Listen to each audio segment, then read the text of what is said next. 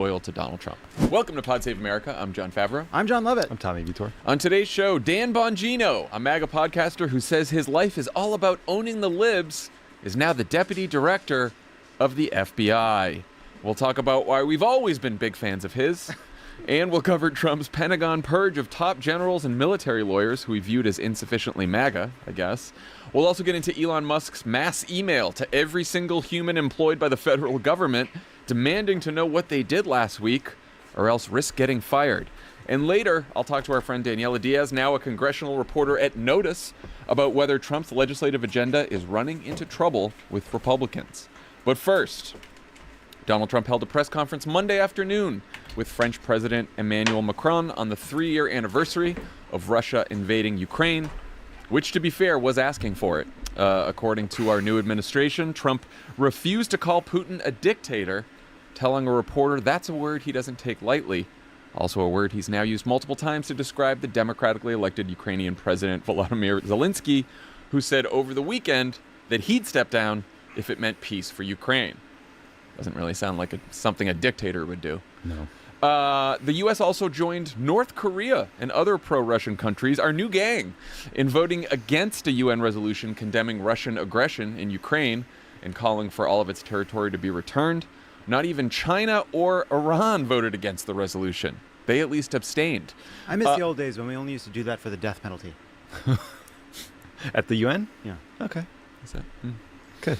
Trump was asked about this and other topics in appearances with Macron on Monday. Let's listen. Can you explain the rationale in having the U.S. vote against the UN resolutions that Ukraine proposed and also the U.S. proposed? I would rather not explain it now, but it's sort of self-evident, I think. If you call Zelensky a dictator, would you use the same words regarding Putin?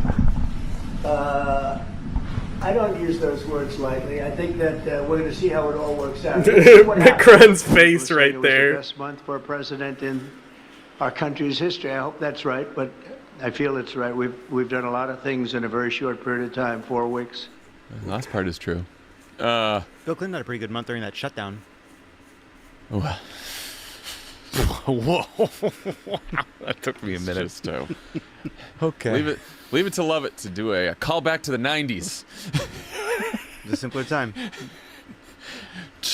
Tommy, Yeah. you know about this stuff. Sure. Which stuff? The real stuff. Oh, okay. Trump made it sound like they're close to a deal that would end the war. There's also been some reporting that maybe Zelensky will accept this agreement to give the U.S. 50% of its mineral rights in perpetuity forever, in exchange for it seems like a vague security promise. Awfully vague. What do you make of all that? It just seems like Zelensky's negotiating at gunpoint, and he feels like he has no choice. I mean, it's as simple as that. I mean, the war is still raging.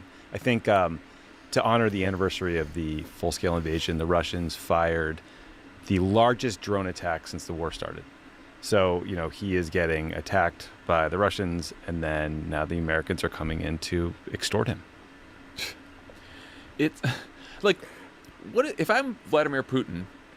Why don't I would make this deal, and then what's to stop him from like a couple years later just saying, all right, I'll go in and get the rest of Ukraine, and first I'll just talk to my new buddy President Trump and be like, hey, you can keep the mineral rights. I'll let you keep those, and I'll just go into Ukraine. Does that sound good?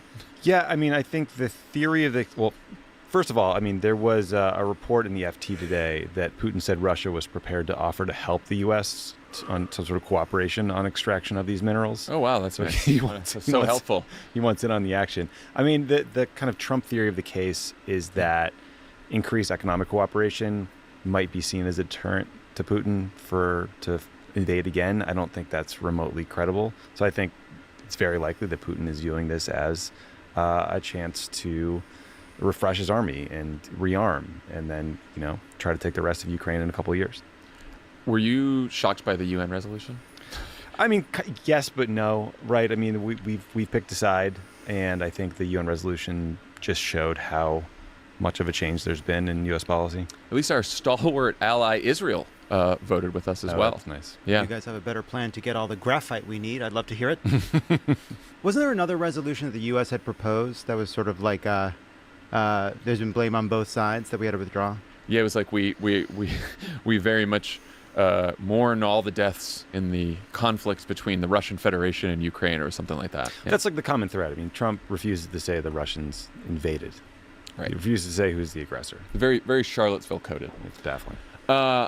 There were also German elections on Sunday where the extreme right AfD party, which Elon's been boosting and J.D. Vance met with, came in second place with a little over 20% of the vote. Tell me what's your take on the results there? Very bad that the AfD doubled its support from the last time, and it seems like they took votes from the two main parties, the AfD and the SPD, but most of their success came from mobilizing new voters. So it just tells you there's a lot of energy there. So there's some AfD voters who support their really disgusting policy views. I think there's some people that view it as a way to give a middle finger to the system and just show a protest. Where have I heard that before? Yeah, exactly. The more traditional conservatives, they got the most votes, but they underperformed. The Social Democrats had the worst result for them since 1887. So tough day for Schultz, former Chancellor Schultz. So it's most likely that Friedrich Merz in the CDU will go into coalition with the Social Democrats, and that's the next government. And that's kind of the best possible outcome in terms of what's next for Germany, in terms of their ability to govern. What's the worst, Tommy? The worst is they form a government, they can't get anything done, it collapses, and then in the next election, you see the AfD do even better. Because the real growth in this election was on the far right for the AfD and then on the far left, especially among 18 to 24-year-olds. The far left and the far right did really well because everyone was just furious at the two traditional political parties. And, now they have to see if they can form a government that seems responsive to the people. And it seems like their far left party, which I think got like 9%, which it had crossed the 5% threshold, and it more than doubled its support from last time. Well. And they're skeptical of NATO and supporting Ukraine, just like the AfD. So you can see some horseshoe stuff happening there. Yeah, they're Eurosceptics. And so that's, worrisome in the long term. And then Friedrich Merz, who's the head of the CDU, which is Angela Merkel's party, he said during the campaign that his top priority is going to be strengthening Europe as quickly as possible so that they can achieve independence from the United States, because they know the Americans are now largely indifferent to Europe's fate. And he also said that Elon Musk's interference in German elections was not less dramatic and drastic than what Russia did. So they're just viewing a future without us. Wonderful. As is Zelensky. Wonderful. So now that we've covered authoritarian movements abroad, let's talk about our authoritarian takeover here at home. It's just like our State of the Union transitions from Sure. As the United States is strong at home, so are we strong abroad. As the social order collapses around the world. New FBI Director Kash Patel has named Dan Bongino as his deputy director. In case you aren't familiar, Bongino is a former Secret Service agent and New York City cop who hosts a popular MAGA podcast dedicated to owning the libs and spreading conspiracies about the 2020 election, COVID vaccines, all the favorites. He's called the FBI irredeemably corrupt, accused the FBI of rigging the 2020 and 2016 elections, got to get both of them in there, suggested that the FBI played a role in the pipe bombs that were placed outside the RNC and DNC on January 6th, and said it's time to, quote, clean house at the Bureau. You'll be surprised to know he doesn't seem like the world's nicest guy. Here's a selection of a recorded phone interview with reporter Mark Caputo, now at Axios. Hey, calm down. Oh, damn. You really sound like you need some help. Motherfucker. I think you need some help. Fuck yourself. Okay. You hear me? You're a piece of shit. Because you're a lying scumbag. Acting out and you're Not swearing. A piece of shit. You know what? Go fuck yourself. All right. Well, enjoy that investigation, Mark Caputo. What do you guys think? Right man for the job? First of all, Dan Bongino to be deputy director of the FBI feels like a bad joke from like 2015 No or doubt. it's like out of it's just like it's a beyond parody. So this job is not only not Senate confirmed, it's the highest ranking job of the FBI the president doesn't appoint. It's a job because it's a real job. It's a real operations job. It's not like a glad handing press conferences job. It's a COO type job. You oversee. This is why you need Dan Bongino. This is why you need Dan Bongino. Look, I'm preferring to see the word podcaster rather than MAGA podcaster. Yeah, why aren't we standing with podcasters? What we could get any job we want now next administration. We couldn't even get them on the fucking show. They got podcasters in the fucking FBI now. Egg we on couldn't our even face. get a guest. Ugh. Yeah, we blew it. Next What are time, we I don't doing wrong? care what's happening with the Democratic nominee next time. We are just absolutely. Yeah, that's right. Yeah, we're not in the tank enough. But so the other thing too is this is a job where you're involved in investigations earlier and in more detail than the FBI director, which is why it's been a job that was traditionally for a career FBI official, right? And it's a job of someone you've never heard of. The people that have done these jobs in the past, the only two that you've heard of are Mark Felt, because he was Deep Throat, and Andrew McCabe, because he got fired. And that kind of tells you where we're at, right? Because Donald Trump wants someone loyal to him in that job, even if it means not having the kind of person who knows how to run an investigation at the FBI when it has nothing to do with politics, nothing to do with investigating your enemies, just the day-to-day work of investigating terrorist cases and other crimes and corruption and all the other cases that the FBI has to get behind. We know this because Kash Patel, who of course we also love and have always loved, Correct. Another big podcast guy.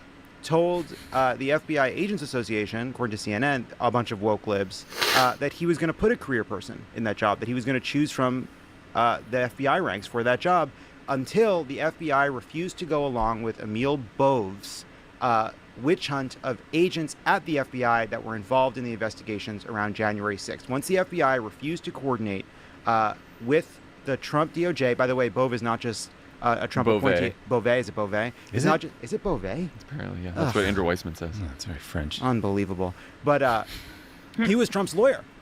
Now a DOJ trying to demand these names. And the second they had this kind of resistance, all of a sudden they're like, oh, we need somebody that's not a career official. We need Dan motherfucking Bongino. As you could hear there, it's got some temperament issues. Yeah. I think if an anabolic steroid morphed into a person, it would be Dan Bongino. And Fortunately, when you give people power, usually they settle yeah, down. they chill out. Yeah, and to Lovett's point is right about the experience. I mean, the deputy director is always a career FBI agent. When we were in the administration, this guy Sean Joyce, who had one of the best Boston accents I've ever heard, but he had been in the bureau for like 30 or 40 years. He did all these operational meetings. He was deep in the weeds of everything. He was always briefing the deputies committee. Dan Bongino has none of that experience. I mean, he was a Secret Service guy turned gadfly political candidate turned Fox News host turned podcaster.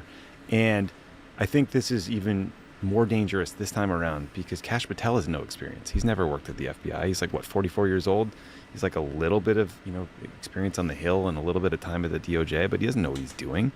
And so I'm not like, I'm not one of those people that you see a lot of liberals kind of lionizing the FBI, like, how dare you criticize the institutions? No, they've made a lot of mistakes. They screw up a lot of stuff. It's an incredibly conservative organization, by the way, very Republican. But this is the FBI is supposed to protect us from terrorists, foreign intelligence operations, Right. organized crime. They're not just raiding Mar-a-Lago. Public corruption. That's not, Right. that's not their only job. And now it's run by two people who have no idea what they're doing. And like the only explanation for how they got the job is loyalty to Trump. And if I were to think of the two parts of government you could most easily weaponize against political opponents, it would be the FBI and the IRS, just giving the kind of tools you have in your toolkit.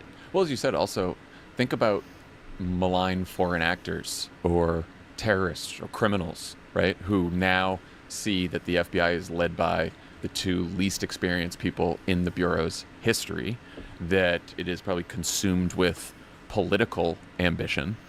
And, how much are they going to be able to focus on domestic terrorism, crime, all the other things that they're supposed to be doing? There's 38,000 employees at the FBI. They couldn't find one person, let alone two people, to run the thing that had been agents before. It's an $11 billion agency that now two people who have never been FBI agents, one was a New York City cop, and the other, was a lawyer at the Justice Department for a time. That was it.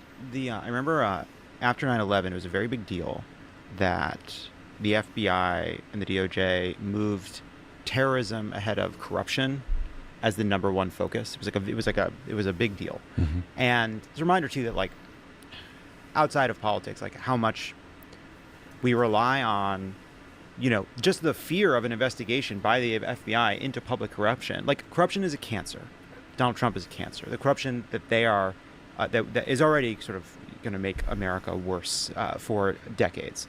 But all across the country are people seeing that now this FBI is going to be beholden to the most corrupt president we've ever had. And even if you put aside all the ways in which they could be proactively terrible, proactively going against their enemies, which I'm obviously afraid they're going to do. It is the things they will not care about, the things they will ignore, the things that this sends a message to people around the country that they don't care about. That is so incredibly fucking dangerous in ways we may not know. We may not know for years. We may not know ever the damage that this does.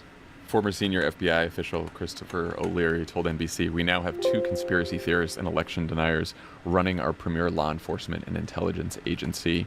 One FBI official told NBC, "I didn't sleep and I want to pack my desk today." And another said it's like bringing on Alex Jones or Oath Keepers leader Stuart Rhodes. Nice. And by the way, Dan Bongino has supported the Oath Keepers in the past. Yeah, last night was one of those times where I sort of thought to myself, if we were slowly sliding into, an authoritarian state, what would be happening differently than a purge at the FBI and the Pentagon? Did you see that the U.S. attorney for D.C., who was also Trump's former lawyer, Ed Martin put out this ridiculous statement saying, "As President Trump's lawyers, we are proud to fight to protect his leadership as our president, and we are vigilant in standing against entities like the AP that refuse to put America first." First of all, I just want to note, he puts the apostrophe on the wrong side of the fucking S. Mm-hmm. So it's Trump S apostrophe, which is the least offensive piece of the statement. Obviously, he's not Trump's lawyers.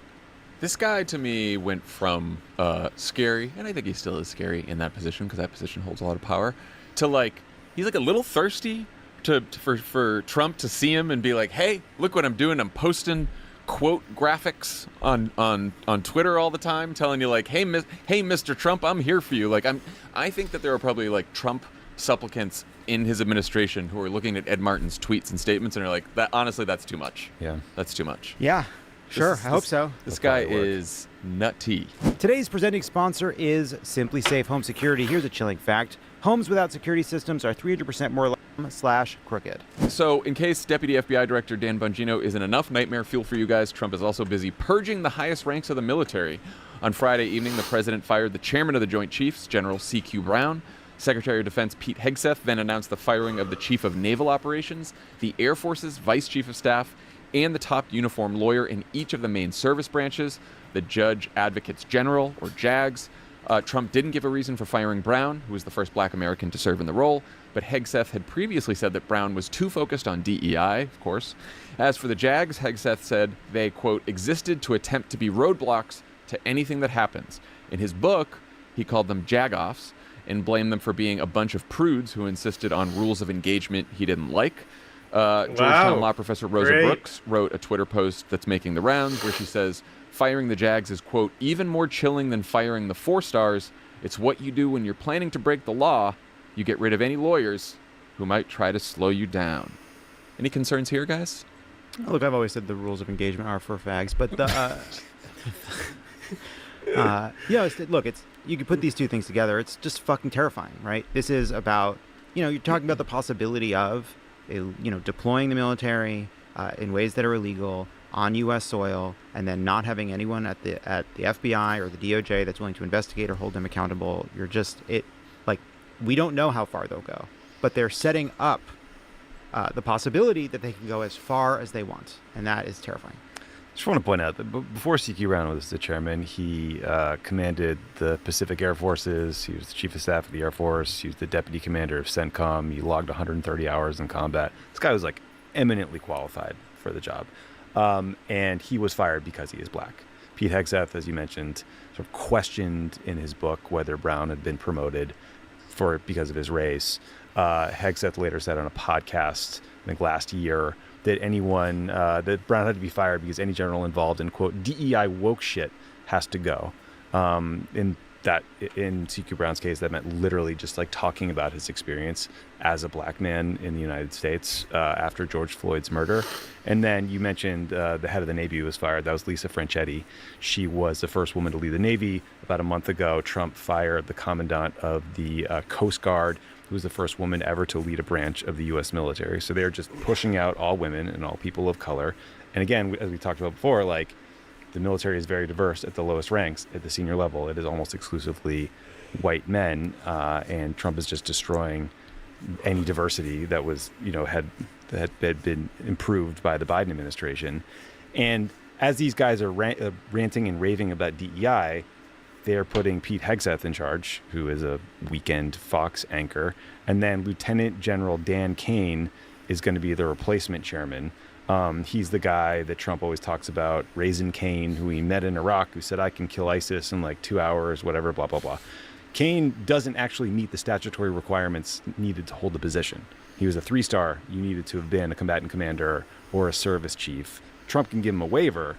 But again, the idea that this is like a fucking merit-based appointment is ludicrous on the facts. It's MAGA DEI all across the government. Exactly. It is the deepest and most infuriating irony that they are filling the government with people who have no qualifications for the job, save that they are unquestionably loyal to Donald Trump.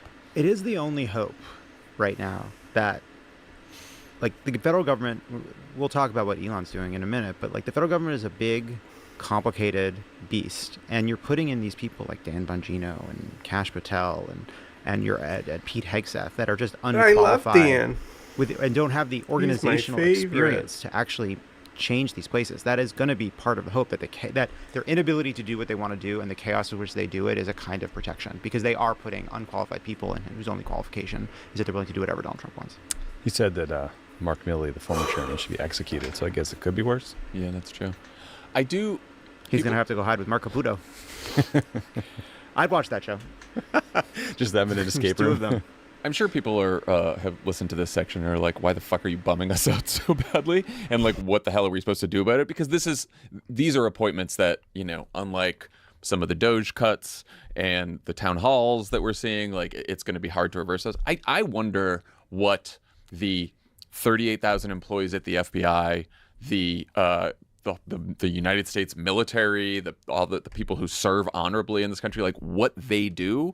And like, I don't know, do you leave? Do you stay?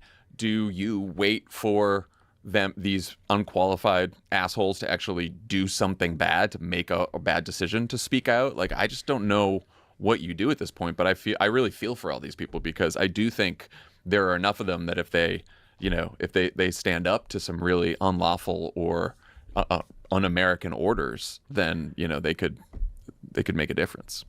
Yeah, I mean, like, Americans love a tragedy with a happy ending. Yeah, like, it would be nice if there was some resolution we could talk about here. It's a very terrible situation. We're going to be in it for some time. One of the reasons you have to talk about it is we have to make sure we're talking about this and representing what the truth is here, because there are tens of thousands of people serving under these leaders who need to know that they're not crazy. The world has gone crazy, and that there will, like, just because every Senate Republican has failed the greatest test of their life, even though they've gone to fucking every vacation, every Republican senator, every vacation they've ever had, they've read a World War II book and a Churchill book, and then they're in the test of their lives and they don't see it. Like, they may all be failing, but there's going to be other times where we're going to expect or hope that people in roles like this don't fail. And it sucks that that's where we're at, but that's where we're at. Yeah. I feel for these workforces, because you're damned if you do, you're damned if you don't, yes. right? I mean, you have to either you stay in, maybe you have to go along with something because you're ordered to, that is wrong, either morally or legally, or you leave and potentially someone worse and more loyal to Trump gets your job. I mean, it's terrible. Or there's malicious compliance, which is a term that the MAGA folks have invented for people who are saying what they aren't able to do anymore. Like, there's like, oh, we had a Black History Month celebration that we weren't allowed to have anymore. And they're like, that's not true. That's malicious compliance. You're just saying that you had to cancel it, even though you didn't really have to cancel it. This is their new thing. Every time something happens that's really unpopular, that's due to something that the Trump administration did, they're saying, oh, these employees are doing, it's malicious compliance. Donald Trump cannot fail. He can only be failed. Right. That is the world we live in. He's always a victim. Yeah. All right, let's talk about the fourth branch of government, Elon Musk, who was last seen wielding a chainsaw at CPAC while wearing sunglasses indoors and mumbling about how he's, quote, living the meme, living the dream, and has helped legalize comedy again. He sure has. Sure has. Trump posted on Truth Social that he thinks Elon is doing a great job, but that he wants him to, quote, get more aggressive. Musk then tweeted a screenshot of that post with the message, "Will do, Mr. President." 3 hours later, Elon tweeted that all federal employees, all 2 million of them, would be getting an email asking them to explain what they, quote, got done last week, and that if they didn't respond, it would be considered a resignation. By Saturday evening, that email had gone out, giving people until midnight on Monday night to respond with 5 bullets about their accomplishments. But almost immediately, the heads of some major government agencies, including the Defense Department, the State Department, the Justice Department, and Kash Patel, started telling employees that they didn't need to respond, or at least not yet. NBC News reported that Elon's plan is to feed the responses into an AI system to determine which jobs should be eliminated. But right before we recorded, the White House Office of Personnel Management notified all agencies that actually responding to the email is voluntary and employees won't be fired if they refuse to answer. What do we think happened here? I mean, I'm no AI expert, but the idea that you can just put a 5-paragraph, like, what I did at camp this week letter into the machine and it can just tell you if your job has value seems Like it's the machine that checks whether kids are good or evil in Willy Wonka. It's like it's going to like look at the 5 bullets and be like, I saw a D, I saw an E, and I saw an I. You're Right. out. There's have you guys ever heard of something called Rocco's Basilisk? No. Of course I have. Yes. Love a basilisk. Rocco's Basilisk was a post on a web forum, and the post said the following: if at some point in a distant future there is a super intelligent AI that is ultimately benevolent and wants the best for us, it will also believe that the sooner it is invented, the better. But it can't go back in time and make us invent this AI faster. But what it can do is if in this future it can see who helped bring it about and who didn't. And the people who brought it about will be rewarded. And the people who didn't bring it about will be punished.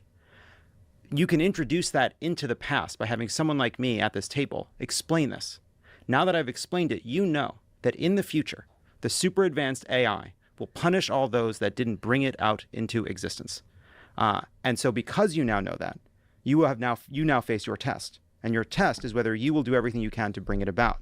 Now, the problem is you don't know whether what you're in right now is real or a simulation of that test. But either way, you now know that you either have to choose to help bring about this AI or potentially face an eternity in some kind of simulated hell. It is very clear that you have not been raised Catholic because this is the basis for my religion. The point being, And I wish the Pope well. I think this Speedy is recovery. how is the Pope doing? Slight improvement today. We can't lose the woke Pope. We need that Not guy. right now. I know. No. It's up. I mean, Alternatives Woke are Pope. not And so every good. once in a while he refers to people as some kind of like Fracciacini or something. Whatever he was referring to us So do as. you. So do I. Yeah. So me and the Pope. This is like- Woke Pope. like Conclave. 3 pods in a row now. Really? I think so. Yeah. Wow. Keeping track. When do I get my free sub? Anyway, the point is, when I saw they were feeding this into AI, I thought Elon knows what Rocco's Basilisk is, and I think that if you are going to respond voluntarily, I think you should talk about the fact that you're open to bringing about the super intelligent AI. I listened to our friend Sarah Longwell's focus group podcast this weekend, as I always do. She had our other friend Kara Swisher on, and Kara floated a theory that now is keeping me up at night, which is that the real reason that Elon wants access to all the data in the government, the personal data, the personal info, the social security numbers, the employee data, is because he wants to feed it into.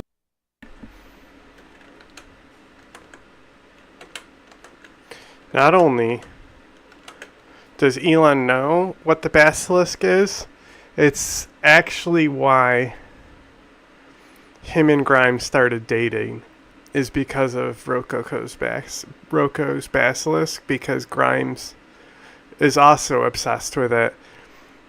And on Twitter, he made like a joke to her about it and then slid into her DMs.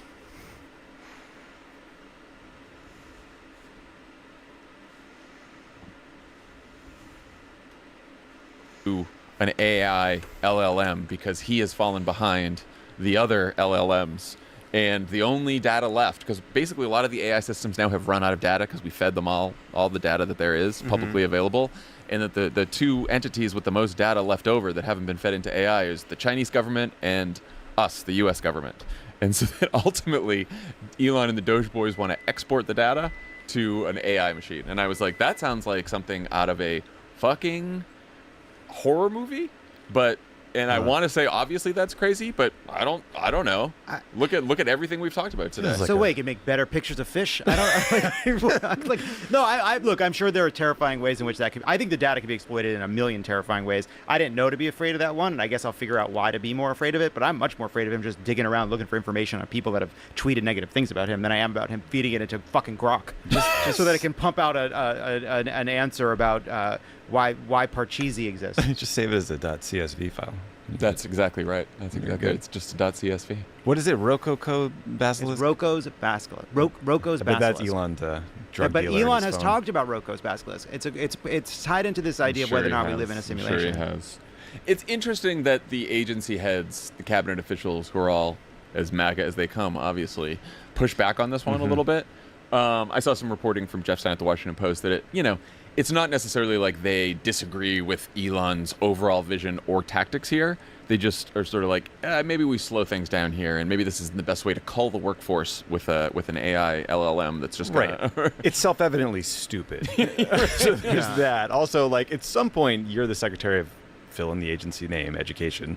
You're ostensibly running the thing. You're supposed to be in charge. You want your little fiefdom to be yours. You want to decide who you're hiring and firing. So I think there's probably just an ego piece of it. But there also seemed like a legal part.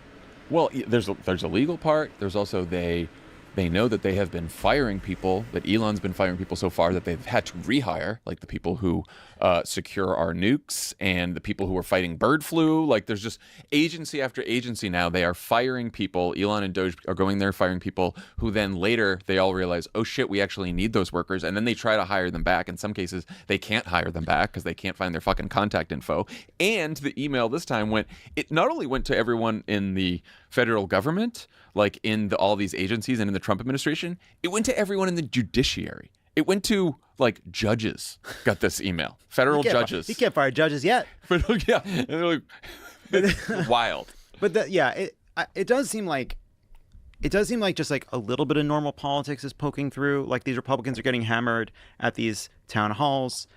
Like, there's clearly Republican blowback from the agencies, right? They're saying, don't respond to this. I mean, the other thing about this too is it's like, part of it is like, you can imagine like a more like competence does matter. Like, not doing this in a chaotic way does matter. This is something that the Trump administration, well, they did learn this, right? Project 2025, one of the lessons it was supposed to learn from the first Trump administration was that they really paid for some of the chaos, because doing things in a hectic way without being fully baked got them pushed back in the courts, got them blowback in the press, and they were going to do this better. And I do think Russ Vought would do this better than Elon Musk. But Elon Musk is doing it like this. You can, like, Mark Warner even posted this. Like, there is a way that you could do hey, like, we're doing a review of what different agencies are doing. We're going to interview everybody or get information from everybody about what they're doing. But it's in this sort of cavalier and careless and mean-spirited way.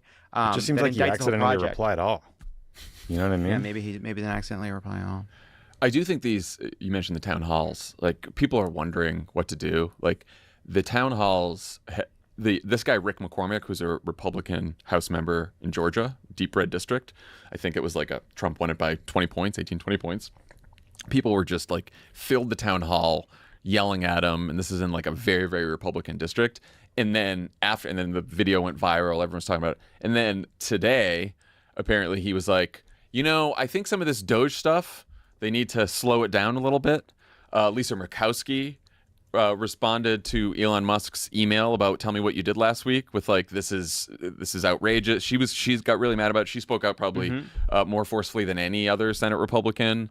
There is another Republican in Ohio, Troy Balderson. He has an R+18 district. He was like, I think we need to be careful with the cuts. So I do think that, like, showing up at Republican House members, especially Republican House members in some of these more competitive districts. Bernie Sanders was on a tour this week. He was in Iowa and Nebraska. Part of the reason he picked those two spots was he picked two districts where there are Republicans sitting in districts where it's very competitive in 2026. So I think putting real pressure on these frontline Republicans in the House and in the Senate is going to be really important. And it actually can work. Trump's goons are also aiming to make even bigger cuts to healthcare and other services people count on by passing actual legislation. I'm going to talk to Notice's Daniela Diaz about all that in just a minute. But one last thing wanted to hit. A week ago, the Department of Homeland Security released 2 new taxpayer-funded ads featuring Secretary Kristi Noem delivering a message to undocumented immigrants that started with this powerful and important tribute. I'm Kristi Noem, the United States Secretary of Homeland Security. Thank you, President Donald J. Trump, for securing our border, for deporting criminal illegal immigrants, and for putting America first. For too long, weak politicians left our borders wide open. They flooded our communities with drugs, human trafficking, and violent criminals. They put American lives at risk. Well, those days are over. Guess how much we all paid for that? $200 million. That's on the taxpayer dime. Talking about weak politicians. Just a pure political ad. Yeah, indistinguishable from a campaign ad. They were running it on Fox. Like, is that where all the undocumented immigrants in the country and the ones who are thinking about coming here, they're tuning into Fox for a Christine Omad? We know. I know who's watching Fox. Exactly. Yeah. I know. Of course. It's for him. It's for fucking him. It's for him, and I think it's for their base to be like, look, we, promises made, promises kept. Yeah. I mean, it's just so like we're so that ad's a crime. That's a crime. It's a political ad. It's a misuse of government funds. Remember that? Yeah, the Hatch Act. There's a whole bunch of ways in which I'm sure if we had a DOJ that was going to be run by other people, might have been something he would look into. But oh well. You don't think Dan Bongino is going to be all over that? Pam Bondi. Here's the thing: people will surprise Kash you. Patel. People will surprise you. Who's gonna be the hero? Somebody's going to surprise us. Maybe. Not Emile Beauvais. Not him. Mr. Halsey Beauvais. will I don't be think the Mr. one. Beauvais is doing it. Christy Nome has also been doing kind of the job as performance art. Have you seen this? Lots of costumes. I think there was she was Oh my in a cowboy God. hat. She might have been Oh on a my horse God. at one point. This is what Trump wants. Bulletproof Oh my God. vest in some photos. Really kind of living the part. Just going method. Yeah, she's going method. Maybe there'll be more ads. $200 million. I you wonder think if he watches the Doge is gonna Labimbo take a look at show? that. Think that's going to be a line item Doge is going to be upset about. Yeah, I see. There's that and the fucking Tesla armored trucks or whatever the fuck. You guys know what Newcomb's paradox is? Here's the idea. All right, you're presented with two boxes. All right, one has $1,000 in it. Mm-hmm. The other is either empty or has $1 million. Okay. Okay. You have a choice. You can take just box B. That's This is either just empty or deal has or no $1 million, deal. or you can take both boxes. However, weeks ago, a supercomputer that knows everything. Jesus, I thought we were so close to the choice. A supercomputer that knows everything predicted which box you would choose. If you choose both boxes, if it predicted you'd choose both boxes, the $1 million box is empty. The second box is empty. But if you just pick the one has supposed to have $1 million or nothing in it, it always has $1 million. Okay. Now you're at these boxes. The choice was made long before you got there, so you should take both. But if you take both and the machine is always right, it means that the second box is empty. So you should just take the one box, which means you're leaving $1,000 behind. This is Schrodinger's segment that I'm alive but I want to die. Because and it's debated hotly to this day. And then the other point is you should probably Was this on the card you didn't get to for Bill Maher? There's a lot of the cards I didn't get to. There's a lot of the cards I didn't get to on Bill Maher. I haven't been able to listen yet. When he walked out, was it a huffy walkout? How would you describe You know what? The way that tone? everyone talked about it, I was waiting for it to be more huffy, and then I listened, and it was pretty clear he was late. He wanted to leave. At some point, he decided he was done, and then he left. It was like halfway between. I don't know. If I knew he was about to walk out, I would have gotten to the trans debate sooner. Because I was really interested in that topic, and he's like, "Sorry, I gotta go." And you previewed that you were going to get there. I did. Because he was like, "What are all those cards for?" And you're like, "This one's got trans written on it. It's coming. This one's coming later." And it did. And it did. And as he discussed, I'm done. Okay, we're going to take a quick break, but a Got some reminder. good Fox pickup. It did. Although they're only using, it's so funny. It's such a classic thing. They just play his one line. They're like, got him. It's like, but I'm in there too. Yeah, it's so weird they didn't. Yeah, they're not giving you a do good- that in a fair hearing. Yeah, when they made fun of my Stephen A. Smith thing, they just made fun of me being like, "Who the hell is Tommy Vitor?" I'm like, "You just excerpted our interview." Wait, we should tell Obama Pod Bros. But the fun, there was a clip from apparently on Fox this morning where the guy doesn't just say that I got annihilated, obliterated. He's like, check out this guy in his t-shirt and sweats. Those are called off-duty pants from Bonobos, sir. They're the Bonobos off-duty pants. He also accused you of not showering. You look showered in that picture. Look, I was a little shiny. It's hot in the studio. Yeah, I could have used one of those. Maybe some powder before you. Thanks. Thanks for saying I shower, John. You do shower. I'd way rather have our dress code than have to just put on like a half pound of bronzer every time you walk into the studio. I'm wearing jeans and a t-shirt at 4:00. Yeah, You're wearing a suit at 4:30 in the morning. Who's winning? Jesse Waters looks like he's in a coffin. Yeah. Just all that makeup. Gutfeld's in a long sleeve tee every goddamn day. Gutfeld has the most hilarious wardrobe and posture on all of television. The Five has been on a lot in They our have fucking office. makeup artists at Fox or morticians. Jesus Christ. The makeup artists are very nice. Jesse's like this. And then Gutfeld is just basically like, fucking woke bitches. Not that we watch it. All right. All right. We're gonna take a quick break, but a reminder before we do that: if you're in LA, come see Love It or Leave It live. Yeah. We just added 12 new show dates through May. This Thursday's show at Dynasty Typewriter features special guests. We have Jesse Tyler Ferguson, who you know, and Liza Traeger, who's fucking hilarious, on the show this week. Bunch of awesome shows coming up. Grab your tickets now at crooked.com/events. And if you're not in LA, there will be a fresh pod in your feed or on YouTube every Saturday morning. When we come back, Daniela Diaz. Pod Save America is brought to you by Fatty 15. Have you heard about C15? It's an essential fatty acid that's naturally found in whole fat. .com/crooked. Joining us today from the Capitol, our friend Danielle. We're going to Diaz, walk down now to at the Notice. Capitol. How are ya? I'm great. I'm talking to you from this very unattractive closet right by the House chamber on the House side of the Capitol, of the main Capitol building. So I couldn't be better. It's an honor to be here talking to you. It is wonderful to have you back. So the big question this week is, can Mike Johnson get all the Republican votes he needs to pass the $4 trillion budget resolution that's essentially the blueprint for Trump's entire legislative agenda, which is massive spending cuts and tax cuts? What are you hearing? As of now, he does not have the votes.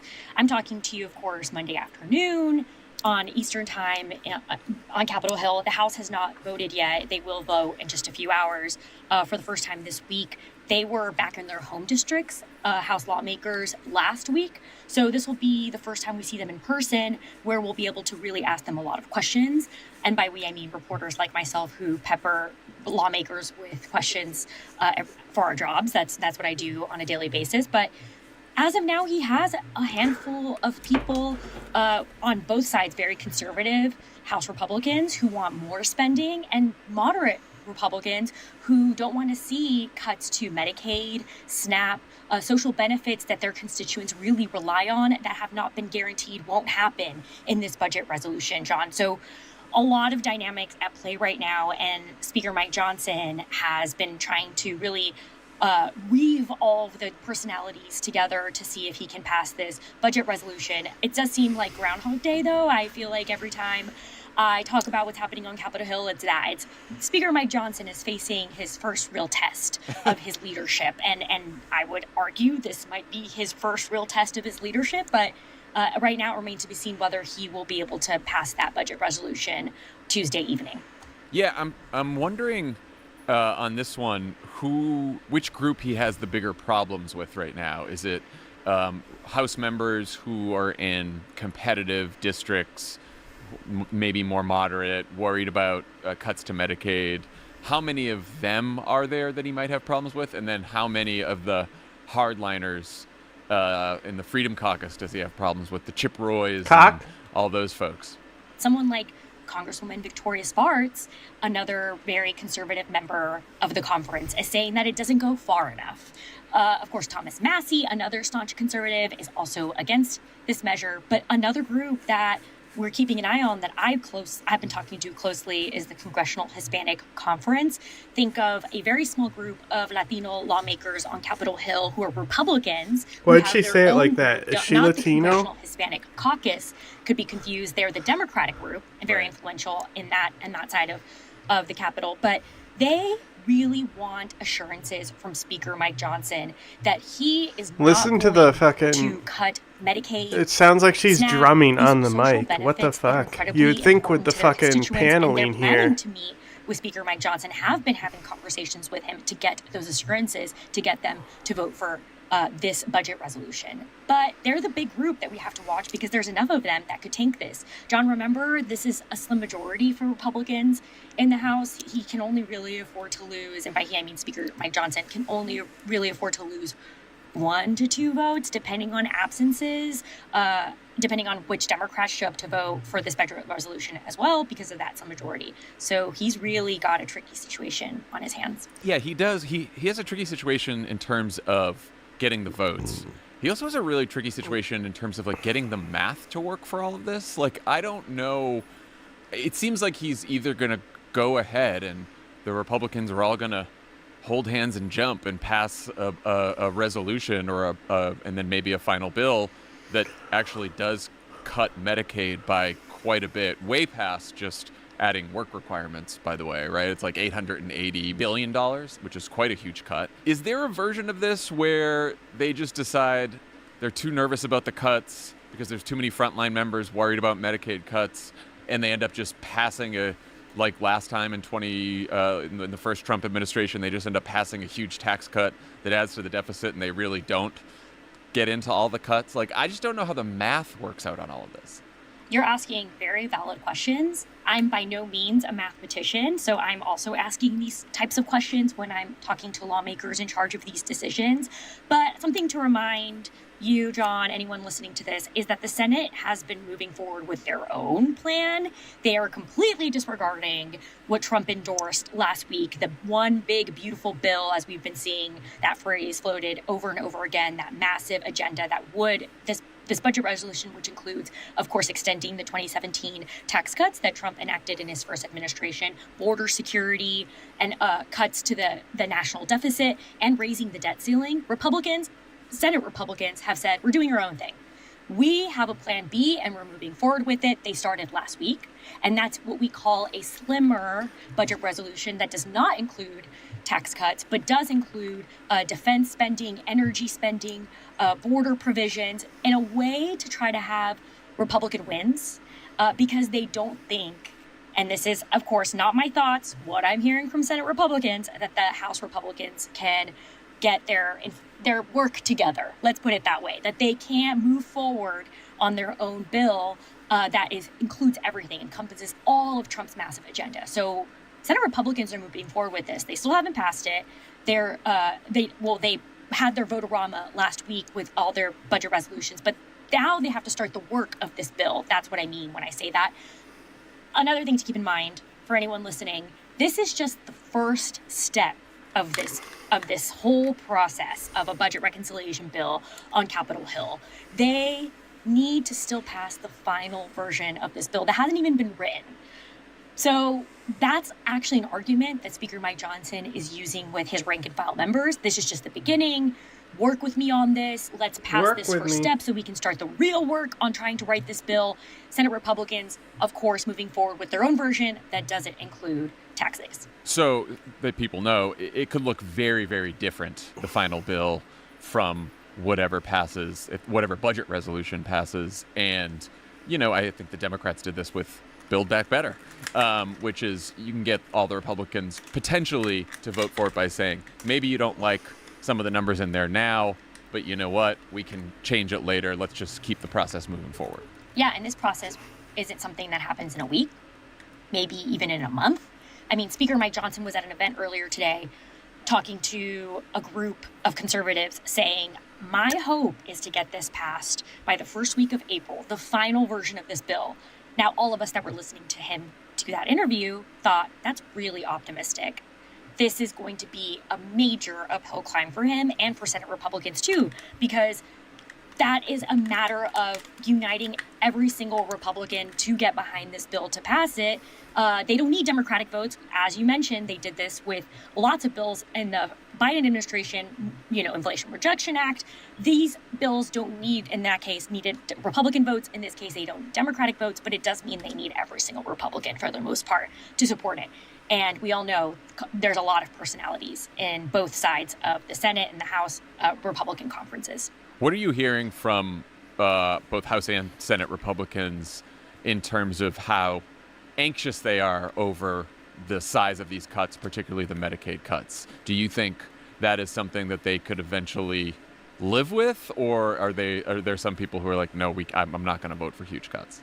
This is a major red line for a lot of vulnerable Republicans facing tough re-election campaigns in blue districts in battleground districts. I mean, remember, not every Republican serving in Congress came from a district that is completely red. Right. They have to speak to their constituents, especially these Republicans that I mentioned in the Congressional Hispanic Conference. Not all of them are from swing districts, to be clear, but a lot of them represent constituents who rely on these social benefits to get by day to day, and who are talking to these members saying, I won't vote for you this next election unless you can guarantee that these won't get cut. Those members, of course, being led by Congressman Tony Gonzalez, a Republican who, of course, came from a Trump district in Texas, but represents this group of Republicans who might be facing tough re-elections, who want guarantees from leadership that they won't touch these very crucial programs that their constituents need. If Johnson can guarantee that that's the case, that they won't get cut, they won't even be touched, which is what these Republicans want promises on, there's a likelihood that they would support this massive budget resolution and passing this massive bill that would, of course, enact Trump's massive agenda. But it depends on whether they can get those assurances, and they haven't gotten them yet. So the government also runs out of money in a few weeks. Do you think Republicans can pass a continuing resolution that keeps the government open by funding it at current spending levels, which is just kicking the can down the road again? Do you think because otherwise they need Democratic votes? They're going to kick the can down the road we can again. talk about that in a second. But what do you think the prospects are of Republicans being able to keep the government open on their own?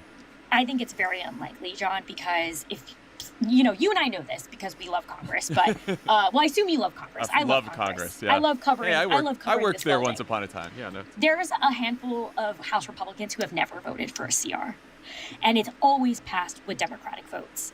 Now, Democrats won't obviously support a CR based on I've covered so many CRs, so I'm coming at this from ground like.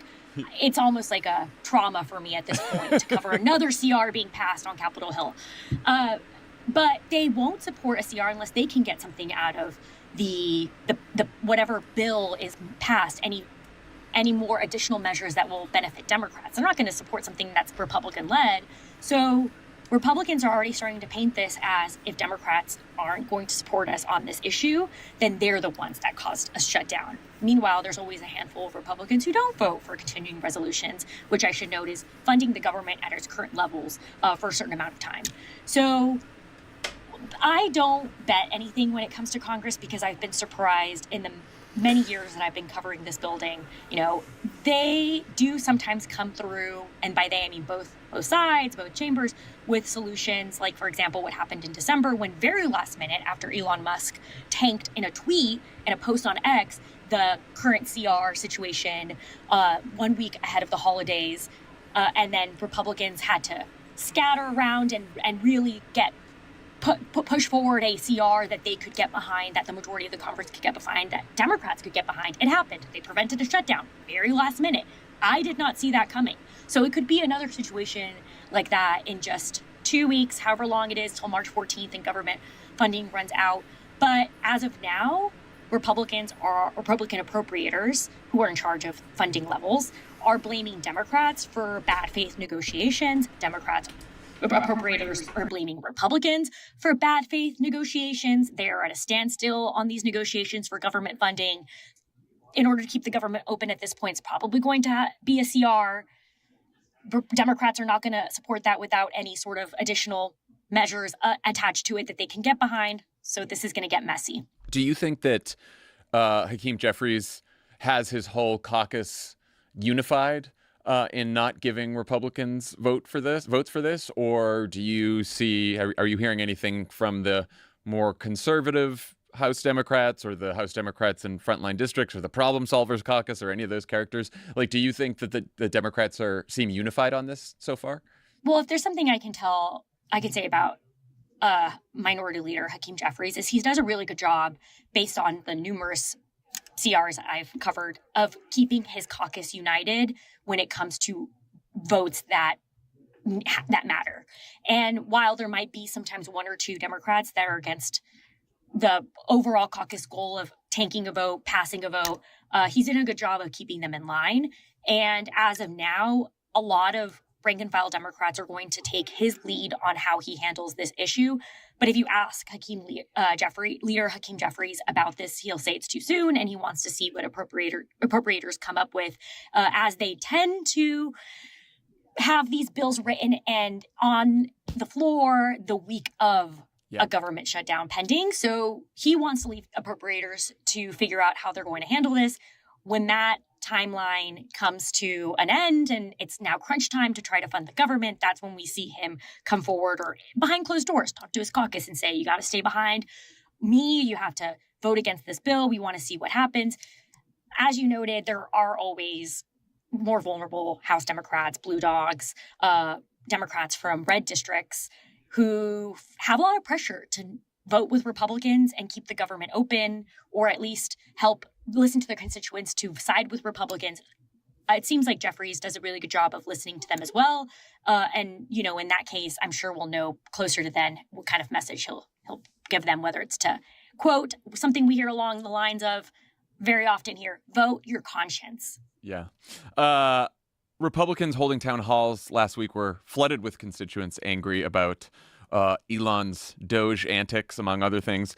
I saw your former colleague Rachel Bade write that Republicans aren't at all nervous about these town halls, at least on the Doge stuff, maybe a little bit more on the Medicaid side. Mm-hmm. Is that your sense as well? Yes. Doge largely, even just a couple hours ago, has been praised by Republican leaders. Speaker Mike Johnson speaking very highly of Elon Musk and his efforts to cut down government spending, cut government jobs. Now, our rank and file Republicans hearing from their constituents like Rich McCormick, who has been out. I've seen a lot of videos. I'm sure you have too, of his town hall over the weekend going viral because he heard from a lot of angry constituents in Georgia about Doge. He's actually coming out and saying, I actually think the White House needs to go about this a little more slowly. He told a Georgia podcast that just an hour ago that he believes that they need to take a look at what Elon Musk is doing without, blanket support of his measures and his actions in cutting government spending. So we're hearing from him in that sense, but the majority of Republicans from who I've talked to in the last, how many weeks has Elon Musk been doing this now? Since, he took office took over Doge, I should say. They're really largely supportive of his work, and they support his efforts to cut government spending. They think it might help with trying to pass this massive proposal that would enact Trump's agenda items. And they think continuing to cut government spending is really what their goal is, as they have this Republican trifecta and they're committing to what their constituents wanted. But you are hearing, to be clear, John, from a couple of Republicans. I mentioned Rich McCormick, Lisa Murkowski, senator from Alaska, who is coming forward and saying she's not supportive of what Elon Musk is doing. And she is very concerned that his cuts will affect conservation efforts in Alaska, energy projects in Alaska. So there are a couple of senators, House members, Republicans, namely Democrats, of course, are very against what Elon Musk is doing, that are coming out and saying specifically how these efforts could affect them back home. Yeah, it seems like they're all in favor of cutting government and making government more efficient and even getting rid of some of the federal workforce. In principle, it does sound like the ones who are facing town halls and facing angry constituents, or the ones who have constituents who are affected by these cuts, are starting to get maybe a little wobbly. Is that fair?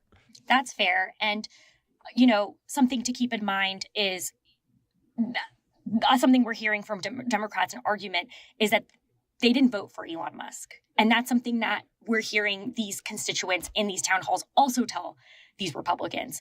But I do want to note that in-person town halls have also become really rare these days. Most Republicans and Democrats, I should note as well, do tele-town halls, virtual town halls. So seeing these in-person town halls is really unique and a show that from these members that they do want to hear from their constituents and are willing to put up, with the criticism that they're receiving. So seeing Rich McCormick deal with that, really interesting because most members don't really like to do that anymore. Last question, and I'll let you go. I just was wondering, as a reporter, you've been watching the last month unfold. The Trump White House has booted the Associated Press out of the White House for not calling it the Gulf of America.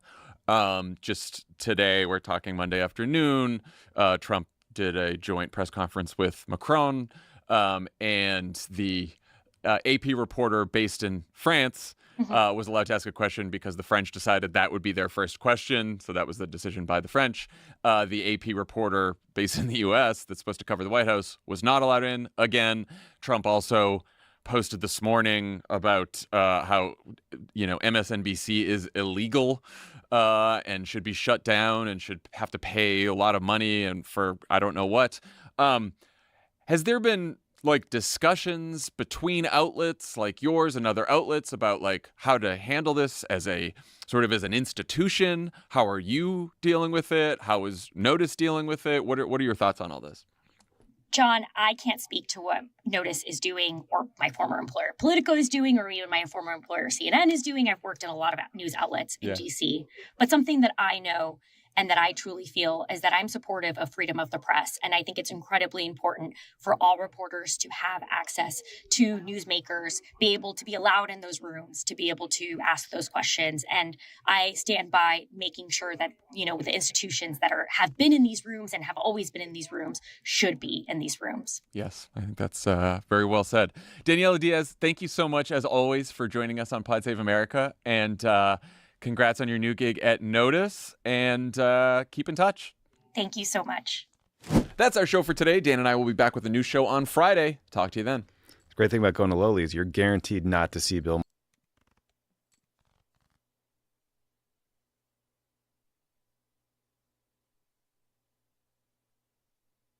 Maher. Maybe for now. I'm gonna get him.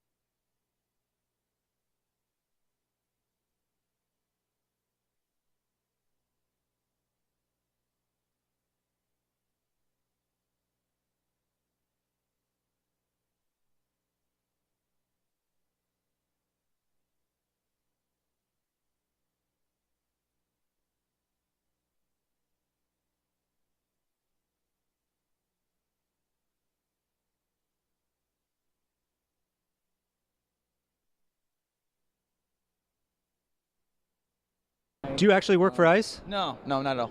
Nope. Explain the outfit. It's $29.99 on Amazon. I would recommend buying a small if you're my size. This one's a little too loose for my liking. But if you want some entertainment, wear this and go to a Home Depot in a sanctuary city like where I live right now, Washington, D.C., and you'll see all the illegals. Not all of them, but you can maybe see a lot of them start to run away, and you feel like a group fitness instructor. It's really good. And you actually think that's funny? I think it's hilarious. Absolutely. What's not funny is them illegally... There you have it, everybody. One of the worst people I've seen here at CPAC, and that's saying something. Appreciate it. Oh my God. We are here at CPAC 2025, and just yesterday, the President of the United States took the stage here, wielding a chainsaw, saying he was going to cut through the bureaucracy. This is the chainsaw for bureaucracy. And then letting out a squeal. And then tomorrow, Donald Trump's going to speak here. So a lot of exciting events here at CPAC. Chainsaw! And so you would vote for Donald Trump in a third term? Yeah, I think I would. And what do you think about the Constitution? I'm a constitutionalist. What about the 22nd Amendment that would prohibit him from running for a third term? Yeah, it would bother me, but... But you would still get your vote. You would still get my vote.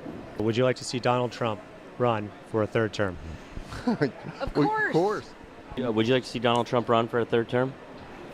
No. George Washington, when he first began his presidency, people were afraid that he would basically become a monarch, and some wanted him to be, because that's kind of what they knew. Do you think that would be a bad thing if there was a monarchy here in America, I assume? Yes. Yeah, absolutely. Donald Trump recently posted "Long Live the King." Mm-hmm. What do you think about that? I think he's excellent at trolling, and I think a lot of people... I don't disagree with this. That, he's excellent at trolling, is that for sure. Funny for the president to be like... Rhetoric? Yeah, there you go. You took the words out of my mouth a little bit. Yeah. It is? Yeah, absolutely. But do you think that having a king goes with the American way of life? It's just like they call on Elvis the king. King of rock and roll. Michael Jackson's the king of rock and roll. What's the difference? He's the king of the presidency. Michael for Jackson's us. the king of rock He's and the roll. king of the presidency. He is the king of presidency, and I believe that's what he was referring to. And he is our king. And that's playing to the top of your intelligence. You don't think he meant that he was the king? Oh, no. Would you like to see Donald Trump run a third time? Certainly, I think constitutionally he can do that if he chooses. He can run for a third term?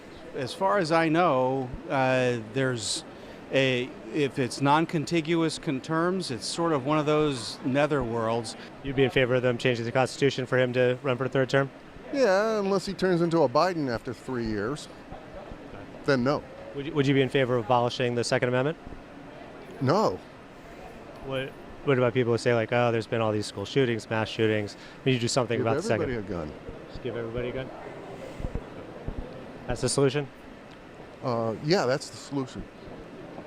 It's you can't stop illegals, people. I mean, having an illegal gun, except and the only way to defend yourself is with a legal gun. Should teachers be strapped? If I were a teacher, I'd be strapped. What about a preschool teacher? We don't know who's going to shoot those little kids, so yes. What about a priest? You know, that's up to the priest, isn't it? We have 18 million people on Social Security over 100 years old. People 200 years old, 250 years old. Did you read about that, though? Did you read about that? How they were interpreting the code wrong, and that there actually weren't those people? I don't think so. I don't think that's right. Okay. You know, everybody. But why? Why do you think? About this stuff for years. You think they were lying, but Elon not lying?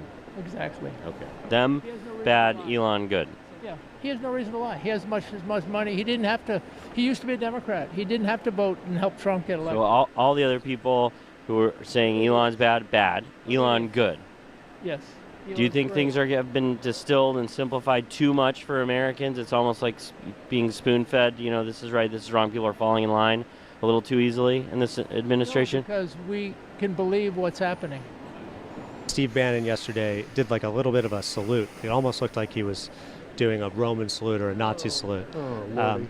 And you did a little smile afterwards. Well, he's not a Nazi, so get over it. It's probably a hand gesture. He's not a Nazi. Or a Nazi Whoa, salute. what was this lady? And you did a little Whoa. smile afterwards. Well, he's not a Nazi, so get over it. Whoa, It's lady. probably a hand We gesture. saw that. Fight, fight, fight! Watch out, Germans. You What were your can't thoughts watch on this part. Elon Musk's hand gesture. The same thing. He is not a Nazi. That's a gotcha. It's the. Would you do that gesture right now? Hi. There you go. But it goes. The hand goes to the chest beforehand. Love you. That didn't feel a little weird? He was saying from my heart. Okay. Oh, well, you just did it there. Yeah. Yeah. That's not a Nazi salute. I felt a little, slightly uncomfortable. Shit happens, right? Yeah. Okay. Just as a Jew, just World War II was like, whoa, so many millions of people. And so when people are doing the Nazi salute in one of the major parties, I'm kind of like, whoa, this is a dystopian hellscape. I'm saying it feels a little dystopian when it's like, oh, they were joking or they did it, they just waved wrong or something. It's like it goes out with my heart. Yeah, there you did it again. All right. What don't you like about Lindsey Graham? Well, he is working every day to scuttle Donald Trump's America First and MAGA agenda. I mean, openly supporting Zelensky while Donald Trump's having a public feud with Zelensky. Running around the stage, richest man on earth, running around the stage with a chainsaw, making weird, like, squealing, squeaking noises.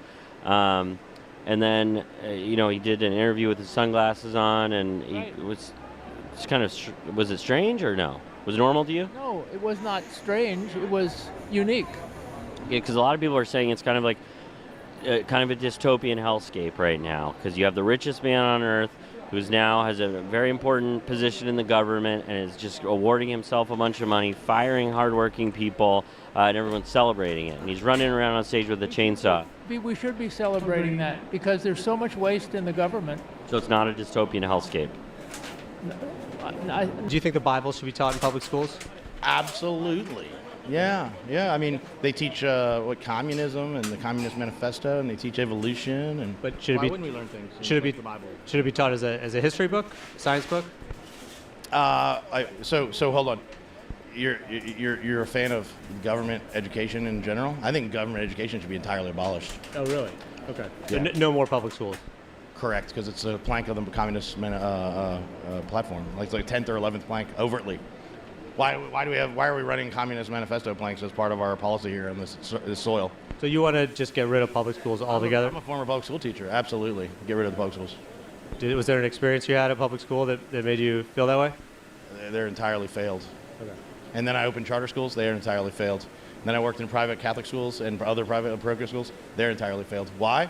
Because they're all accredited by the same people, and they're commies. They're godless commies who hate America. Everyone involved in the education system in the United States are godless commies? The people who run the accreditation processes. So what do you think about the H-1B visa? No comment. You mean like Elon Musk? Yeah. It's not going to be popular opinion, but I think America deserves the best of the best, and we can find the best outside. Welcome to America. Oh, come on. That was a foul. Come on, blow the whistle. You got pardoned by Donald Trump? Did get pardoned on top of Supreme Court throwing away my only felony. They said it was wrongfully, which basically means politically applied. So, yeah. So, how did it feel when you heard that Donald Trump is going to be pardoning you for your actions on January 6th? I mean, I knew it was coming, especially being a nonviolent, participant.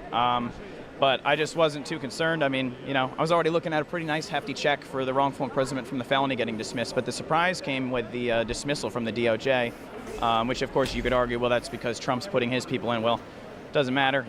We won the election, and this you'll like this probably because I can tell which side you're on. But I think a lot more lives would have been saved if an actual insurrection had taken place. It's just unfortunate that a real one didn't happen. But you know what? Maybe Trump is more prepared this time to make up for a lot of the stuff that Biden has done, but I think it's going to be tough. He needs a lot of Band-Aids, and there's lots of damage to undo. Do you feel like you have kind of a second life now that you got pardoned by Donald Trump? I think the potential, what I'm hearing from some of my friends, the reason I'm choosing up Northwest New Jersey is I've talked to some business partners that are January 6 defendants, business owners that have been out for a while, and I was sharing a concern with them, hey, as a January 6 defendant, I'm scared I might scare away some customers. Should I hide my identity in the business and make like a little Delaware S corporation or maybe get a partner and put it in their name instead? And he says, no. You might scare away the occasional this person or that person, but what you get when you find the Trump supporters, and they're increasing their support for us. When you share, hey, it's business, decreasing. Extremely loyal customer base, and they'll go get 10 customers for you, and they'll tip you great, and blah blah blah. I mean, so I'm not even gonna have to hide my name. I don't. Well, not a we'll cult test it out, though. But they haven't. And what is your first and last name? Brandon Fellows. Yes. And so, you were pardoned by Donald Trump. Now you've got the ICE immigration shirt. What are you doing with that? What am I doing? I mean, hey, it's a good political statement. Get lots of compliments from it. I got to say, you're the first guy today that didn't like it in here. Have you seen the young generations now? Like, they have no accountability whatsoever. My kids, I have 3 kids. I can't even get them to pick up the trash and throw in the trash can. You can't even get them to put the trash in the trash can. No. What do you think that comes down to? Leadership? Yeah. And if you could give a message to Donald Trump, what would it be? Thank you for doing what you do. Every day feels like Christmas. Every day feels like Christmas now. It feels even better than the first time. So. Are you worried that you're going to get arrested for impersonating? No, I was just over at the Capitol press conference with my friends, the Capitol Police, who were so kind to me that day. Thank you for welcoming me in and being kind to me. But I was next to them. They didn't welcome you in. They did. I got a 28-second clip for you. Inside the Capitol? Yeah, I was inside. Went into my friend Jeff Merkley's office, put my feet up on his desk, and smoked a doobie.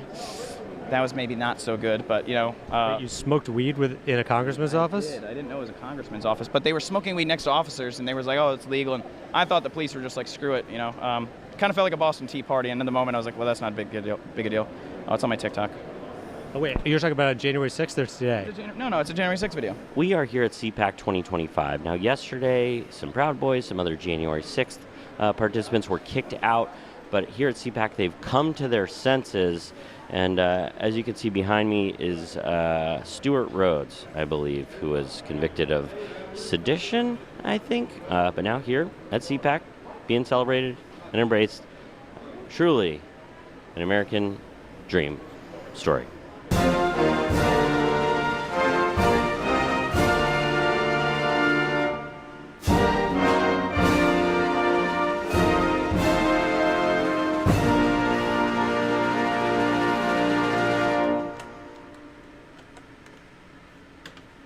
Here at Non-Compete, we tend to specialize in what you might call slow content.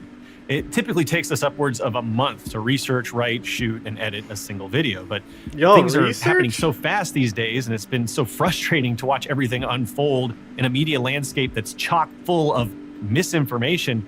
We feel that there's an urgent need to offer sound analysis grounded in a solid communist perspective, but we also don't want to rush things out half-cocked and risk getting things wrong ourselves. So it's been tough trying to balance everything, to push things out fast enough that our videos are relevant once they launch on YouTube without getting sloppy and careless. And just to be real with you for a moment, we're kind of getting exhausted.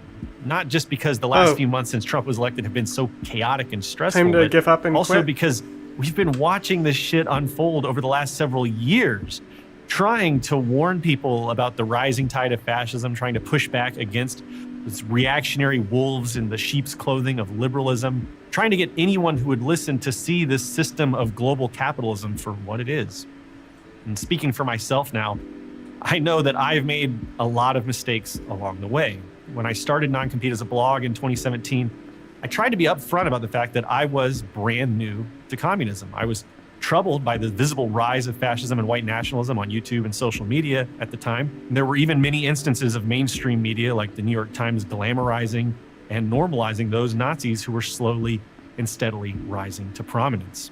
In those days, there just weren't a lot of radical leftist, communist, especially voices on YouTube, at least not that I could find. So even though I was naive, ignorant, and inexperienced when it came to communism, I wanted to push back against those horrible forces of bigotry and oppression and destruction while corporate media was standing idly by. So in the late 2010s, I was naively confident in this leftist movement, such that it was. Before COVID, during Trump's first term, I lacked a deep understanding of capitalism, liberalism, and fascism. I had an intuitive understanding that they were bad, but I didn't have a guiding philosophical framework to put all the pieces together. I was kind of just, trying to research and scramble to understand all the stuff that was unfolding. I was kind of making things up as I went along, flying by the seat of my pants, but I was stymied by a lot of false consciousness. I just had a lot of problems in my worldview.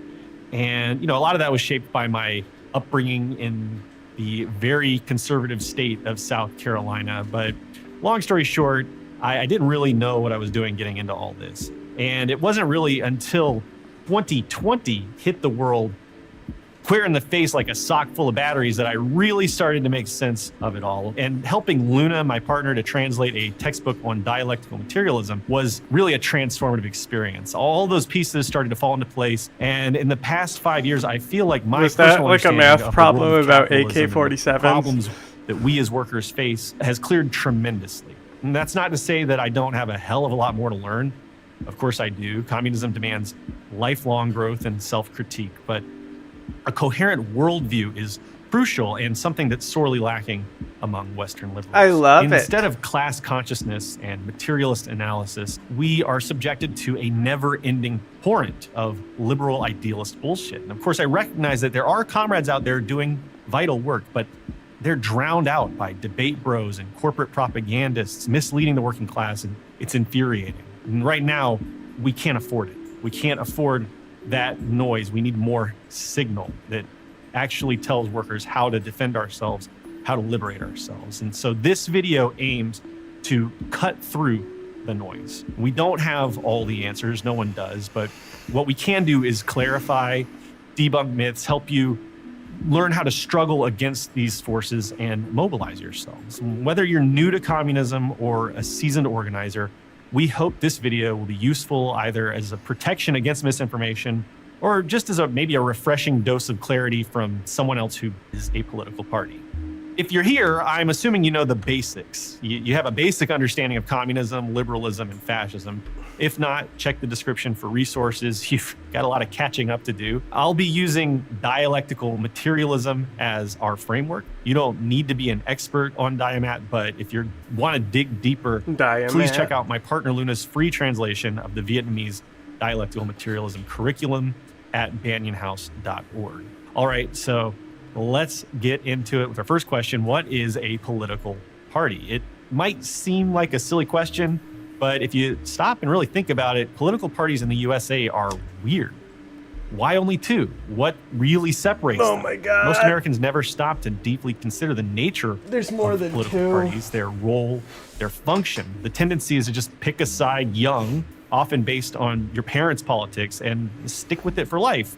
Kind of like how you pick a football team.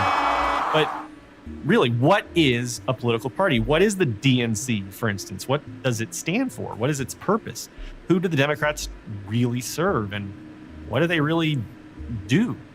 Wikipedia defines a political party as an organization that coordinates candidates to compete in a particular area's elections. It's common for the members of a party to hold similar ideas about politics, and parties may promote specific ideological or policy goals. I really love this definition because it demonstrates perfectly the idealist Western perception of party politics. It's all rooted in ideas and aesthetics and thoughts and feelings. There's no indication whatsoever of the material processes underlying politics. And if you go to Democrats.org, you will learn surprisingly little. Under the Who We Are section, there's this excerpt from the party platform of the Democratic National Convention. Democrats are the party of inclusion. We know that diversity is not our problem, it is our promise. As Democrats, we respect differences of perspective and belief and pledge to work together to move the country forward even when we disagree. We do not merely seek common ground, we strive to reach higher ground. Okay, so Democrats like diversity and compromise. I mean, that sounds nice and all, but like, what does that really mean? Maybe the Republicans. That definition, like, really helps describe the Democratic Party and a lot of the things that a lot of people seem to have issue with. What's funny is you'll hear, like, conservatives, they're the ones who say, oh, our country's so divided, you can't even have an opinion anymore. But then you look at the party leadership, and it's always the Democrats who are willing to compromise with people that they don't believe in, which would make sense if that's like literally their party platform. Did I say believe in or agree with? Will do a better job explaining themselves on their website's platform blurb. America needs determined Republican leadership at every level of government to address the core threats to our very survival. The growing aggression from China, the invasion of illegal aliens facilitated by the previous administration, and the relentless attacks on our system of justice, which has been weaponized to target political opponents and erode the very foundations of our democracy. Under President Trump's unwavering America First leadership, we will confront these threats head on, restore order, and put America's interests first, and that ensuring right there a safe, is prosperous exactly future why for generations to come.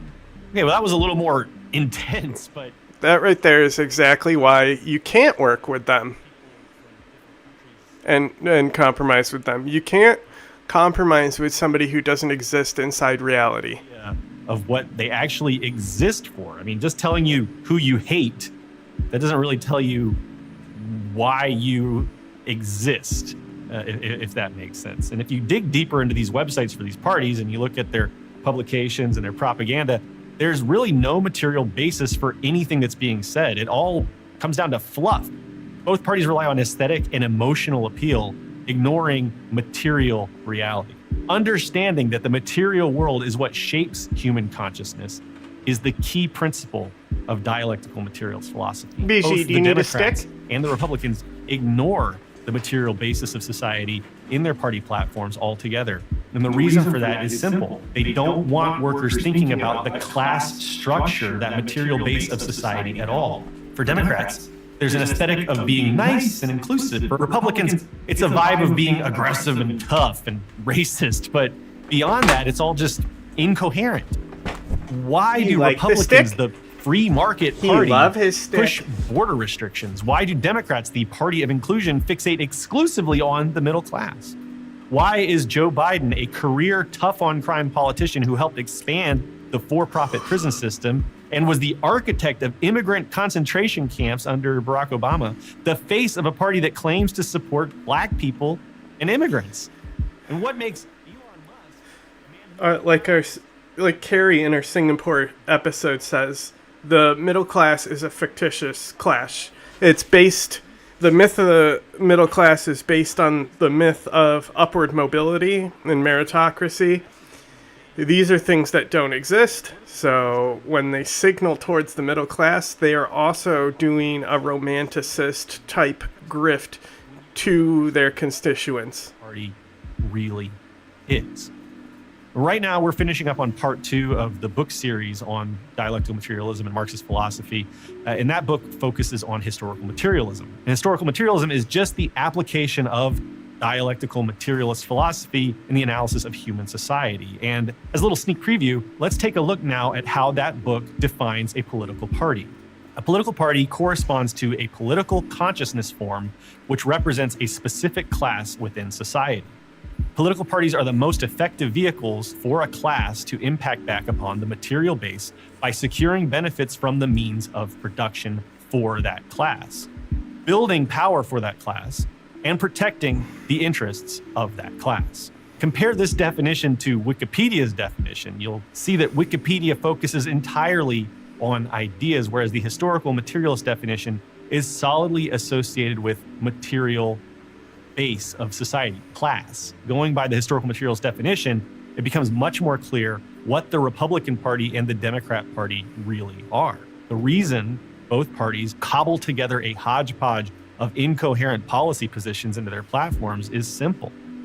They're both bourgeois parties. They both represent the capitalist class. They seek benefits for the capitalist class. They build power for the capitalist class. They protect the interests of the capitalist class. And they are both pursuing different strategies to keep workers oppressed under capitalism.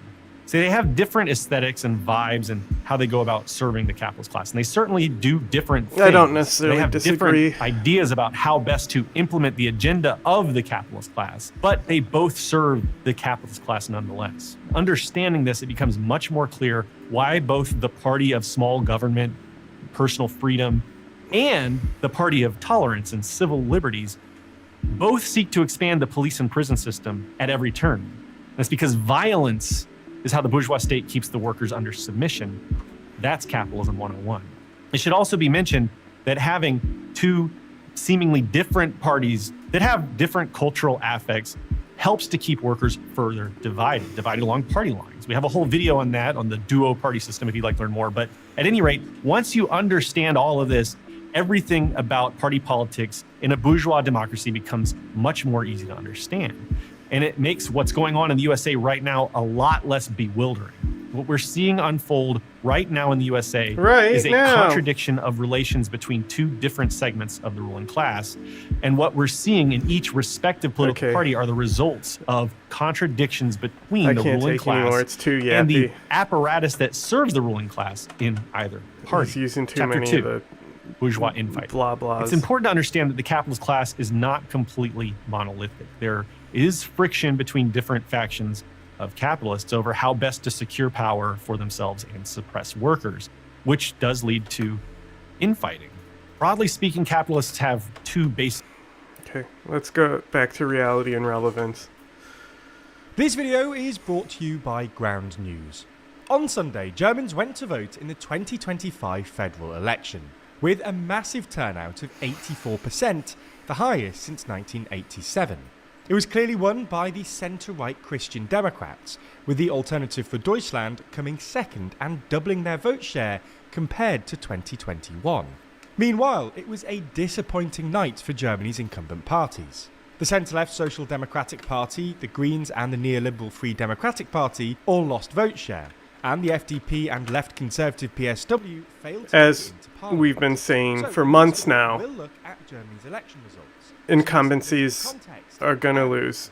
The question is, when will this streak turn around and incumbencies start winning? I have a theory that by the time midterms happen in America, the incumbency is going to get fucking crushed. So, you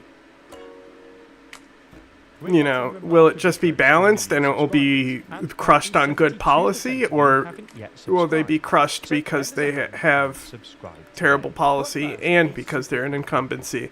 You know, it's if this streak continues for another basically like 2 years, led by pretty Olaf crazy. Scholz, previously Merkel's vice-chancellor and finance minister, closely followed by the centre-right CDU-CSU party. The Greens came third, the Free Democratic Party or FDP fourth, and the AfD fifth.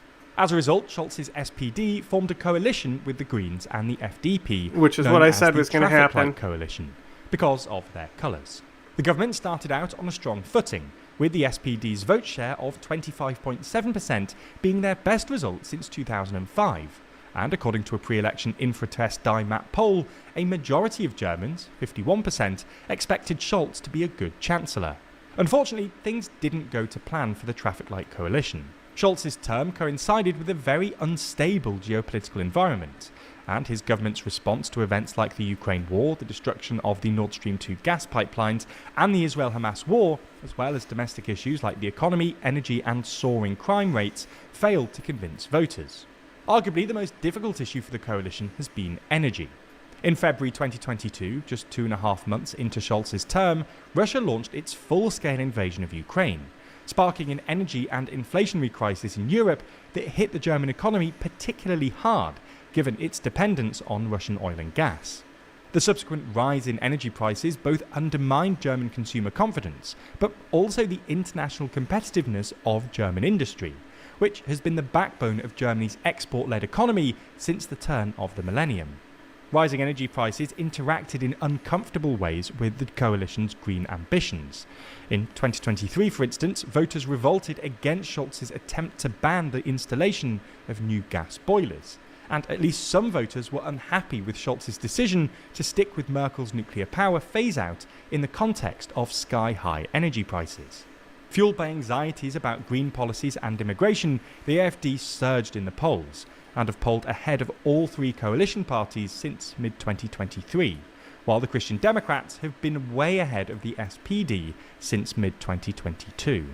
This has all been exacerbated by constant infighting between the FDP, who refused to countenance significant increases in borrowing, and the SPD and the Greens, who wanted further borrowing to fund an effective response to all the various crises afflicting Germany at the moment. This culminated in Scholz firing FDP Finance Minister Christian Lindner, and in November effectively imploding the coalition. Scholz then called a vote of confidence in his SPD Green minority government, which he lost, thus deciding to call an early election in February 2025. Now, this brings us to Sunday.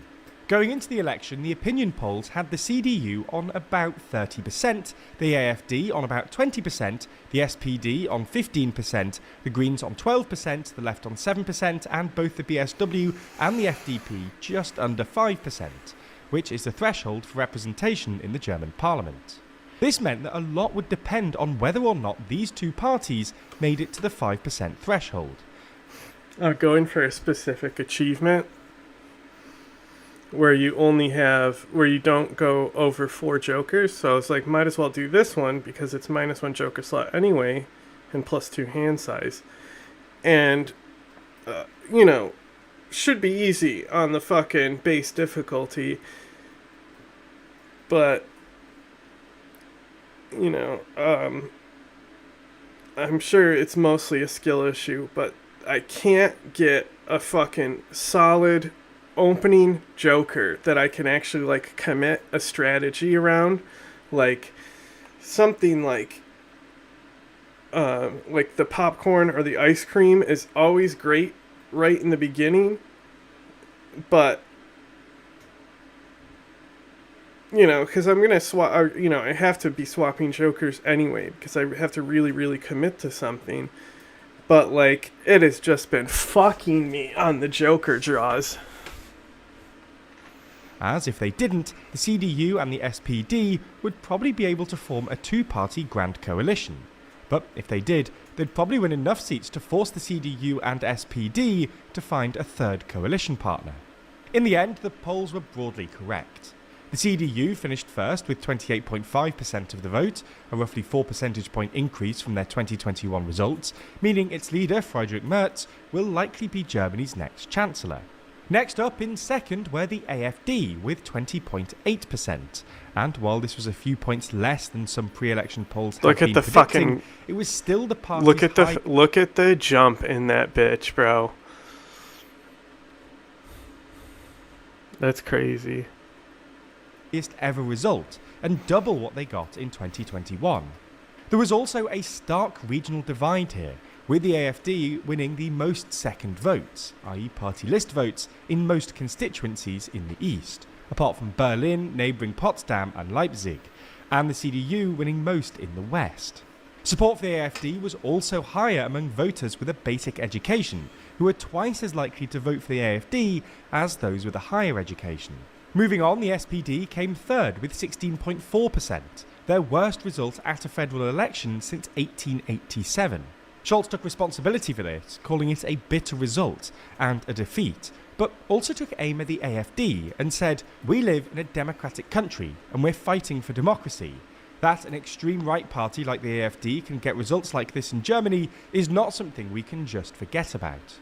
Scholz will continue as acting chancellor until after a new government's formed, although he's still saying he wants the role of chancellor in government, so we'll have to see what happens here. Next were the German Greens with 11.6%, a few points lower than 2021. Greens leader Robert Habeck said they wanted more, but also said that the Greens haven't collapsed like the other coalition parties, the SPD and the FDP. However, Habeck also suggested that Merz was responsible for the Greens' poor result, saying Merz had boosted the extremes, criticising Merz's decision earlier this year to seek support on a hardline immigration bill from the AfD. Die Linke came fifth with 8.8%, a very good result for the Socialist Left Party that was polling below 5% only a couple of weeks ago. Die Linke also came first with first-time voters and with 18 to 24-year-olds, followed in both cases by the AfD.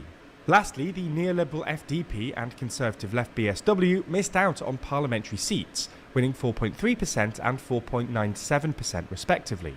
So what happens next? Well, luckily for Merz, because both the FDP and BSW fell below the 5% threshold, the CDU and the SPD now have a majority of seats between them, and so will probably form a two-party grand coalition. This is, in many ways, the best conceivable result for Merz. As the past few years have demonstrated, a three-party coalition, which would have had to be formed if another small party had won seats, is difficult to manage, and the SPD's poor result means they'll be very much the junior partner in.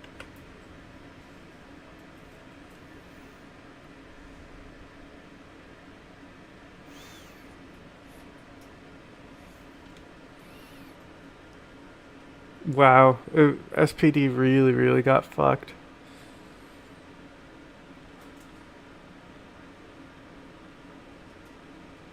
Damn, FDP too.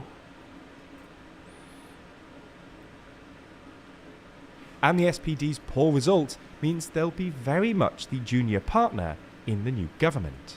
As a final thing, it's worth stressing that while a return to grand coalition politics might feel like a return to normal in some sense, German politics is more fractured than it's ever been. The CDU and SPD achieved their lowest collective vote share ever, so perhaps the main question is whether they can actually stabilise German politics. Many other European countries have resorted. I want to see that graph too.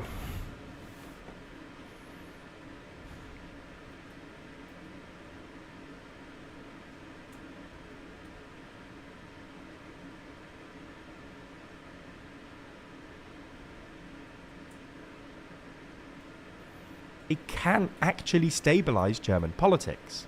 Many other European countries have resorted to grand coalition politics to keep anti-establishment parties like the AfD out of government, but with mixed results. Excluding the AFD from government risks burnishing their anti-establishment credentials, and elections across the world suggest that parties benefit more from being in opposition. There's a lot happening in German politics right now, and actually consuming news is pretty difficult in the current landscape. Jesus Christ, bro.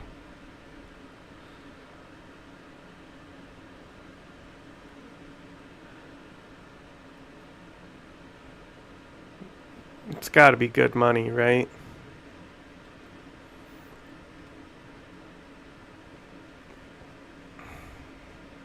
The German elections. Do we or do we not have a new Reich, apart from the one in America? Jesus Christ.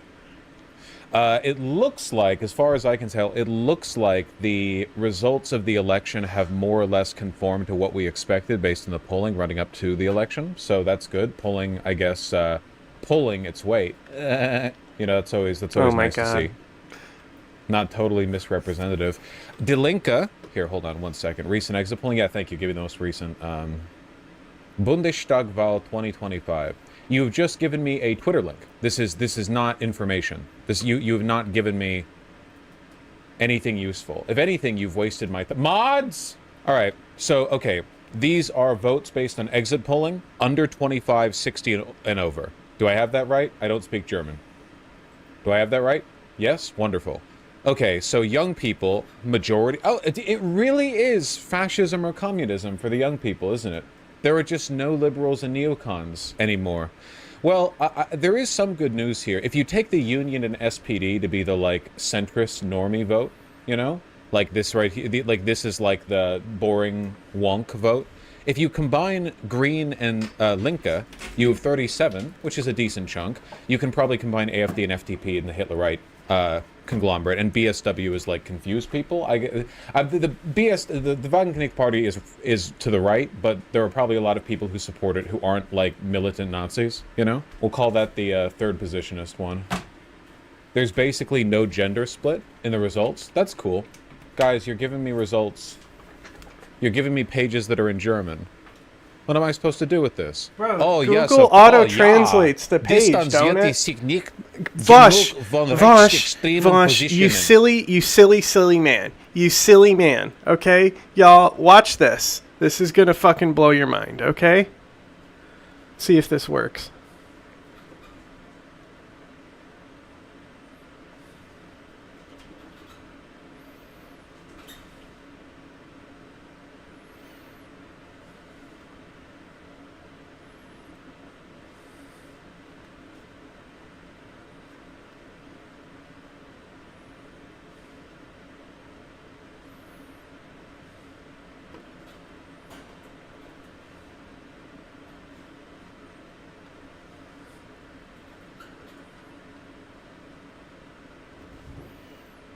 I just can't zoom in because I can't see it, and it's on my little monitor.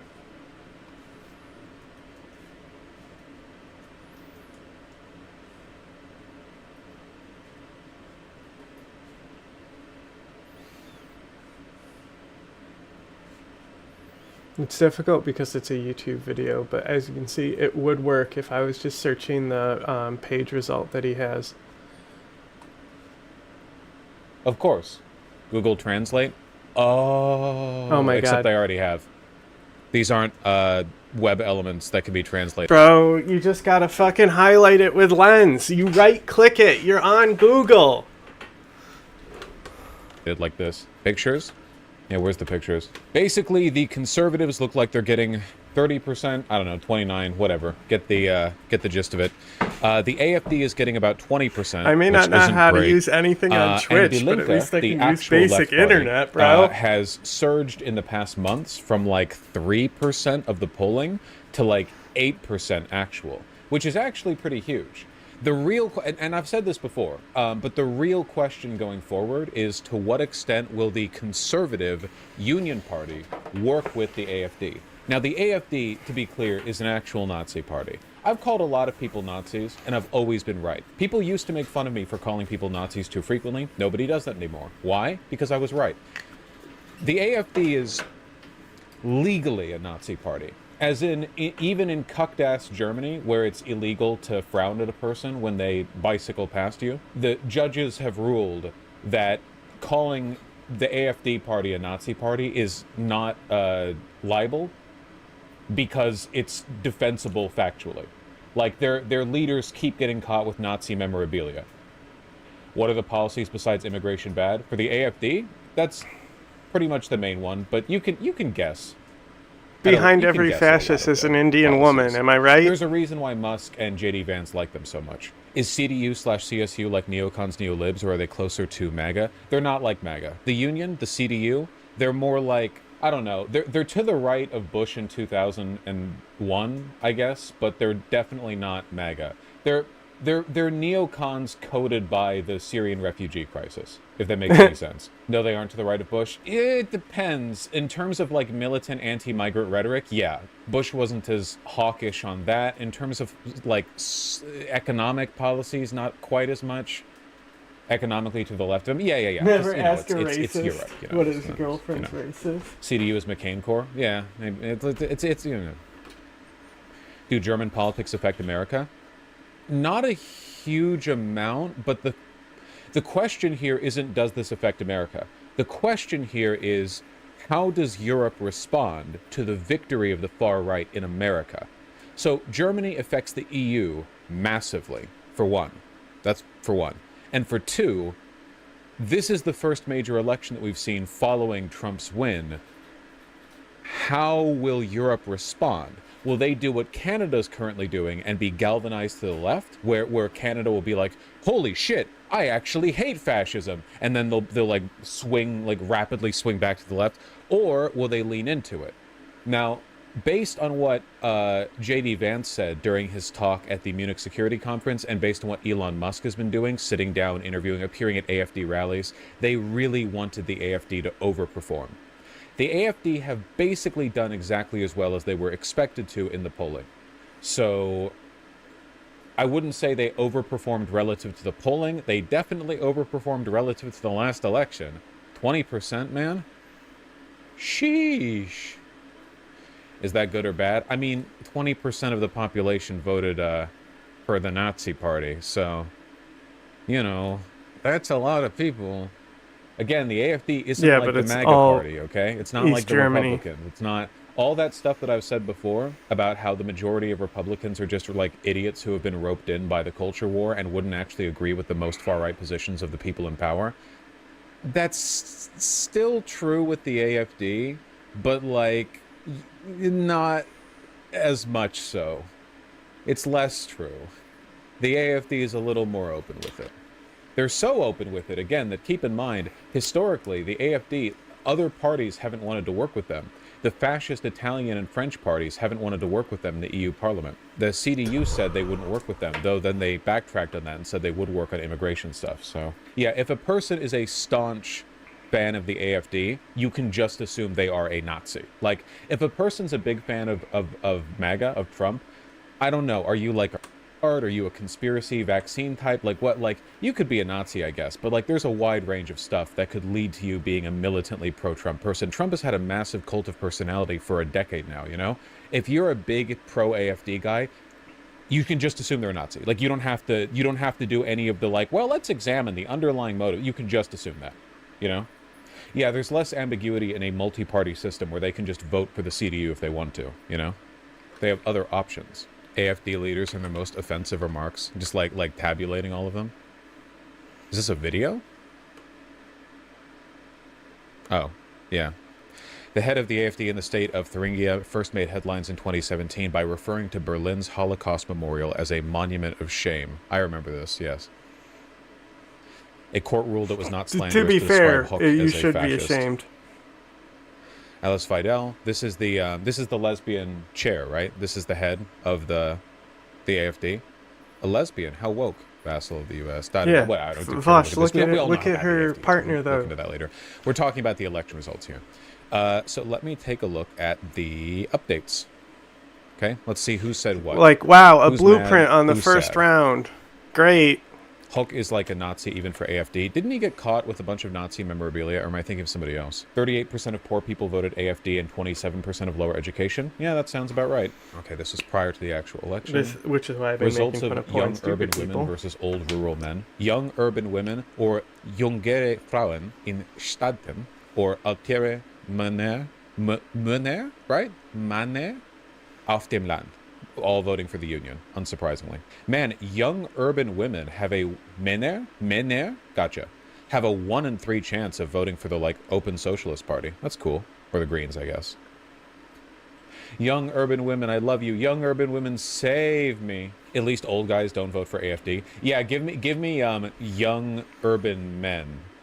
Just out of curiosity. That's the thing is, Maybe like they Gen remember X urban men. What that it's bad to demographic be is a most Nazi. likely to vote AFD? It would have to be like former East Germany. You know, you're like only one suburban generation Gen removed. X, urban or no, rural or suburban Gen X men who are white, presumably.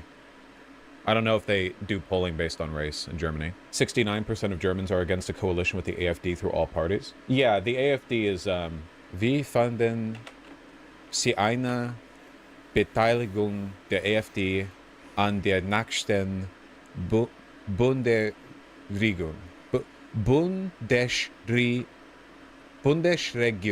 Bundesregierung. They don't make it easy for me, folks. Who would you be willing to ally with in Parliament? 69% not good. Or, like, who would you not want to ally with in Parliament? Yeah, you get the gist. Kind of, maybe. How would you like a participation of the AfD for the next government? Ah, okay. Well, anyway, the results. Coalition may be very difficult. There's an upbeat mood here in the headquarters of the Christian Democratic Union, the Conservative Party, who is now showing to win this election. How, forgive my ignorance, how well did the CDU perform relative to previous elections? Bad? Better than last year? Worse? Okay, you're not being very helpful. Better than previously, but they wanted over 30% and did not achieve that? For the CDU? They got 29%, right? Okay, gotcha. So a lot of their voters ended up bleeding into the AfD. Gotcha. SPD official says results mark a bitter evening. Is it true that the Libertarian and Wagenknecht parties have not made the 5% threshold? What's the current, what's the most recent exit poll data? That Die Linke has made the 5, but the other two haven't made the 5? We don't know yet? Okay, because that's a pretty big deal, This right? basically gives me nothing. The at this point in the unviability of game. those parties. As of now, they're at 4.9%. Okay. Jesus. Okay, here's the SPD's results. Well, maybe you shouldn't have killed Rosa Luxemburg, you stupid pieces of shit. Whatever. They deserve their loss. The CDU and the SPD are both like dead parties. They're irrelevant in the same way that the Republicans were in 2008 and the Democrats are now, you know? They have just not shifted to meet the times at all. It wasn't this bad for the SPD even in 1933. Is that true? Hold on 1 second. German Nice, Michael. election results 1933. Oh my god, yeah, they got 20.4% in this. Jesus Christ, that's crazy. The SPD are the biggest of the only 3 non-evil parties in Germany. Yeah, but my understanding is that, like, basically by continuing to be neoliberal, you basically become part of the same mechanism as the CDU. Like, it's not that...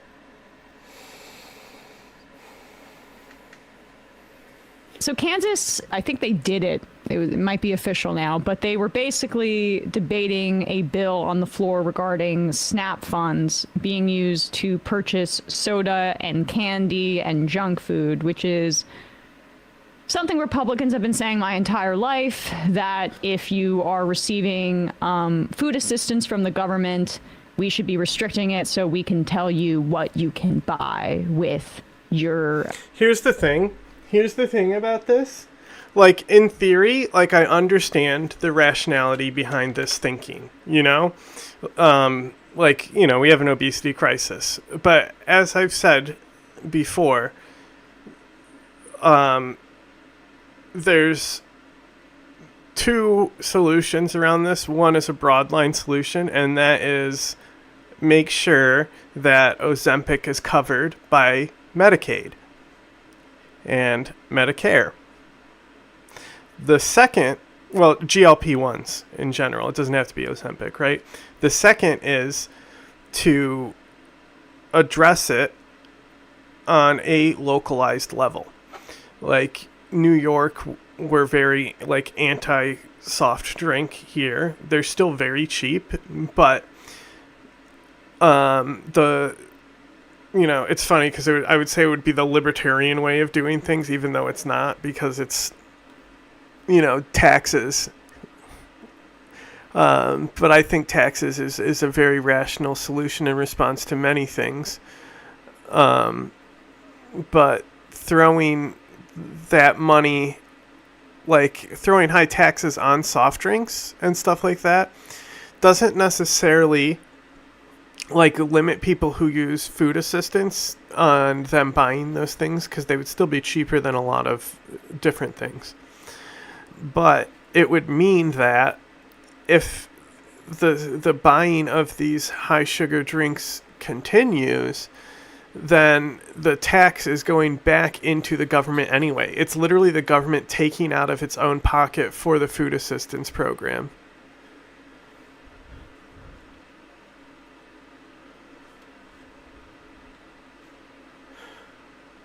But I don't know if you even get taxed on those goods. If the government is giving food assistance, I don't know why you would pay tax on those goods. But it could be a fucking different type of tax, one that actually hits the product at the shelf price level instead of a sales tax.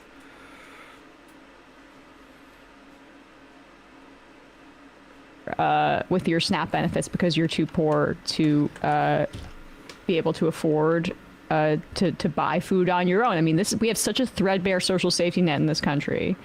And SNAP is one of the only programs that keeps a lot of people from starving or with malnutrition. And oftentimes, unhealthy food or soda or chips, it's the cheapest food. Calorie rich, yeah. But also one reframe is the idea that this is just very generous food. There are restrictions that that SNAP can't be used to buy hot food. It's the most fucking disgusting policy, most elitist bullshit, most clearly like contrary to the whole complaint being made about junk food here, that you go into a deli, you can't get a hot sandwich.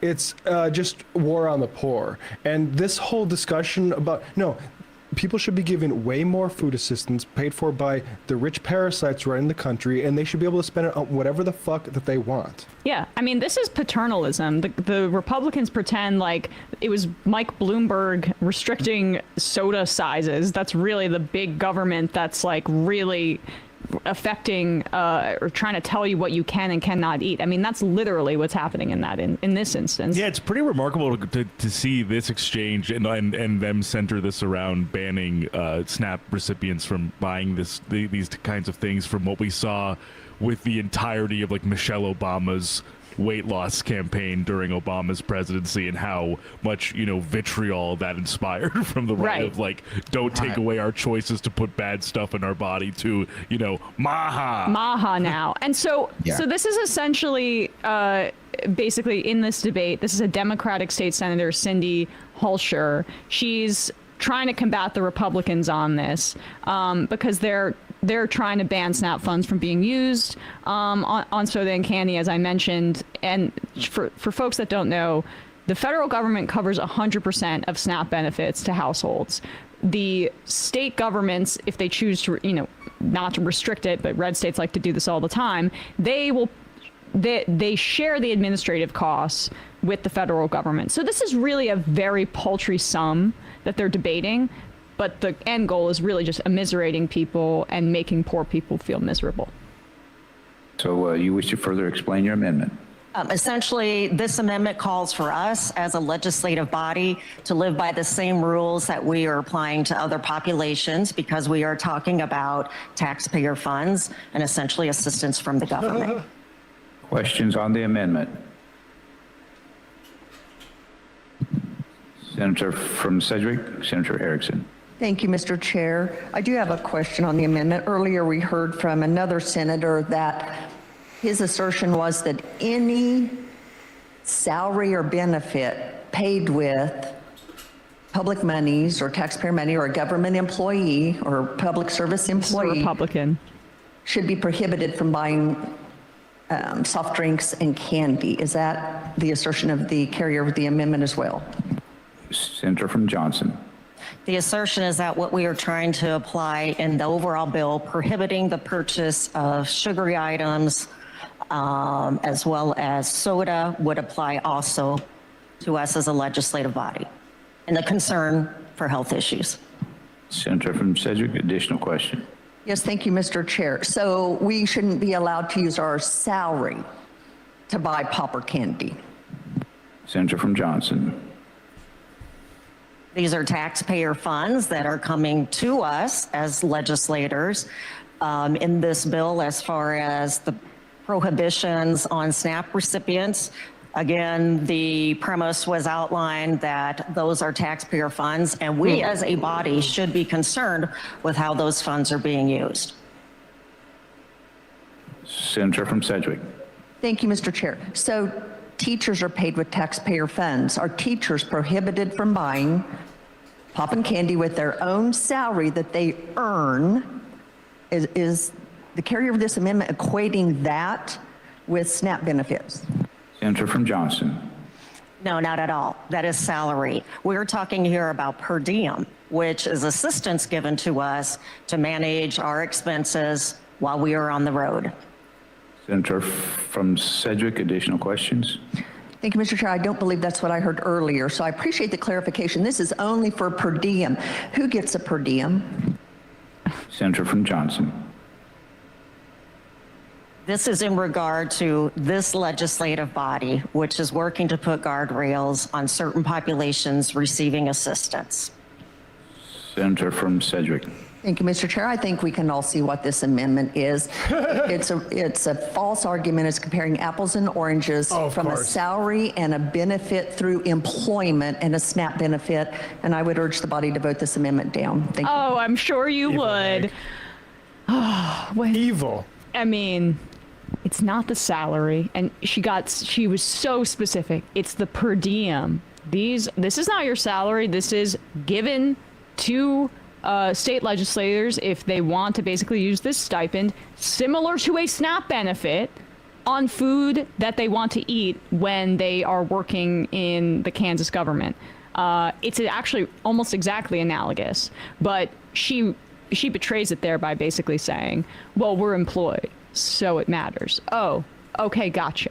So again, this isn't about anyone being healthy. It's not about you being healthy or unhealthy with taxpayer dollars, or someone else being unhealthy with taxpayer dollars. It's about you feeling entitled to make whatever choices you want because you are on a higher income threshold than folks that may be on SNAP benefits who want to make the exact same choices with the same pool of money that you say should not be used for chips or pop or whatever. I mean, that was a good example of the hypocrisy right there. Right. And I think it didn't. That amendment failed, by the way. Right. I mean, yeah. Yeah. I mean, it's a great point to make that it's not about it's not about the health issue. Like, they love to pretend that this is what it's really about, and they love to, especially, with Robert, with RFK Jr. up there now, and they point to his, he's only caring about health. Oh, it's so great. And you pointed out earlier the hypocrisy with how Michelle Obama was basically advocating for healthier lunches, and they looked at that as some sort of tyrannical overreach of government.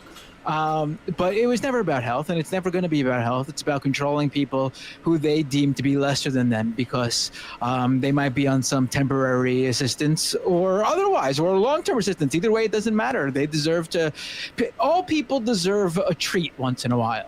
And I mean, it's also, ridiculous. people on SNAP, many of them are employed. There are 41 million average recipients of SNAP. That is not the number of unemployed people in this country. Right. Well, so I it's would like say they're that's working not a starvation wage for Walmart or something like that, and they're not allowed to use their SNAP benefits to purchase soda from the grocery store. Right. Are you kidding me? Right, but I would say that added addendum there doesn't matter to them because still, they shouldn't be getting that to begin with, according to the people who would poo-poo on them using it for a soda every now and then. They just don't want to see people getting help from the government unless they're the ones getting help from the government. I mean, look at all the joy and rapture from the right now over this ridiculous idea. There's a notion that Elon Musk, because he vaguely mentioned it once in public, is going to send everyone every taxpayer a $5,000 Doge dividend for the savings they've made. If any check goes out divided equally among taxpayers, which it's not going to, but if by some chance they get it out and divided amongst taxpayers, we're talking about like what, $4? I mean, $5,000. Where are they getting this number from? The whole point was to lower the debt, and they're about to send trillions of dollars out to Americans. Are you kidding me? But that doesn't matter because these people just want to see them getting the money from the government and the others being hurt. It's that simple.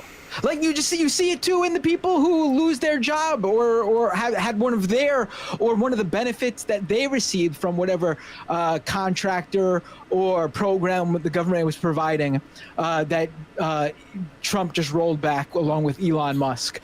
You see it all right now, like the federal workers who were Trump supporters coming out saying, "Oh, I was a military veteran. I thought I would be spared, but I supported what he wanted to do, but not to me. Not to me." Yeah, no shit. Like that's the mantra of the conservatives. Yeah, I mean Dick Cheney too, right? When his daughter came out as gay, he decided that he would still not, push the Bush administration or the Bush campaign in 2004 to like abandon its calls to ban gay marriage in the Constitution, which, by the way, overturning Obergefell just came up in the North Dakota state legislature. So they're urging Republican groups to try to overturn gay marriage in the Supreme Court. We told you that would happen. If the Republicans keep getting elected, they won't just stop at trans people. They're going after them, too. That's why gay people move out of North Dakota. Yeah. All the fucking bigots there. Scheinbaum, we talked about this earlier, but that had a food basket. This is a better way of dealing with the supposed problem, which frankly both parties want to do, including Bloomberg, which is to control people's behavior through state action. It is to provide them using public services. So Scheinbaum went to all these grocery stores, including Walmart, saying you have to provide a basic basket, including 24 basic foods, and you have to provide it at $44. That's 12% less than it was before she got involved. That's how you deal with this stuff. It's not like anytime let's from the bottom down control people's behavior, that needs to be resisted. Yeah, I'm not a huge fan of the Bloomberg soda ban either. I just want to make that clear. I didn't really like it at the time, but it is just an example of the kind of thing that they freak out about. But yes, they don't. Or Michelle Obama, too. Yes, yeah. Well, yeah, I mean, they don't like you being all knew told where what I to stood do. on the soda ban. They don't want to be told what to do. They just like Matt said, they want to tell other people what to do. Like I know I shouldn't be, but I'm just always shocked by like the level of antisocial, ideation that is just prevalent amongst certain like segments of the right.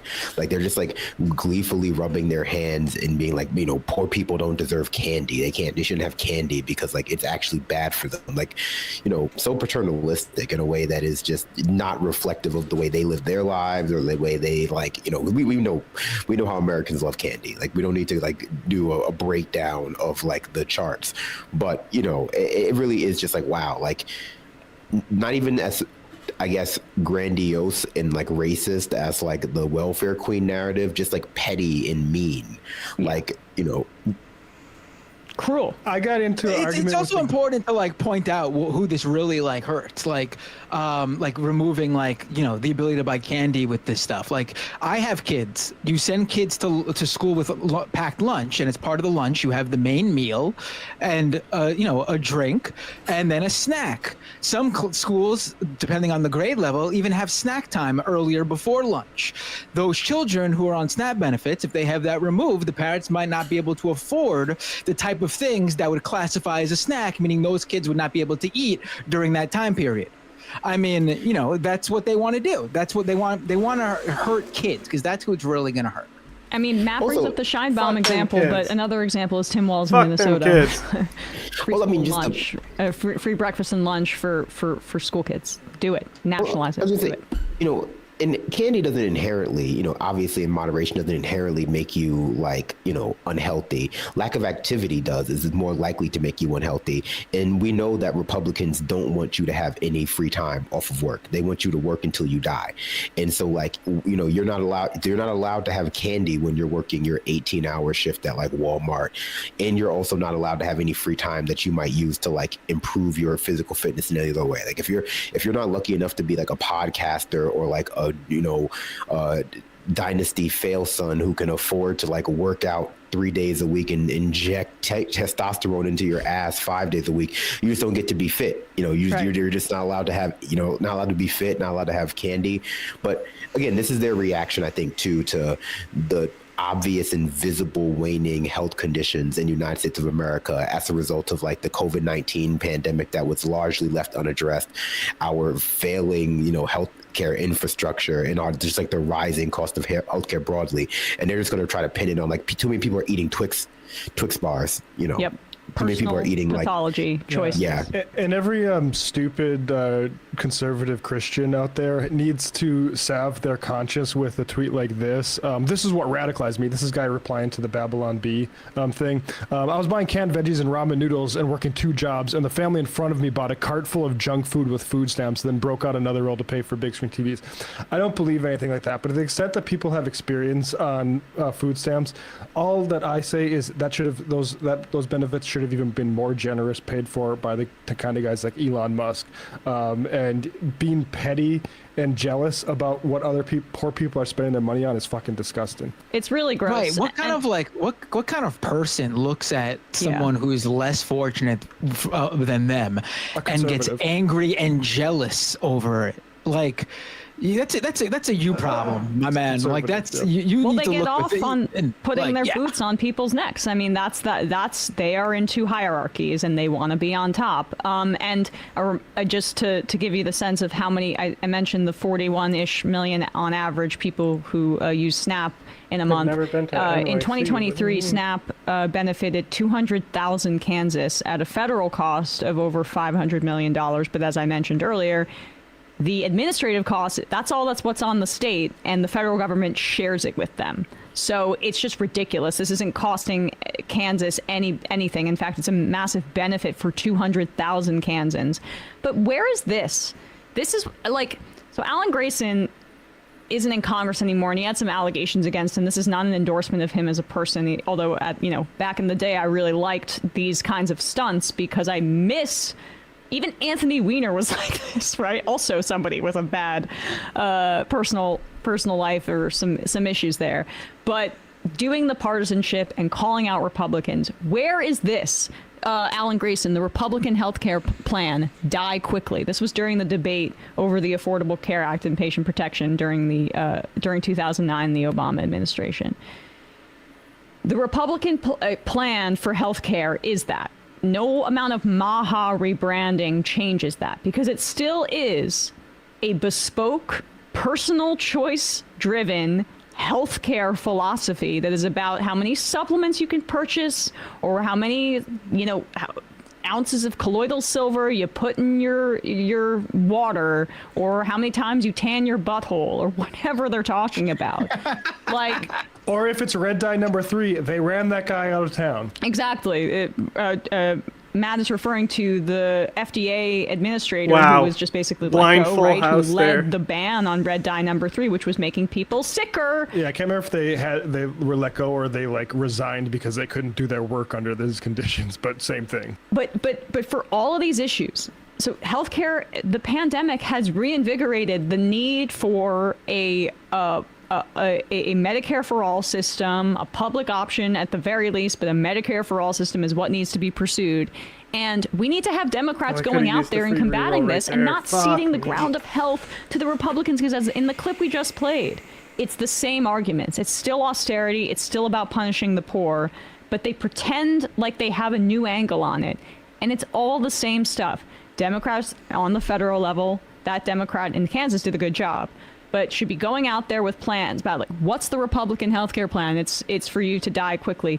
Name a bill after one of the federal workers who was fired most egregiously about protecting the federal workforce. What's their version of the Lake and Riley Act for victims of our for-profit healthcare system? I mean, I'd name it after Luigi, but I understand that's not realistic for people in Congress to do it. Name it after somebody who died because they couldn't get their cancer care because they couldn't afford it, or who were bankrupted and ended their life. Name it after the guy who Luigi killed. Such horrors. I mean, there are tens of thousands of people that this happens to every year. This is the kind of politics that needs to return. But right now, this was the year before Citizens United. Matt, you made this point, and I'm returning to it about like now this new crop of Democratic leadership is coming up. In the 14 years since Citizens United, this is right? So ridiculous. Or was it 2012 or 2010? I keep forgetting. I think it was 2010. And 2010, thanks, Bradley. And they are all in the era of big money, and it has defanged them to a degree. Like, I want to return to this kind of politics and calling it like it is. That's my message for the day, folks. You want to read some IMs and get out of here? Big balls. I agree with you, by the way. Thank you. Thank you for validating me.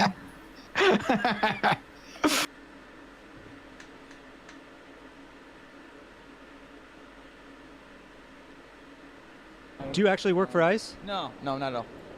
Explain the outfit. No. It's $29.99 on Amazon. I would. Do you actually work for ICE? No, not at all. Nope. Explain the outfit.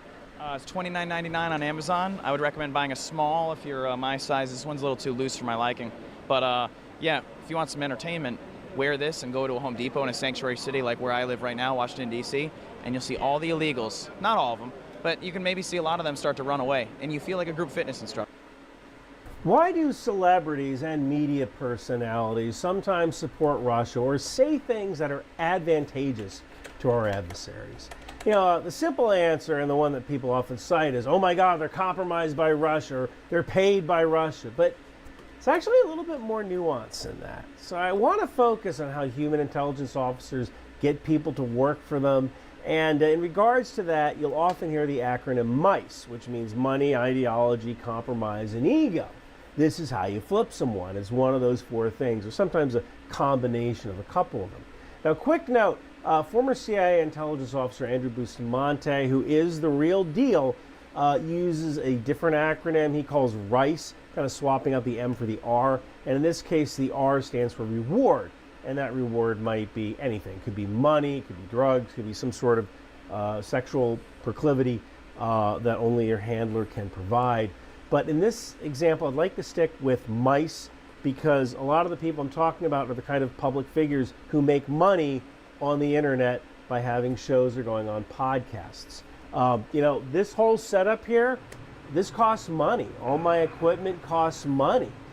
Paying an editor to produce or traveling for a video, it costs money. So you need money. And I can tell you this, I have an agent, and my agent will come to me with probably about 4 new advertisers every month, and I reject almost all of them. I only use products that I personally endorse. I use Ground News, I use PIA VPN, I use Lumen, this thing here. So let me talk about this thing for a moment because it's actually allowed me to lose 6 pounds in 7 chocolate dish and take 1 or 2 pieces of chocolate every time I walk. In charge of your health today. Now that being said, in cases like Tim Pool and Tenet Media, yeah, money is a motivator. Tenet Media was paid by Russian agents to create a pro-Russian, anti-Ukraine kind of content source. And although it's unknown whether the on-air staff at Tenet Media knew who was paying them, I mean, look, if someone was paying me $100,000 per YouTube video, I would kind of wonder about that because I'm not that talented. And I got news for you, Tim Pool isn't that talented either. But this doesn't explain people like Tucker Carlson, Alex Jones, Scott Ritter, John Mersheimer, or even Colonel Douglas McGregor, who should know better. These are all people, maybe with the exception of Scott Ritter and Alex Jones, who have money. Tucker Carlson comes from a wealthy family. Colonel Douglas McGregor has a pension. John Mersheimer is a professor and has written a couple of books. So money probably isn't a motivator in the case of these people who tend to be pro-Russia. So then there's ideology, the I in mice. Do any of these people actually believe what they're saying? Maybe. To an extent, maybe. But I don't necessarily see them as pro-Russian extremists that genuinely believe that life is better in Russia than it is in the United States. Usually in the ideology case, there is some sort of ideological connection with the person who's handling you or the government who's handling you. A good example of this is the spy Ana Montes. She spied for Cuba for 17 years while working for the Defense Intelligence Agency. Why? Because when she was in college, she displayed sympathies for Latin American rebels. And the Cubans were able to recruit her based on that ideology. Now, ideology might sound great, right? Like an ideological asset must be the best. You don't have to pay them, they're willing to do the work for free. But assets who are recruited using ideology can be unreliable, unpredictable, and difficult to control. If they are true believers, they might actually act on their own agenda or take unnecessary risks. They also might change their mind. You know, there's that old quote, if you're a conservative at 25, you have no heart. If you're a liberal at 35, you have no brain. Now, while that's certainly up for debate, people's political opinions change as their life position changes. So let's talk about the C in mice, compromise. Now, sometimes it's also called coercion. Coercion can be highly effective initially, but there are so many downsides. Namely that it's conditional. The second the person you coerced can find a way out, they're gone. And the other problem is that oftentimes these people will give you just enough information to satisfy their handlers, but hold back critical intelligence to protect themselves. There has been speculation that Jeffrey Epstein was running a compromise operation, although many have said it's more like a quid pro quo. Like it's the same reason why people who sell you timeshares give you a free buffet or a free lunch before the pitch. You know, I did this nice stuff for you. I need you to step up and help me out now, right? Then there's that last thing, ego. And I think that's the real explanation. You know, I've been on a lot of TV shows and podcasts as a talking head, and when I get that call or that email to come on someone's show, it feels amazing. Now, someone thinks what you have to say is important. And I know in my case, have you ever heard of stage fright? Because I don't know what that is. Like, I've heard of it, but look, I love performing. I love being on TV. I love speaking in front of groups. Try to keep me off that stage.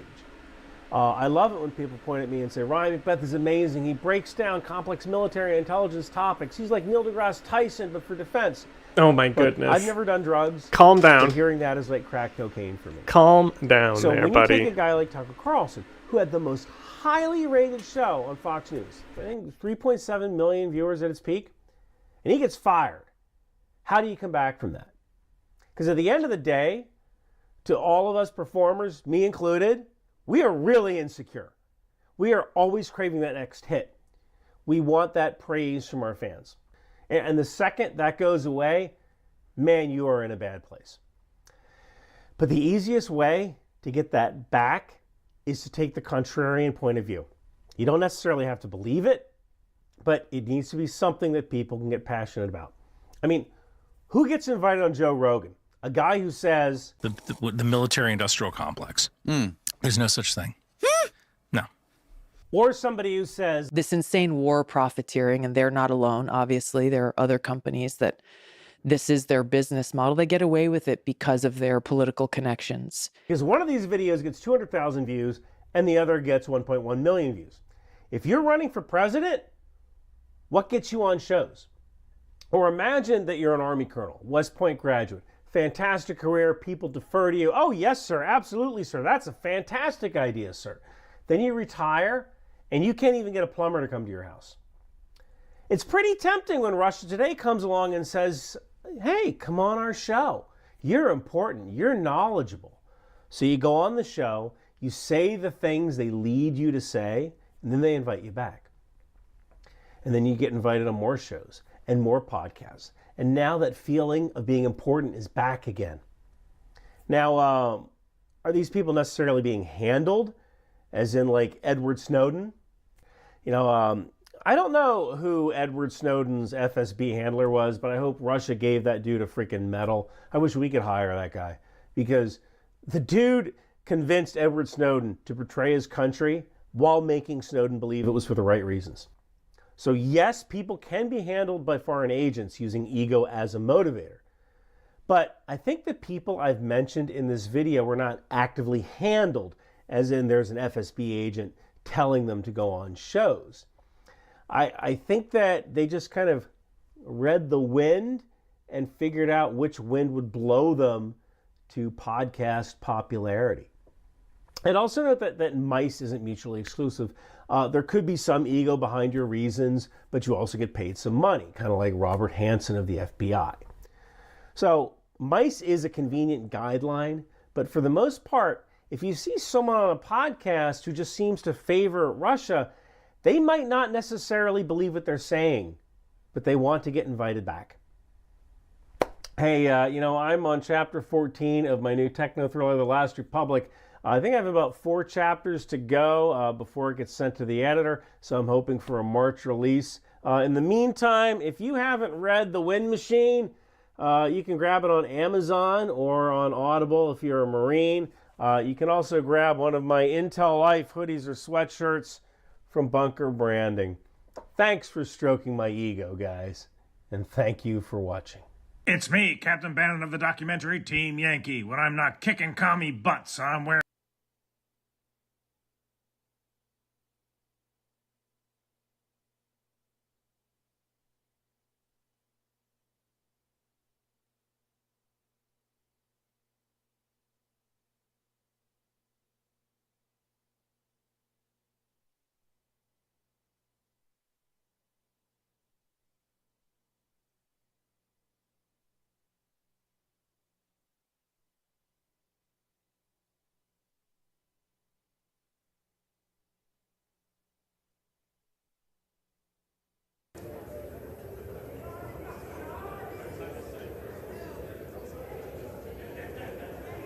This vote, the ayes are 217, the nays are 215.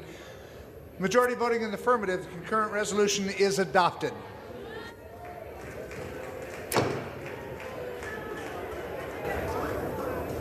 Thank you all for staying on a long night. We got it done. We had the requisite number of votes to move this process along, and now passing the budget resolution in the House, it will go to the Senate. This is the first important step in opening up the reconciliation process. We have a lot of hard work ahead of us, but we are going to deliver the America First agenda. We're going to deliver all of it, not just parts of it, and this was the first step in that process. So grateful to my colleagues who worked so hard to get us here, and to all the leaders of the chairs of the committees of jurisdiction. Chairman Arrington did a great job on the Budget Committee, and Chairman Smith on Ways and Means, and all of our colleagues who worked on this. So a lot of work yet to be done, but we're going to celebrate tonight, and we'll roll up our sleeves and get right back at it in the morning. Thank you so much. What were the promises that you made? What were the promises you made? Elon Musk tells federal workers for the second time to provide a progress report on what they did last week, even after confusion led to the Trump administration telling agencies it was up to them if they want their workers to respond. National correspondent Matt Gelka has a closer look in tonight's Waste Watch report from Washington. Another ominous warning from Elon Musk to federal workers as the billionaire demands they email what they accomplished last week. He posted, subject to the discretion of the president, they will be given another chance. Failure to respond a second time will result in termination. It's the second go at getting the workforce to comply with 5 bullet points justifying their jobs, after the first attempt led to mass confusion. The Office of Personnel Management eventually told agencies they can determine if their employees should respond, after several had already told their workers to ignore the email, with others telling workers to reply. We advise federal workers, unless your agency has dictated you not to respond to this email. In fact, I can announce that we've had more than 1 million workers who have chosen to participate in this very simple task. A new Harvard CAPS Harris poll shows voters overwhelmingly support reining in government. 83% support reducing government spending over increasing taxes, and 77% say a full examination of spending is necessary. Musk only got 44% favorability in the same poll, and 58% of voters thought his Department of Government Efficiency shouldn't have access to Americans' sensitive info. Some Republican lawmakers have been confronted at town halls around the country by angry constituents over DOGE job cuts. Some have blamed activist groups for stirring the pot, but are still calling for a lighter touch in the government slashing efforts. They have vested interest in their retirement. I want to have compassion. I think Elon Musk talked to us about that a long time, a couple of years ago. I think some of this is happening too fast and furiously. There are rash decisions being made, and it needs to kind of slow down a little bit. More than 20 federal technology staffers who were integrated into the DOGE team resigned, according to the Associated Press. That includes engineers and data scientists who wrote in their resignation letter they would no longer use their skills to, quote, dismantle critical public services. Reporting in Washington, I'm Matt Gelka. Tonight, President Trump doubling down on his efforts to slash the size of the federal workforce after facing new backlash over moves by Elon Musk and his Department of Government Efficiency. All of it centering over confusion over Musk's new post that federal workers will get a, quote, second chance to email a list of 5 accomplishments from last week or face termination. While the administration's Office of Personnel Management has also told agency heads that sending the email is voluntary. Mr. President, can you clarify, hopefully once and for all, what your expectations are with this email to federal employees? What are you going to use that information for? And do you see it as voluntary, like OPM has said, or mandatory? Yeah, well, it's somewhat voluntary, but it's also, if you don't answer, I guess you get fired. What it really is do people exist? We have this massive government with millions of people, and nobody knows who's working for the government, who's not. I could tell you 5 things I did last week. I could tell you 5 things I did 6 weeks ago, right? Is he speaking for you when he says you'll be terminated? Yeah, everybody speaks for me. I'm the one. I'll take responsibility. You know the old statement, the buck stops here, right? Meanwhile, today, 21 members of the U.S. Digital Service, the agency that Musk turned into the Department of Government Efficiency, resigned, posting online that they won't use their technical expertise to, quote, compromise core government systems, jeopardize Americans' sensitive data, or dismantle critical public services. A person familiar with the letter confirmed its authenticity to NBC News, but the staffers who signed it did not identify themselves. Musk responding, quote, these were Dem political holdovers who refused to return to the office. They would have been fired had they not resigned. It follows this protest over Musk's moves at a town hall meeting in a Republican district in Missouri. GOP Congressman Mark Alford supporting the president's efforts to downsize the federal government, but criticizing Musk's approach. My district is firmly behind what President Trump is doing and what DOGE is doing. I do think there are some valid concerns about the speed that this is happening. Democrats blasting the Musk cost-cutting efforts. Under Elon Musk and his so-called Department of Government Efficiency, federal health agencies have suffered mass layoffs. Here's our message to Speaker Johnson and President Musk. Enough is enough. Republicans pointing to today's new GAO report showing since 2003, the federal government incorrectly sent out $2.8 trillion in taxpayer money in improper payments, in some cases through fraud. I think the vast majority of the American people understand and applaud and appreciate the DOGE effort, the goal to scale down the size and scope of government. And Garrett, President Trump also made headlines tonight when you pressed him about Ukraine. That's right, Lester. President Trump saying that a deal on rare earth minerals designed to repay the U.S. for military aid to Ukraine is close. And he also dismissed comments from the Kremlin that European peacekeepers would not be acceptable to Russia, saying there would have to be a peacekeeping force of some kind in Ukraine. Lester? Thanks for watching. Stay updated about it's breaking funny that they news kick it and back top to Lester stories and then on it's him doing the NBC thanks News for app, watching. or follow us on social media.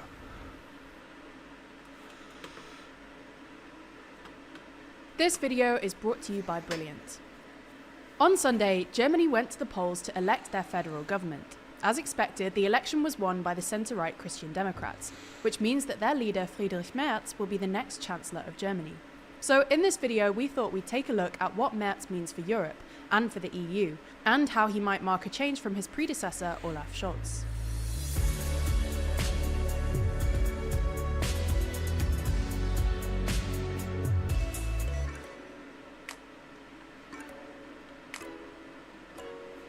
Explore which world leaders are winning and which are losing every week with our new podcast, The World Leader Leaderboard. Find it over on the TLDR Podcast YouTube channel or in your favourite podcast app. So perhaps the most important thing to understand about Sunday's election is that it was arguably the best conceivable result for Merz and the Christian Democrats. While the Christian Democrats had been ahead in the polls for quite some time, there were always two big open questions. First, whether they could protect their leader against the AfD, and second, whether they could win big enough to form a two-party coalition rather than a three-party coalition. Two-party coalitions have long been the norm in post-war German politics, but at the last election in 2021, the SPD, the Greens and the FDP decided to form a three-party coalition. As we've explained in previous videos, this didn't work out well for them, and Merz has since made it clear that he would much prefer a simpler two-party grand coalition with the SPD, which is what Angela Merkel had for most of her time in power. Anyway, the answer to both of these questions ended up being yes. The AfD underperformed the more optimistic pre-election polls, and the Christian Democrats and the SPD won enough seats between them to form a simple two-party coalition, in large part because both the FDP and the new Sarah Wagenknecht alliance fell just under the 5% vote threshold, and so received no seats in the Bundestag. Anyway, this is important for Europe for two reasons. First, the magnitude of Merz's success, plus the fact that the SPD had their worst result since 1887, means that Merz will be very much the dominant player in the coalition. And second, the fact that he only has to negotiate with the SPD and not some other third party means he's unlikely to have to make too many concessions or end up stuck in a coalitional deadlock like Scholz did. So what actually are Merz's plans for Europe? Well, the most pressing question at the moment surrounds Merz's foreign policy, especially when it comes to the US and Ukraine. While Merz was relatively measured about this during the campaign, the gloves came off once he'd won. At a roundtable immediately after the election, he said that US interventions in the German election, a clear reference to the Trump administration's active support for the AfD, were, quote, more outrageous than the interventions we have seen from Moscow, and called for, quote, independence from the US. This is astonishing in and of itself, not least because Merz used to be a committed Atlanticist, but it's also incredibly important from a European perspective because it means that the two biggest countries in the EU, France and Germany, are now singing from the same hymn sheet. French President Emmanuel Macron has long called for Europe to become more independent of the US, using the buzzword of strategic autonomy. But Olaf Scholz was always somewhat sceptical, which created a fair bit of tension with Macron. That Macron and Merz are apparently on the same page here makes it far more likely that the EU really will pivot away from the US in the next few years. As part of this, last week Merz suggested that the EU should begin discussions with the UK and France on nuclear sharing, or creating some sort of European nuclear umbrella. Similarly, Merz will also be a more hawkish supporter of Ukraine than his predecessor. Merz has signalled he would be open to sending Taurus missiles to Kyiv, something that Scholz has long opposed, and that he would accept raising NATO's spending target above 2% of GDP. The issue here for Merz is that it's not clear how he'd fund any dramatic increase in defence spending. The so-called debt brake, which limits Germany's deficit to just 0.35% of GDP, means he can't borrow more to fund it, and the German economy doesn't look strong enough to bear more austerity or tax hikes. Merz signalled an openness to reforming the debt brake during the campaign, but because it's constitutionally enshrined, this would require a 2/3 majority in the Bundestag.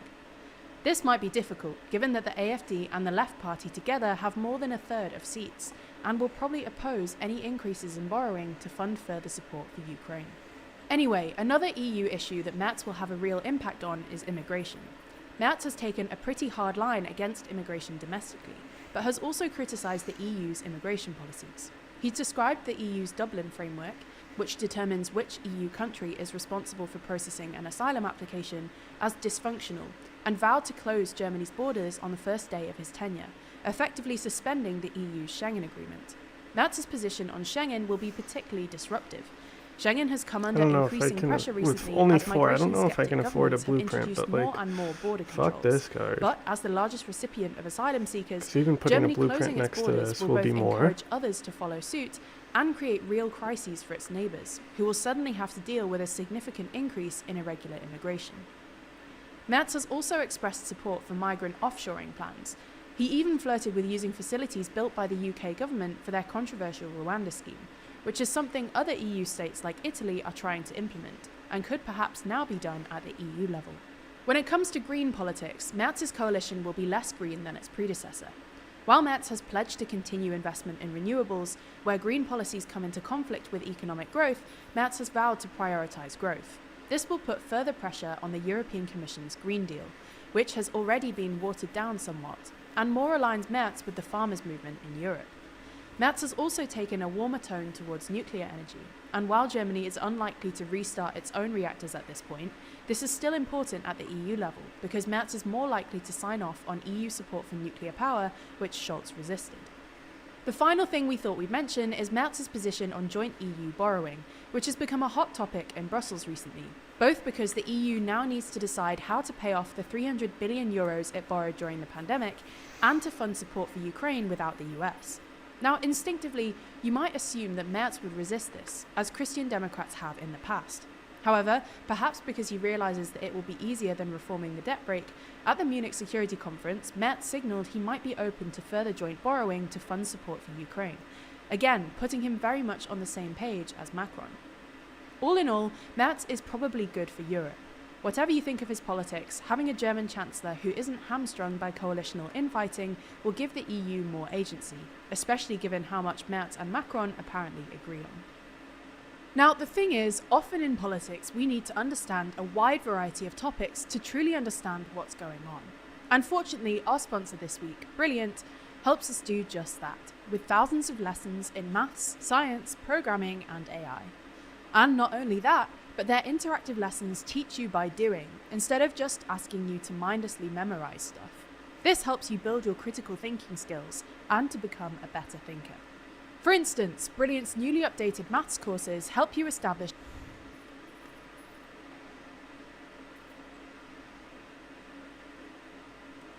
So, welcome back to another Q&A video. It hardly Damn, seems he's an exaggeration churning to out say these that Q&As the past lately. month has been the most momentous since the end of the Cold War, if not the end of the Second World War. Aside from all the internal developments in the United States, as well as threats against various neighbours and allies, the Trump administration has begun talks with Russia, seeming... The mix down here is too loud in the background while Lindsay is talking. I don't know if he edits or someone else edits, but not a good mix.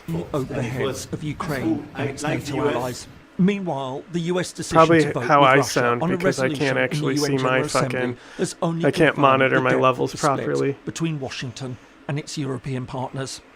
All Unless this I get a has Bluetooth prompted chip for my many computer. questions from you on what all this really means and whether there is in fact a way back. Hello and welcome. If you're new to the channel, my name is James Kerr-Lindsay, and here I take an informed look at international relations, conflict, security, and statehood. Klausman66 asks, could Trump's behaviour lead to a real European military alliance? So this obviously is the really big question that many observers are asking at the moment. I mean, it does seem that what we're seeing certainly is a break in relations between Europe and the United States. How deep and how long-lasting that is has yet to be seen. I will actually come back to this in another question later on. But I think what you're asking, there are a number of different points to this, because you say to a real European military alliance, and that can mean one of several things. So first of all, we've got the question of no matter how bad the split is at the moment, are we talking about something new to replace NATO or something that would run in parallel to NATO? And I think that opens up a really, really important question that my sense at the moment is, as unhappy as many European leaders are with the United States and the direction that Trump is taking things, I don't think anyone really wants to see a definitive split between NATO and or a break within NATO that would either see the United States leave NATO and effectively leaving the European countries, plus also Canada. Of course, we have to remember that Canada is a NATO member, or Europe leaving NATO. And I just don't see either of those being forced at the moment. Now, it might well be the case that the United States leaves NATO. I've painted in some other videos a potential way that can happen, especially over Ukraine, if there is a fundamental split between the United States and Europe on how best to handle Ukraine. It might well be the case that Trump just simply says, well, look, I've had enough. I've never really liked NATO. We know that he's spoken on a number of occasions about leaving NATO. He's deeply unhappy about it. The US is taking a very, very different direction in its foreign policy. So that is a possibility, at which point then there would obviously be the question of what does Europe do? Then we get on to a second question. So the first one is, are we building something that stands apart from NATO? And how could that happen? The second is, what then do we mean by a European military alliance? Because and this has obviously become a much more interesting and important question in light of Brexit. But are we talking about an EU military alliance, or are we talking about a European military alliance? So what are we seeing here? Because, of course, there are a number of important countries that aren't members of the European Union, but are part of NATO itself. Now, I've already mentioned Canada, but of course, you have Britain as an obvious one now. Norway is another important country which has been an important member of NATO for many years, but of course is not an EU member. Iceland, even though it doesn't have its own military, nevertheless has always played quite an important role in, for example, intelligence and surveillance in the North Atlantic. So would the EU be talking about, right, okay, NATO doesn't exist in its old form anymore, we're going to go it alone and build on the structures that exist within the European Union already? And you do actually have elements of this. I mean, you know, there's several parts to it. So, you know, common foreign security policy, you know, you've got something called PESCO as well, that actually plays an important role in bringing the militaries of the European Union members together. But would this be exclusive and discount those other countries which are part of NATO, which are also important parts of the European defence and security broader umbrella and network that exists within NATO? So I think this really needs to be discussed and thought about as well. I don't think, as I say, that we're there yet. I think there's a lot of observers who feel that we are moving in that direction and could be moving in that direction very, very quickly now. But I think that the sense is, you know, when we talk about a real military alliance for Europe, what exactly does that mean? Does that mean, as I say, something that sits apart from NATO? Well, we can see, as I say, the way that could potentially happen. But what then do you do about countries like Britain? And I think most observers would agree that despite the defence cuts that we've seen in Europe, which and in Britain, which I should hasten to add that as I'm recording this, Sir Keir Starmer, the British Prime Minister, has just gone before Parliament to announce an increase in British defence spending. So I think, and it is worth bearing in mind, that alongside France, Britain is the only other European country that has what we would call global reach, that it has the power to project its armed forces in one way or another much, much further than its shores. You know, that there are military bases elsewhere, there's lots of defence cooperation agreements, there's training agreements, that, you know, it has aircraft carriers of one sort or another. So there is a general feeling that when we're talking about European security, and many are now talking about this as the way in for Britain and Europe to actually build those relationships that were broken at Brexit, is to concentrate on building a stronger defence relationship and security relationship and foreign policy relationship between Britain and the European Union. So, as I say, I think, you know, if we're talking about a European military alliance, I think many would agree that you would want Britain to be part of that. So I don't think, if we are talking about this, that we would be talking about an exclusively EU type of development. I think it would have to be broader than that, and I think a lot of people would also agree that that would make a lot more sense, that you would want to keep countries like Norway, you would want to keep countries like Iceland, and I think also Canada in this situation. You also have a fundamental question about what you do with Turkey. Now, that opens up a whole different debate as well. But what I have noticed that has been very interesting in the past few weeks, and again came out rather interestingly on the resolution on Ukraine, is that we've been seeing closer talk from Turkey, a much more pro-Ukrainian position. That it hasn't been, there have been a lot of questions in recent years about Turkey's relationship with Russia. Could it really be trusted as a NATO member? And I think what we've seen very interesting in the past few weeks is that Turkey moving closer to Ukraine. And I suspect there's a lot of nervousness in Ankara about the fact that maybe if Trump goes over Europe's head and does a deal with Russia, Turkey has never wanted Russia to reassert its position in the Black Sea. And I think so we could in fact see Turkey getting nervous. And that would also be a very, very interesting question that we'd have to ask about a European military alliance. Where would Turkey fall in that sort of agreement? It is the second largest member of NATO as it stands. Would it be excluded, included?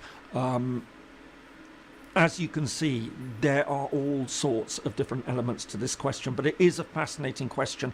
As I say, I don't think we're quite there to be talking about a European military alliance, but there are a lot of people, and I should imagine a lot of policymakers who are thinking very seriously about this, but there are a huge number of political questions, leaving aside military questions, but just sheer political questions about how you would do this, how it would emerge, and who exactly would be included in this. The next question comes from Pit6055. Do you think that it would be a realistic option to have an EU/European army next to the national armies?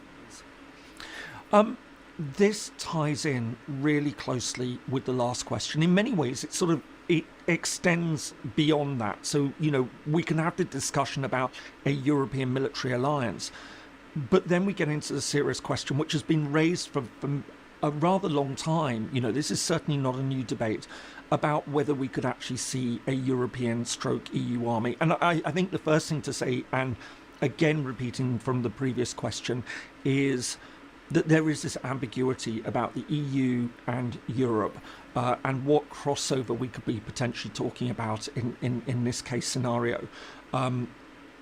I think on this, funnily enough, we would probably be talking more in specific EU terms than European terms. So I think we could talk about an umbrella European arrangement for an alliance.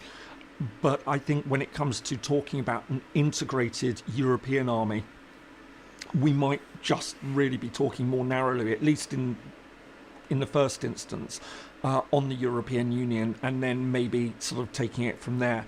So look, let's start from that. So there are a number of arguments for and against the idea of creating a European army as such. So I think the first really big argument in favour is the idea that this would provide Europe with strategic autonomy.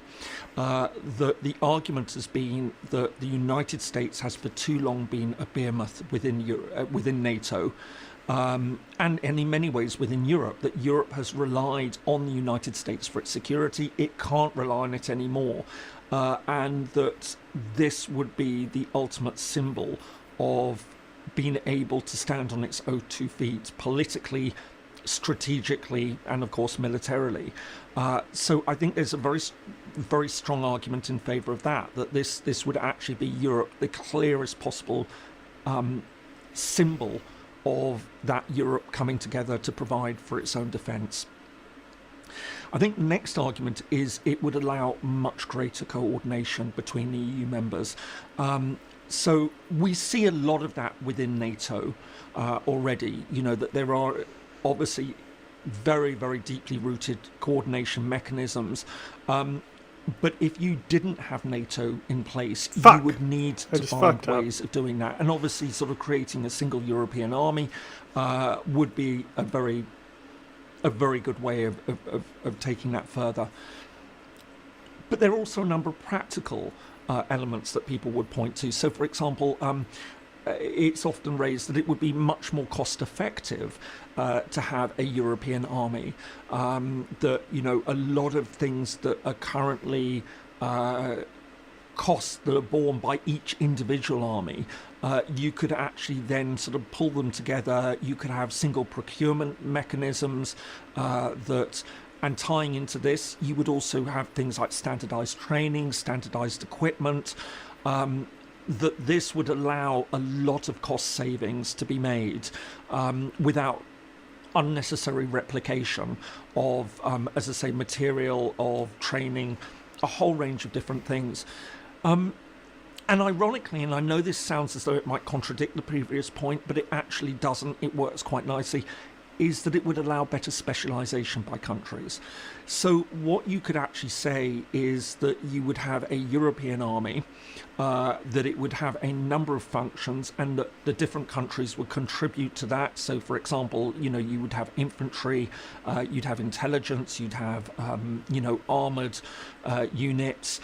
Each country could sort of put into that European single army and contribute to that. But at the same time, what you would also allow is for different countries to take on specific tasks where they have a natural advantage or a historical experience. So, for example, what you could do is you could see, for example, the Czech Republic that might be very good at dealing with things like radiological chemical warfare, counter chemical warfare techniques, that where there is sort of a history, and they could say, well, look, this is something that we have a really good specialization on. We could become the center of this in a European army. And obviously we will provide in other ways, but this would really allow us to drill down and focus on that. And as I say, look, a lot of that actually goes on already. We see that with different countries. Some countries, you know, really do have an expertise. So, for example, Britain, for example, has a very strong reputation for special forces. You know, that could also be something that Britain would say, right, okay, we could take the lead. I mean, that would be Britain's involvement in the European army. I think if we're talking EU, that isn't going to happen in the first instance. But it just gives another example. So what you see is that you've got all these benefits that would come in terms of sort of cost benefits, in terms of training, but it would also provide a much bigger picture. So, for example, it would allow Europe to respond much better to crises. So that might also be the immediate crisis, security threats to Europe, but also reaching abroad and dealing with other issues elsewhere. That it could act in a more unified way and say, right, here is a European army, we can send this particular unit or this regiment or whatever abroad to deal with a particular issue. And of course, there is a very important political element that you would see from all of this, which would be stronger global influence, that by actually having a single armed force, that it could say, well, look, this is the way that we project our seriousness as a political community, and this is a term that I often use, you know, when people say, what is the European Union? I mean, there are many ways that you could potentially describe it. I have always felt that this idea of a political community is the one that makes most sense. In this context, this would be a very, very clear it would be a very clear symbol of that political community, of Europe being able to work together and saying, right, we can respond to issues. It's not just we've got that strong soft power of persuasion. It's not that just we're an economic power, but also that Europe is a clear military power as well. So I think, you know, we have a number of very, very good arguments that we could present to say why creating a single European army would be a good thing. But we also have to recognise that there are a number of important arguments that opponents would put forward to say why this might not be a good thing. So, look, the traditional argument is that it would make NATO redundant. What happens then, you know, if Europe's pulling together, all right, you know, you could say with the United States, but in the current circumstances, what we're talking about is that this would actually essentially work separate to NATO, and it would become a very different type of organisation. But I think beyond that, you've got a lot of other issues that we have to bear in mind. So, for example, you've got very important questions about sovereignty. So what you would find is that you would lead to potential internal divisions. And what happens if you have arguments between member states about the direction they want to take things? Now, having an armed force, rather like having a foreign policy, is something that's traditionally seen as a fundamental symbol of the existence of a nation state. Now, it's not in all cases. We can see certain countries that don't have armed forces. Iceland, as I've already mentioned, but for example, Costa Rica doesn't. Some Caribbean states, they pull that. I think there would be many countries that would feel very, very nervous about getting rid of their armed forces. Now, you phrased the question, it would sit alongside. I think that also is a huge debate that would need to be had. Would it really be effective to talk about having a European army that runs alongside national armies? Now, you can see that you can do that in a limited way, so you can have a European rapid reaction, unit of some sort, however big that would be in military terms.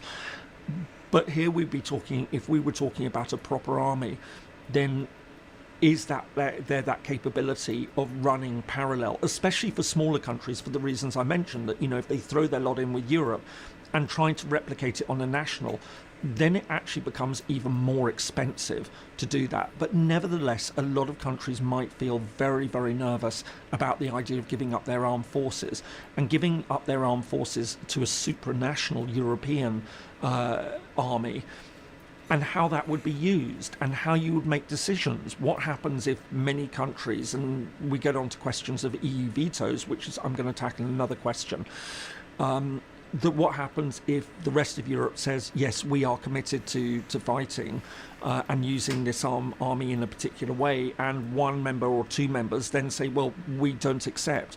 Would it require unanimity to use those armed forces? What happens if you don't have that unanimity? So then you get into very, very real questions about how it would work. There are also political and bureaucratic challenges, again, pulling all this together, making sure it works, how you deal with decision making. You've got language questions that you would need to think very, very seriously about, how you manage these sorts of issues. I mean, it's not insurmountable. Again, NATO operates with all its members, with all its diversity, and it manages to sort of work very effectively in many ways. So I'm sure that can be overcome, but it is also something that needs to be thought about. And also there is a financial burden, especially if you're talking two-tier, that it would require more defence spending. And there would be a real sense that if you were to pull together a European army, then it would require all the participants to make an equal share commitment to it. At the moment, what we actually see as different EU member states can choose how much they're spending on defence. Now, we know President Trump has made it very clear that he expects to see a certain degree of spending, which is 3% of GDP. And a lot of EU countries have a European army. And personally, I can see a very good argument for doing so. I think we also need to be really aware of the whole range of different issues that actually make it not only very complicated, but also extremely politically sensitive, and very, very important questions about sort of how Europe sees its own unity developing, and whether it feels that it is really in a political place to do that. And again, a lot of what we're seeing at the moment might actually be putting Europe in that direction, that European decision makers now more than ever can see the value of working together. But this really is quite a significant step forward. And, of course, the final element in this very long answer is the question, what do we do with the neutral countries? That there are still 4 members of the European Union that are neutral in one degree or another. So you've got Cyprus, you've got Malta, you've got Austria and Ireland.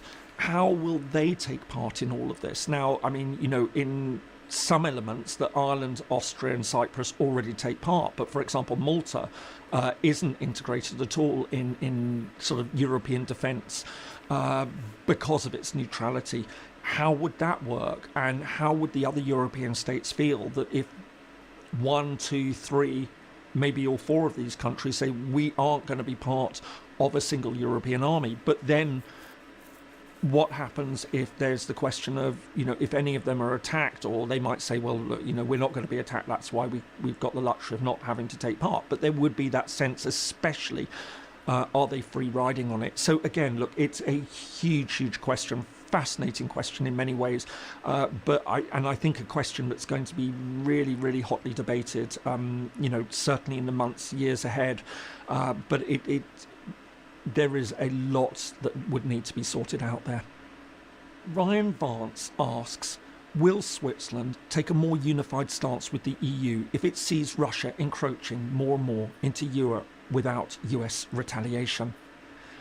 Ryan, thanks so much for this question, because I think this sort of touches a little bit on the point I was making at the end of the last question about neutrality. And I think that this is something that I certainly feel that the neutral states of Europe really do need to be having a conversation internally about that policy. And recognising, I think it's really important, and I've touched on this in a number of videos that I've made about the roots of neutrality, and it's fascinating when you actually start to break down why different countries are neutral. That we think of it as a single policy, that you sit out involvement in conflicts, but it's much more interesting than that. There's a very different historical reason in different countries that underpins it. I think that societal reactions to it vary in different countries. But I really do think we are at a point where those European states that do still proclaim neutrality, such as Switzerland, such as Ireland, such as Austria, such as Malta, and to a degree Cyprus, although Cyprus, and I keep meaning to talk about this in more detail, is now talking very openly about joining NATO. It's a very complex debate, and one that frankly isn't going to go forward because Turkey would have a veto over this. But nevertheless, also Turkey I occupies Cyprus. Maybe put Cyprus in a slightly different category to the other neutral states of Europe, because, as I say, it's sort of looking to take a different direction, but is prevented from doing so. But certainly in the case of Switzerland, certainly in the case of Austria, Ireland, and Malta, I think that it is time that they had a proper debate about how they stand on European security, especially, as you say, if it looks that Russia is becoming more aggressive. Now, I mean, you've got the position that Ireland takes, the position that Austria takes as well. It's not a threat to us, what Russia's doing. So why should we commit to helping other European countries? And I think a lot would say that comes across as a remarkably selfish position, that it's all very well to take that position, well, because we're not threatened by Russia, then we don't have any obligation to help other countries. But these are other European countries which are quite clearly threatened by Russia and really feel that, and most of the rest of Europe sees that and says, listen, we might have the luxury of being a very long way from Russia's border, but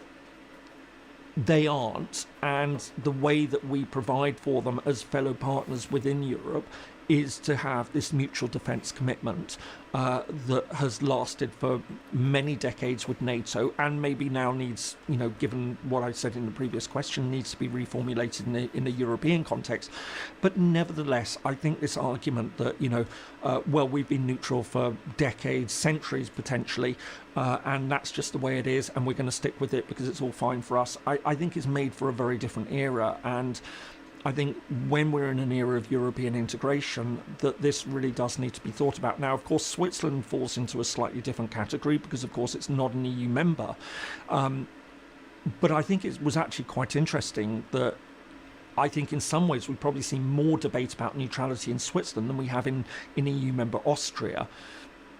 I've been picking up that there's an interesting debate going on in Ireland. I think maybe not as strong as it was a couple of years ago, certainly in in the year after the Russian invasion of Ukraine, I think we were starting to see some sort of opening up of that debate. I think it's gone a bit quiet now for a number of reasons, but I do think that everything that we're seeing with Trump at the moment might well be the case, a catalyst for another discussion to emerge on this. And, you know, frankly, as far as I'm concerned, I think that, you know, these countries should be having a serious internal conversation about this, and frankly moving towards abandoning that neutrality which was born of a different age, and taking a much stronger position in recognizing that Europe as a whole faces a very, very serious threat. It's time that it stood up and provided for its own security properly, and in order to do that, all the countries of Europe should be taking part in that process. So my answer simply is yes, I hope that it would take a more unified stance. I recognize the historical backdrop to Swiss neutrality, but I think, you know, we've already seen in some ways a movement on this, that, you know, they said that being militarily neutral is not the same as being politically neutral. So that's already quite an important step towards it. But it is that final thing which I think psychologically in many of these countries is very difficult for a lot of people to overcome, especially when you've spent your entire life being told that a part of your identity, being Swiss, being Austrian, being Irish, is being neutral as well. Omar RP14 asks, should Germany, the UK or France reinstate mandatory military service? Way too late to grab Omar, DNA. this is a really, really great question because, of course, all three countries don't currently have mandatory military service, but it is a question that is coming up time and time again. I think what's quite interesting is if you look at a map of Europe with the countries that do actually retain mandatory military service, it's a lot more than one would expect. Certainly a lot of the northern European countries continue to have it. Greece and Cyprus still have mandatory military service of differing lengths. What we've actually seen is Croatia has recently reintroduced it. One would argue partly because Serbia has reintroduced it, and there's a whole dynamic that still exists in the Balkans of what one does, the other does. So I think we can say that military service, mandatory military service, conscription, is more prevalent in Europe than perhaps we realise.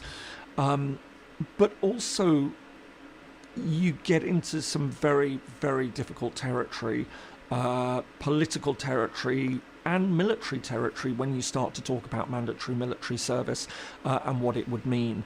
I think certainly in Britain, which got rid of this sort of, we're now talking 60 years ago, 65 years ago, it's something that comes up that, you know, so for example in the last election, but it was laughed at because the way it was done was actually frankly ridiculous. The Conservatives, almost in an act of desperation, said we are going to introduce some sort of civic service which could have a military component to it or not, and everyone felt this was real desperation, that it was appealing to like the pensioner audience of saying, you know, which always seems to argue that young people need a dose of military service, and it did feel like that. So it didn't feel like it was a, you know, a proper debate. And but there are those in Britain who have been arguing that with the way that everything is going in Europe, the way that Britain is really struggling, like a lot of other advanced democracies, to be able to recruit people into the armed forces. So Britain's armed forces have shrunk enormously in recent decades,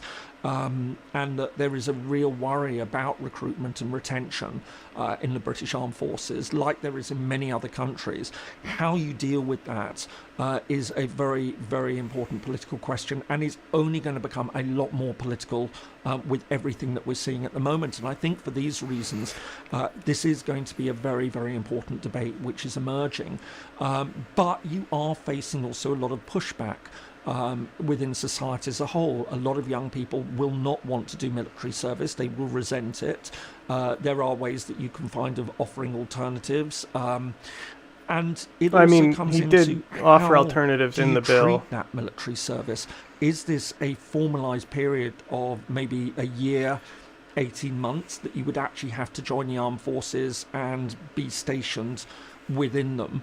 Or could it be a lighter form of of military service where essentially it could be 1 month's compulsory training and then followed by regular periods of, top-ups. So essentially just simply saying, look, in the worst case scenario, if Britain or France or Germany needed to have troops available, it would have numbers of young trained to do that.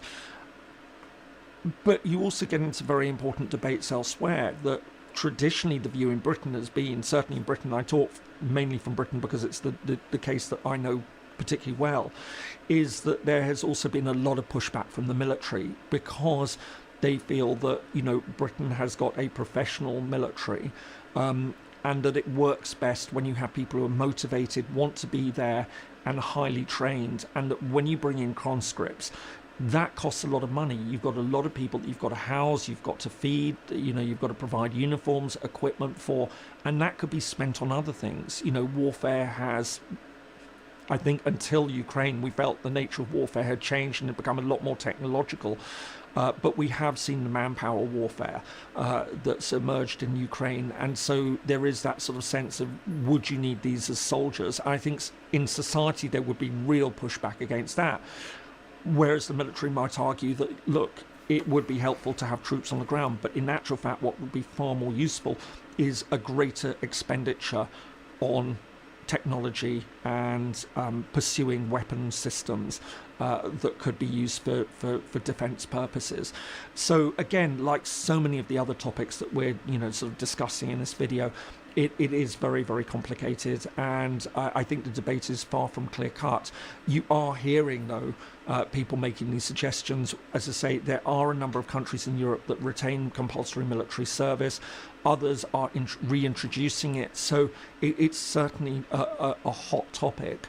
But whether this is the answer for Germany, UK and France is, obviously is going to again be hotly debated. I think probably in the next few months and years. So another great question from Pit 6055: does the geopolitical unrest provide any momentum for changes in the EU's veto system? I think so. Yes, it probably does provide momentum, but as with every other question, it's very complicated and it's very sensitive. So what we have actually seen in past decades is a shift within the European Union in many areas to from what we call, veto, where any one member state can get up and say, listen, I don't like what's been discussed here. We vote against it, and the European Union can't go ahead with it. So what we've seen is a change to another form of voting called qualified majority voting within the European Union on a number of different issues. And this has been steadily expanded to cover most areas. And essentially this is a formula that balances out the large, most populous EU member states with the smaller member states, and effectively it says that you've got to have in any decision to go through under qualified majority voting, you've got to have a certain combination of the overall population of the European Union as represented and an overall number of member states. So it balances it out. It doesn't mean that the big states can gang up together and outvote all the smaller states, and it doesn't mean that all the smaller states can gang up together and outvote the larger member states with the greater population. But there are certain areas where this is considered to be this idea of retaining the veto is considered to be sacrosanct, and enlargement is one area. So every member state retains the right to say at any time about any country that wants to join the European Union, we object to that membership. And we've seen it used in the past. So for example, perhaps the best case example was Greece's objection to the membership of what we call North Macedonia. At the time was called the former Yugoslav Republic of Macedonia, over the name issue. And Greece for many years held that up, saying until we get a solution on this, we aren't going to allow Northern Macedonia to proceed with its EU membership. Funny enough, we still see that potentially, and there has been a lot of calls for that to be got rid of. But member states are very nervous about this. And the other area equally is foreign policy.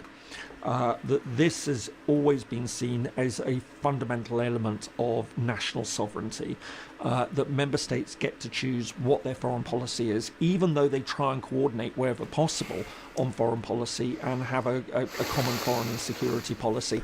There are still areas where one member state can hold up. Now, what we're actually seeing is more and more cases where if one member state gets in the way, the others get together and say, we're going to pursue this policy anyway. It won't be an official EU policy, but effectively it will be the EU -1 that pursues this. And other countries often buy into this and want to align themselves with the EU position.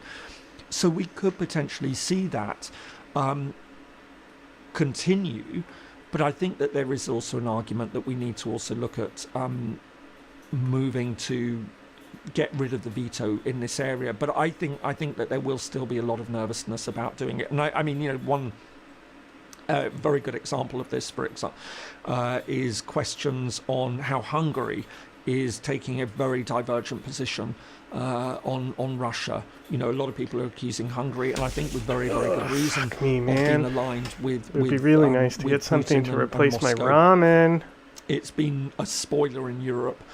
It's been able to stop a number of things, but also the European Union has been able to lean on Hungary and force Hungary to change. Why not? In certain areas, and it has levers like funding and things like that. But I think that there is a good argument to say that maybe it is time to for the European Union to ditch the veto system over foreign and security policy.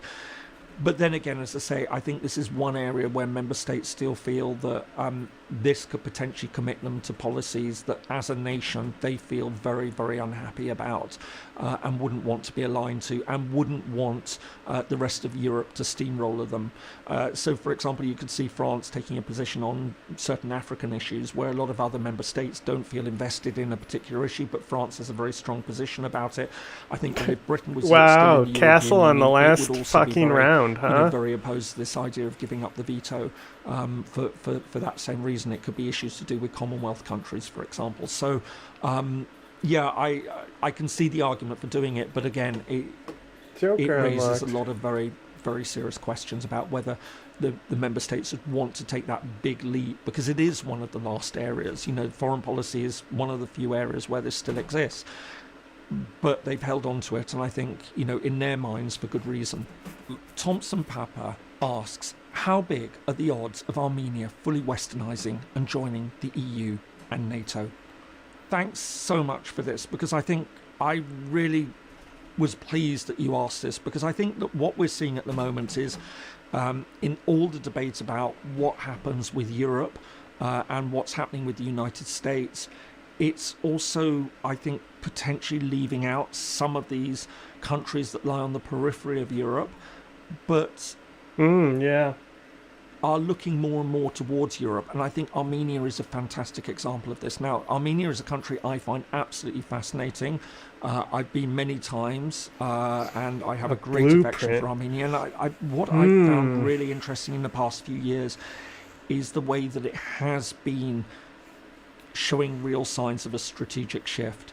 Now, I don't think, we're in a position where it's talking openly about EU membership, let alone NATO membership. But what we have seen definitely is moving away from its close relationship with Russia. And there's a number of reasons to do, why this is happening. I mean, it's mainly to do with what's happened in Nagorno-Karabakh and a sense that they were let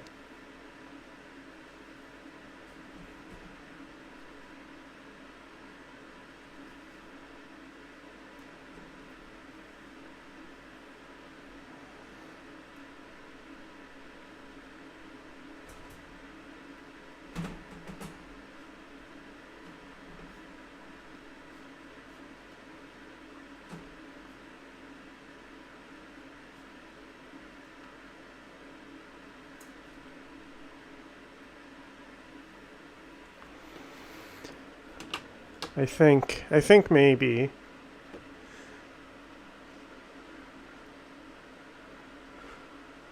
Well, if we fall just short, we win automatically with this. But also, the blueprint giving us a ×10 multiplier Like, we're gonna get a fucking spade flush regardless, you know?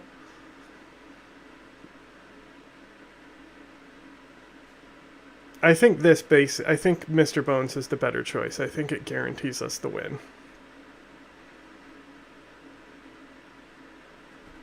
Ooh, forces one card to always be selected. Uh-oh. Well, as long as I discard it, and it's a spade. See, that's the issue.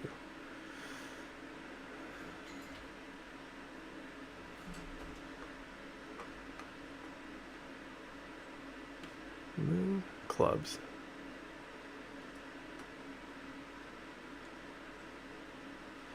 There we go. That's what I want. Always select a spade.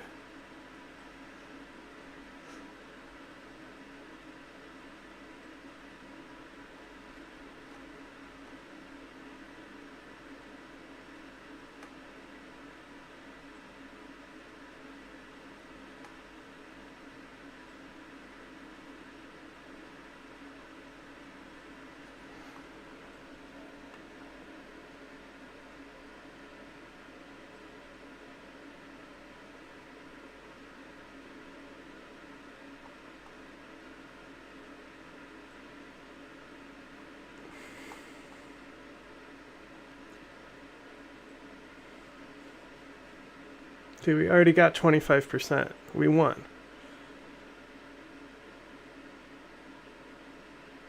Oh, got a wild here. Boom.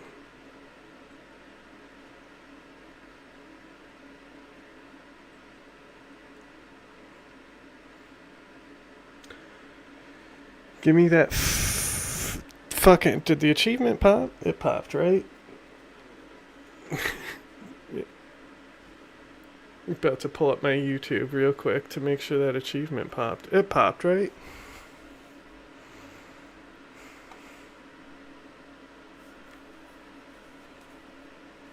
Well, it'll tell us right here, right? I mean, they're not achievements, they're unlocks. Win a run without ever having more than 4 jokers. After 2 rounds, sell this card to duplicate a random joker. Interesting.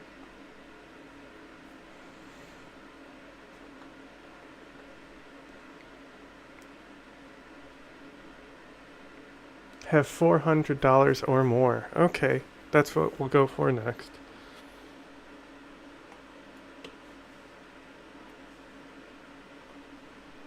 Down by the Russians. But I think that, you know, this is a really important question for what we're seeing happening at the moment in Europe. What do we do about countries like Armenia? And I think in this case, Armenia must be very, very nervous about everything that's taking place at the moment of the United States going over the heads of Europe and going to Russia. Because if it looks like NATO is collapsing, they could well be saying, well, look, we have been consciously trying to break away from Russia on the basis that we want to move closer to the West, that maybe NATO membership is something that we could potentially envisage on the horizon. But if NATO is breaking up, where do we stand in all of this? Can we afford to take that decision of moving closer to Europe? If we feel that Europe's not going to be invested in us, that we're too small and peripheral, maybe it's better to take a conservative course and sort of ease tensions with Russia a little. So I think that this raises some really important questions about what actually is going to happen with a number of these countries. I mean, Georgia, neighbouring Georgia, is fascinating for another reason, because due to internal developments over there, and you've got a government which has if not become more pro-Russian, is certainly taking a lot of pages from the Russian playbook on how to deal with internal dissent, and is rolling back a lot of democratic reforms. So I think that Georgia is another issue that needs to be thought of in all of this. But, you know, we are having to think more clearly about these countries. And Armenia, I think, is a really, really fascinating case. I want to for the get reason like I good pointed out economic that jokers. it hasn't applied for EU membership. For all sorts of interesting reasons, partly because, and my own sense, having spent time there, is because they aren't confident that Europe would welcome them, or Europe wants them, which I find really interesting, because I think, seen from a European perspective, I think, you know, a lot of people in Europe would be very pro Armenia joining, but I almost get a sense there's a lack of confidence that that's the case. But again, it's been very closely tied with Russia for a very long time. It still has Russian military bases on its soil, but one gets a sense it's been trying to break away. But I wonder if there will be decision makers in Yerevan who are looking very, very nervously at that and thinking, you know, if America's going over the heads of Europe and dealing with Russia, could Russia be more reassertive in Armenia? And how then should Armenia be dealing with that? So I really think that's a fantastic question, and a very, very difficult one to answer at the moment. And as I say, partly because Armenia isn't asking to join the European Union and NATO, notwithstanding what, you know, various people think. You know, there's no compulsion in EU or NATO membership, and countries aren't forced to join others. I know some people seem to think that that is the case. It isn't.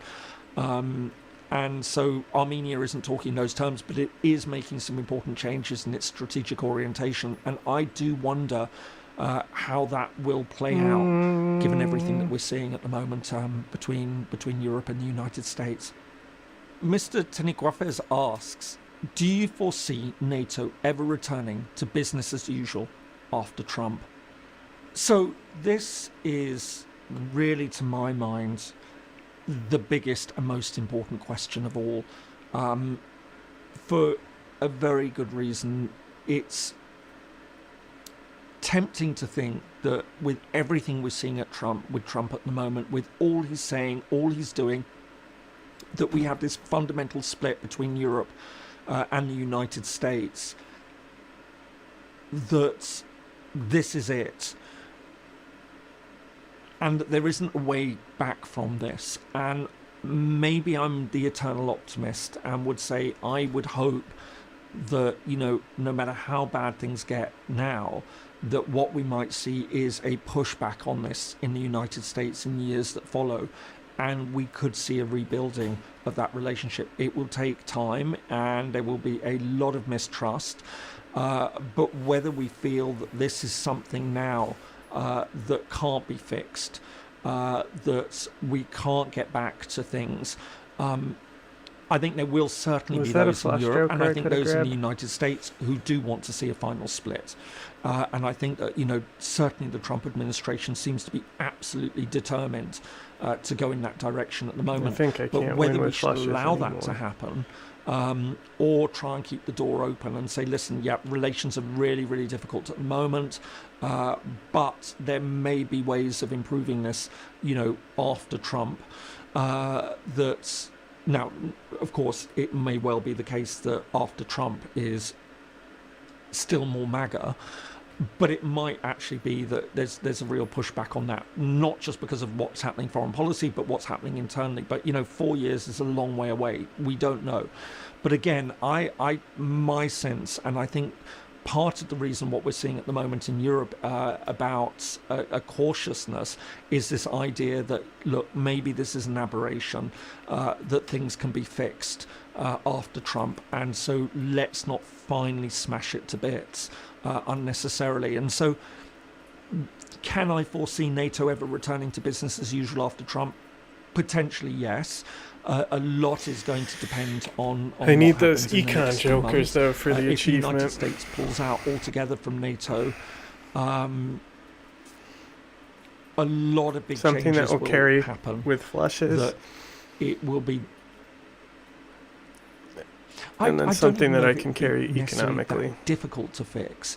But, you know, if a new president comes in, I mean, I'm sort of and I know that it's orders of magnitude. Suits, spades, or clubs? Less significant. We'll find out in a second. Less significant as an issue, but less significant in terms of the complexity of, you know, for example, the United States pulling out of the Paris Climate Change Treaty. That you saw Trump do that, and then as soon as Biden came into power, he said, look, we're going to rejoin. In the case of NATO, it means, does Europe, and this touches right back on the first question I answered, does Europe then form a completely different alliance? Or whether, if the United States pulls out, that Europe then says, well, we will actually continue NATO. It'll be a very different NATO. It won't have the United States in it, but we'll make do. We'll find a way to get it to work and let it continue. in the hope that after Trump, a new US president arrives and says, listen, I'm really sorry about what happened. We want to return. And then you could see a rapprochement and a rejoining by the United States. As I say, look, there's all sorts of if, but, maybe that's tied up in all of this. Is the United States going to pull out of NATO? Is NATO going to collapse? Or would we see a continuation of a rump? But I think, I can certainly envisage a day, even if the United States does pull out of NATO, that maybe you could continue to keep it in place and have the US rejoin. And I think that would ultimately be beneficial. Call me a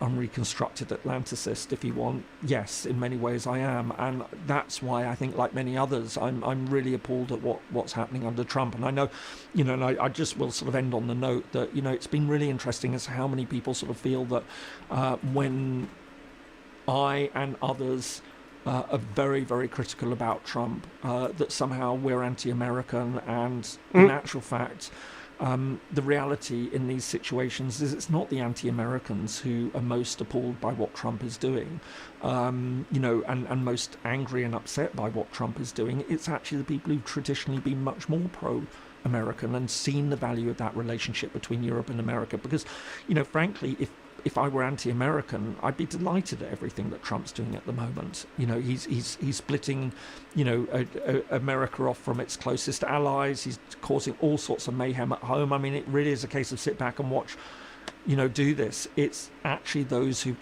traditionally been much more in favour of US engagement with Europe who I think are most worried, most upset, frustrated by what we're seeing at the moment. But I think it's also those voices that in many ways are still actually hanging on and saying, yeah, for all the bad that's going on, one day this could all be over, and do we want to irreparably break those relationships? And I really just don't, I wouldn't put myself in the camp. I'd say I think for as long as possible we need to be trying to maintain this, with one major caveat, which is not at the price of Ukraine, because I think Ukraine is, as I've said time and time again, is so important, not only for European security, but I think for global security. It's really, really vital. I'm getting plenty of cards to carry a flush, but zero economic cards. Come on. To fit into European security and international security for the rest of this century. So I think it's really important to bear that in mind. But other than that, I think, if at all possible, and I think a lot of European leaders see this, that yes, it's time that Europe stood on its own 2 feet and took more action to provide for its own security, but not necessarily at the price of a final definitive break from the United States. So, difficult and confusing times ahead, certainly in the weeks and months ahead, and it's a confusing time for all of us. We're all watching this and trying to make sense of, what exactly is happening and what goes from here. But I hope that this has perhaps answered some of the questions on sort of broader European elements of what we're seeing at the moment. Unfortunately, I think that's all we have time for in this video. Many thanks again to everyone who posted the question. I really and truly appreciated it. In the meantime, thanks so much again for watching, and see you in the next video. Give me them Jupiters. That's what I want. Before we talk about some other stuff, I do want to talk a little bit more about the backlash that Republicans have been facing at these town halls, because it is really, really, really juicy. Obviously, it's good on one level to talk about, like, oh, the honeymoon period's over, wow, people are already facing the consequences. But it's not enough. To these people, Donald Trump is a god. And I'm not being facetious. Well, only partly being facetious. Republican voters will chalk up the bad things that are happening to Republican mismanagement, not to Trump. It's like it knows what don't really achievements like I'm or going care for about when I go for him. their elected representatives. They only like Trump. That's why the only qualification you need in order to be a Republican candidate is to like Trump. Literally, that's it. I know it's crazy, but 20 years ago, it just wasn't like that. When Republicans were running at, local, state level or whatever, they didn't win by saying they liked Bush more than everyone else. That just wasn't, fealty to the cult was not like a prerequisite for victory. There were other qualifications that people were trying to, to win off of. Obviously no longer. So it's not enough that there be blowback against the representatives. It needs to hit Trump for however long he has left. Because again, we really have no idea. Trump's health is kind of a black box, you know? And yet in 2022, every Trump wannabe candidate lost. You mean in the special elections in the midterm when the red wave failed? Yeah, there was more of a pushback there. I think part of that, though, is because at the time, Trump was out of office and there was still like a lingering blowback to January 6th. And for that reason, people weren't really on board with whether or not Trump would continue to be the guiding light of the party. They were still trying to make Ron DeSantis a thing back then, you know?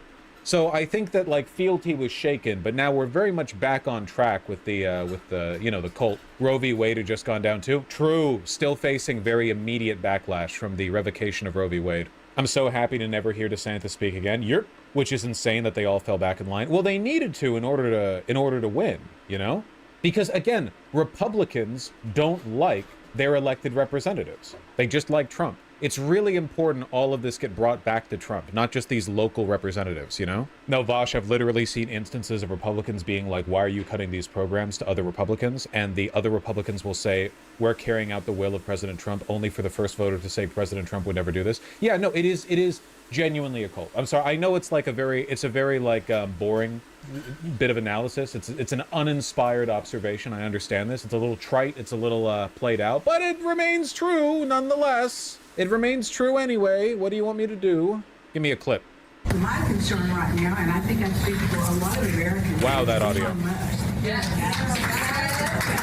How can you be represented by you if you don't have a voice in Congress? I'm a registered Republican voter and retired active Army officer. How can you tell me that Doge, with some college whiz kids from a computer terminal in Washington, D.C., without even getting out into the field, after about a week or maybe two, has determined that it's okay to cut veterans' benefits? When are you going to wrest control as the Congress back from the executive and stop hurting your constituents? Are you willing to use your subpoena power to say, Musk, come in here, stand in front of Congress, and answer some hard questions? When will you stand up to them and say that? Oh yeah, keep in mind that so far Republicans have just across the board refused to subpoena Elon Musk. Like they have refused to make him even remotely accountable. They don't even, like, if Republicans were even slightly confident in Elon Musk, they would happily subpoena him because doing so would give him an opportunity to brag as they ask him questions to like gas him up. They'd be like, hey, so how much have you cut? How much have you saved the American people? And Elon be like, the multitudes, I am become meme. And they would all like applaud and get 1 million views on YouTube or whatever. But they don't want that motherfucker talking. GOP congressman claims God has a plan for fired federal workers at yet another hostile town hall. I love this shit, dude. 7 hours ago. Oh, I love it. I love it. I love it. I love it. Well, thank you for coming, and I appreciate your kind note saying that for thanking me for having us. I'm not going to yell at you. Good, thank you. He says Kansas City has 30,000 government employees. How many of them do you think should be fired without cause? What is reasonable about response to our local economy? Look, I think government employees make up the largest sector. You know what the lesson Republicans are going to learn from this? They're going to stop doing town halls. For hiring in Kansas City, is that correct? Yeah. And I know that many of these jobs are very important to making our government function. But I also know, like in business, as I explained before, and it's happened at Fox 4, when you have a change of government in this case, but a change of ownership, and you're looking for waste, abuse, and fraud, and you're looking to cut, to trim down the size of government employees are going to be let go. But that's just the reality of it. And I feel bad. No, God does have a plan for the United States. It's just not one that we're going to enjoy very much, okay? We have sinned and we have tasted extensively from the pleasures of life. We have ridden on top of the world for too long. And we are, we're about to be turned into pillars of salt, is what I'm saying. People have been laid off. I truly do. I understand that. Some of my good friends at Fox 4 were laid off. My wife was laid off. Government is not a business. The mute button on these fucking mics is dog shit. And more accountable and more transparent. And I think that's what President Trump's trying to do. You had a quick follow-up, but I can't hear you, Daniel. If you can condense all your things. Okay, so I can hear this question. Thank you. Hey, so I want to let you know. Okay, I want to let you know there's a legal and proper way to downsize government. I like how this guy quieted everyone else so that he could have his own. Like, no one here is on the side of the representative, of Mark Alford. Guys. We're not, this isn't a junior high cafeteria. So what? It's a legal and proper way to downsize federal employees, and that's not They hate his ass. Holy shit. From 4 minutes ago, members of the Congressional Doge Caucus spoke at a press conference outside the Capitol about how they're working in Congress to enshrine the changes spearheaded by Trump and Elon Musk. When asked about federal employees who'd been fired, Representative Ralph Norman said, "Why are they not pleading their case?" The South Carolina Republican said the fired employees needed to justify why they deserve a job with an average salary that tops $100,000. And veterans? Our heart aches for anyone who loses their job, says Rep. Aaron Bean from Florida, the caucus co-chair. There are other opportunities, and if anybody can overcome obstacles getting another job, it's veterans. As the lawmaker took turns Jesus at the podium, Christ. a small group of protesters and passerby interrupted, yelling insults about Doge and Musk. This is just another mission, soldier. Welcome back to the United States. Your new mission: secure private health insurance for no less than $850 a month. Get a job that pays even a fraction of what we offered to you prior, and do not complain no matter what happens. Missions survive. Yeah. Find me that video. Two, I know you know this already, but I'm going to tell you, investments in the IRS lead to more revenue. Directly, every time, completely. Cutting 1% of my workforce and having me hold them while they cry does not make sense fiscally. Again, Daniel, Fuck. That was I thought that was a hangman. I don't know why I did that. I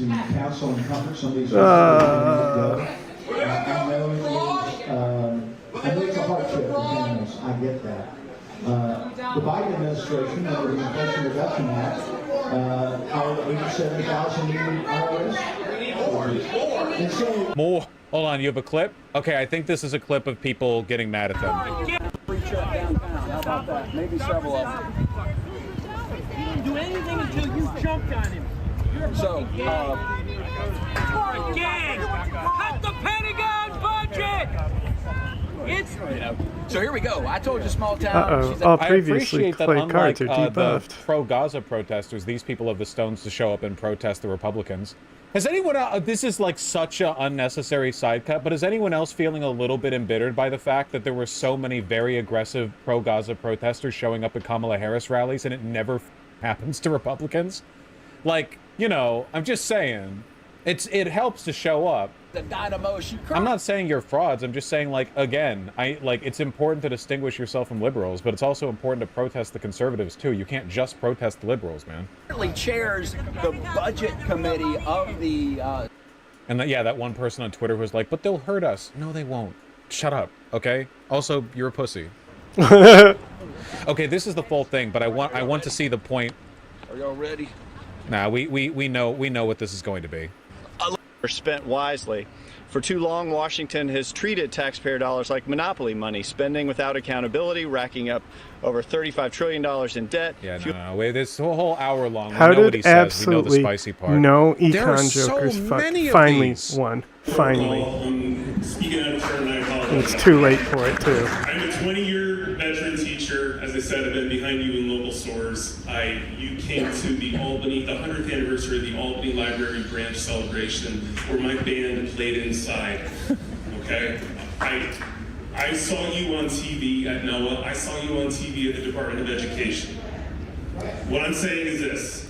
Somebody asked you what your red line was, and you said that the time is always right to go. Does that mean the red line has already been crossed? Because I think it has. If you ask us to show up, Congressman Tonko, we will show up. All spade cards are debuffed. Oh no. Okay, I can still get the flush bonuses from these guys. Take the gloves off. We can't wait for protocol. They're not playing by the rules. Which state is this? Which rep is this? Paul Tonko Town Hall. This guy? That's not helpful. That's important information. It's When I saw you He had a Mets hat? Okay. Oh, r/Albany. Thank you. in those places, and I saw you next to Maxine Waters. Again, I was so proud that my representative was on the front line, right there. But I thought about Jimmy Carter, and I thought about John Lewis. So this is a protest of a Democrat. 96%. Well, yeah, if it's New York 20, wouldn't it be? I'm pretty sure that's a Democrat seat. I don't have them all like locked in my head. Yeah, I don't give a shit. Good. Anger. Let the anger rise.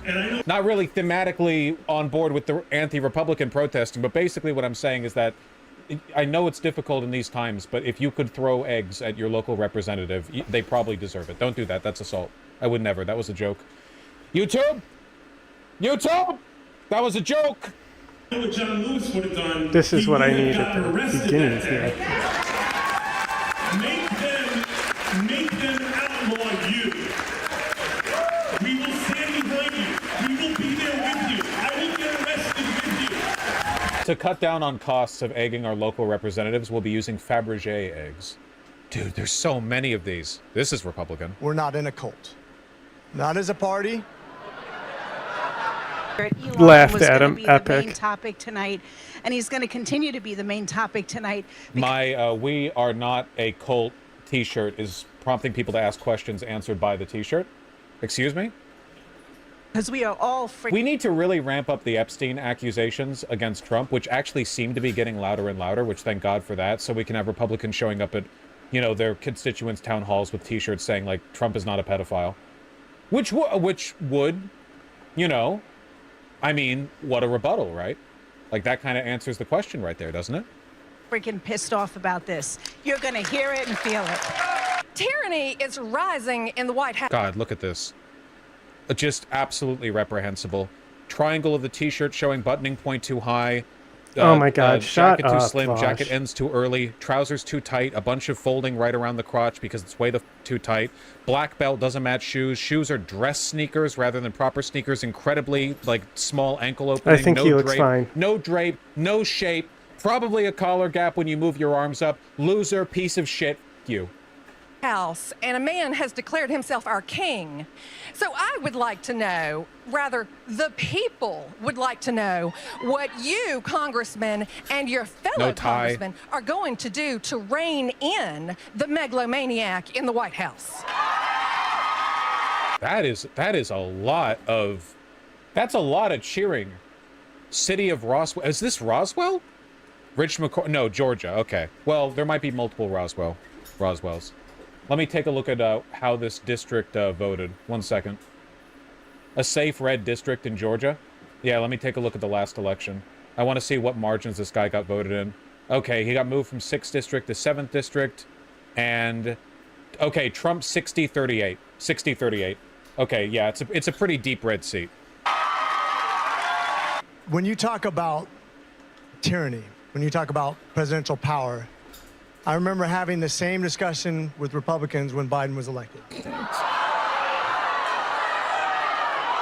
When you point out the fact that our current president literally described himself as a king, that reminds me a bit of the dawdling incompetent who was in office that no one remembers or cares about anymore, that everyone forgot about the moment he left office. The funny thing is, you're sitting here and a lot of you would probably say those January 6s who are yelling just as loud as you, who are upset just like you. We're supposed to have great balance and power. We are. You can disagree with me all you want, but I'm just telling you the way it is. And I get that you don't agree. That's the shit people love to hear from their elected officials, man. Hey, you can disagree with me, but it is what it is, you know? Kind of like it's not a democracy anymore. This guy fully believes that he's no longer responsible for his constituents, by the way. Like, there are so many Republican politicians who have privately coddled fantasies of their own little fiefdom and dictatorship for years now, and now that Trump has won again, they're thinking, like, finally, I hate these people. I'm rich, I'm smart, these in my district who I've had to coddle and appeal to for decades, it's over now. Now I don't have to pretend. And then he shows up at a town hall in his skinny fit, you know, scene kid ass trousers to get booed by like 150 people with a combined income lower than his, and he's like, "Mom, pick me up. Mom, my feet hurt. this cheap PVC foam that I'm standing on rather than real leather. My feet hurt. Agree with me, and you think I'm not telling the truth. Unless they're lying to me, and you can say they are. So who? Okay. So, What is the okay. expected outcome of Canadian tariffs? Most of the This is the guy who said that kids should get jobs to pay for school lunch. The only reason politicians have been getting away with this, and they've been getting away with it a lot more since 2016, is that Trump has given them all a blanket mandate. Since the only thing the voters care about is Donald Trump, they only care about their local representatives insofar as they allow Trump to get his agenda passed. They only care about the leader of the cult. They have been getting more openly evil. Shit like this used to get you ostracized from even the Republicans, you know? Like, not to say the Republicans of old were good. They're not. They were evil. But, like, oh, children can simply get jobs to pay for their school lunches. This is not, like, this kind of obvious contempt for your voter base. They had to try harder to not sound as evil, is what I'm saying. There was a little bit more effort put in. That was recently? This was less than a month ago. It is a voter suppression law that you signed on as a sponsor of, and I want to know why you're scared for me to vote. I'm definitely not scared of you, vote.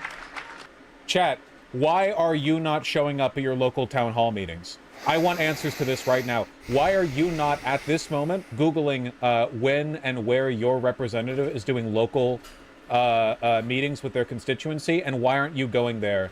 Because I'm Canadian? Why are you Canadian? My rep is a Democrat, and? Oh, I'm sorry. Did you think the Democrats? Well, you think they were doing a good job lately? Because I live in Japan right now? Come back. I'm not going because they're not holding meetings, Lamau. Well, go to the neighboring district, okay? It's probably not that far away. Unless you're in, like, Montana or something, you're probably a pretty close drive to the next one. I live in Naziville, Texas. 88% voted for Trump. I don't want to get shot. No! Stop! You're not going to get shot for showing up at a town hall. That's what I mean. The presumption that being fearful from the get-go is how they get you. Like, they want you to be fearful and complacent from the get-go so you don't show up. Fear is the mind killer. Beer is the mind chiller. Look, there was something like this that happened recently, but even then it ended up blowing back against them. At a local town hall in Idaho, the venue hired private security to remove this woman. They were private security and they didn't have the authority to remove her. They ended up getting their license suspended. I think that's what I heard. I haven't thoroughly investigated it.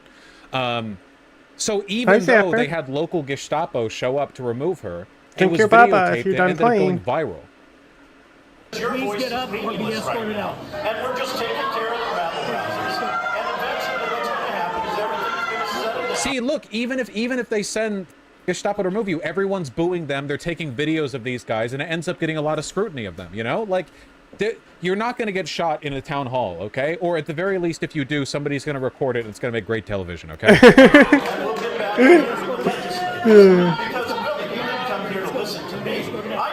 Booing won't heal broken bones.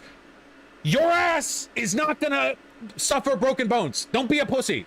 If you say, listen, if you say, I don't want to go to my local town hall because I would rather jerk off and eat Funyuns, that's fine. That's human. Stop pretending. How many videos have you seen of people getting their bones broken for protesting in town halls? You haven't. You haven't seen it. Have a nice loud voice. Bro's pressed. And I can talk over all of you. And I can just talk for on and on and on. And look at this little girl is afraid to leave. She spoke up, and now she doesn't want to suffer the consequences. Isn't that the problem? That we're struggling with so many of the kids today. What an asshole on the mic there. And then not struggle with the consequences. That is shameful. I think The guy with the mic is a psycho. Yeah, that's why they hired private security to remove this woman, which makes him look terrible. About this story, the incident Saturday at Coeur d'Alene High School, first reported by the Coeur d'Alene Press, drew widespread attention after videos of the turbulence were posted online. Now more than $120,000 have been raised for Teresa Borenpool's legal costs, and the police chief has been asked to have the security firm's business license revoked. And apparently that guy who was first holding him up was a sheriff, or like an off-duty sheriff or something like that, so that's spicy.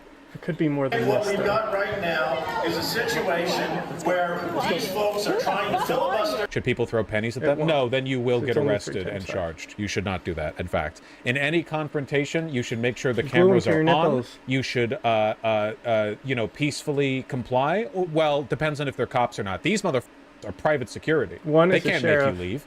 You can just sit there. What are they going to do? You know? If the cops ask you to move... and shut this whole program down. Unfortunately, they're being successful. So all of you who came here... See? Where's your badge? Who the f*** are you? And the answer is, he doesn't have a badge. He's no one. The other guy did, though. Legislators, I applaud you for sitting there and quietly listening. I promise we will get back to you. In the meantime, we've just got to be a little aggressive with some of these folks here. I will call the Here. No, I shouldn't be removed. I should be allowed to cry and yell and scream. See, this is fantastic, dude. And it's prompting the psychopath at the microphone to act like this. You should be able to allow to interrupt. Come on, let's go. Let's go. Let's go. Don't touch her. This isn't the sheriff. Excuse me, Sheriff Norris. This gentleman is assaulting me. This man is assaulting me. Notice how the Sheriff Norris over here is recording with the phone and is not, in fact, removing her, which is what he would be doing if he was currently operating with the authority of a sheriff. You out now? Is that typically... Do cops typically point their phones at you? You know why he's pointing his phone? Because he doesn't have a body camera on. Why doesn't he? Because he's not on duty. He's pulling his phone out for liability reasons. Vosh makes a great point. Overtime with the private security firm that he's getting contracted to this job for. He probably is like one of the ones who recommended it for the purposes of guarding this town hall. This is just a money-making scheme for him. He doesn't want to get sued. That's why he's stepping back and recording. Let's go. This man is assaulting me. Is this your deputy? Is this your deputy? No, don't. She's doing fantastic, by the way. Phenomenal work. On her part. Is he a deputy? These are deputies. Who the fuck are these men? Is she suing them? Yeah. They don't have the legal authority to do this. They're private security. Hey. It's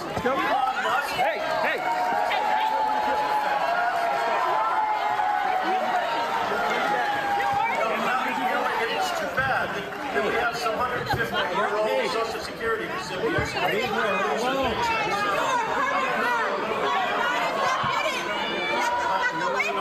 Now, you might notice that as traumatic as this might be for the woman, you kind of notice that optically this is looking pretty goddamn bad for the private security and the people at the venue. Like, you can see that, right? We know that government has been mismanaging money.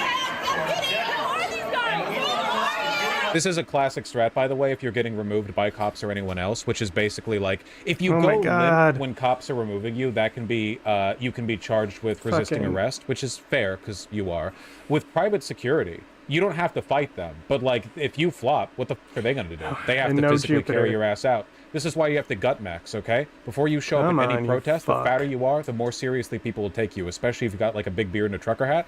They can't remove your ass. They tase you, the electricity dissipates between your folds. Carb load before every protest. Make these people work to remove you. But we won anyway.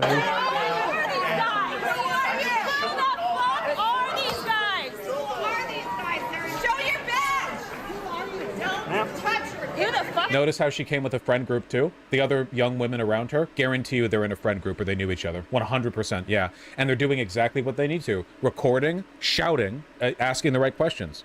Great shit. Just cooperate, it'll be 100 times better. Yeah, that's what they say to rape victims, you fucking piece of shit. That's what they say to rape victims. Oh my god. Who are you? To come here today, and I applaud them for doing so. Thank you for coming. But the problem is See the recording? Terrified with liability reasons. this. They didn't come here to listen, they came here to interrupt. Sheesh. She's also a former candidate for local office. Local Dems have the juice. That explains why she's so knowledgeable. Charges dropped against woman after she was attacked by fascist Idaho sheriff. Love that. Love that. But yes, give me more coverage like this. Yes. Yes, yes, yes, yes, yes. This is what I want. The police chief of the town condemned the security firm. Name of security firm confirmed. Ooh, sheriff's department and police department fighting. Hoo-hoo. Yippee. Lear Asset Management. Classic security firm name. Norris denied knowledge of the event security arrangements and said he didn't know the security person. Oh, their asses are in trouble, man. The security firm is based in California. They're not even local. They tend to be pretty big because it takes a lot of capital, like startup, to get the insurance and licensing that you need. Borenpol said she bit one of the men who was dragging her from the auditorium. I don't know if that's necessarily like best practice, but it is based in this specific instance, you know? Damn, when they said this will be easier if you don't fight back, and she retorted that's what they tell rape victims. What? 9,000 IQ on this woman. The retort, like having the brain cells left to hit back with shit like that while you're struggling, rather than what most people would come up with, which is like, which, to be fair, you know, yeah, you're busy, you know, you're operating on multiple levels. That was really good. That was a good shot. Good Disco Elysium roll. Oh yeah, for sure. You've got like the rhetoric rolled down, the 666. It's so easy to start screaming like crazy, legit terrifying, very strong person to be composed like that. No kidding. This is like a 99th percentile performance in terms of getting removed by private security.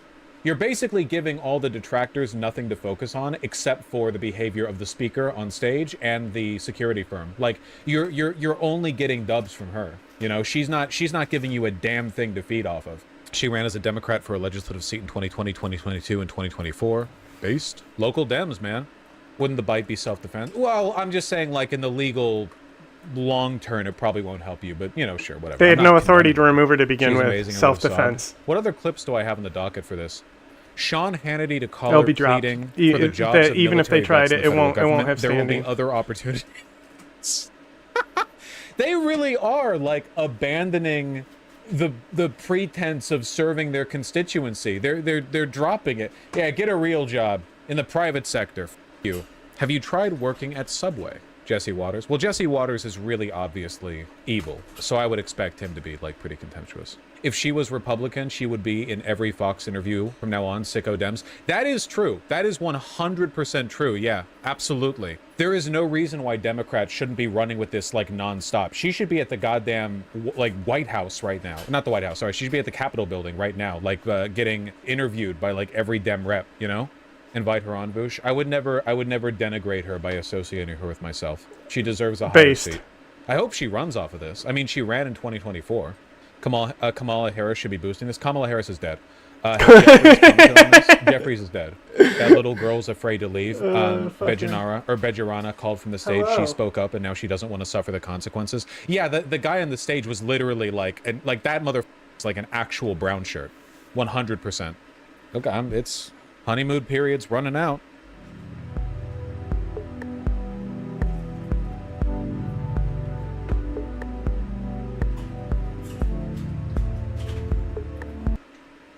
Like I say, when you cut government agencies, what you are doing is you are redistributing money from the citizenry and society at large into corporate coffers. You're cutting things in regulators who are specifically there to curb corporations from offloading their costs onto American citizens, consumers, taxpayers, and privatizing those profits. Here is a C-SPAN caller from West Virginia calling in on Friday. Yes, ma'am. I'm calling from West Virginia, and which was a red state for Donald Trump. And they have a place called down here Public Debt. And a lot of my neighbors would vote for Trump. They walking around scared, crying, nervous, and they were forever Trumpers. But on a personal note, I'm a diabetic and I'm on Medicare.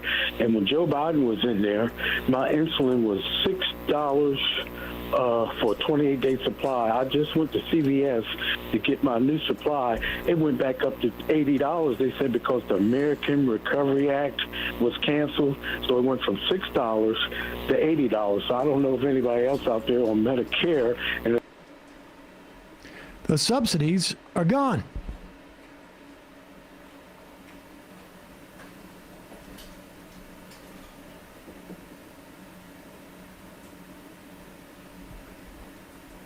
Subsidies are gone. They're rescinding all sorts of stuff. Drink your baba if you're done playing, Zapata. It's not efficient to have people get insulin for cheap.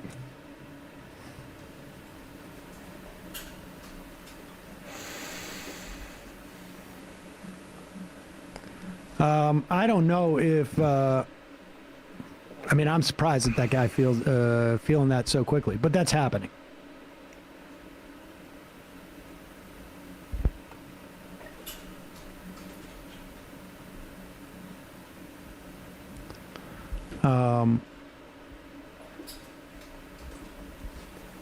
And we're going to see that across the board. I mean, people are going to get kicked off of the ACA. They're going to roll back subsidies there.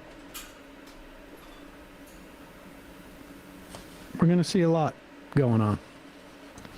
The only challenge is emphasizing it all, like all the young women who have to go across state lines for abortion care. It's going to be hard to choose like what thing. There's going to be so much that is going to impact people on a material basis that they don't realize is not a function of government incompetence, but a policy decision made by the Trump administration. But does it make a difference when people come out and speak? Here is, let's do a couple of clips of these. California representative, and this is why tomorrow should be fun to watch to see if they even bring a bill to the floor. Because California, New York Republicans are going to be nervous. The more you get this information out there about what they want to do, Drink your water if you're done. the cuts that they want to implement, the better. Here is Jay Obernolte, Republican, California, 23rd District. Town Hall in Yucca Valley. How do you feel about a unelected, non-confirmed...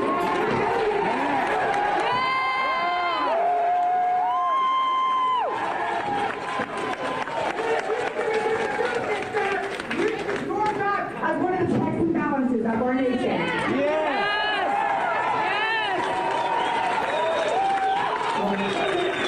Great question, and I'm glad you asked it.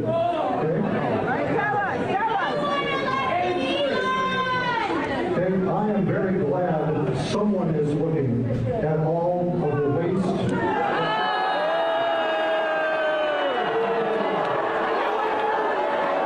Fox News is going to lose power over their narrative pretty quick.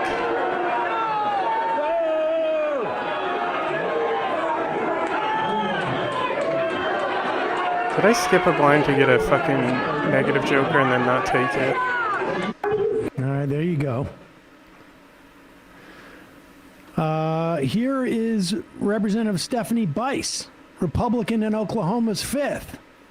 This is a telephone town hall. Oh, there it is. Again, asked about Elon Musk. I mean, Not Elon one Musk I can use, is working for a though. Republican administration. Elon Musk is a Republican, At least the not to get biggest the achievement Republican I want. donor. And Republican lawmakers are not doing anything about it. They are all involved in this. This Drink is a your water if you're done Republican playing, Zapata. project. Here's an excerpt from that call.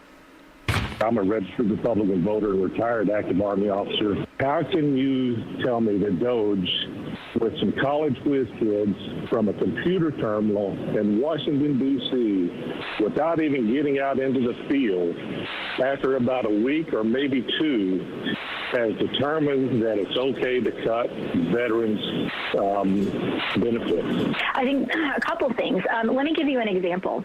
Did you know that the VA was in charge of payments for illegals for housing? Basically, the VA. No, I'd like for you to send me. Could you send me that reference so I could research that? Because no, I'm not aware of that. And I would tell you that that's a red herring, a false flag.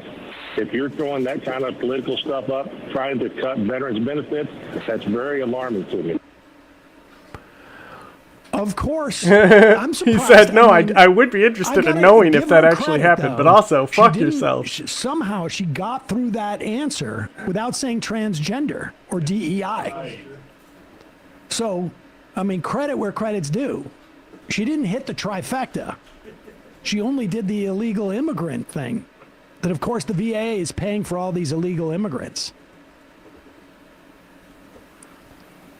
Incidentally, we have a lot of undocumented immigrants who have served in the U.S. military.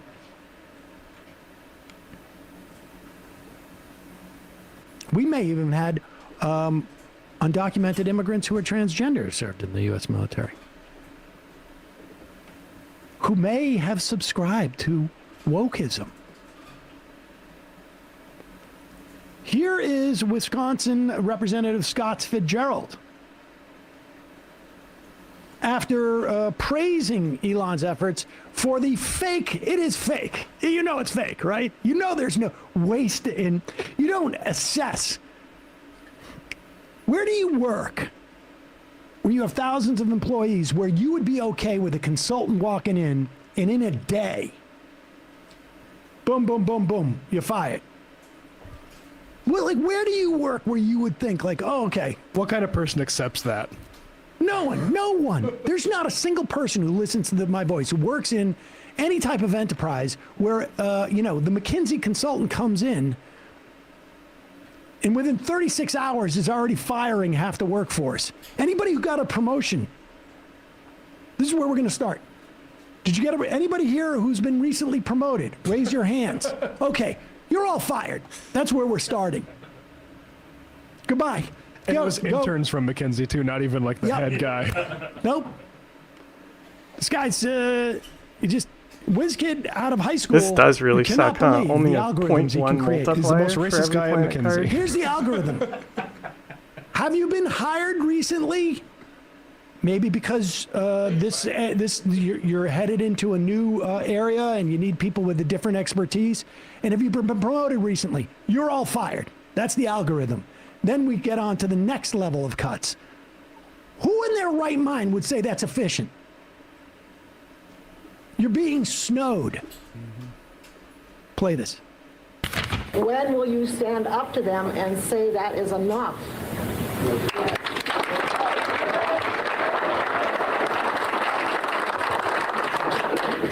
The end result of the fraud and abuse that has been discovered already.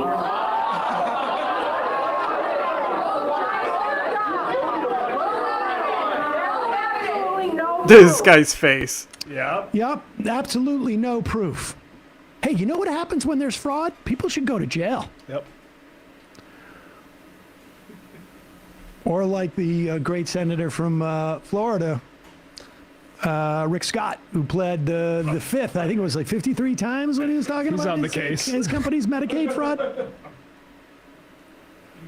Where are the cases? That's the thing is like, go to these things like, what's the point of view, by the way?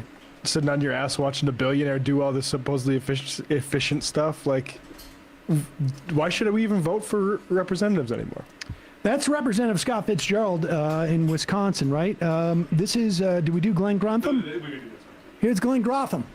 He is also a Republican from Wisconsin. Go ahead. President Trump has issued a lot of executive orders. I think by and large this is moving very quickly compared to other administrations. Drink your baba if you're done, Zapata. He's done some very good things. I think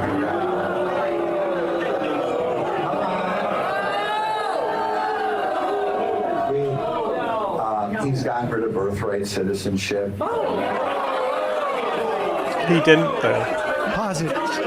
Just in case you were wondering, he has not gotten rid of birthright citizenship. Bishi, calm down. It's in the Constitution, incidentally. Require you guys to do some work, actually. Not that we want to see that work done, obviously. He wrote a letter saying, I'd like to do this.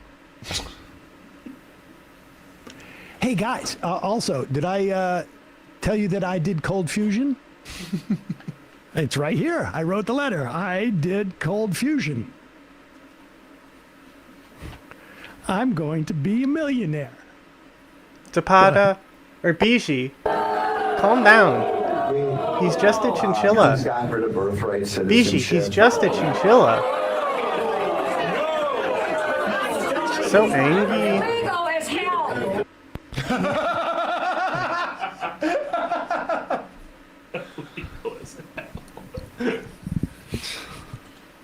So there it is. I mean, it's helpful.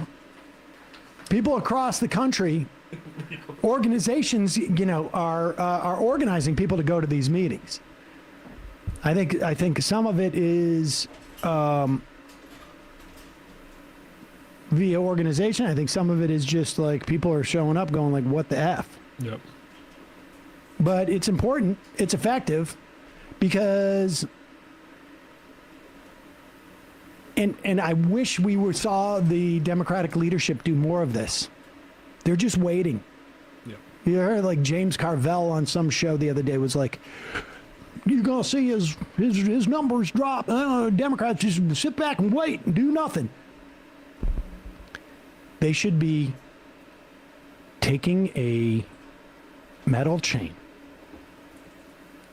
shackling it around Donald Trump's leg, and then tying it to every single Republican lawmaker in the country. Yep. No one, not a single Republican lawmaker, cabinet person should be in any way anything but directly tied to Donald Trump and Elon Musk. They are all the same. The agenda has always been the same. The Republican Party has had this agenda. They have wanted to cut Social Security for 90 years. They wanted to cut Medicare from the day that it was done. They want to cut Medicaid. They want to block grant it. They wanted to attack and demonize federal workers. They want to get rid of unions. They want to get rid of all financial regulations. They want to roll back any type of regulations on food safety. This has been the Republican agenda forever. It's just the only difference now is that they've been able to repackage it after moral majority and after it was, you know, Americans for Tax Reform, and then after it was the Tea Party, and now they finally settled on MAGA. And the Democrats took the damn bait the whole time. These extremist MAGA 14 different qualifiers. And then all of a sudden they look like, these are real rebels. They're not like Republicans. They are Republicans. This is what Republicans do. This is what conservatives do. Conservatives have had this agenda for decades. Decades. 10 years ago. This week. Oh my Steve goodness. Bannon was at CPAC saying our job is to destroy the administrative state.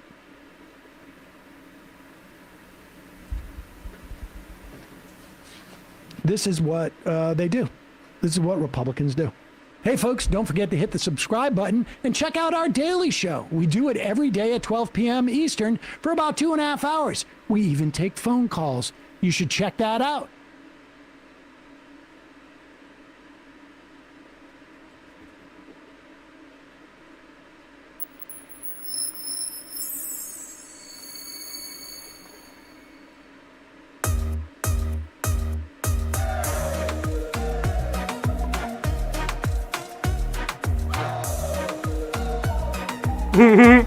This guy's such a G. Syria is an interesting country and an old civilization whose history is as checkered as it is interesting. And the world has now come to know about Syria again following the removal of the Assad This guy had regime great on takes the on 7th day fucking of Congo, so let's see how he December, does the year here. 2024. And in order to understand the history of Syria or the status of Syria as it is important to go back to history a little, but not too deep into history. Syria became prominent in the 1940s, particularly in 1958, I think, when President Gamal Abdel Nasser and the then president of Syria, Shukri al-Quatli, entered into what was called the United Arab Republic, which was a federation between Egypt and Syria. But within a few years, in 1961, they got out of that particular arrangement, and a series of events started taking place in Syria with coup d'etat after coup d'etat. But the entry of the Assad family, Assad first participates in a coup in the 1960s, 1966, and he becomes a defense minister at that time. And when he becomes the defense minister, Hafez al-Assad, he himself takes power in 1970 via a coup d'etat. And that is the beginning of the personality cult and the Assad regime, which has been in place for nearly 50 years. And what is critical is that Assad, of course, belonged to the Alawite sect of what is sometimes seen as part of the Shia sect. And he becomes very sectionalist in that regard in constituting his government, with the consequence that there are those who are mainstream Muslims who do not, number one, accept that the Alawites are a proper part of the Ummah, and he employs members of his family and remains in power, even in the face of several attempts at removing him from power. And of course, what happens is that he sees himself as an Arab leader of significance. And during the many battles, including the battle in 1973, when he fights with Israel, and that is when the Golan Heights are taken by Israel, which is still in the Israeli hands today. He then, Assad, enters into a phase of being a pan-Arabist in the sense that he sponsors what are considered to be freedom-fighting organizations or outfits, but which the Western world see as terrorists. His involvement with Hezbollah, his involvement with Hamas. And he remains in power for a long time until he dies, I think, in the year 2000. And that is when his son, Bashar al-Assad, comes to power. One would have imagined I thought Hafez didn't like that Bashar Hezbollah al-Assad, because they were who is Lebanese. a trained doctor who has been exposed, would behave differently. But Bashar is, in the estimation of quite a number of commentators and historians, worse than the father. He is a continuation of the Assad cult and the Assad regime. And what he does is to continue the factionalism of his father, and of course his dalliance with Iran. Remember, we are operating at a time when there is a bipolar world, and there is the contestation between the Western world, the conceptual West, as led by the United States of America, and of course there is the Soviet Union in those earlier days. Drink your water and if you're of course, done. after the collapse of the Soviet Union, the Russian Federation. Drink your And water. Assad naturally allies himself with the Russian Federation and the Iranians, who are then seen to be his underwriters. And Syria literally breaks down. Civil war, factionalism, and Syria is seen as the breeding ground of a number of terrorist organizations on whose forehead the mark of Cain is then placed by the Western world. And during the early days, particularly when the Arab world was boiling, when the Arab Spring started in Tunisia, and then it went through to Egypt, and so the departure of Hosni Mubarak. Even in Syria, there was unrest, but Bashar quells and quashes that unrest violently. It was bloody in Damascus, and he continues to hold on power tentatively with a lot of players. Remember that Syria then becomes the home of quite a number of these organizations, even the Kurds who in Turkey and in Iraq find refuge in that space. So that despite the fact that the Assad regime continues to hold important cities such as Damascus, Aleppo, and Homs, there is always insurgency. And I think that what has precipitated the departure of the Assad regime in the manner that it did is that it was rotten. It had started rotting from the days of the Arab Spring. The only thing is that there were so many things happening in the Middle East that it could not be seen. And for a regime that has been in power for 50 years to collapse within 2 weeks of the emergence of the insurgency tells you how rotten it was. Despite the best intentions of the best of his backers, such as Iran and Russia, he literally had to run away. And it is instructive that the reason, in my view, why the Assad regime fell the way it did, it is very reminiscent of all these cultic and these cultic and personality-based regimes. We saw it with Jean-Claude Duvalier in Haiti, Papa Doc and Baby Doc. In North Korea, of course, it has not quite succeeded, but we have seen that whenever leadership is based on personality cult, then it begins to rot from inside. We saw that in Bokassa in Central African Republic, and there's a number of examples of this kind of individuals who destroy their countries. Because if you looked at the Assad regime since the Arab Spring, there was very little economic activity. It was a safe haven for different factions. Hezbollah has major operations in that part of the world, so that the industry that actually kept the regime alive was the war industry. And his departure is one that portends ill, in my view, for that particular region. In the short to medium term, those who have held power may appear to have succeeded, but Syria remains a powder keg. What then is the lesson that can be derived from the Assads? Although I know that history teaches us that it teaches us nothing, because these dictators come and they believe and behave as if their fate will be different. Yet history is consistent that when you get power from the barrel of the gun, you also leave power by the barrel of the gun. So there it is. Assad has sought asylum. Assad stole.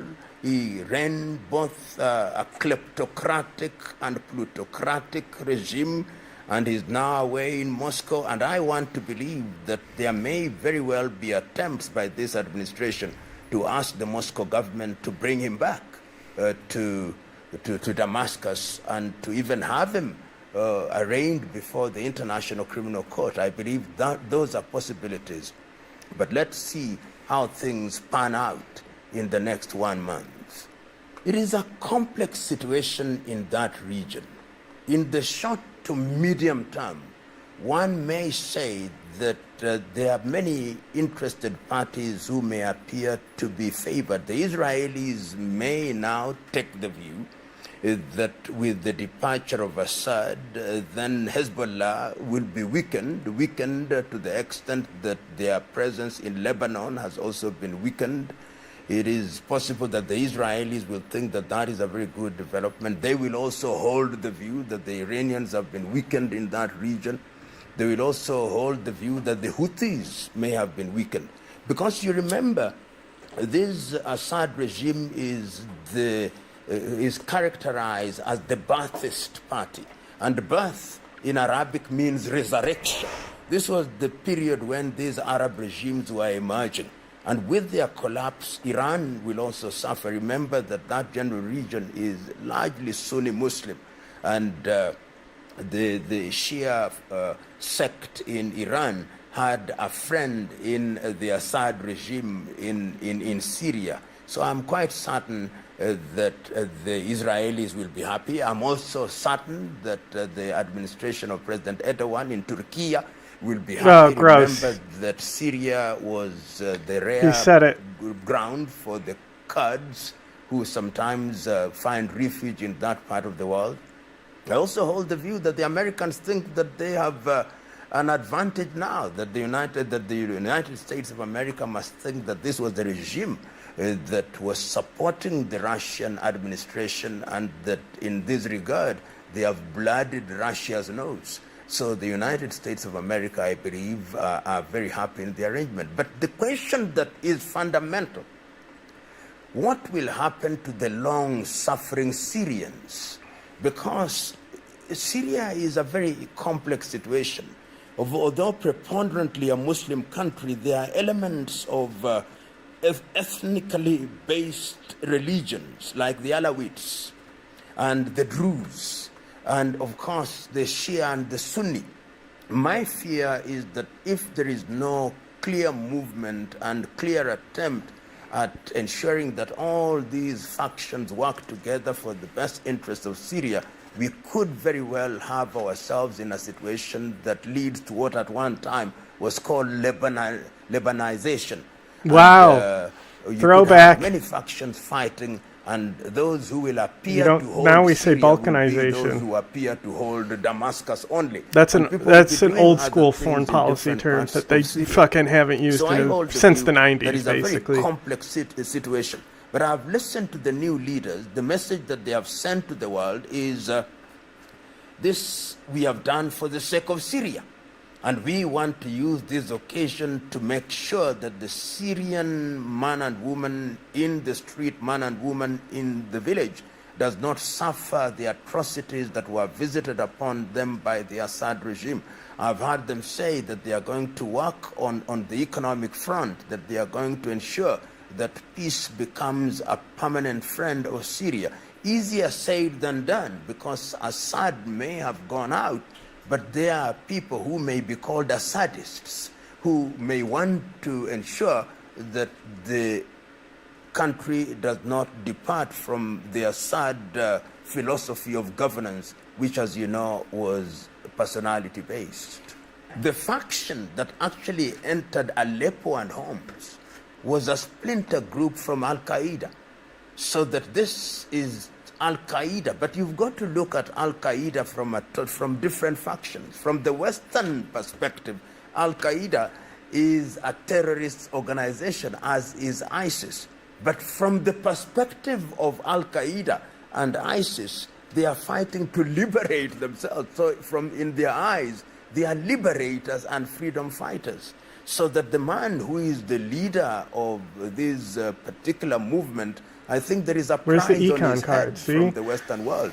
And they themselves, I'm sure, they have already placed a prize on the head of Bashar They know al-Assad. what achievements I'm going for. It is a very interesting Somehow, they can situation tell. that one man's terrorist is another's freedom fighter.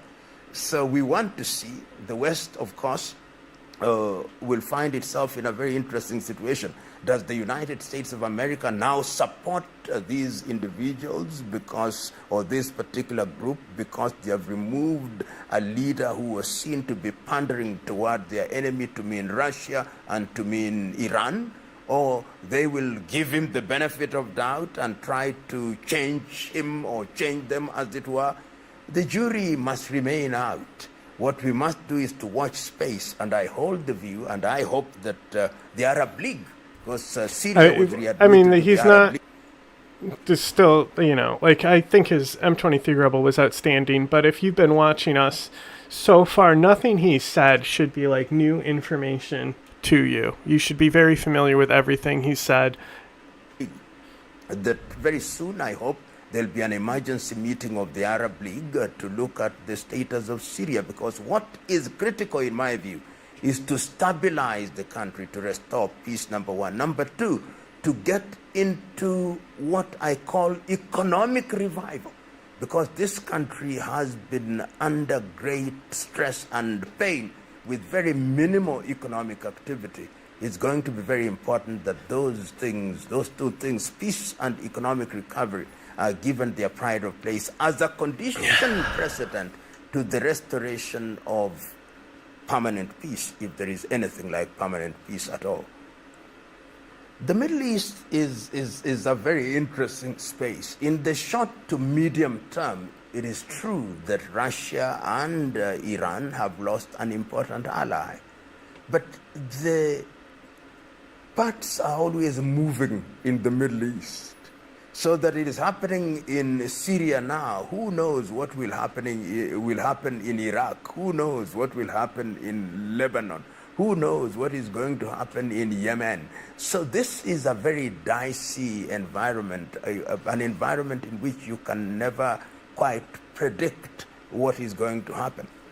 It's possible, and this is pure speculation, that the Russian administration may have a rapprochement with those who have taken power. So one can never, if you want to swim in the ocean of speculation, you must have floaters, and you must be very careful lest you make predictions which do not come to pass. But in the short to medium term, I think that Russia and, of course, Iran have lost an ally in Bashar al-Assad. And I'm quite certain that the Western world are going to do everything in their power to ensure that they fill that space immediately by supporting these individuals. Whoever has a price on his head, I want to believe that every effort will be made to pardon them so that they feel that they have protectors in the United States of America and, of course, the Europeans. You know, when you look at international geostrategic things, you discover that powers are also very clear and very practical. And I think the Assad regime had reached the end of its teeth. It was quite clear that it had rotten, that it was just waiting to fall. And I hold the view, which is supported by the evidence on the ground, that even the soldiers who are defending Bashar al-Assad were tired. The Hezbollah, which also provided them with some kind of protection, have been so thoroughly beaten in Lebanon and in Syria. And you can see the Israelis conduct military operations in Syria, including in Damascus, almost at will. So there comes a time when even when you want to defend a person, the person is so weak that it doesn't make sense. I therefore hold the view that Turkey and Russia must have taken the view that our man is not going anywhere. Let us not waste our effort. Even if we defend him, he's so unpopular, is so vulnerable that it doesn't make sense. And that in itself may suggest that there may be subterranean maneuvers at even negotiating with the new administration. If you looked at the speech that was given by this leader, the speech was addressed specifically to Israel and the United States of America, suggesting that there may be some dalliance between this administration and Turkey and even with Russia. One never says never in these international things, particularly when there is geostrategic interests. You know, the Israelis gave to the world something that is called preemptive defense. That if I can imagine that you are going to attack me, I'll attack you in advance so that I stop you from attacking me. And I think they live in a tough neighborhood. The Middle East is a tough neighborhood where there is such bad blood that when you see them behaving in the manner that they do, it's really the environment is hostile. Of course, one of the things that we must always say is that the problems have a long history. I think the creation of Israel in 1948 after the Balfour Declaration in itself was done so very badly that when we go down to history, you must blame the British. It is at that time, I believe, that a Palestinian state ought to have been created. But they did not. And they sowed the seed of discord. I see your wheels turning. That we see today. And today, Israel is no holds barred. And they see Syria as a fair target because they hold the view that Hezbollah organizes from Syria, and indeed Al-Qaeda and ISIS and all other terror organizations which are anti-Israel.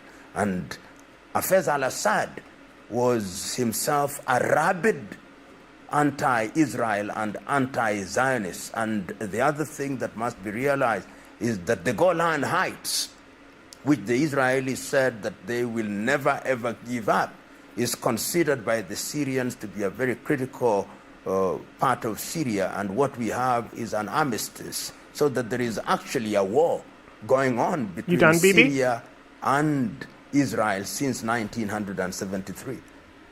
The world as we know it, or the world that we have, the narratives are narratives as created by Western media. It is Western media, is the CNN, is the BBC, it is Bloomberg, it is Radio France, it is all these Western media that define what the world is. If they want to make you the enemy of the world, they paint you in that way. If they want to make you a hero, they make you a hero. If they want to make you a villain, they make you a villain. And this is what they have succeeded in doing, particularly as regards Russia. What they do, because they also control many of these media of communication, whether it's the internet or these new media. So that is how they succeed. And many countries are now beginning to realize that if you want to tell your story, you must tell it yourself. The Arabs are doing it through Al Jazeera, they are doing it through Arabiya, and all these other people. So it is incumbent upon other countries to tell their own story. Because if you don't tell your own story, it will be told by others. Is it not said that as long as the hunter writes the story, it is the bravery of the hunter rather than the bravery of the lion that will be talked about? And Russia finds herself in such a situation. And indeed, if you've seen the conflict that have taken place in the Middle East and in other parts of the world, look at, for example, the United States of America. When you look at her involvement in Vietnam, in Afghanistan, in Iraq, and all these others, they come out, or they are painted by their media as the good guys who have come to rescue the world. But wherever they live, there is a complete mess. But that story is not told.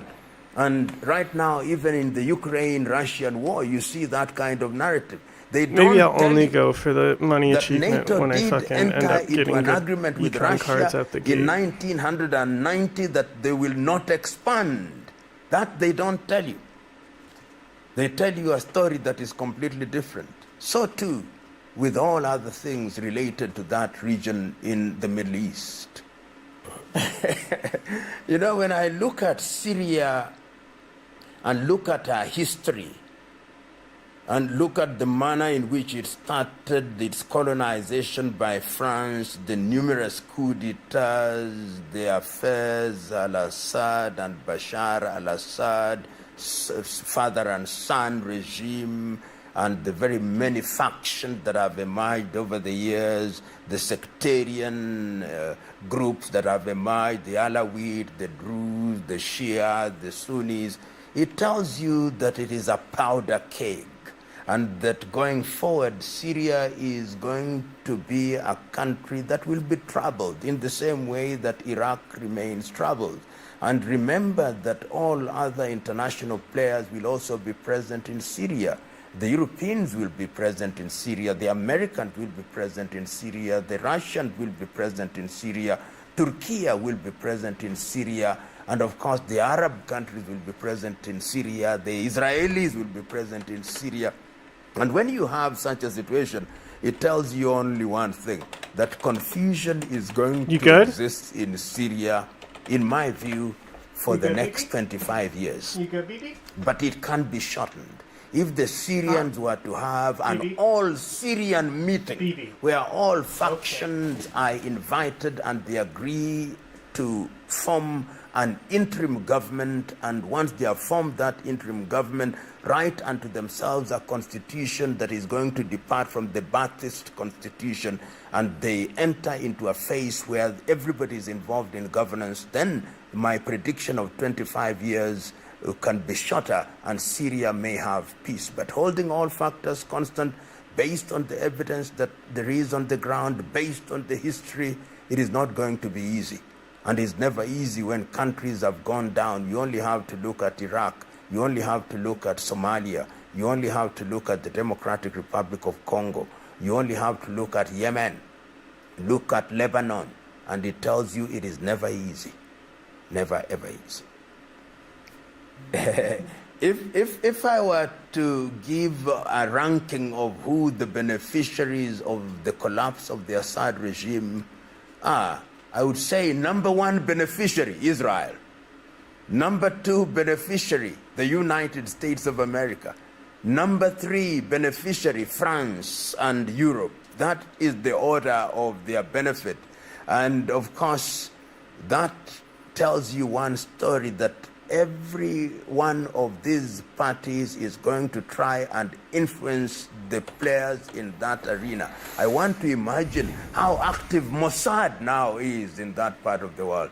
I want to imagine how active the MI6 is active in that region. I want to imagine how active the CIA is in that region. That is the conceptual West saying, we've got to come in here before the Russians and the Chinese and the Turks come in. Bashar al-Assad has fallen at a time when the United States has gone through an election that has brought in Donald Trump. And when Donald Trump assumes office in the month of January the year 2025, of course, there may be different approaches. But I've always held the view that in terms of geostrategic interest, one administration of the United States does not differ fundamentally from the other administration of the United States. Of Donald Trump, it can be said on the basis of his first term that he had minimal appetite for NATO. In fact, he was on record as saying that NATO members in Europe should begin to pay their bills. This administration has also been a very interesting administration, the outgoing Joe Biden administration. Oh, that's a club joker. There are certain decisions that they have made which are very interesting, which one may even argue are designed to muddy the waters for the Trump administration. This one in Syria could be one of them. To simply complicate the environment so that diplomatically is not going to be easy to resolve the outstanding issue. The other one, of course, we have seen in Ukraine and Russia, where at the tail end of his term is now telling the Kiev government, you can use the weapons that we gave you to strike Russia anywhere in Russia. These, if true, could be very diabolical, but you can never ever exclude the fact that there is an administration which is outgoing in the United States of America which did not expect to lose. I think the victory of Donald Trump is something that surprised the Democrats, and many things are happening which one would have thought a lame duck president would not engage in. But let's see what happens when the Trump administration comes in the month of January, and see how it plays out in the next 4 years. But geostrategically, I believe that America will remain America in wanting to create Pax Americana. It's funny because some of the videos on their channel looked to have like pretty questionable titles, but that guy hasn't even missed. The headlines of January 2024. Here we go. Here's some other people who work for this company. The cost see how of they living is hurting talk. Kenyans. That's January 2024. But when you see the politicking that was happening around the same time, it wasn't speaking to the cost of living. It wasn't speaking to healthcare. It wasn't speaking to education and all the places that hurt Kenyans. The economy, it wasn't speaking to that. So June 2024 it wasn't about if it was going to happen. It was just a matter of when. We were definitely heading there.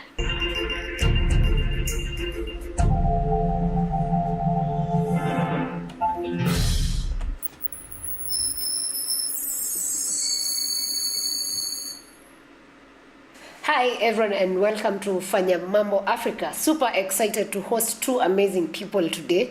One is a lawyer, the other one is a comms expert. I would have wanted to introduce them, but because I want them to feel nice and warm on this episode, I will let them introduce themselves. Also, one of them has a name that's a tongue twister, and I don't want to mess that up, so I'm just being nice. But they say, ladies first. All right. So here we go. Asante sana, Sarah, for having us. My name is Diana Ngao. I am a communications and marketing specialist, and I specialize in crisis communications and reputation management. And I'm also a podcaster. Crisis communication expert. Where? Yeah. I think Kenya needs such at the moment. Yeah, many crises at many happening at.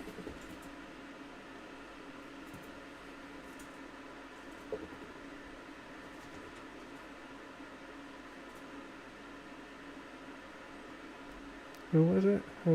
Which The one same was time, it? in crisis, communications and.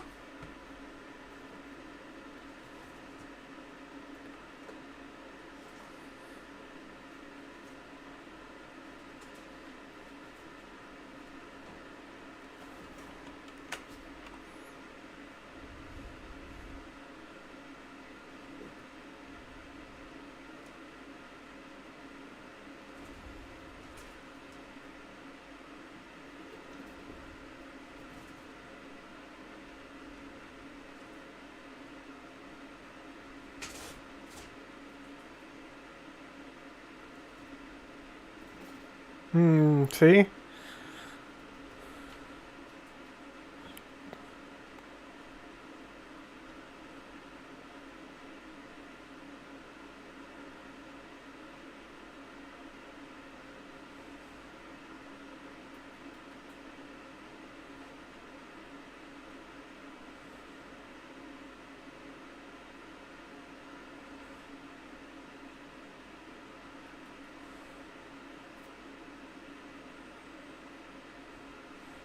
But, like, if she necessarily likes MAGA shit in America, that doesn't really matter too much to me if I'm talking to them about Kenya. Oh, is this the party she supports and that's why she has this color? Of course, there's no translation. Remember earlier when I said you can use Google Lens to translate?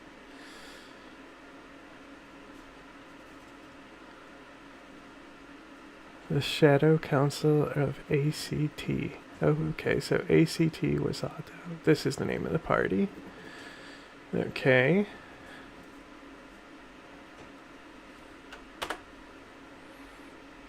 Alliance for Change and Transparency. Left wing.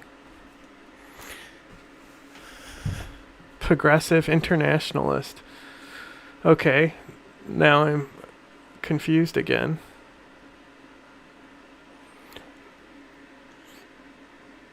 Political party in Tanzania. Is she not? Is this? She not? So is she fucking? I thought she was Kenyan.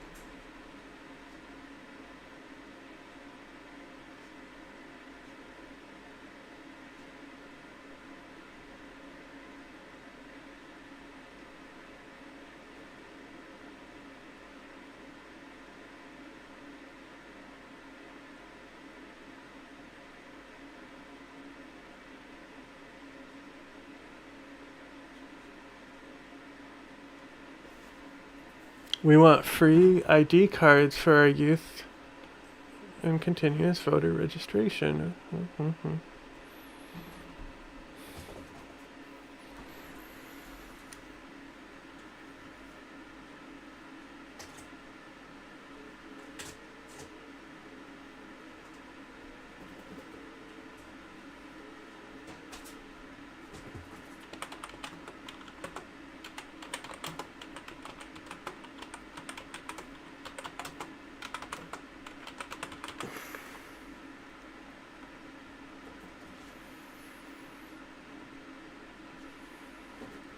And marketing specialist, and I specialize in crisis communications and reputation management. And I'm also a podcaster. crisis communication expert. Where? Yeah. I think Kenya needs such at the moment. Yeah, many crises Many happening at the same time. You know? Yeah. But it's also good. I mean, they're also podcasters, and by the end of this, you'll know their podcast and you can subscribe, just as you subscribed here. They're amazing people and political commentators on the site. Yeah. Yes, gentlemen, Yes. tell them your beautiful name. Asante sana for having us here. It's a great pleasure and privilege. Kwa majina naitwa Chaka Sichangi, aka the Bishop. Oh, yes. Wananiitanga hivyo. Yes. Sababu napenda Yesu, not that I'm an actual bishop. Just a nickname. And he quotes the Bible like the Constitution. Yeah. I consider myself a multidisciplinary professional. I am a lawyer and advocate of the High Court, a strategic communications consultant, and political analyst. Great. Hey, these guys have big titles. I love it for them. And the most beautiful one is a quick one, Wakili. Yes. In this Kenya, you can't just be one thing. Everybody is doing multiple things. You need to, because, well, that's the only way of surviving. Yeah. So it's good to have you here, guys. And the thing they did not tell us, which I will tell you, is that both of them work for people. They work in the political space. That's why they are here. Two, they work for and with politicians, like big politicians. Diana, you can tell them who you work with or for. I could say I've had experience working with politicians, and my experience started in around 2020, where I started working with Honorable Martha Karua, and then leading out to 2022, went under the umbrella of Azimio, so I had the experience of also working with the Raila Odinga team and under the principal Honorable Raila Odinga. And shortly after, Governor Abdul Somad, I was his director of Governor's Press, which is director communication. So yeah, it's been a few years. It looks like it's long, but it's been a few years working. 5 years is a long time in Kenya. Yeah, working in the political space, it's been very interesting. It has very interesting because communications for them, especially because they need to communicate with their audience consistently. And it is seen as a personal brand first. You know, our politics has more of personalities. Yeah. So it is it's a very interesting space. Okay. Yeah. So by the end of this, for people who want to work with and for politicians, I'm sure you will get things, a few nuggets that you can use for that space. Chaka. Let's go with that one. I was looking for the second name, then it went. Sichangi. Who have you been working with, and how do you describe that experience? It's a very interesting question because I've never really had to answer it in short form. Stories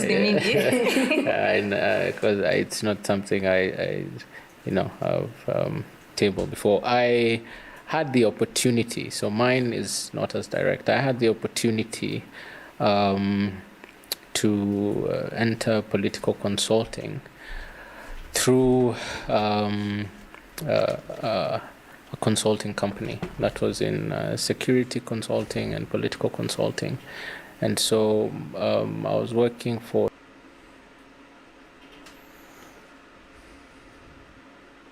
He has been issuing executive orders as if he were a king. He and his vice president and other Republicans have said that the courts, for example, don't have any role in restricting his powers. Now, is the US still an ally of Europe, or are we on the cusp of a new world order, one in which the US is more closely aligned with Russia and China than Western Europe? I'm delighted to be joined by the American political scientist and author of the internationally acclaimed book, The End of History and the Last Man, Professor Francis Fukuyama. Professor, welcome to the show. Thank you so much for giving us your time. Thank you very much for having me. You've described this particular moment in history as the greatest shift in world order since the Cold War. Talk us through your thinking behind that. Well, actually, I think it's the greatest shift since the end of World War II. the period since 1945 has been characterized by a moral understanding that world order really needs to be built on certain values, on principles of democracy, of human rights, of constitutional government. And that was the liberal world order that the United States, Britain, and other countries, many of them in the NATO alliance, sought to create over that time period. We thought we had made great advances with the collapse of the former Soviet Union in 1991 and the liberation of many Eastern European countries that had been held involuntarily under communist rule. But that seems to be in the process of reversing. The major event was the Russian invasion of Ukraine that started in 2014 and then became a full-scale war in 2022. And the United States has traditionally resisted that kind of aggression by an ambitious dictatorship.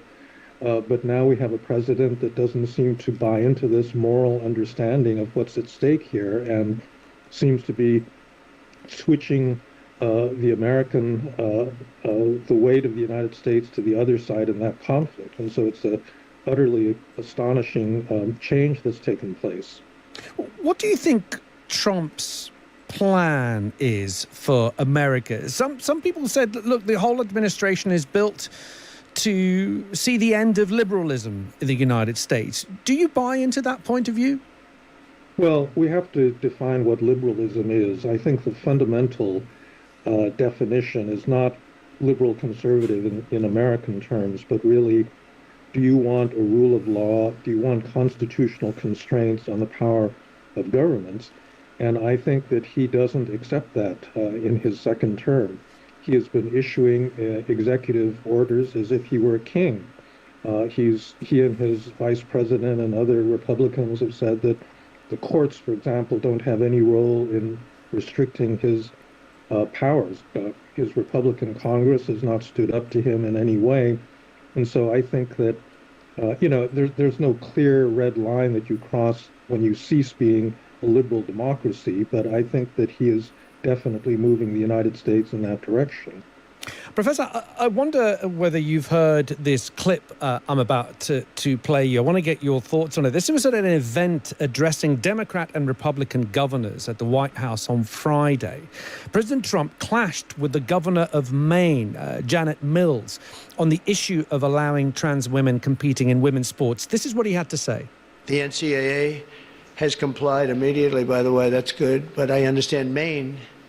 Is Maine here, the governor of Maine? Well, Not here. are you not going to comply with it? I'm complying with state and federal laws. We are the federal law.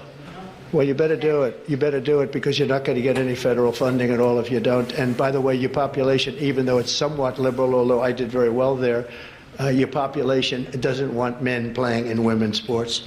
So you better comply because otherwise you're not getting any federal funding. Wow. See you in court. Every state. See you in court. I look forward to that. That should be a real easy one.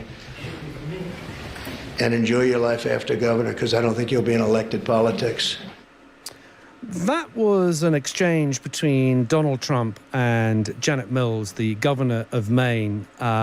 Professor, what did you make of that exchange from Donald Trump? Some people have said, look, this is the way an autocrat behaves, but this is exactly what his supporters like about Donald Trump. This is what he was voted in to do. What are your thoughts? Well, okay, first of all, you got to distinguish between a policy Fukuyama, you're lighting, my dude. Men compete in women's sport. Trans it looks like you're an outline. Women's sports. You can have different opinions about that, but the dangerous thing here is that he's basically trying to undo American federalism. The Constitution delegates significant powers to states and localities, and he is trying to assert the federal government's sway. This is completely different from what every conservative Republican has maintained up to this point. They're all in favor of federalism. They don't want the federal government to be dictating detailed issues like who can compete in what kind of sports team. And now he's doing that. He's been doing that all over the place. He wants to allocate the way each we face here in card held in California allocate our water, our stored water. He has tried to eliminate congestion pricing. New York, adopted London's system recently, and he wants to reverse that. And so it's a kind of detailed exercise of power on a local level that we've really never seen, and certainly we've never seen this from a conservative Republican before. What do you think happens to America? I mean, we've got to remember that he's only been in power for a month. But what do you think happens to the fabric of the American system, the checks and balances, the separation of powers? How do you think that system is going to look? What do you think it's going to look like at the end of this term by President Trump? Well, I think that we shouldn't panic because the single biggest check is still in place, and those are the courts, and especially the federal courts. And many of his commandments, his executive orders, have been challenged in court, like the birthright citizenship one, which is probably the most obviously unconstitutional. And I suspect that even Trump-appointed judges are not going to permit a lot of these things to go forward. Now, we don't know whether he will obey a legal ruling like that, even from his conservative Supreme Court, but that still remains, the major check on his power. The other check is a political one. His economic plans are crazy. I mean, he wants to replace the income tax with tariffs, and he wants to put tariffs on, the closest allies, including your country. And this is all going to be incredibly inflationary.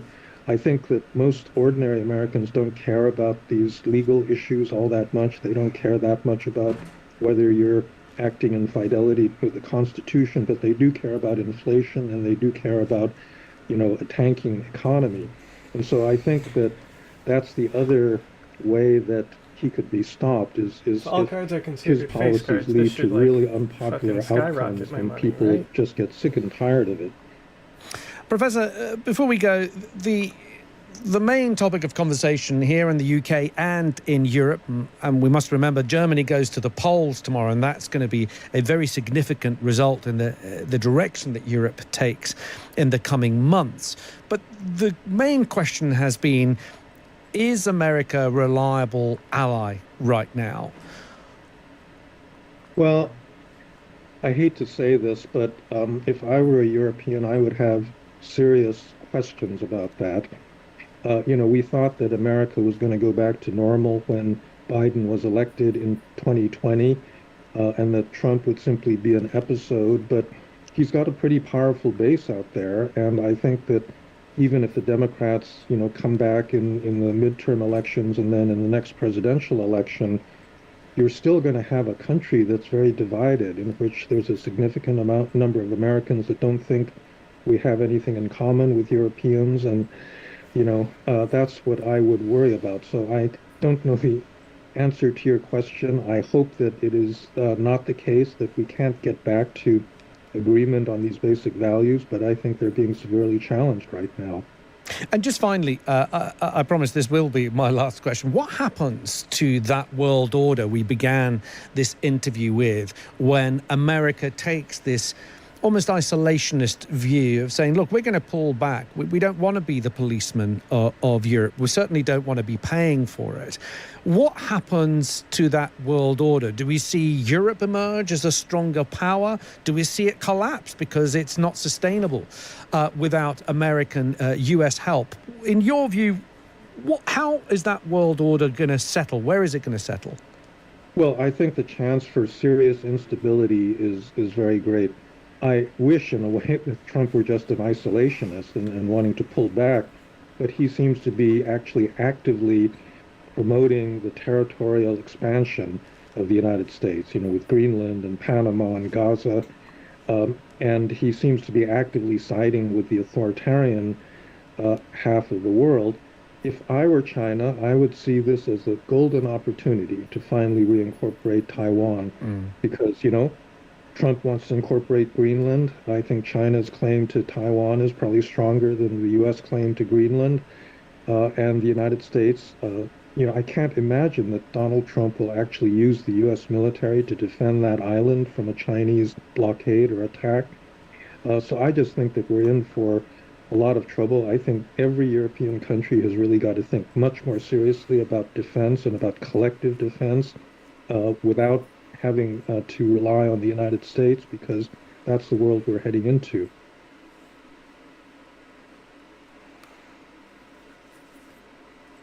After nearly 50 years in prison, Leonard Peltier has been freed. And here he is speaking to supporters in North Dakota. He was locked up on trumped-up charges where he was accused of killing and convicted of killing 2 FBI agents. And there is a lot of evidence that suggests that he did not commit this, and that he was essentially framed, and he's maintained his innocence throughout. Biden basically commuted his sentence, so he's not pardoned. I mean, but he's basically been able to leave lockup and spend the rest of his days, hopefully, with his family. Here he is speaking after returning home. Thank you. Thank you. I didn't think I was going to make it. I'm proud of the positions I've taken to help fight for our rights, the survival. I was 13 years old in 1958 when they came for Churlamont here, and they said that we got to be terminated. They were the second reservation for termination. The Menominee were the first one. I can honestly and happily and proudly say I was at those demonstrations. I was supposed to be there. My dad didn't want me to be there, but I went anyway. And we stopped termination here for the Turtle Mountain Shipyard. I'm so proud of the showing and support you've given me. I got a hard time keeping myself from crying.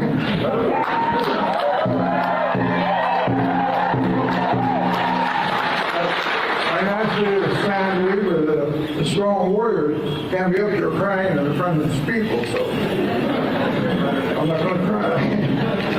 I want to say thank you very, very much for me this.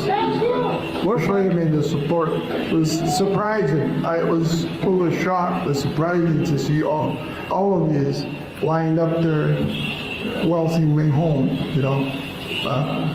I was June 10th. I went there for the Cold War, and they gave me a death sentence. 15-year hit. Me years old, probably going to do 15 more years without the medical treatments I need. They treated me like shit, man. They sentenced me to a sensory deprivation cell. I don't know if you guys know what that is. This total darkness. I was supposed to die in that cell. But the Supreme Court saved me and said, you can't do that. He's already been sentenced by the courts. And by the way, that sensory deprivation cell is illegal. And they tried all kinds of different things. But I beat them. I beat the bastards. Another thing I did was I made sure all Indian issues was the top subject in all my protests and all my activism to bring these issues to light to around the world. And I was pretty lucky from that. I want to also mention that from the day one, from the first hour I was arrested, Indian people came to my rescue from all over the country, the United States, and they've been behind me ever since. I mean, I got something like 800 tribes, I believe, 800 tribes that support. So that's a big, that'll make me feel good, man. It just makes me feel good. Well, I think that's good. We got a good amount of his remarks there, which were awesome. And he looks better than what I was expected, given the type of conditions that he's been subjected to by torturous government. Right, and you know, this was how many acts, you know, movements of resistance were silenced, framed. The FBI did this to black activists. Also here, clearly, they did it to indigenous activists. Christopher Wray called him a remorseless killer and was saying how the Biden administration should not commute his sentence. That if that gives you any indication of how the FBI is going to close ranks around that kind of unfair sentence just because they want to be able to say that they got the person that killed these 2 FBI agents, even though that clearly wasn't the case, or because they want to maintain this kind of position where they are a force that undercuts resistance movements throughout the country. But either way, at least Leonard Peltier, who had 49 years of his life taken away from him by our government, will be able to has been able to return home.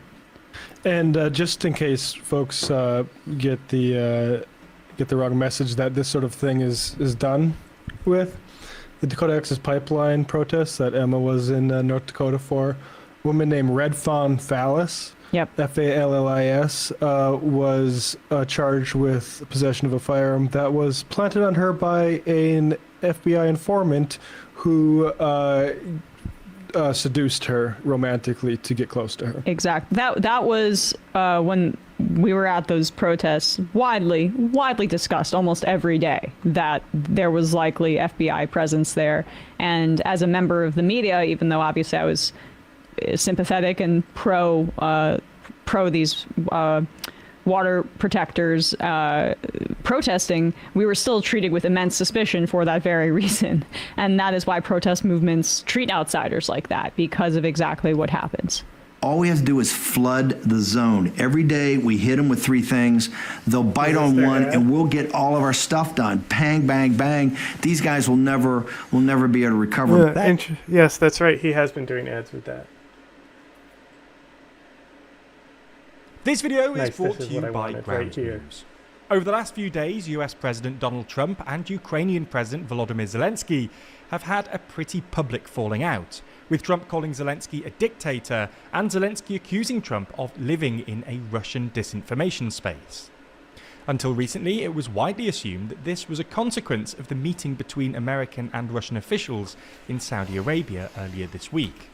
But while that meeting obviously didn't help, in the last few days there has been some suggestion that quite a lot of Trump and Zelensky's falling out has actually been about a prospective mineral deal that would see the US get preferential access to Ukraine's mineral reserves. On Thursday, Axios claimed that the US and Ukraine fell out after Zelensky refused to sign the original deal. And a few hours later, Mike Waltz, America's national security advisor, publicly urged Volodymyr Zelensky to take, quote, a hard look at a proposed deal. So in this video, we're going to look at this proposed mineral deal, why it's proved so controversial, and what might happen next.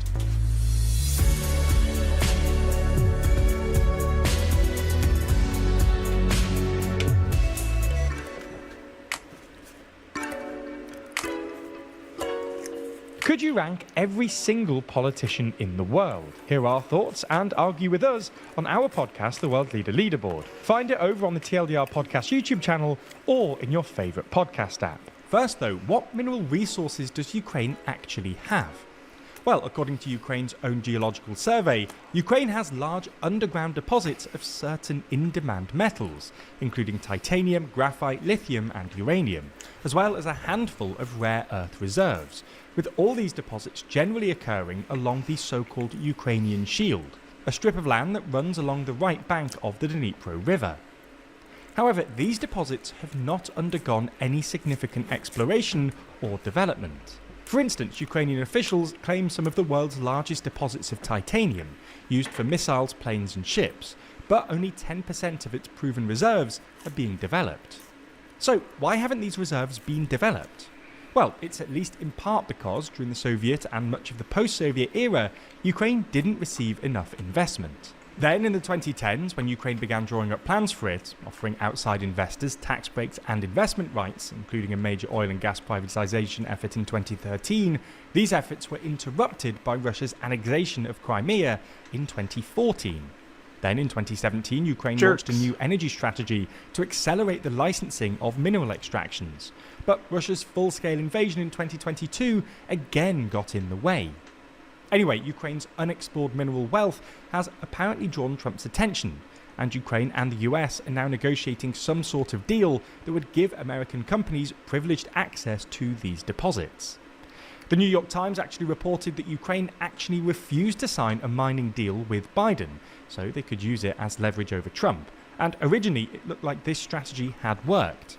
Earlier this month, Trump seemed to imply that he'd be happy to continue supporting Ukraine in exchange for access to its mineral wealth, saying, quote, "Oh they're my going God, to secure this is going what to be we're giving them so hard. with their rare earths. We're so and other close things, and to that he getting the expected fucking objective, $500 though. billion worth of rare earth minerals." Trump's enthusiasm for rare earths specifically is probably related to his anxieties about China. Rare earths are used in a whole load of advanced technologies, but China currently accounts for about 60% of all rare earth mining and about 90% of rare earth processing. However, it seems like the deal collapsed I on don't think we Wednesday can last do it. week when Treasury Secretary I don't Scott think it's Bessent possible. visited Kyiv to sign it off, apparently because Zelensky decided it was too one-sided to get Got through enough the Ukrainian multipliers. parliament, and was disappointed that it wasn't accompanied by any US security guarantees. This would be consistent with a slightly astonishing report from The Telegraph earlier this week, who published parts of the original draft agreement. According to that draft agreement, the US would get 50% of recurring revenues received by Ukraine from extraction of resources, and 50% of the financial value of all new licenses issued to third parties until it had received $500 billion. Man. Way more than the $175 billion the US has so far spent on Ukraine. But this agreement wouldn't just cover metal reserves. It At least also I got covered this oil one. and gas, ports, and, quote, other infrastructure as agreed. The US would also get to decide who got those licenses and the terms of any future projects, with the draft also stating that, quote, the agreement shall be governed by New York law, without regard to conflict of laws principles, and that the government of Ukraine waives sovereign immunity with respect to its liability. In short, the US basically gets to control all of Ukraine's extractable mineral wealth and any infrastructure until the country has paid back roughly 3 times what the US has spent in aid, which is why the Telegraph describes it as, quote, the economic colonization of Ukraine in legal perpetuity. Perhaps more importantly, though, it's not clear Ukraine would ever be able to pay off $500 billion, for the simple reason that, while Ukraine has clearly done a great job in advertising its mineral wealth to Trump, there's a fair bit of uncertainty about how much mineral wealth Ukraine actually has. You hear massive numbers being bandied around at the moment. Trump claimed Ukraine had $500 billion in rare earths alone. The New York Times put Ukraine's total mineral wealth at $11.5 trillion, while the Washington Post put it at an astonishing $26 trillion. But to be totally honest, none of these numbers seem remotely plausible. While it's true that Ukraine has pretty substantial lithium and titanium reserves, neither of these metals are really that expensive. The price of lithium has fallen by more than 80% in the past 2 years, for instance. It's not even clear Ukraine is that well endowed when it comes to rare earths. While the Ukrainian Geological Survey claims some rare earth deposits in Ukraine, the US Geological Survey doesn't list Ukraine as having any reserves of the 15 key rare earth elements. In fact, the former director of the Ukraine Geological Survey said recently that there has been no modern assessment of rare earth reserves in Ukraine, and estimates were based on old Soviet-era studies. This speaks to a more general truth about rare earths. Contrary to what the name suggests, they're not actually that rare geologically. The issue is mainly that their extraction is severely polluting, and their value is massively overhyped. According to Bloomberg's Javier Blas, the value of all the world's rare earth production at best rounds to $15 billion a year, a fraction of the value of annual global oil or copper output. To reach the $500 billion mooted by Trump, the US would need to secure 150 plus years of Ukrainian output. So, if Ukraine doesn't really have trillions of dollars of mineral wealth, what's Zelensky doing talking it up? Well, some Ukrainian officials have come out to say that Zelensky talked up Ukraine's mineral riches to curry favour with Trump, but also in an attempt to draw American companies and capital into Ukraine, which would give Trump an incentive to take Ukraine's security more seriously. Whether this strategy works or ends up with Ukraine turning into an American economic colony remains uncertain. Either way, this all demonstrates a transactional attitude towards alliances under Trump, which doesn't bode well for Ukraine. As this whole rare earth saga demonstrates, following along with the news is pretty difficult in the current landscape. We're increasingly being flooded by misleading content, algorithmic feeds that just back up our biases, and reductions in fact-checking efforts. It almost feels like people are intentionally making it harder to get to the truth. One way you can cut through the noise is with Ground News, a website and app on a mission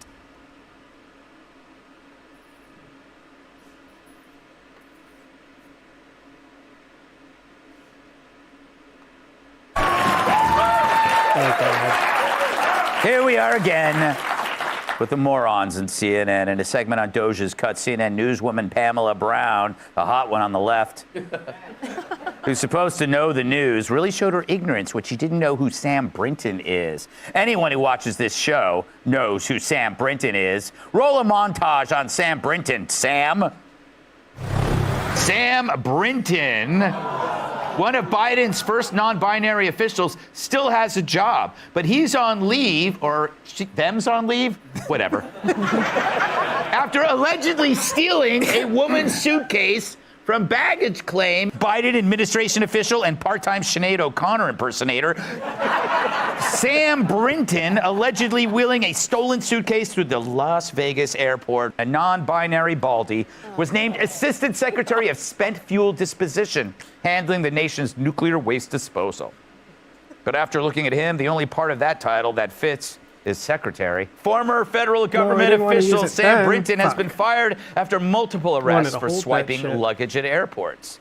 Police say if you recognize the clothes Brinton wore as your own, get a new stylist. Well, I think we found the... I think Brinton is the new Joe Rogan of the left. I mean, they're both bald, but if you're a news anchor at CNN, I guess you overlooked anything that revealed the incompetence and sheer insanity of the Biden administration, including a cross-dressing kleptomaniac Biden administration nuclear official, a nuclear official. Roll it, Fred.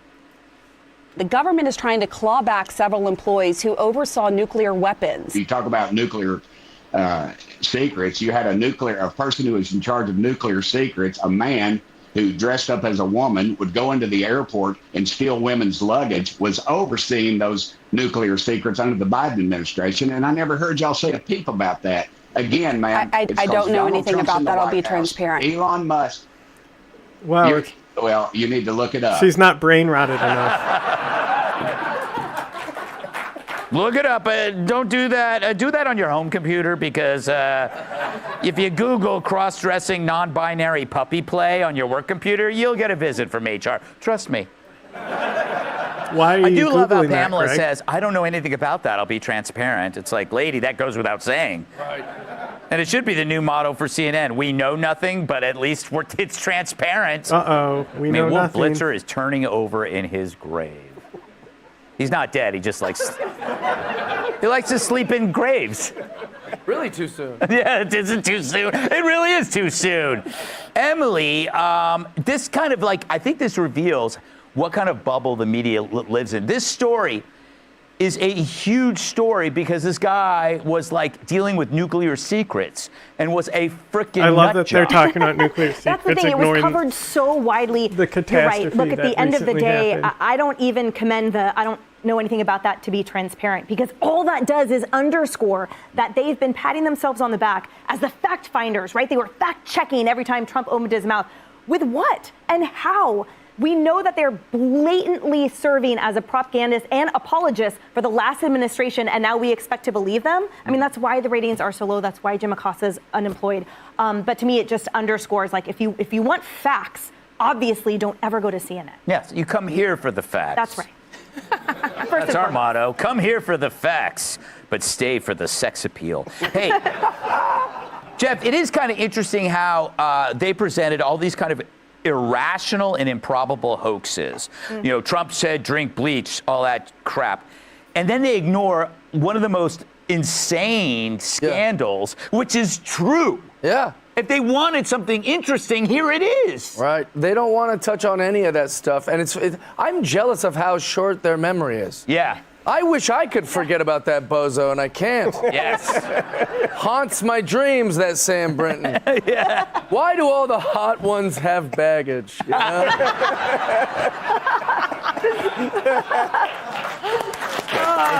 It's good. hire him? Okay, a guy, he's got a mustache. He comes in a dress. Yep. How do you hire that person to protect nuclear secrets? They're unelected, by the way. Yeah. What they're trying to do what Disney did. That's what those 4 years were. If we hire someone that is in some sort of group that is unfair to criticize, right? Like Star Wars on Disney. If they make it woke enough, if you don't like it, they say it's because it's woke. That's why you didn't like it. That's what they try to do with every. Can only handle so much. Right now, there is a measles outbreak in West Texas that keeps getting worse. And it's spreading into New Mexico. And in this area of Texas, there is a very low vaccination rate.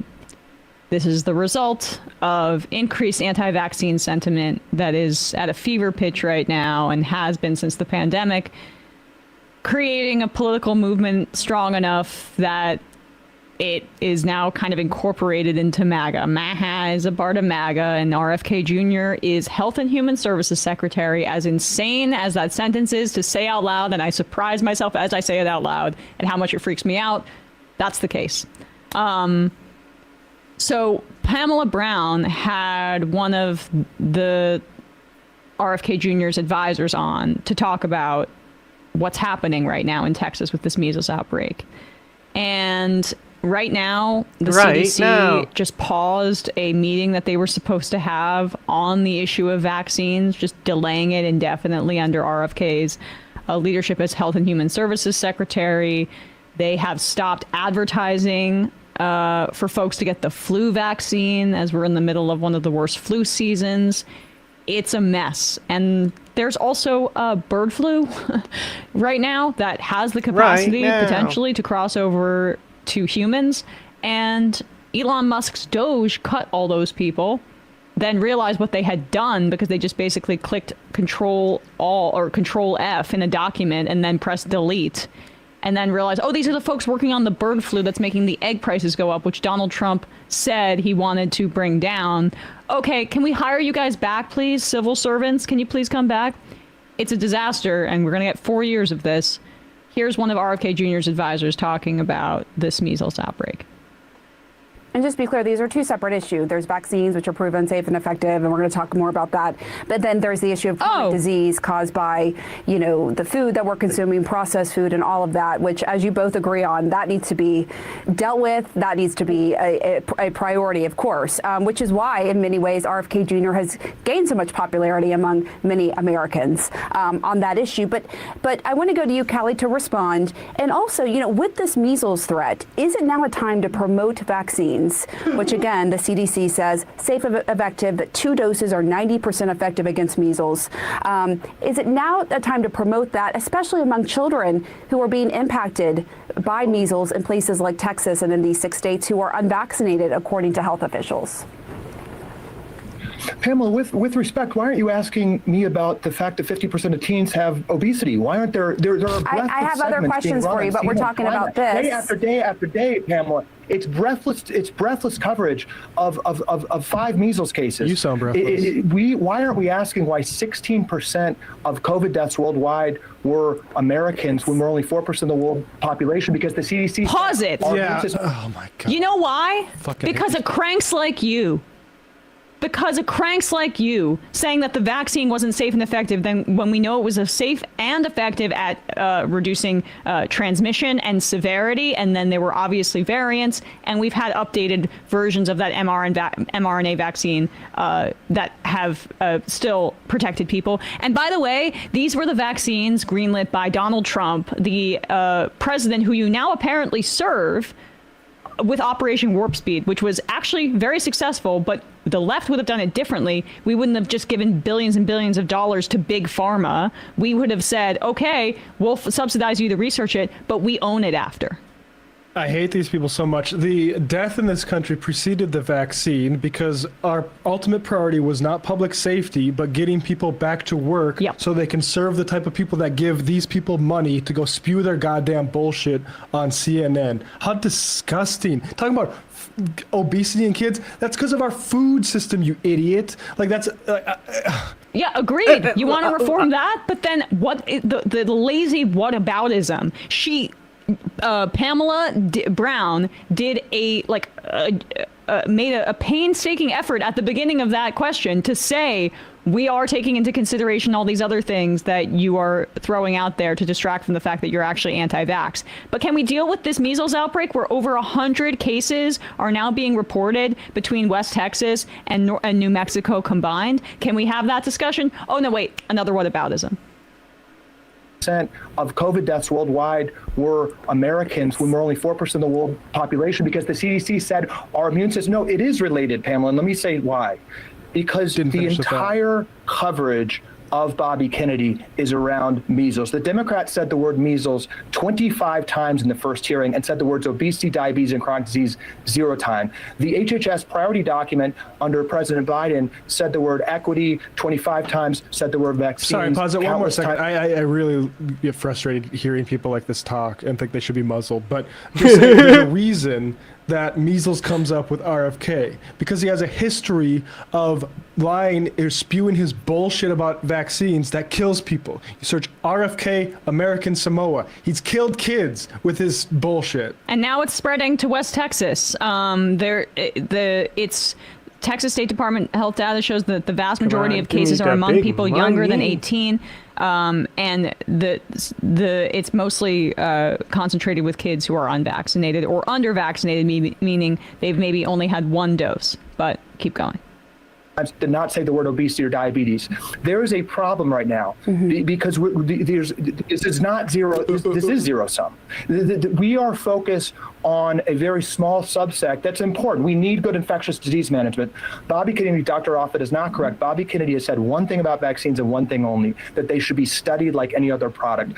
Dr. Offit on the ACIP committee has recommended vaccines that have ended up being when he says they should be studied, he says that I don't trust any of the studies that have been done for decades about things like autism and vaccines. I think it needs to be studied until it confirms my biases. And you're really stupid if you can't understand that. Go ahead. Nearly 1 in 5 incoming kindergartners in that area in Gaines County did not get the vaccine. That 18% vaccine exemption rate for the county is one of the highest in the state, according to data from the WOKES. Oh, actually, it's the Texas Department of State Health Services. So, what a coincidence that measles is outbreaking in the area that has one of the highest vaccine exemption rates in the state. I just looked up what this guy is, what TrueMed is. TrueMed is a company that helps people use their health savings accounts and flexible spending accounts. That dumb financial bullshit is part of the reason why Americans die, is because no parasite like this idiot, Callie Means, is that his name? No parasites like him should be even involved in healthcare. Yeah. Doing some sort of no, it should be public insurance. Yes. Publicly paid for. Not this fancy new tax scheme to get some people health care. This guy is a parasite. But these are the anti-vaxxers. They are the people. They are basically financiers or trying to make money off of them. What happened? Wasn't RFK Jr.'s like a charitable organization taking a bunch of shady donations and it was offshore or something like that? This is a business for these people selling you snake oil. So an 18% vaccine exemption rate in this area that's getting this measles outbreak. Across the country, the national average is 4%. So it must just be a total coincidence. But keep going. Subsect that's important. We need good infectious disease management. Bobby Kennedy, Dr. Offit, is not correct. Bobby Kennedy has said one thing about vaccines and one thing only, that they should be studied like any other product. That's not true. Dr. Offit on the ACIP committee has recommended vaccines that have ended up being recalled for causing mass issues to kids. Bobby Kennedy has written multiple books, not about being anti-vax, but about having good science. And Dr. Offit is calling him anti-vaccine for literally just saying we need studies. Bobby Kennedy is not concerned with measles. He wants good policies with measles. He wants to attack the 92% of deaths in the United States, which is chronic conditions. Measles. All right, well. That's a charlatan full shit. And again, I'm sorry to make it about CNN. Why do a capitalist who is profiting off healthcare get invested with some sort of credibility on these issues? I mean, it's because I think he's actually an RFK Jr. advisor. I'm not sure if it's formal, But it is crazy to set it up like it's some sort of debate. Like he's when a it's not. doctor. They had, we'll play it at another time because it's a long clip, but Dr. Peter Hotez went on with Anderson Cooper, hopefully later that night, and explained it very clearly. But it's absolutely, it's devastating. And this disinformation is going to cause more high unvaccinated rates. And you can still, if your kid is vaccinated and you're doing all the right things, if this is circulating around and mutating, it still has the ability to affect your family. It really could kill kids. And this is the kind of thing that we had previously eradicated.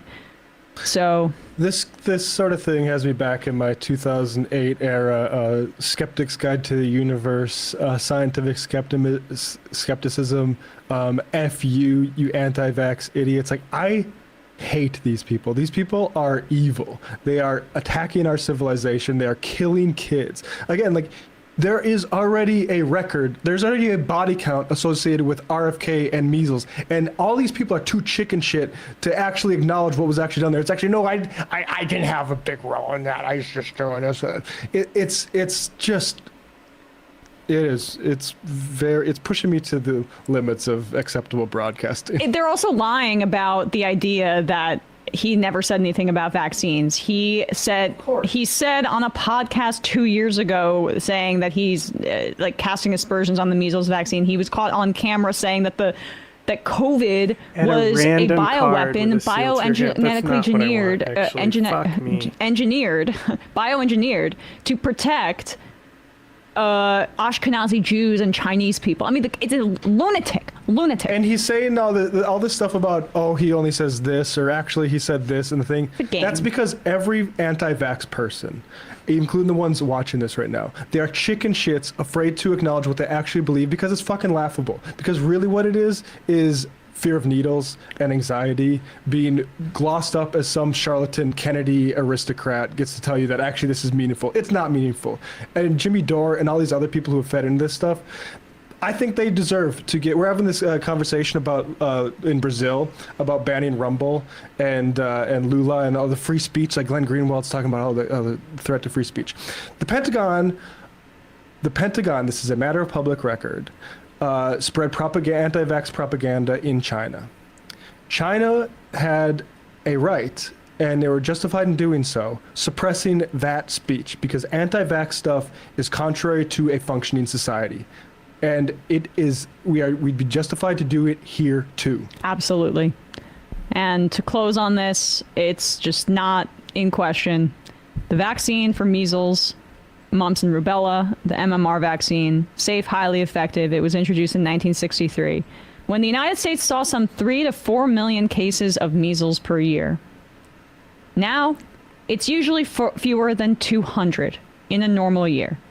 But now we have over 100 cases between Texas and New Mexico right now. Hey, folks, don't forget to hit the subscribe button and check out our daily show. We do it every day.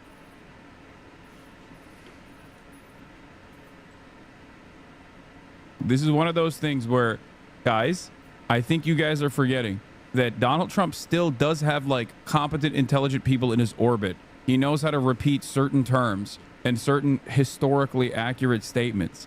It still doesn't change the reality, but, you know, historically, what he's talking about is correct. He's using something that is historically accurate or an interpretation of history in an effort to turn around and undermine something that has been time. Great intro edit. Anyway, Obama was downplaying Ant's role. He was saying the team's success because there were 2 7-footers. Ant was taking the sneak dissing. He was getting little bro by the president and still gave props to Embiid.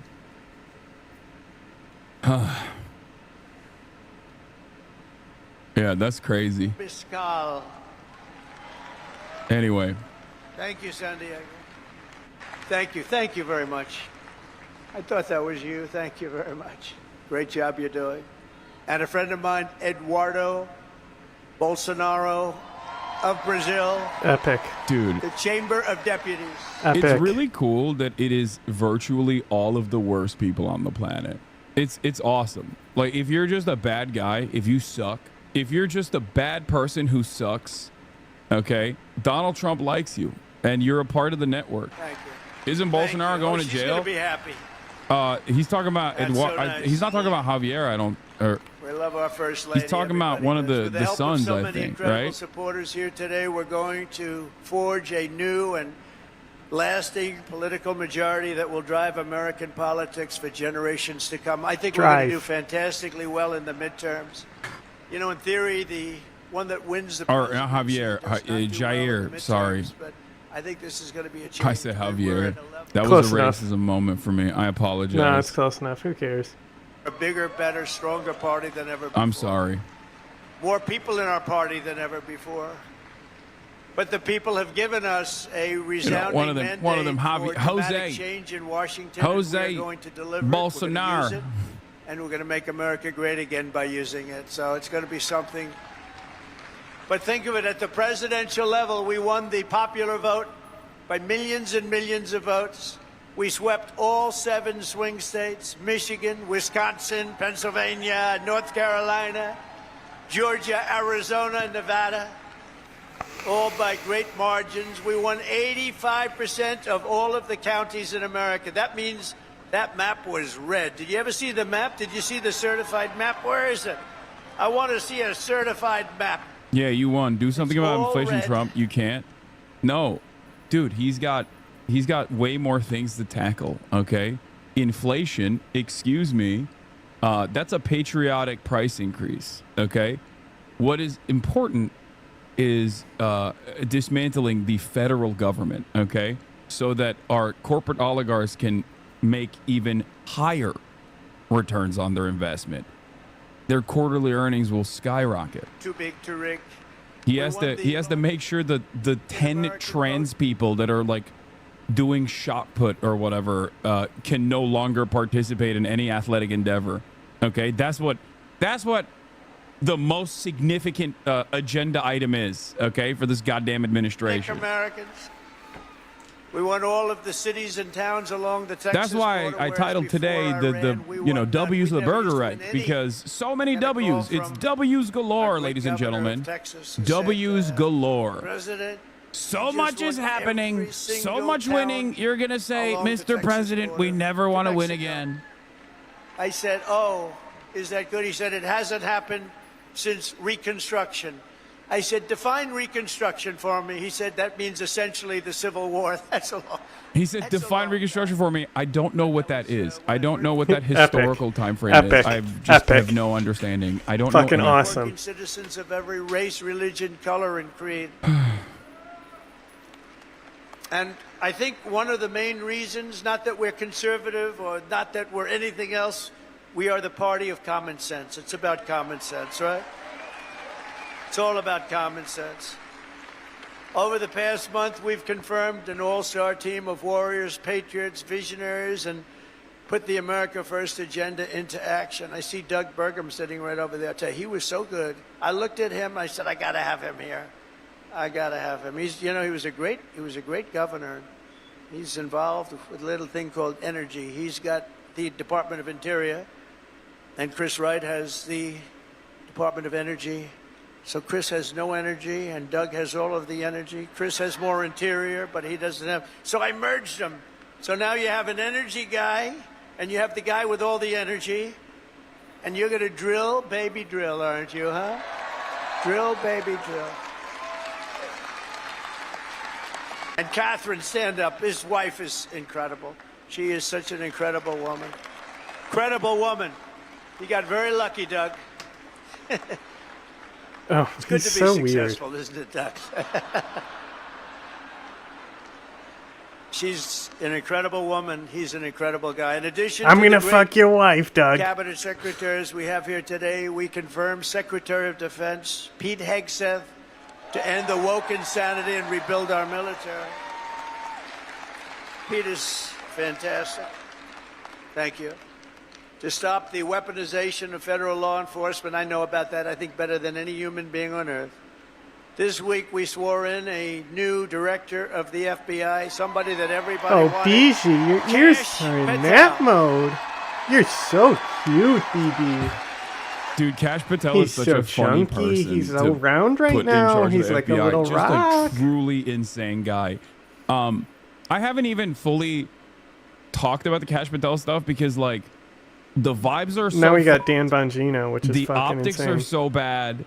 Just legitimately an insane person to put in charge of the FBI. I don't know where we're going. Sarah CIA seems to next, disagree.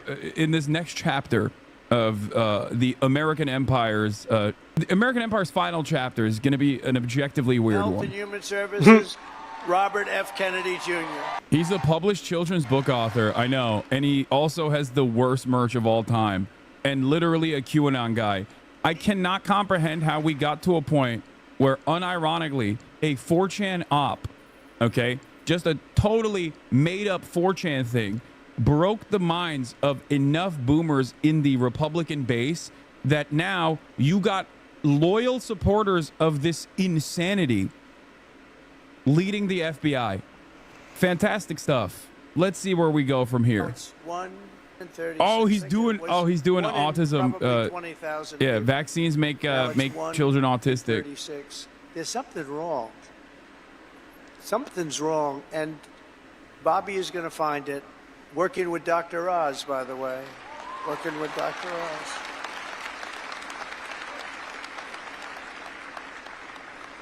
Together, we've achieved more in 4 weeks than most administrations achieve in 4 years. We made a lot of progress. I heard O'Reilly last night say Donald Trump, for the first 4 weeks, is the greatest president ever in the history of our country. That was O'Reilly.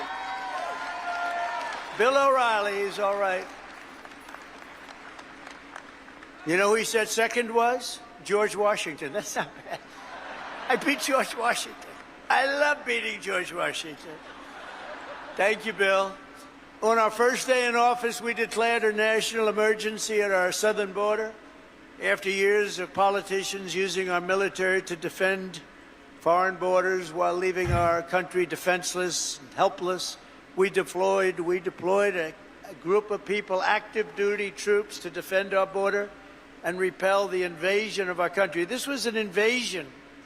You know, we had a great first term, a really great first term, and I called it an invasion. And we had great numbers, but now we have the best numbers we've ever had. We've never had numbers like this.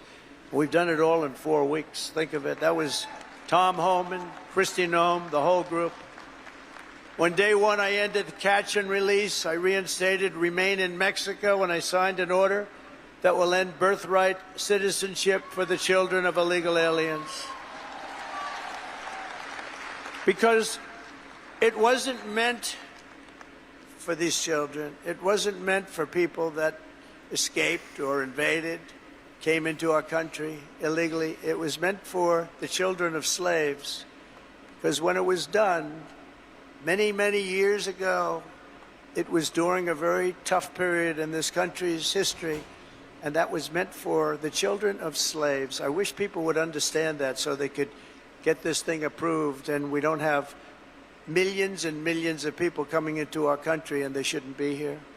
This week, I also canceled temporary protected status for migrants from Haiti. Fact check, please. No, he's not wrong. I mean, he's not wrong. He's not wrong. He's not wrong. This is one of those things where, guys, I think you guys are forgetting that Donald Trump still does have, like, competent, intelligent people in his orbit. He knows how to repeat certain terms and certain historically accurate statements. It still doesn't change the reality, but, you know, historically, what he's talking about is correct. He's using something that is historically accurate or an interpretation of history in an effort to turn around and undermine something that has been time and time again defended in terms of its I guess I was about to use the term super precedent, but it doesn't really matter anymore because so was Roe v. Wade. I'll bet nobody knows her last name. Nobody ever knows her last name. Even during the campaign, you'd have to say Kamala. It's strange, you know, a little different name. Kamala. Yeah, also, destroying birthright is not appropriate in any way, shape, or form. It's like one of the only good things about this goddamn country. God, we're destroying everything that is good. Whatever remains about the United States of America that was kind of good, we're just going to dismantle. What's next? You have the right to retain a lawyer. Gone. Okay. How to beat two? We beat two. We. I didn't beat. You beat. Literally, like, there are very few things.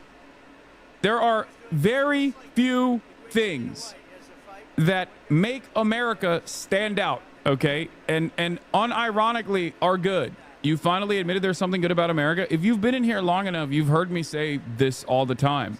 I think freedom of speech and freedom of press is good, okay? In both principle, not unfortunately in its application in America, it's always been one-sided, but it's not necessarily a bad thing, okay? It's a good thing. Same goes for the right to be able to retain an attorney no matter what, and that the state can provide you one if you don't have the finances to be able to retain an attorney on your own. That's a good thing, okay? Like, due process, good, very good. Cutie said pack gloves, pack a hat and gloves. She wants to film the pod outside. Yeah, that's fine. I got it. They aren't even specific to America, just general liberal principles that are widely accepted across the West. No, but a lot of other Western liberal countries sometimes have weirdly worse rules around this sort of thing. Birthright is unironically one of the best parts of American society. It's like America's interpretation of immigrants. Like, understanding that we are a nation of immigrants is literally one of the best aspects. That is straightforwardly one of the best parts of the United States of America. It is what has made the United States of America maintain its dominance. Okay? Now going for the Department of Labor, and she tends to be a little bit on the slightly left of center. And everybody said, why did I do that? I said, you know why I did that? Because unions like her and labor likes her and a lot of people like her. Very strong, and she's going to do the right thing. But they Why is the audio so low? They didn't vote for me. They voted for us. We got the Teamsters. We got the firefighters. We got the police. We got the auto workers. We're so great. We had tremendous support. So I think it's nice to give them a person in the center, because that's what she's going to be very good, I think. But a lot of people say, why'd you do that? I said, because I want to do something nice for these people that voted for me. Oh, gee, what a great political move that was. Now they're all saying, what a great political move. No, it's all common sense. Remember that. Remember that. Sean O'Brien was fantastic. For the birthright citizenship to be removed, the Supreme Court would have to rule that the Constitution is unconstitutional. It's not going to happen. We've begun the largest deportation operation in American history, larger even than that of President Dwight D. Eisenhower, a very moderate man, but he was very strong on that. He didn't like people running into our country and taking over our country. I'll tell you, I had 4 years. I don't know if you had this. I couldn't stand it. Don't get angry. Donald, don't get angry, please. I couldn't stand it. Watching these people come in from jails and mental institutions and the worst criminals in the street, gang members being dropped off in buses. We got a new Donald, a rare bust Donald. into our country. I couldn't stand it. Let's go. New So rare I said, I'm going to run for Donaldism. president again. And now we don't have that problem. Now we don't have that problem anymore. He's amping up the rhetoric. No, he's not. He ran on this straight up. We don't have that problem anymore. We now have the best border we've ever had.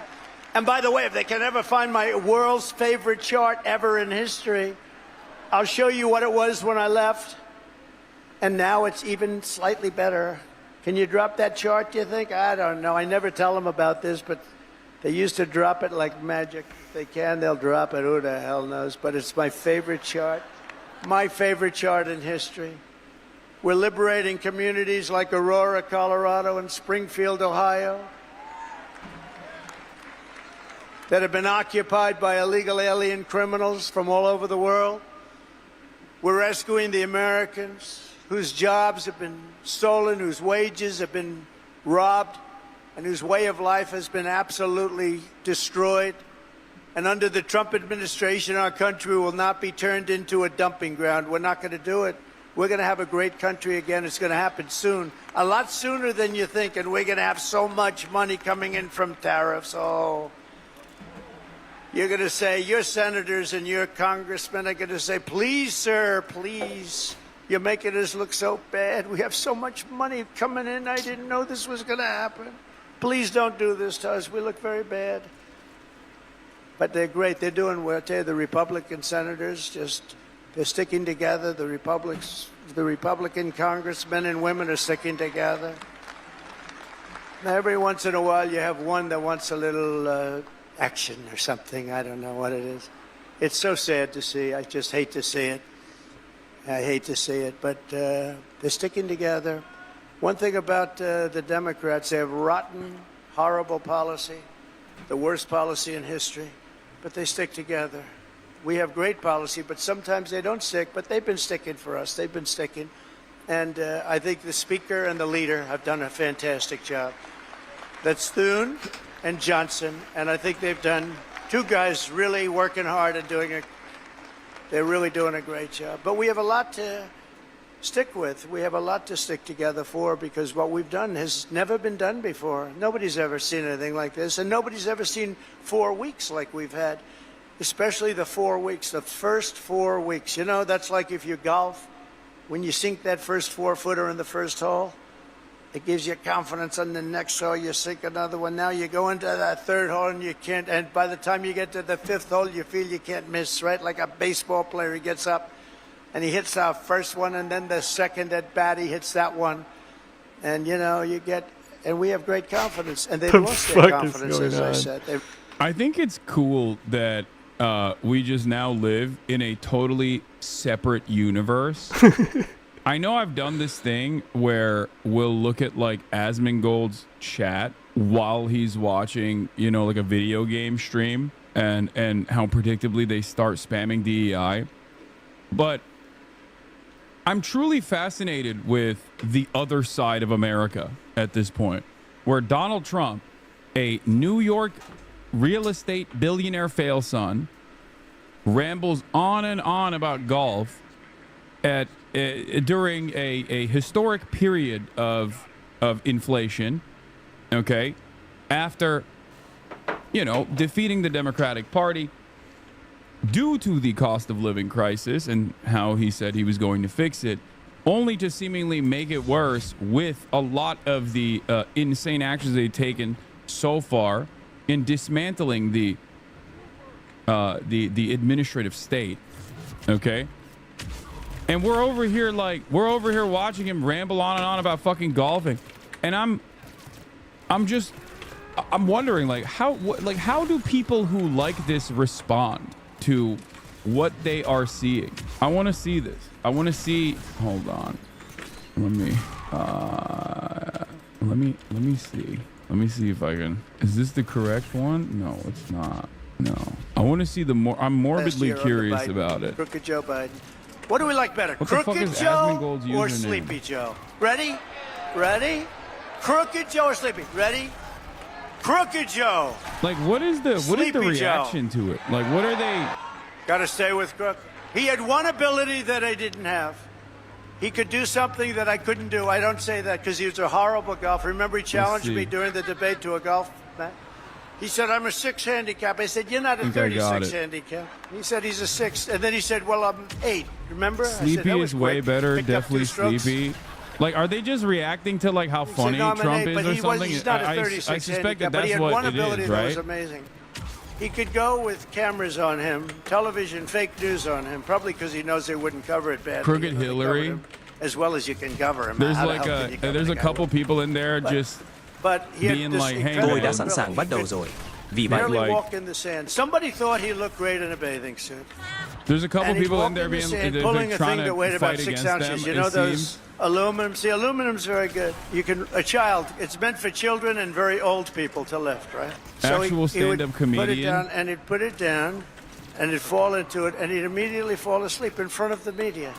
I could never do that. Hassan running out of content and has to That's the stalk only- other streamers' chats. This is not even a stalking of other streamers' chats. This is a very active. The other side operates online, especially because I know conservatives in the real world, but I wish I could But I want to understand how conservatives in the online sphere, especially the sphere that we're in on Twitch, like what their takeaway is. This is basically an anthropological study at this stage. Okay? Do you not want to know? Are you not interested? I'm genuinely interested. This is not to like disparage people. I'm not trying to like dunk on Asmongold or his chat or anything like that. I just want to understand what their takeaway is from a speech like this one. You know? It's true. I do also despise the chat hoppers that instantly went over there to fucking be annoying. So I'm going to probably shut this off. That's true. Now Franklin Graham's angry at me. People can't help themselves. You know they that immediately Franklin become wrote me a annoying letter. He little said, "I love shitheads. your speeches. I love them so much. You're but ruining my it'd be data." better if you would never use foul language." And I told him, I said, "Franklin, you know, Franklin Graham's a great guy, by the way, does a great job. The son of the great Billy Graham, right?" But I said Billy to Graham, a.k.a. Franklin, you know, the sometimes Dominionist. you need it for emphasis. The creator of Dominionism. And he said, no, they'd be even better if you wouldn't use any bad language. That's not really a terrible word, you know. But that's a much more appropriate word, a better. What word would I use to describe? What word could I use? It's and we have to be truthful too. So you know. If you can't understand what people like about Donald Trump, you'll never be able to approach them and talk to them where they're at. Okay? That's what I believe. 100%. Like most, and from what I see at a cursory glance, most of the takeaway is that they just find it incredibly entertaining. This is cinema truthful. Bro's bringing back The Apprentice. Like, why would you? Better routine than most comedians, lol. I think that's what it is. A lot of people despise the Democratic Party for understandable reasons, and some of them despise the Democratic Party for lame reasons, but I think the output is still the same. He's dunking on the Dems in the way that these guys are approaching the subject. They're looking at this and they're going, oh, he's shitting on my enemies, the Dems, the liberal elite. Biden didn't want to do, and nobody wanted to do. It's true. Like, the look, full might and power of the federal government best speech now I've be ever seen. Dedicated to eradicating MS-13, Tren de Aragua. That's the Venezuelan prison gangs. These are very nice fellows. The only thing good about them is they make our criminals look like nice people. It's true. Remember when they used to say, people that say come what you in want about from the dude he's foreign spitting countries are nice people. These are wonderful people. These are good people. They're not murderers. They're not terrible. These people make us look like babies. Okay? I mean, we hate the Democrats the here Hells as well, Angels, for they're the among most the part. nicest people on earth But when you compare them to these thugs.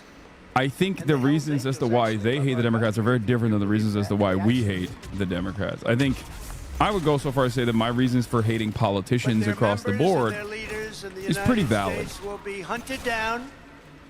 I'm talking about MS-13. They're hunting them down. We removed. He tells people what they want to hear. I don't even know if this is what people want to hear. Tren de Aragua. Rooted out, arrested, and expelled from our soil like the savage monsters that they are. We don't have anybody coming up from Argentina.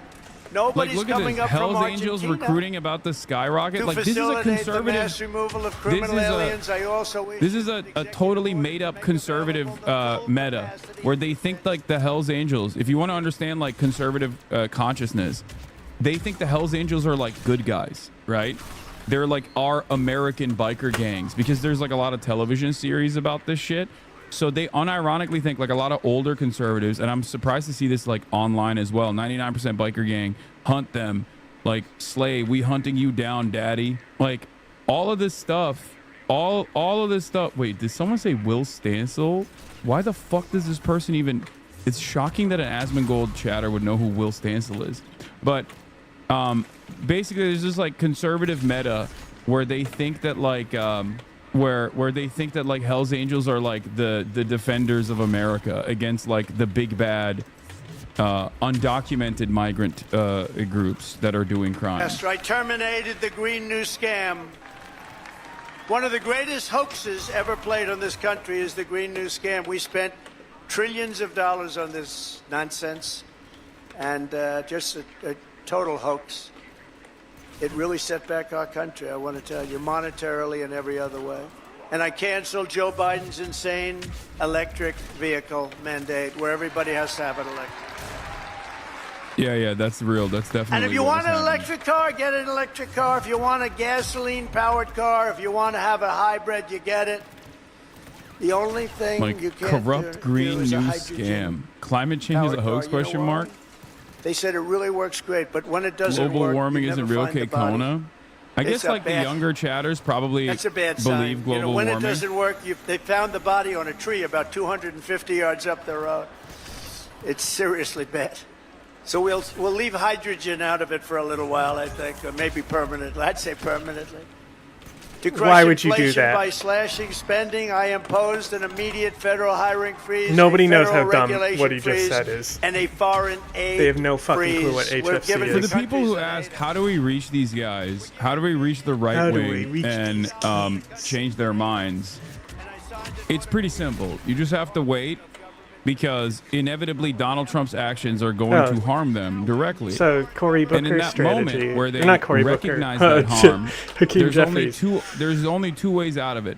Either they double down and engage in cultish behavior and engage in cultish thinking, and many will, or someone approaches them with a helping hand.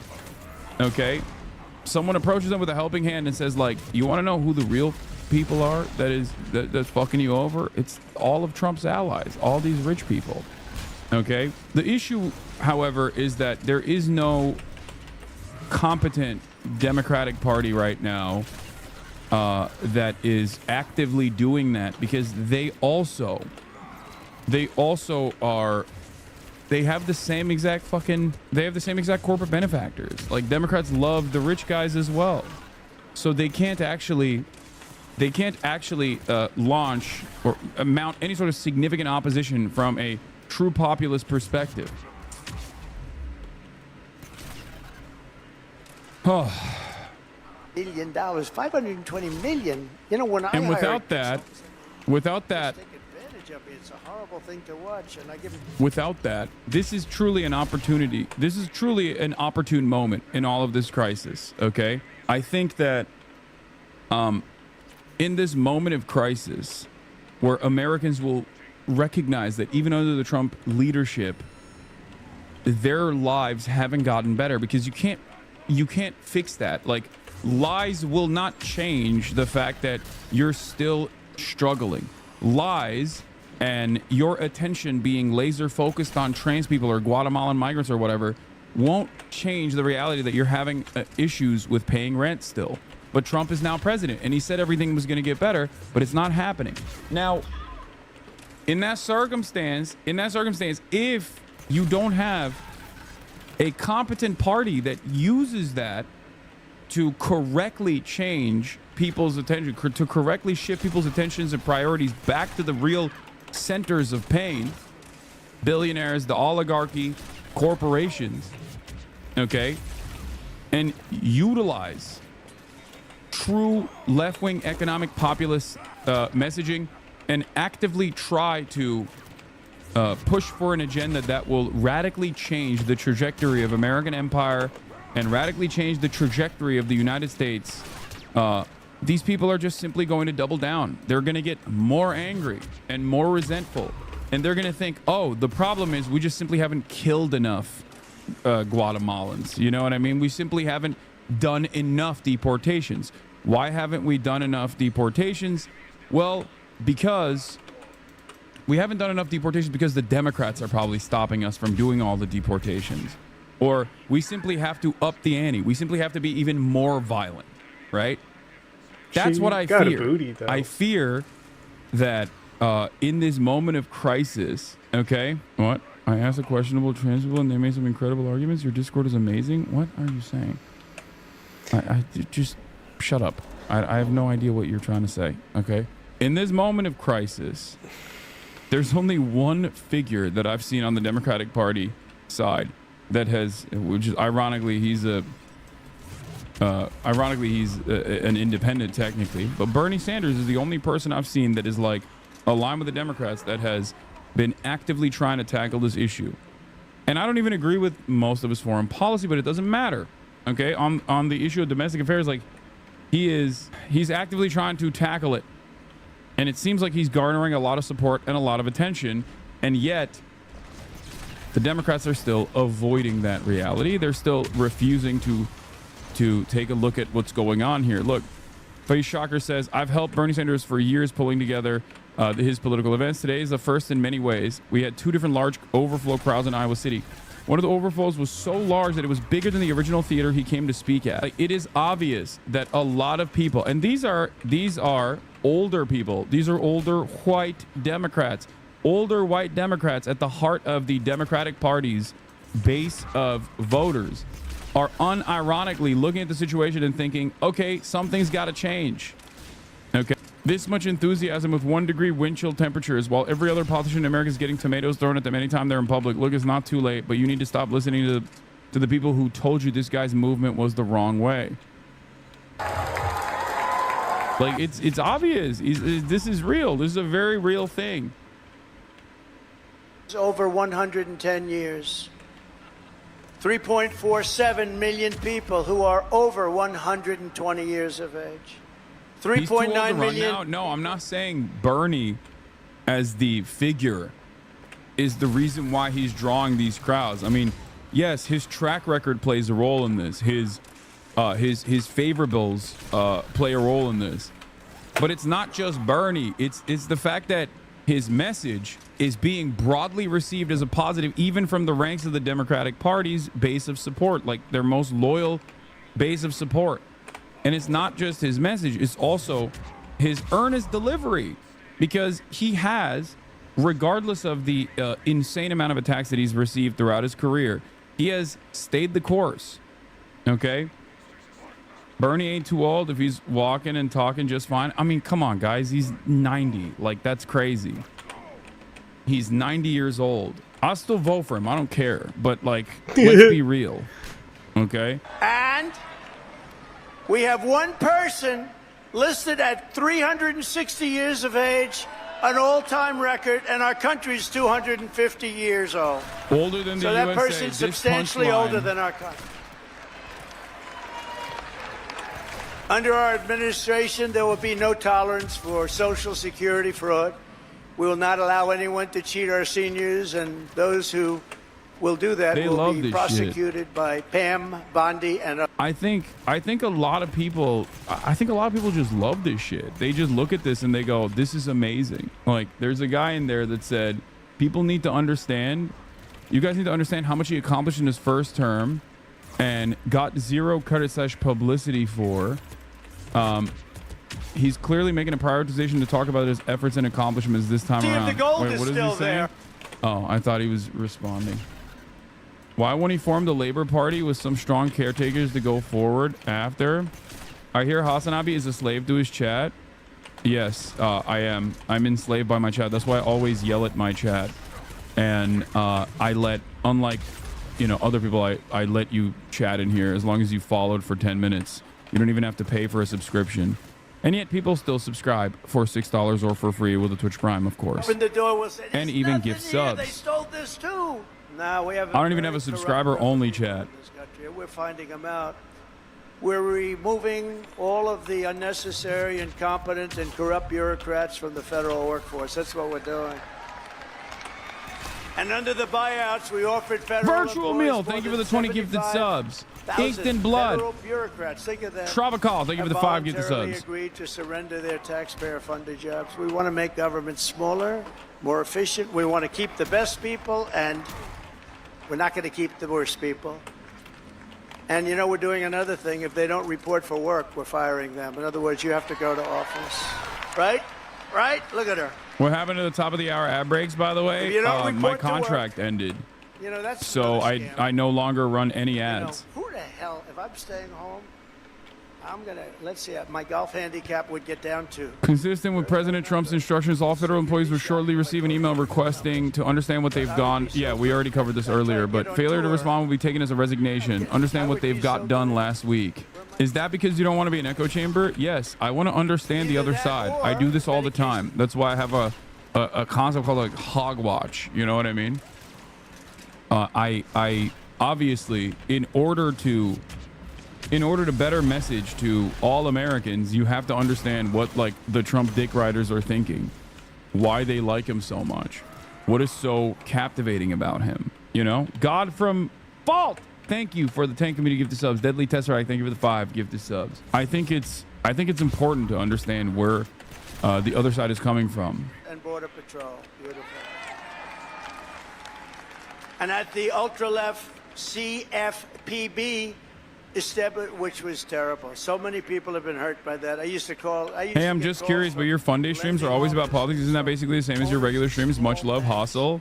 Yes, obviously, when the president is currently speaking at CPAC, I think it's important to hear what he has to say. I'm a political commentator after all, so yes, I do start off with a little bit of politics on Saturday as well. It's a live speech, and then I move on to other shit. I'm an Indian, she said. Could we see proof of that, please? She said, well, the only proof I have is my mother said I have high cheekbones. Oh, that's no good, right? Remember she went out? I really spooked her, I tell you. Remember she went out, she couldn't take it anymore. She's going to Pocahontas. Everyone knew she was not an Indian. I really do think that, I mean, looking at this of Asmongold's chat, it does make me feel like it's just purely entertainment. Like they just think he's fucking hilarious. You know what I mean? They just straight up think he's killing it. Like he's doing killer bits. That's it.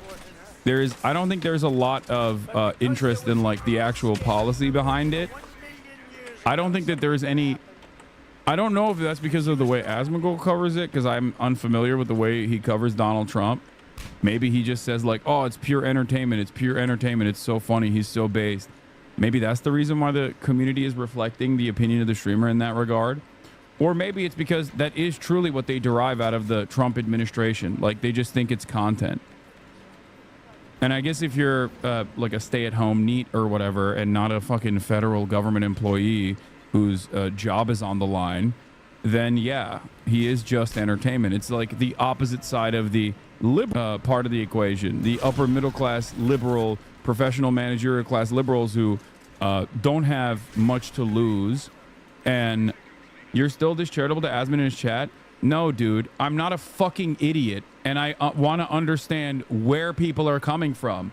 If you are going to be this resentful, and if you're going to operate on the notion that like me trying to make an assessment on... Okay, shut up.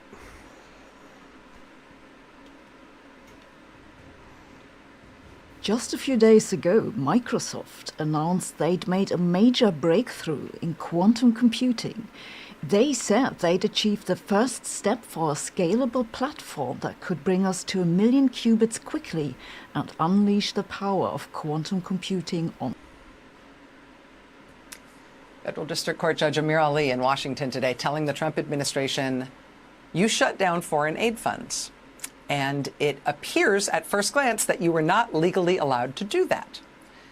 I ordered you to immediately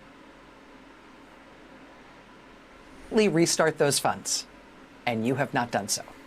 You now have until tomorrow to do it. And if you can't do it, or you have some excuse that makes you think you still ought not do it, I want the relevant officials in my courtroom and under oath telling me why they are not doing it. The motion to enforce is granted. Get those funds out the door by midnight tomorrow night. This nonsense is over. Just a humiliation for the Trump administration in court today. Not only not doing what they are legally required to do, but unable to even spit out a complete sentence justifying why they're not complying with the court's order. Just a legal disaster and a humiliation. And that court recessed after the judge gave his order at 1:09 p.m. today. And exactly 10 minutes later, at 1:19 p.m., 10 minutes after that legal humiliation today, this New York Times headline posted, Doge quietly deletes the 5 biggest spending cuts it celebrated last week. So while we're on the theme of the Trump administration being humiliated, I mean, literally within 10 minutes of a federal judge ordering President Trump and his top campaign donor, Elon Musk, to undo the biggest thing they have yet done to the United States government, their shutdown of all foreign aid. 10 minutes after that court order to fix that by tomorrow, or be prepared to be in my courtroom testifying under oath as to why you are breaking this lawful order. 10 minutes of that, within 10 minutes of that, the New York Times posts this story on how the 5 largest other things they claim to have done to the U.S. government aren't real. And so they've had to take them down off their website and stop claiming that they did them. Quote, last week, Elon Musk's government cost slashing initiative, which he calls the Department of Government Efficiency, posted an online, quote, wall of receipts, celebrating how much it had saved by canceling federal contracts. Now, the organization has deleted all of the 5 biggest, quote, savings on that original list, after the New York Times and other media outlets pointed out that those lists were riddled with errors. Quote, the last of the original top 5 disappeared from the site in the early hours of Tuesday. The website offered no explanation for why it had removed some items. But these were the original 5 largest savings on its list. First, an $8 billion cut at ICE, at Immigration and Customs Enforcement. The actual contract in question was worth not $8 billion, but $8 million. Next, 3 $655 million cuts at USAID. Quote, this was actually a single cut that was erroneously counted 3 times. In addition to not being $655 million 3 times, it's now only listed once, and instead of being listed at $655 million, it's listed at $18 million. So they were off there by hundreds and hundreds and hundreds and hundreds of millions of dollars. But wait, there's one more, a $232 million cut at the Social Security Administration, which appears actually, according to reporting from The Intercept, to be a project that is not worth $232 million. It is worth $560,000. So we're only off by... how big is the window on your calculator? She's so cringe. And does it need batteries? So they're not sending their best. I mean, to the extent that we are supposed to think of the authoritarian overthrow of the U.S. system of government as some sort of benevolent mission, because these are math geniuses who are doing it. Right? To the extent that that's why we're supposed to like the dismantling of the U.S. government, because they're so good at math, and so therefore this must be good for us. Yeah, it turns out their math doesn't work.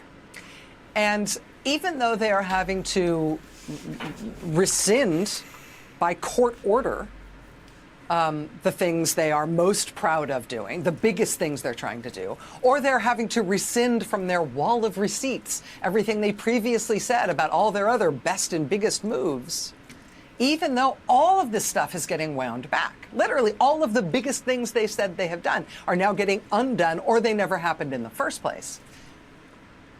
Even still, though, it's not like they're getting better or more humble or more accurate over time.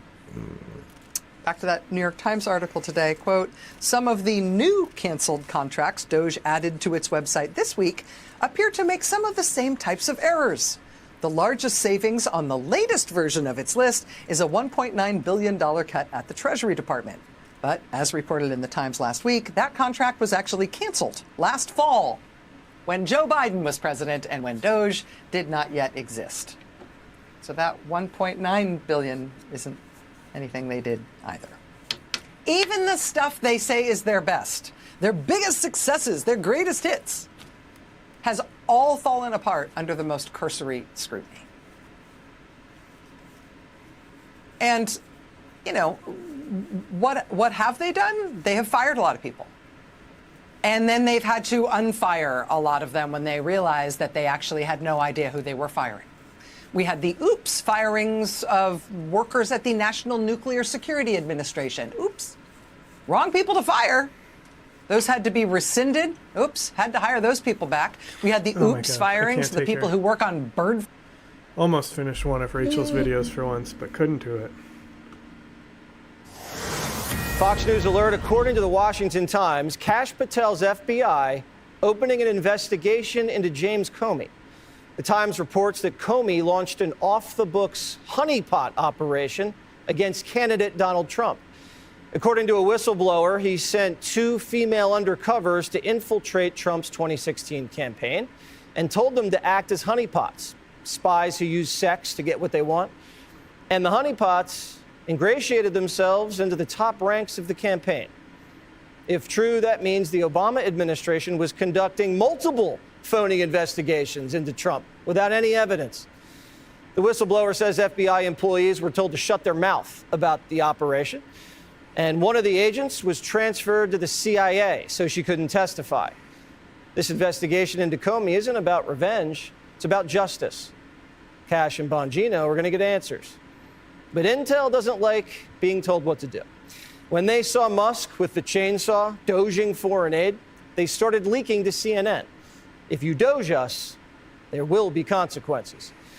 On the CIA's 7th floor, home to top leadership, some officers are also quietly discussing how mass firings and the buyouts already offered to staff risk creating a group of disgruntled former employees who might be motivated to take what they know to a foreign intelligence service. The CIA is telling CNN that if their funding gets cut, they're going to sell state secrets to Russia. Who the hell hired these Benedict Arnolds? The CIA is supposed to be filled with patriots, not sellouts. And the FBI is up to no good, too. Michael Schellenberger is reporting a source inside the FBI says the Bureau is destroying evidence. Now we know what their accomplishments were last week. Dear Elon, I wiped the servers cleaner than crooked. We only wish the NSA had shredded their secret sex chats. We told you how Intel officials were using government chat rooms to brag about their fetishes, kinks, and sex changes. Journalist Chris Rufo just uncovered more messages. Viewer warning. Bees. So they could raise them non-binary. They were also trashing conservatives like Ben Shapiro, calling them effing monsters. And after Pat Robertson died, CIA workers celebrated. Quote, I was always taught never to say anything about the dead unless it's good. He's dead. Good. The NSA was also caught bad-mouthing RFK, but they really don't like Tulsi. They say she's fervently anti-queer, a Russian agent, and in a MAGA cult. This is the deep state the media says is fake. They've been shrouded in bureaucracy media. forever. You're the media, We're shining bro. a light on the infection and cleaning it out. Tulsi Gabbard is the Director of National Intelligence. First of all, congratulations on your confirmation. I was about to skip too. Thank you, Jesse. It's good to see you again. Good to see you too. Not so good to see some of these transgender sex chats among the Intel officials. What are we going to do about that? Well, Jesse, what we're going to do has already been done. There are over 100 people from across the intelligence community that contributed to and participated in this, what is really just an egregious violation of trust, what to speak of like basic rules and standards around professionalism. I put out a directive today that they all will be terminated and their security clearances will be revoked. But the thing here, Jesse, is like we got to take a step back because this is just barely scratching the surface. It's just when you see what these people were saying, and thanks to Chris Rufo for putting it all out online, they were brazen in using an NSA platform intended for professional use to conduct this kind of really horrific behavior. And they were brazen in doing this because when was the last time anyone was really held accountable? Certainly not over the last 4 years, certainly not over the last 10, maybe 20 years. When we look at some of the biggest violations of the American people's trust in the intelligence community. So today's action in holding these individuals accountable is just the beginning of what we're seeing across the Trump administration, which is carrying out the mandate the American people gave him. Clean house, root out that rot and corruption and weaponization and politicization, so we can start to rebuild that trust in these institutions that are charged with an important mission of serving the American people, ensuring our safety, security, and freedom. There's going to be a lot of house cleaning because now we're hearing CIA agents don't like getting doged, so they're going to sell state secrets to our enemies. What are we going to do here? I am curious about how they think this is a good tactic to keep their job. They're exposing themselves essentially by making this indirect threat using their propaganda arm through CNN that they've used over and over and over again to reveal their hand, that their loyalty is not at all to America. It is not to the American people or the Constitution. It is to themselves. And these are exactly the kind of people that we need to root out, get rid of, so that the patriots who do work in this area, who are committed to our core mission, can actually focus on that. I got to tell you, one of the byproducts of what I just saw literally today is because of this immediate action of transparency and accountability, I have people within the intelligence community reaching out to me personally and directly saying, hey, you need to know about this. You need to look over here. People are stepping forward because they are all on board with the mission to clean house and refocus on our core mission of serving the American people. I love to hear that, that there's a lot of patriots that want to join you in cleaning house. Can you explain to me what's going on with this mineral deal that's supposedly about to get inked with Zelensky to end this war in Ukraine? Is part of the strategy here, because after the Ukraine war started, it drove Russia and China closer together. Is this peace deal and what we're doing aimed at separating Russia from China? Well, you know, President Trump's, there's a few different things that are happening kind of simultaneously. This minerals deal, I think, is one thing that stands on its own. The broader deal that is still being worked on, that President Trump has made very clear remains his top priority, is ending the war between Russia and Ukraine. Those negotiations are still ongoing. President Trump wants to end the killing. And most importantly, he's looking at each of these deals and negotiations that are underway within the context of what is in the best interests of the American people and our taxpayers and for the cause of peace. All right. Well, it sounds like you have a lot on your plate, Tulsi Gabbard. Thanks for joining us. I know you're very, very busy, but we appreciate it. And good luck. Happily so. Thank you very much. Good to see you, Jesse. You too.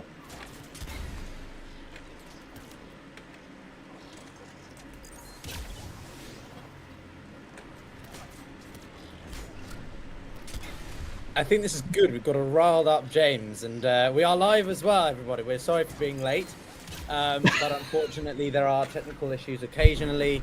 I'm actually still in my clothes from having rushed in from the street about only 10 minutes ago for various reasons, but still, this is a week, I think, which is reflective of everything that we're seeing, which is, well, my life is chaos, James is stressed out, Michael is Michael. Whatever. And yeah.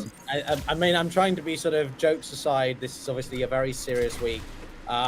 We convene occasionally for these live streams, but James, particularly, I think, was very keen to have a conversation about the developments in the past week again, sort of like a review of what we spoke about a week ago, which, if you haven't seen, go and check it out on any of our 3 channels, about the Munich Security Conference, about Trump's comments, about the peace negotiations. These are all sorts of the themes we're going to cover in this conversation, and have a bit of back and forth, maybe a little bit. I'm certainly more clarified on certain things I wasn't sure maybe a bit last week when I was talking out of my posterior, in terms of like not sure where I felt.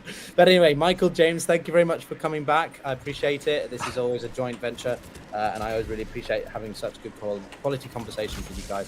And if you guys have questions, then please do drop them in the chats and we'll get to them, or any pushbacks or anything, and we do read the comments always. So yeah, but James, Michael, I mean, where should we start? What a week. I think the beginning of the week was Macron hosting that Paris coalition, as they're calling it, of sort of 8-9 countries, which has since ballooned to about 20, to discuss, European security and autonomy, but without the United States.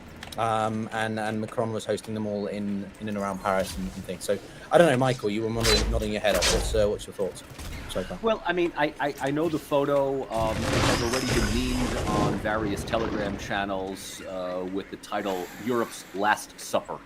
I haven't seen that one. Oh God. Europe's Last Supper. I realize I am with friends, I am with colleagues here. I need to be a little sympathetic, but it is picking up where we left off last week, and that is just the realization that Europe is being left behind, just being absolutely and utterly disregarded by the United States. Russia, saying, both from in the last week, a couple of press statements by Putin as well as Lavrov, that Europe lost all of its chances to have any kind of say at any proverbial bargaining table over the last 3 years, simply because Europe has refused to negotiate, to even think of talking with Russia. And now that Trump has completely reversed the realities and reached out to Putin directly, Russia's position is, let's talk directly to the United States, because this is the country that is directly, if not exclusively, sponsoring this proxy war against Russia over Ukraine. And Europe, if they really want to, can join at the kiddie table.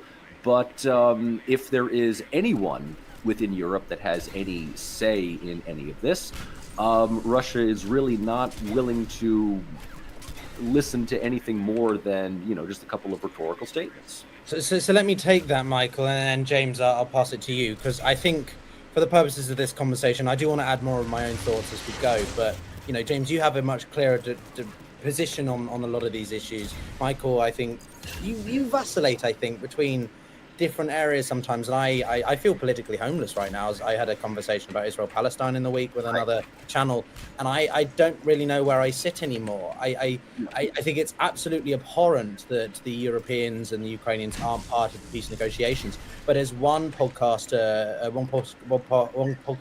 was listening to, sort of argued, Max Bergman, I think, of CSIS, he argued that it wasn't really a peace negotiations as it was a resetting and a re-establishment of bilateral ties between the Russians and the Americans, because this is the first time they've met in 3 years. So, I don't know, James, do you agree with that take? Do you see this more as a bilateral, if we start with the negotiations as a standpoint, and then we can go to Europe and Ukraine as we go, but do you see this as more of a bilateral communication between these two, reassertion, if that makes, or it is within the context of the peace talks?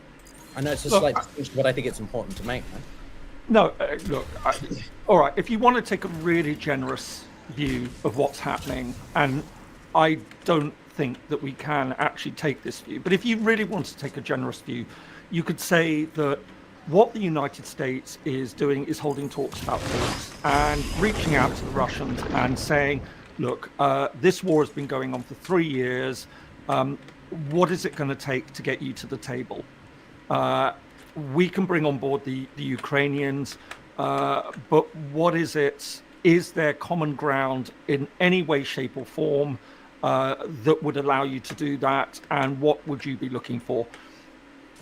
I don't think that's what's happening here. I think the big problem in all of that is that has to be with an open agenda without offering anything in return at this stage. The fact that the United States is saying, we want to improve our business ties with you, the talk about Ukraine having to give up territory, the talk about Ukraine not getting NATO, that has taken us into the realm of actual formal negotiations and laying down groundwork, which is absolutely unacceptable to make those sorts of offers.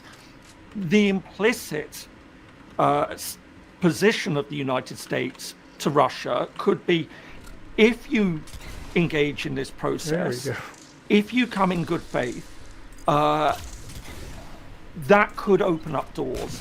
But we're not going to make any promises at the moment. But what you've seen, on the other hand, is that this seems to be a statement that Trump's sort of saying, we're going to establish diplomatic relations and we're going to focus on our business ties. And by the way, there's also going to be talk on Ukraine, and this is what we think is a fair offer in it.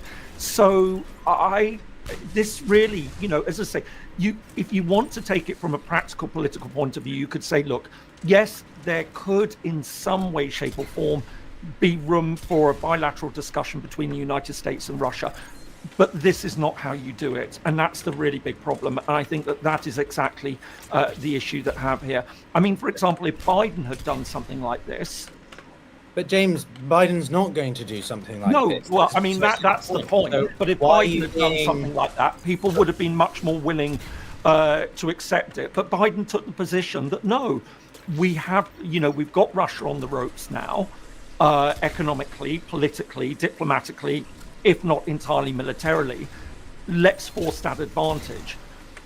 But this is not the way to do it, because this is everyone now feels that this is, and I'm sure Russia certainly feels that this is a way out, and that, you know, the way that Trump has also been talking about Ukraine seems to indicate that to Moscow that Trump just wants out of this whole mess as far as he's concerned, and wants to get on with doing business with Russia. So let me stop you there then, James, and I'll sort of I'll pose to you a point as a question, and then Michael obviously will set for you. But like, do you not think that this is something that is to be expected, right? And I want to be very clear. What I prefer, what I want, is not what I think is likely to happen. I think we have to make these distinctions incredibly. Every time I think I have to make this distinction, because people are like, someone was asking me, how should the resolution of Israel-Palestine? I was like, well, there's my preferred option, and there's the more realistic option based on just the reality of the geopolitics, right? I don't really know if I'm an idealist or a politic. I don't know. But anyway, James, do you not think that there's no point thinking about how it should be done, because we're not in the international rules-based order at the moment? We're in a state of flux. We're in a new age of disruption. Therefore, it's pointless trying to use how Biden would have used it as a baseline comparison, because Trump's not going to operate like that. He just can't. And worse for all of us as a result. That's the thing. That's my point. I mean, I often say it becomes a lot easier for me to make sense of how we should approach things, because I still feel anchored in a rules-based international system. It has its flaws. It has a lot wrong with it, but I fundamentally believe that international law provides a way of behaving that has actually served humanity well for 80 years. And that is why I support it. And it may seem terribly idealistic, but staring at the wrong end of that system now, and what the world could be opening up to, which I truly believe is a return to 19th century realpolitik. Is a very, very, it should worry all of us. And what really I find disturbing is the number of people online who think this is great. That, international law never existed in the first place and everything. Have you really thought this out, of where the logical consequences of this takes you? And also all those idealists who are saying, yeah, we must have peace at any cost, and Ukraine must be prepared to compromise. That's what you compromise on this, and you're sending a message not just to Russia, but to a lot of other countries, that territorial borders are up for grabs. And if that's the world that we want to live in, we all know the consequences of it, and it will lead to arms races, and not just plain old arms races, nuclear arms races as well, because the one thing that countries will come out of this saying is the only way we're going to guarantee that we're not going to get invaded is by developing nuclear weapons. And I'm sorry if I sound very apocalyptic about all of this, but I've really, since the moment this war has kicked off, this has been my big concern as somebody who studies state creation, studies secession, borders, all of these issues. This really, really worries me that so many people, and this has been made by other people, that so few people have understood this is not just a European war. This is a systemic war. It changes the entire international system. Yeah, it does. But again, we sort of, I like you, James, I want to aspire to that thing. That's what I was born into. That's what I've grown up in, is the post-Cold War, long peace dividend, all that sort of stuff. My concern is, though, that if the West, or Europe specifically, since we're again focusing more on Europe in this conversation, doesn't adapt to the changing reality of the fact that we have a US president who is repealing any sort of security guarantees for Europe. Michael, I'll bring you in just a second. But if we don't accept in Europe, I'm talking as a European, I mean, you live in Cyprus, right? You're more European than I am. There is no place for this anymore. Great power politics is the determining factor. It is the driving force behind what the international order is becoming. International law, it sounds great, but we've got Trump about to sanction the International Court of Justice, International Criminal Court. We've got him using territorial abuse as a form of, power play. He doesn't see things through, mediums of values and what's the word, like sort of decency. He sees it through coercion. He doesn't want to incentivize people. He wants to coerce them into doing it. And all the little states, forget about them. It's what the big boys are doing at the table. That's why he's prioritizing China, Russia, India, I guess. He held Modi there, and whoever else he wants. The Europeans are an important trading force, but they're a collective bunch in smaller states. And therefore, if he wants to pull out of Eastern Europe and allow Putin to do what he wants over there, doesn't matter to Trump. That's what he wants to do. Michael, you probably disagree with us both, or maybe not. I don't know. No, I don't. I mean, again, I don't know whether to praise or blame you, but whenever you bring James and myself on, I find it incredibly difficult to disagree with anything that James said. I mean, he's much more of a no. I mean, look, I absolutely fundamentally agree with what James had just said. Except that James may be more idealistic. I am more realistic. I'm more pessimistic as a result of this. But being realistic does not mean accepting with enthusiastic optimism this idea that we are in Realpolitik 2.0. I mean, ultimately, there's so much that I can respond to what James had said, but I'm going to just sort of take it in piecemeal here. And I'm going to say that ultimately what we are looking at right now over Ukraine is effectively a critique and basically the fate of the Westphalian system. I mean, that's ultimately what we are talking about.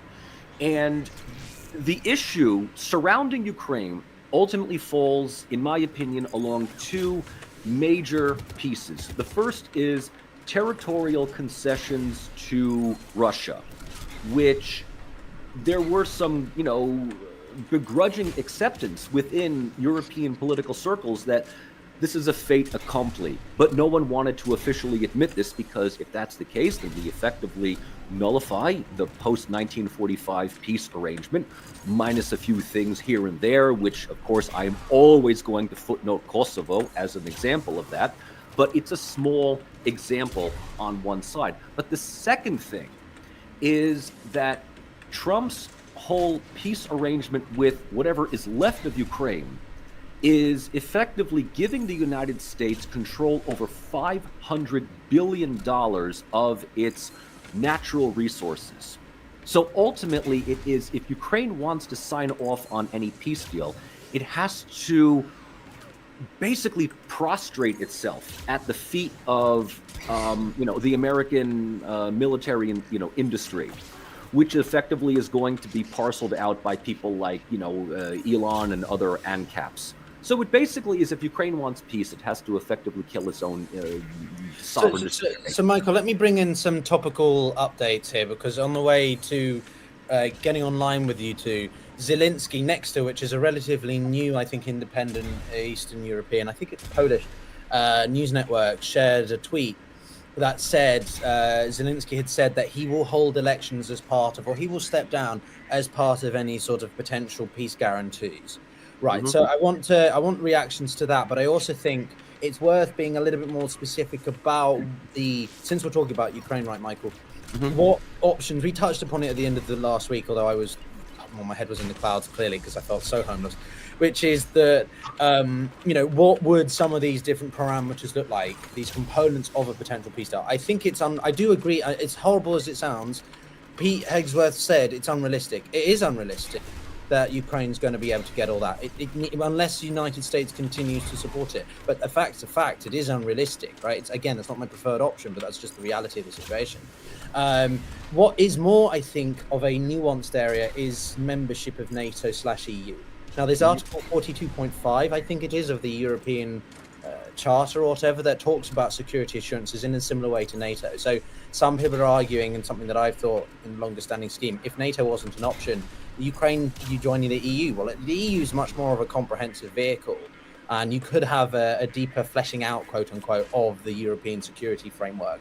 They've just appointed a defense minister or whatever, defense equivalent for the European Union, like you've got the foreign entities and stuff. So I don't know, out of all of these sorts of options, Michael, which ones are more realistic for Ukraine to pursue, for Europe to support, do you think, than others? Because it's a mixed bag.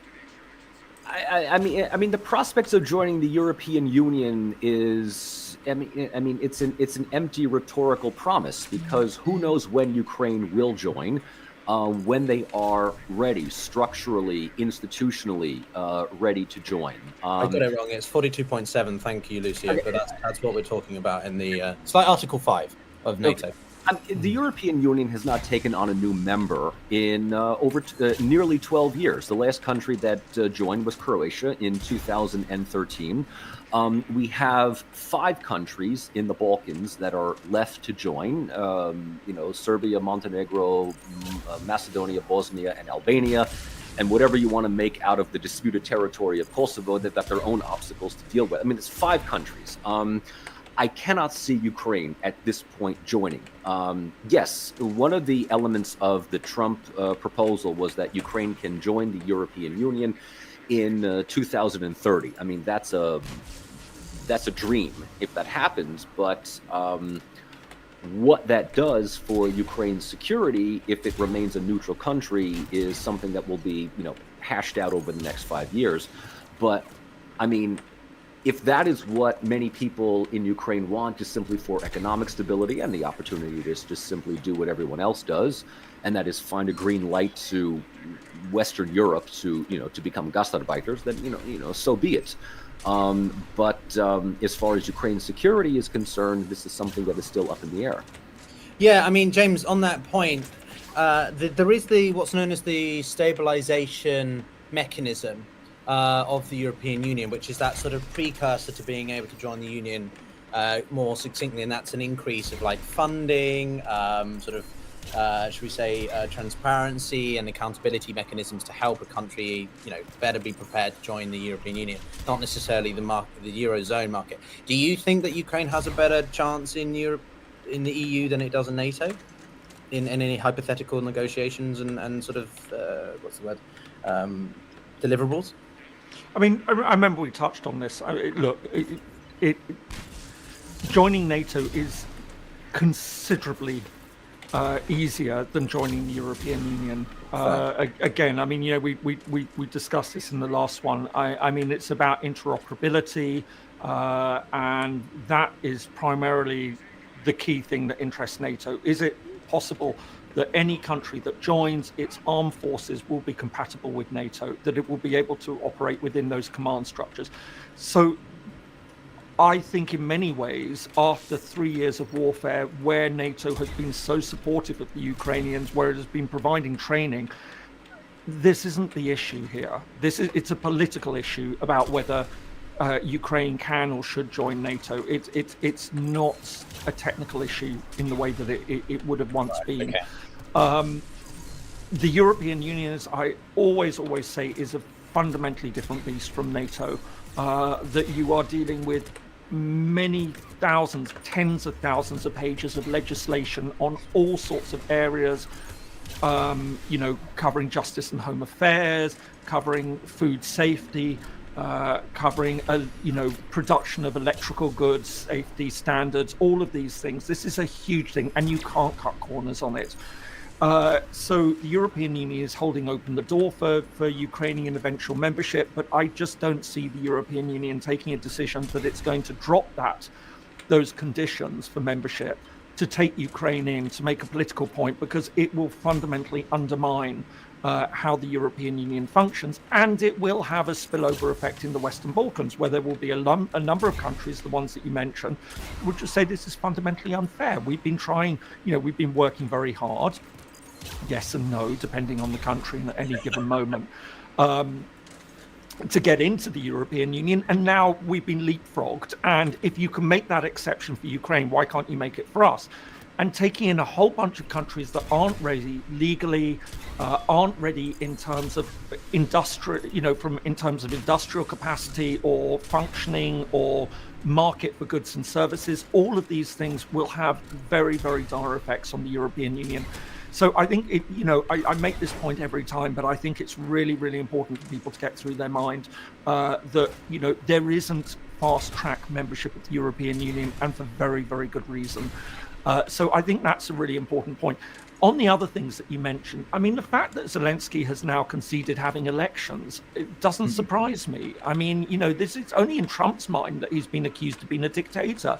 But what was really interesting was that as soon as Trump called him a dictator because he didn't have elections, one of the first countries to stand up and say, well, there's a bit of a precedent for that was, of course, the United Kingdom, which pointed out that it didn't have elections during the Second World War.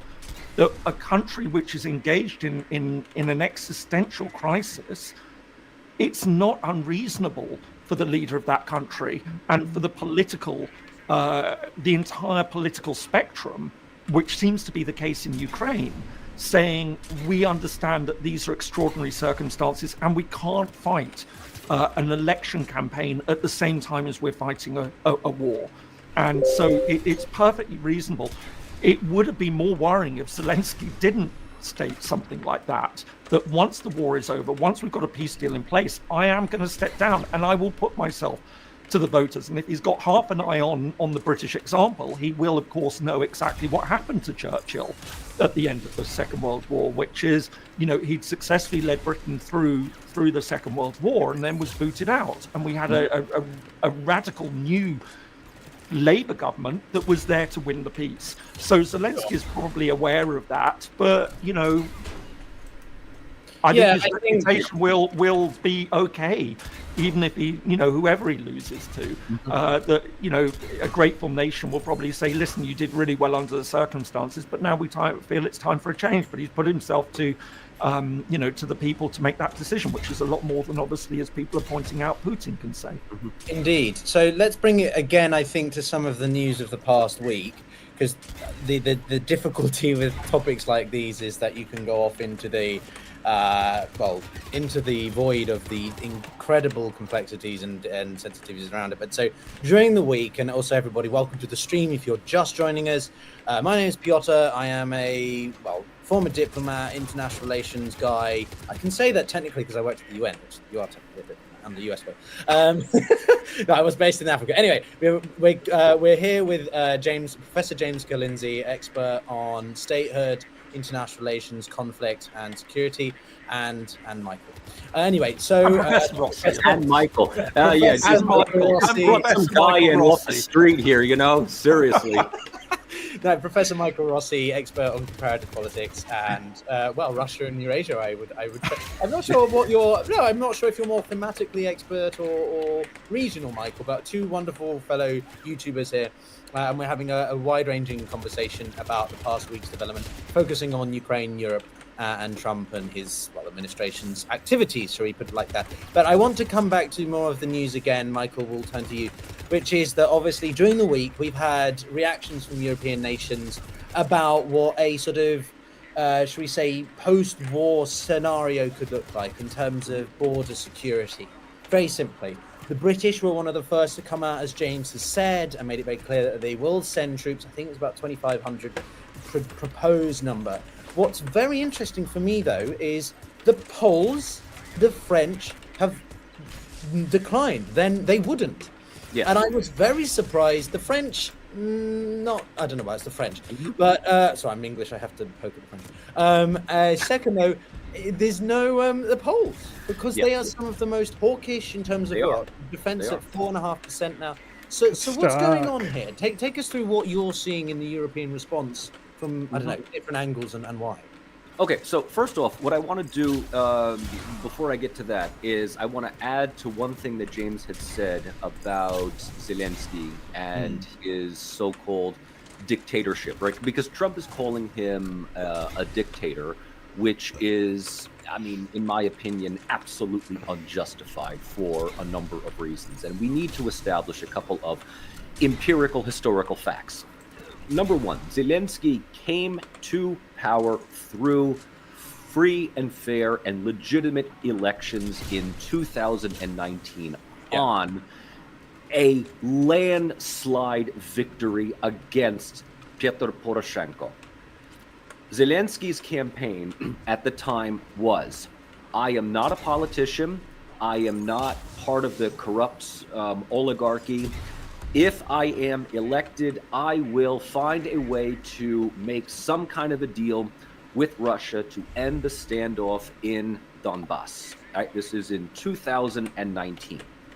This whole dictatorship element, which many people are, I have to say, are erroneously ascribing to Russian narratives and Russian propaganda. Russia does not consider Zelensky a dictator. The official narrative is that Zelensky is now, after last May, simply illegitimate because his mandate as president ran out and that he did not choose to hold elections because of various reasons, emergency powers. You know, Putin will cite chapter and verse in the Ukraine constitution that the legitimate power is now the Speaker of Parliament of the Verkhovna Rada, the parliament.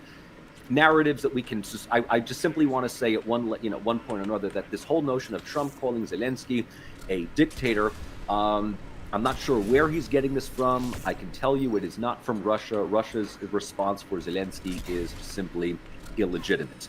However, okay, with that said, Russia will work with, the official statements, with the designated legitimate authorities of Ukraine should there be new elections. If Zelensky has now agreed for new elections, it remains to be seen whether he will be reelected or whether he will step down or whether this is his opportunity to board the helicopter that has already been gassed up and ready to fly away to one of his dachas that he and his wife have purchased as a way of handing off responsibility to the next person to deal with Ukraine's fate.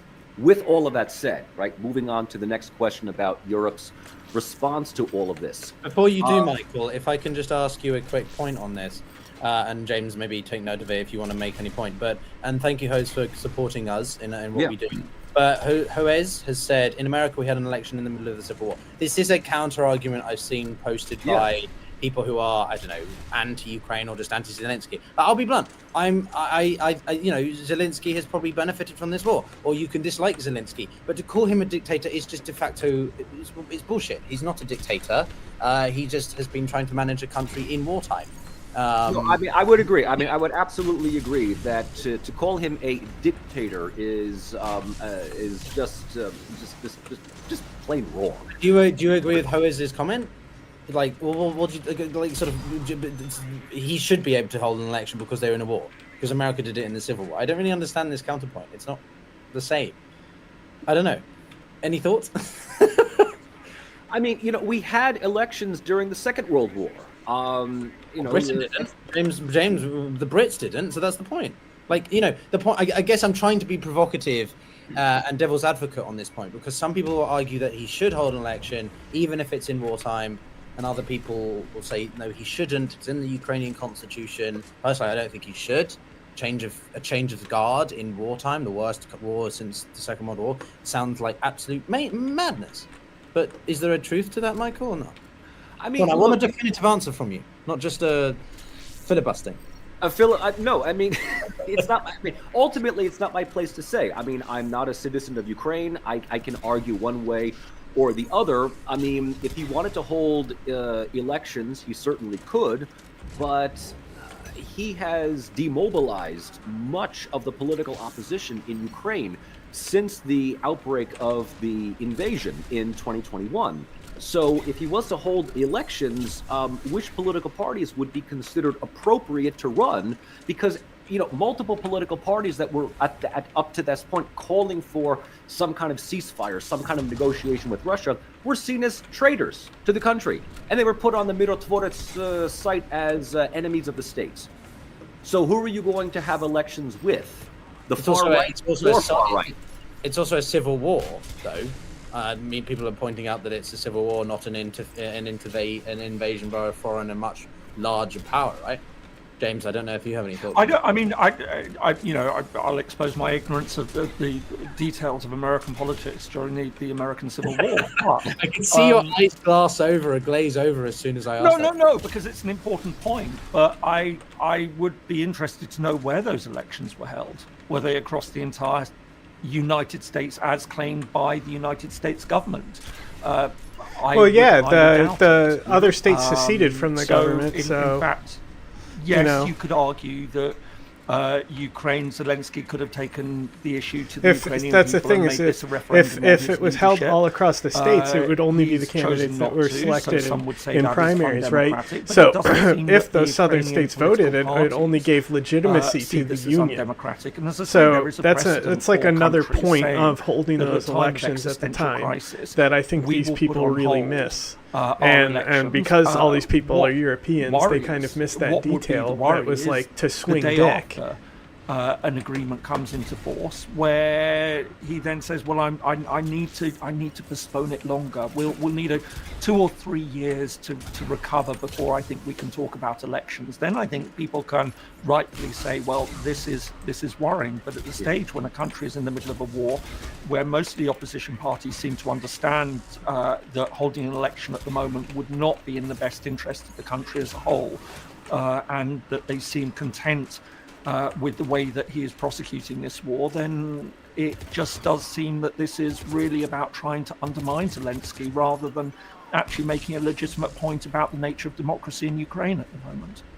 And frankly, a lot of those people who would be making that are people who, frankly, don't seem to care very much about the nature of democracy in Ukraine, because they don't seem to care about Ukraine at all, if we're to be very honest. So, maybe I'm sort of being a bit hot on my sleeve this week about a lot of this stuff, but it's. I'm sensing a degree of despondency in yourself, James, once again. No, I wouldn't necessarily say despondency. I think, I do think it's very sad what we're seeing Trump do to Ukraine. I don't have rose-colored spectacles about all the problems that Ukraine has. And what would be needed to join the European Union. That came up. I mean, this is a country which had a lot of problems before the war started, and a lot of those will be compounded. But at the same time, yes, I do respect what they've been trying to do. And I think most countries and a lot of the people who are saying, "Oh, well, just Ukraine should give up and just accept a loss of territory." It's rather interesting how many of those would accept the same if their country were the country that was facing this problem. How many of them would roll over and say, "Yeah, we'll just accept it in the name of peace"? They see this as an existential crisis. And I, from my broader international perspective on this, say this is a war that really is very troubling in all sorts of ways, because it could define the nature of security, peace and security for the rest of this century. And I don't think that's what we're seeing now is I very much appreciate that, and I'll bring it back to you, Michael, because I want to hear your thoughts on the European security provisions amongst whatever the question I asked you before. But just a quick point on this that you said, James. I agree. I think what I'm noticing most of all, or one of the biggest themes I'm noticing most of all from all of this, is the short-termism of things. People who are in love. It's not even the people who are cult-like about Trump, people who absolutely adore him no matter what, or Musk. This sort of the groups who have emerged out of the election and prior as well, out of Ukraine, sort of regardless of what Trump says or does, they just embrace and endorse everything, even though they don't think about the longer term consequences. Sure, you can internalize, you can put America first, but it doesn't happen in a vacuum. Nothing that they do will still negate the fact that the Russians and the Chinese will continue to want a way to etch or scratch away further at the US dominance as the global hegemon. And all the benefits that Americans have yielded from over the past 80 years. Yes, there's been challenges, of course. I'm not a full-out globalist, but I'm certainly more internationalized than I'm not. Are because of being international players. Disengagement is not a good thing. And I think it's incredibly sad, to use your point, James. I keep meaning to write this tweet, but I forget. Which is sort of like, I think it's just very sad that the only time a lot of really pro-MAGAs will understand the shall we say, the mistake is when it's too late. When they come so far in and they're like, oh shit, we really benefited from that. And it will take so many sort of setbacks, be it because of economic prosperity going down or some other things, that they'll be like, oh, well, maybe we should have done that. And I'm not saying I have the answers here as a Brit or a European, but I'm just saying it's kind of tragic, really, to see sort of people so anti it in such strong ways, when it's like, if you knew even remotely a little bit more about international affairs and just how it all blends in and why it benefits America in some ways, you would maybe have a slightly different perspective. But Michael, I don't know, am I sounding despondent now? I mean, eventually, both of you were going to come over to my area of Doomer Marxism, and when you do, I mean, I have lots of vodka, I have lots of whiskey, I have lots of drinks. We're all friends here. Welcome to the, despondent vanguard. As you can tell, I'm wearing all black today. I should point out. I mean, I decided which T-shirt am I going to wear today. Here, I figured I'd, wear my good, friend. Oh, you are. Oh God. Oh, absolutely. Oh, absolutely. Oh, absolutely. When life gives you lemons, destroy capitalism. I mean, listen, at one point I was a Fox News watching, Rush Limbaugh listening, right wing kick their ass and take their gas conservative.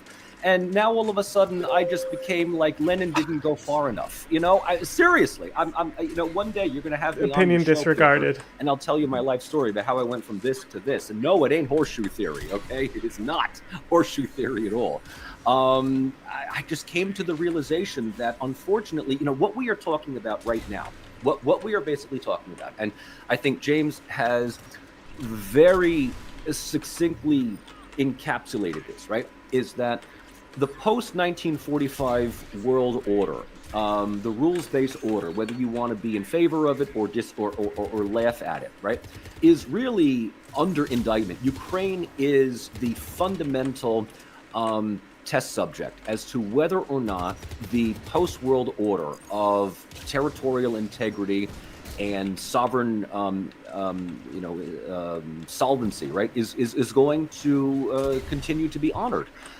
Because if Ukraine is carved up, this gives a green light to any might makes right movement, whether it's China over Taiwan or Azerbaijan over Armenia, Turkey over wherever they can, exert Venezuela over Guyana, the list goes on and on. Wherever it happens to be. And we go right back to, I want to be very clear here to the audience. We go right back to 19th century realpolitik, except that Bismarck is not at the helm controlling all of this.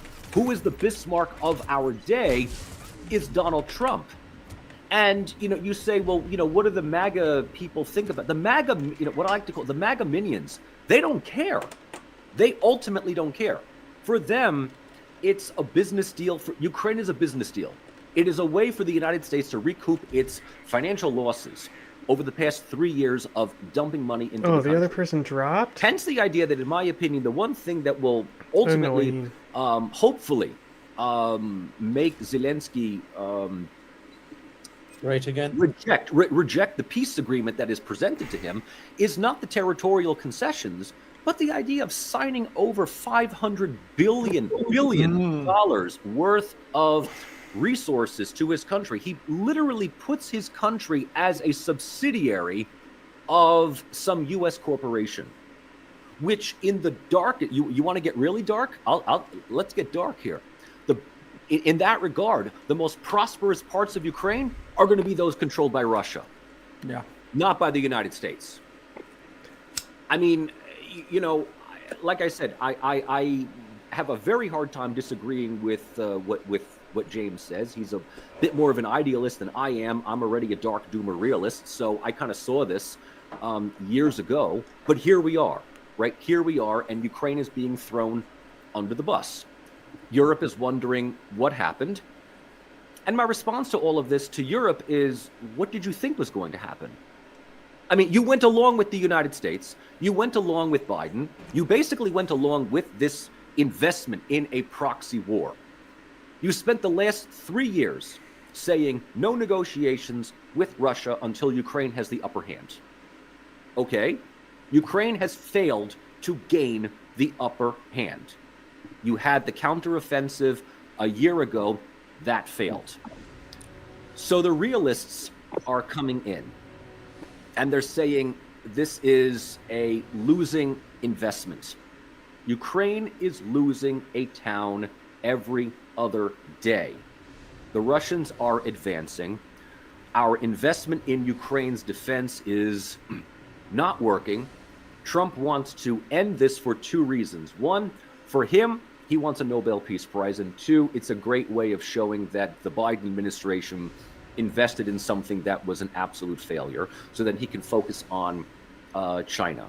For him, Ukraine is just simply solve the problem, whatever it is, draw a line at wherever the fault lines are militarily, call it a day, give him the credit for ending the war, and, people will give him praise for ending something that is, ultimately something that we shouldn't have gotten ourselves involved in at all.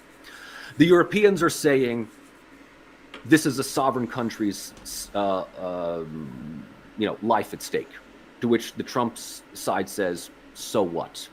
It's not us. And right now I'm just looking at the clock, we're about 40 minutes away from the polls in Germany closing. And I would be very interested to see how much AfD comes in second. They're not going to come in first, but they will come in second. Well, they're polling about 21%. And in my take is that we're going to see the most egregious grand coalition just to keep AfD out. CDU, SPD, and heaven help us, the Greens, once again. And my point here is that the European political elite is going to do everything possible to gaslight itself into believing that they can still hold out against the inevitability of Trump's reality, when polls are going to suggest that a growing majority of the European electorate is simply tired of just blindly supporting Ukraine because their politicians say so. This is what Russia, I think, is ultimately banking on, is just electoral fatigue, economic fatigue. Europe will just get tired of the whole thing. The United States has already gotten tired of it, and they're jumping on the initiative that Trump is offering. Yeah, but Michael, let me interject there a little bit, because I think there's I want to sort of counterbalance a bit what your point, because there's certainly a lot of truth to that. J.D. Vance's speech, as we've discussed in its last week we did, right? It still captured a lot of headlines and discussions across podcasts and reactions. 2 weeks later, right? It was that much, but he wasn't even talking about security, international security, or foreign affairs. He was talking about the enemy within, i.e., this sort of what you're maybe referring to, Michael, the sort of out of touchness of European elites to the electorate. Sure, yes. But Europe isn't America, and there's plenty of people who constantly tweet at me and tell me in my YouTube comments that we are absolutely appalled by the AfD. And there's a specific law in Germany after the Second World War in the 1930s and 20s that prevents this sort of thing from happening again, right? So while I'm not taking sides here, there is quite a clear distinction here between what America seems to think works best for them and therefore the rest of the world, and the Europeans who are like, no, we don't really want that actually. And as I've probably shared with you in the past, Eurobarometer statistics indicate that a lot of Europeans are actually quite content. 75% said that they are more supportive or approving of the European Union in its current set than are disapproving or, would prefer it to be looser or whatever. Point I'm making is that even though Europe is not growing very well, Europeans seem quite happy. They seem quite content with the European quote-unquote project. So do you really think that the sort of exportation of Trumpism, Vance, and other sorts of ideals like this are really going to carry over into Europe? I just don't. AfD may well do well in the polls, but I don't think they're going to come through and have as much of an influence in German politics as you seem to think so. Right. I'll be quick because I don't want to keep James out of the conversation. No, of course. No, I think he has much more insightful than I do. I would say, and I think both James and I presume James will agree with me. I mean, AfD will, at best, come out in second place, and they will not be in any position to form a governing coalition. He was AfD right. is absolutely anathema right now to the German political establishment. So we're going to see in the next coming years what we've been seeing in the last few, and that is establishment political parties doing everything possible to keep the right-wing national populist parties out of any kind of governing coalition. But at the same time, we will see, and the CDU is notorious for doing this, the CDU will mimic what AFD says simply for votes and for relevancy, but will then say, but we're going to do it more humanely, more democratically. So, you know, when Angela Merkel a couple of years ago had said, you know, multiculturalismus is tot, multiculturalism is dead. When Merz a couple of weeks ago was almost agreeing with some of the policies of AFD, and that immediately resulted in a complete, you know, collapse of CDU's polls. Right, you know, absolutely. I mean, yes, they are going to do everything possible to keep the, you know, the Alice Weidels, the Marine Le Pens, and other people, the Nigel Farages. I wanted, last I checked, what is reform? What's the reform is currently on about 26, 27%. The Conservatives are about right. 4.25. Oh no, sorry, Labour, and then the Conservatives are about 22, 21. So it's Okay. very dead heat at the moment. But under the current political system in the United Kingdom, FPTP, or first past the post, Reform would never have a hope in hell of being actually able to win a majority, let alone actually govern. Sure. So it's sort of, Germany's a little bit more nuanced because it has this coalition-based Right. system.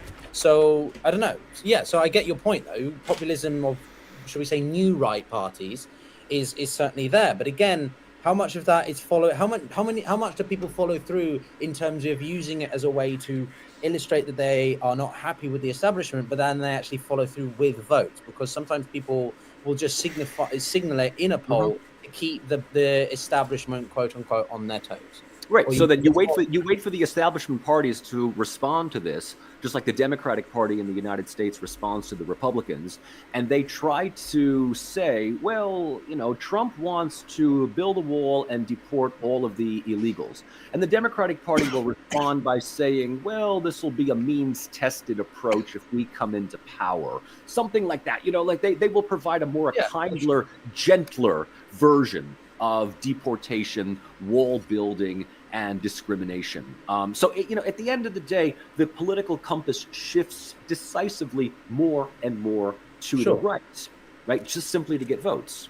So let me put to you, James, and to add to the question, I've got one comment here from Jabberwocky, GB, Moldova. So he's making the point, or they are making the point, that, you know, Europe has attempted to impose certain outcomes or interfere in the elections. Obviously, on Twitter, it's very controversial what's been going on around Romania and what some people see as the, cancellation of a legitimate election.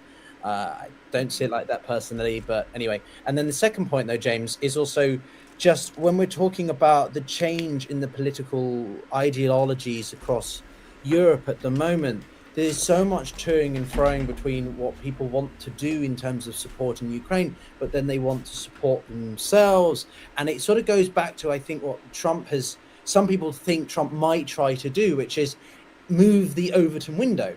Right? So you guys know what that is. For the audience, Overton window is a political concept whereby you've got a spectrum, and if you've got an idea, let's take gay marriage, you want to normalize gay marriage. But you know that that's such a radical idea. You start with something slightly less radical, like civil unionships. And by suggesting the more radical thing, it begins you to get talking about that slightly less radical thing and normalize it.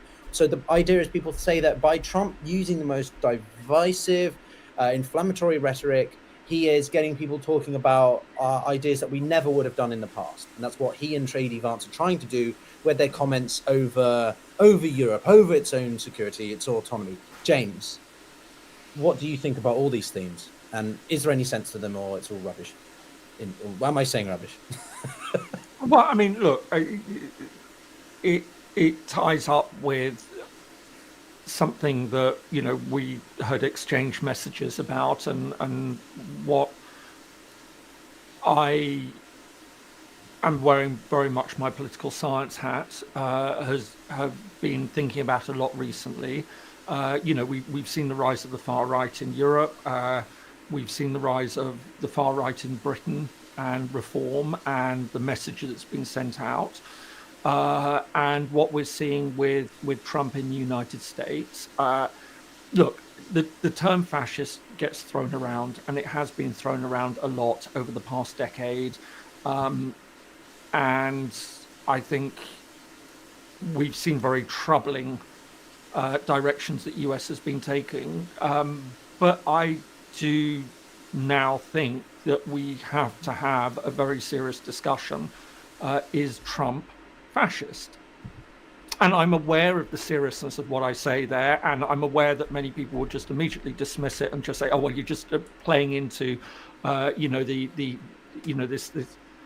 this extremist language of the left or whatever." No, I am coming at this very much as a centrist politically and looking at exactly what's going on, and it ticks most of the boxes for what a classical political scientist would say constitutes fascism.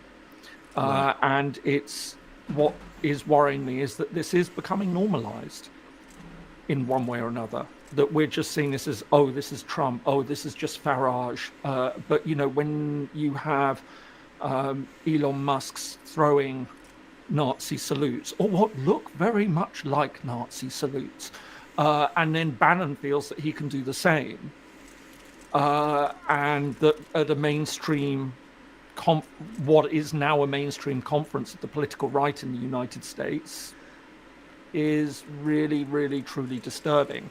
And I think, like many others, I hear the point that the argument is in Europe it can't cross over, but my perspective is it has crossed over in the United States.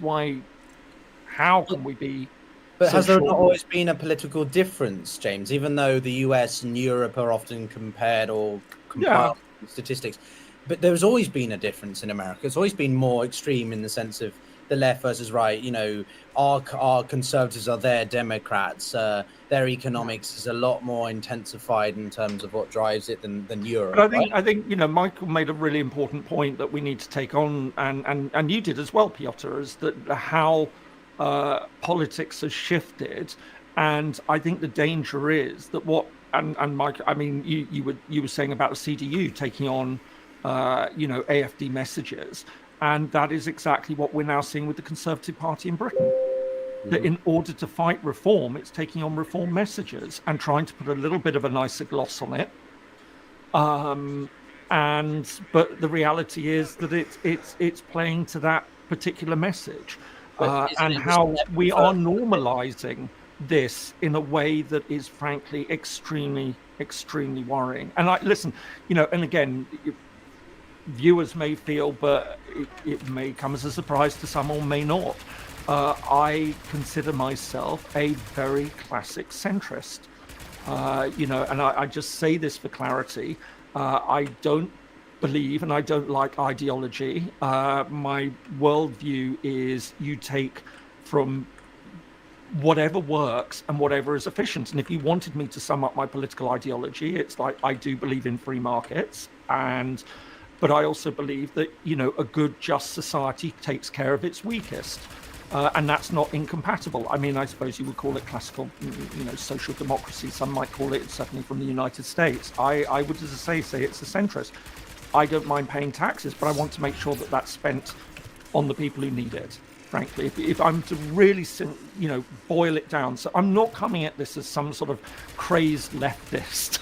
Marxist, definitely not. Hey, where's your t-shirt? You pinned your stop colours wearing the to that same mark blue today, shirt, I have James? to Always say. look- I am not like that. I am absolutely, the good old political the political compass test. I don't know if that still exists online. It does. It's skewed to the left, actually. I took it actually just on a side note before we maybe shift to a slightly new area of conversation. But I took a group of these tests, and if anyone in the chat is interested, I can drop them in the links. But the political compass is incredibly skewed to the left. So I, like you, James, consider myself a centrist. I don't know if I'm a traditional centrist or a radical centrist, but I think it depends, right? So let's take the international spectrum, for example, right? So over here you've got globalists, World Bank, oh shit, I've worked for the World Bank. Oh, somebody's saying these guys are so far left they can't see the middle. No, exactly. I'm so far left. Said Yeah. something beautifully far on the right. I mean, Yeah, you can't. Anyone's going to be left to, This is the problem, right? I keep meaning to make a video about this, and I will. But like, all labeling, all connotations of any former concepts of political science have lost meaning, right? Yeah. And that includes populism, the far right, the fringes, but globalism. Like, I consider myself an internationalist. It's a clear, quite classical term, but it means you believe in international cooperation. It means you believe in engagement and interaction in the international system. Does that mean I believe in the homogenization of cultures, economics, nation states losing sovereignty? No, it doesn't. I'm quite funny enough if you think it, patriot to Britain, even though the weather's always dog shit out here. But I don't like the internalization of your affairs. I don't think it's a beneficial. That being said, we touched upon tariffs in the past conversations, and I can understand the role of tariffs to an extent. Do I agree with them 100%? Not particularly, but in certain contexts, they can be maybe a necessity. But that means people hear one thing and they hear what they want to hear. That's one of the biggest issues I think we have nowadays. And they just label you as X, and then the rest that you say is it goes over their head because they've just seen, as your comments have just said, we're all leftists. So And I should say, I just saw another one say that if Elon Musk was a Nazi, the Jewish community wouldn't have let him near the White House. I think you need to. I think you end up with these sorts of, and I raise these because I think it's very problematic. I think what we're talking about is fascism, not Nazism, and I think we need to draw a distinction between the two. And it's important that there was a very specific Nazi ideology which focused on Jewish people. Fascism is rather different. Nazism is a form of fascism, but not all. I think fascists and Nazis. You can have a difference between it, but fundamentally, what are we talking about when we talk about this? We're talking about a highly authoritarian worldview. We're talking about an extreme nationalist worldview. You have Trump making comments that whoever is defending their country can't break the law. Yeah. These are all sorts of things that you would expect to see in that sort of political system, and it's extremely worrying. So I think but again, we need to be very, very careful when we talk about all of this, and I think it's very easy for people to conflate, and we see this. And I, wearing my academic hat, I mean, this is exactly the sort of thing when you're speaking to students, you warn them against and sort of say, listen, you've got to be very precise. You've got to have nuance when you're talking about this. And that's why I said, listen, I wasn't going to say that Trump was a fascist 5 years ago. I mean, there were all sorts of problems with the first Trump presidency. But what we're seeing now is very much something that I think is worrying, and what it's coming on board of a lot of other trends elsewhere. And one wonders if it's because of what we've been seeing in Europe that has also emboldened those around Trump to go further down the line, as you said, Piotr, that they feel that this has become so much more normalized now in debate in so many other countries. The one thing I would say, which was really interesting, and speaking with a very good friend just a little bit earlier today, is whether Trump's handling of Ukraine has done him enormous damage amongst like-minded individuals in Europe. That there are many on the political far right in Europe who are much more worried about Russia and have been very critical about his position on Ukraine. And I think that this is an interesting element to also consider in all of this. Yeah, no, absolutely. I want to just take a moment to sort of take stock of where we are. Yeah, because I mean, it's all sort of suddenly a lot of. No. I think it's incredibly important, James. I would summarize it as that there is no singular definition of the right or the left. Every single country has a interpretation of what they consider to be the center right, the far right, the new right, the alt right. These are all terms that have emerged in recent years, particularly since 2016, Trump's first election, and it threw the idea of political science and political ideology is kind of up in the air. And so, someone's made a good comment here in the comments here about the fact that each country has a sort of their version of should we say, populism. So Reform is very different to Meloni, right? Meloni is very strongly in support of Ukraine, but she is anti-immigration, or much more in terms of clamping down on migration. I personally do think we need to do something about migration. I do think there is a huge influx of. I don't support, and never did, Merkel's open door policy, but that doesn't mean that I don't support managed and well-targeted migration. But that's the problem. People hear one thing and then they label you. So I'll come across to the left, sort of far right. Viktor Orban, often, we've talked about him on the show before. He's often touted as the sort of main European frontman for Putin. But Vucic has also been labeled in that same way. And I mentioned Vucic because he's Serbian, and you guys will get loads of comments now. But Vucic is often put in the same brackets, sometimes James his face. So, it's variable. So I think it depends, but the point is that at the end of the day, I just stopped using labels, and I just I think it's I get your point, and I think you made a very good point about people like Meloni. I mean, I think we have to understand. You're absolutely right. I mean, as unpleasant as I find the debate on immigration, and unhelpful as I find the debate on immigration, because there is all sorts of economic data and sociological data which actually shows that immigration is incredibly important for societies. Yes, you can say it's managed and how you integrate people and all the rest of it. I would not start chucking around labels of fascist at anyone who has right-wing views that I might find unpleasant. You have to use it in a very, very specific context, which is not just nationalism, but a very specific form of corporatism that comes in with it, a very specific form of militarism that comes in with it. There's a lot there that, and as I say, I think it is useful to have, because it does serve as a warning for what we're talking about here. And the trouble is, it is so sensationalized that people push back against it, and that's why I feel very nervous about using it, because then that will, to a chunk of people, that just automatically shuts down anything further I have to say on the matter, which is highly disappointing. Because, as I say, I think it's important to be able to identify, when somebody is behaving in a way that history has taught us we should be extremely nervous about. Yeah, and I think that the whole, I mean, I didn't know this until relatively recently. Maybe I'm very ignorant in that case, but the whole left-right came out of the French Revolution, where they were sitting in the public forums, right? You had the left, the pro-revolutionaries on the left, and then you had the anti-royalists or more traditionalists on the right, and that's where this sort of spectrum actually came from. I had no idea about it. It was such a physical distinction based on seating layout. But I do want to move more towards more of the topical things again. Michael, itching to jump in, I know, for a while. So I don't know. Maybe we can, if you want to jump in with any of the reactions you had to me and James going off on all conceptualities for a second, but also, what will Putin be making of all these developments? Is he rubbing his hands with glee? Because as far as I can see, the Russians have all the leverage right now. They are making gains on the battlefield. Why would they feel the need to come to the negotiating table and make any concessions if they're right?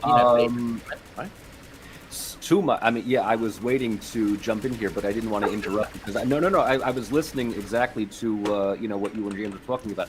I'll give just my own hot take on all of this. Trump is not a fascist for one very simple reason. He's too lazy to be a fascist. Well, that's what James said last week, isn't it? He's too lazy to be a fascist. No. I mean, I ascribe to the definition of fascism as provided by Robert Paxton in his work, The Anatomy of Fascism, which is very much historically rooted in socioeconomic structural decline and the need for some kind of national redemption in saving the state from those that would destroy it, i.e. the Marxists. So the fact that there are no Marxists in the world outside of a bunch of bitter academics and podcasters basically says that, Trump is not a nationalist. I mean, he is, if nothing else, he's a populist. He's a national populist at the absolute most. You know what? I don't know who coined it. I think it might have been Tucker Carlson, someone else. National conservatism is basically what we are looking at in this day and age. I believe that. What's the difference? Yes. I do agree with James that the old It's like saying right-left right conservative, dichotomy okay? in politics has largely gone away, because where is Robert Fico in this situation? I mean, he is the power broker of Slovakia, but his party is traditionally more left-wing than right-wing, but he's certainly a conservative. Viktor Orban is a conservative. Vucic is a conservative. I mean, this whole notion of national conservatism based on what I call the 4 Fs: faith, family, flag, and fatherland. And if you can tap into those 4 elements, Faith, you have family. She reached said a 3 or certain, 4 Fs. Emotional resonance with the population. I just simply want to say one more thing about this before we move to the question on Putin. There was a book published within the last year by Maria Smogovaya called When Left Moves Right: The Decline of the Left and the Rise of Populist Right in Post-Communist Europe. Excellent book for those who have followed the rise of right-wing populism in Europe, specifically Central Europe. I mean, this is pretty self-evident. But the understanding is that this type of conservatism plays into a sense of public grievance against perceived notions of multiculturalism, economic neoliberalism, and the idea that people in a small country like Slovakia or Hungary or even Poland, for that matter, are losing their identity. So, would-be political opportunists will cater to public fears and what I call in my classes a political culture of disappointment, and just simply say that they will be the remedy to all of these situations. And yet Trump is not going to remedy any of these things. Trump is not going to solve anything at all except just collectivize electoral anger. Now, where does Putin come into all of this? Moving this question forward here, where does Russia fall into this? Where does Putin fall into this? I mean, I have, as you know, if you follow my, shameless plug for my YouTube channel, Putin has been, for the most part, very calm, very quiet, and very strategic over the last 3 years. There was a brief moment where they might have gotten a bit apprehensive with the Ukrainian counteroffensive, but that, proved naught. Right now, I mean, I have to say, Russia holds all the cards. They have all of the leverage at the proverbial negotiating table, which is the reason why Europe does not want to negotiate with Russia now. It's why Biden did not want to negotiate with Russia now. Trump is calling a spade and saying it's a losing battle, but this ultimately throws Ukraine under the bus.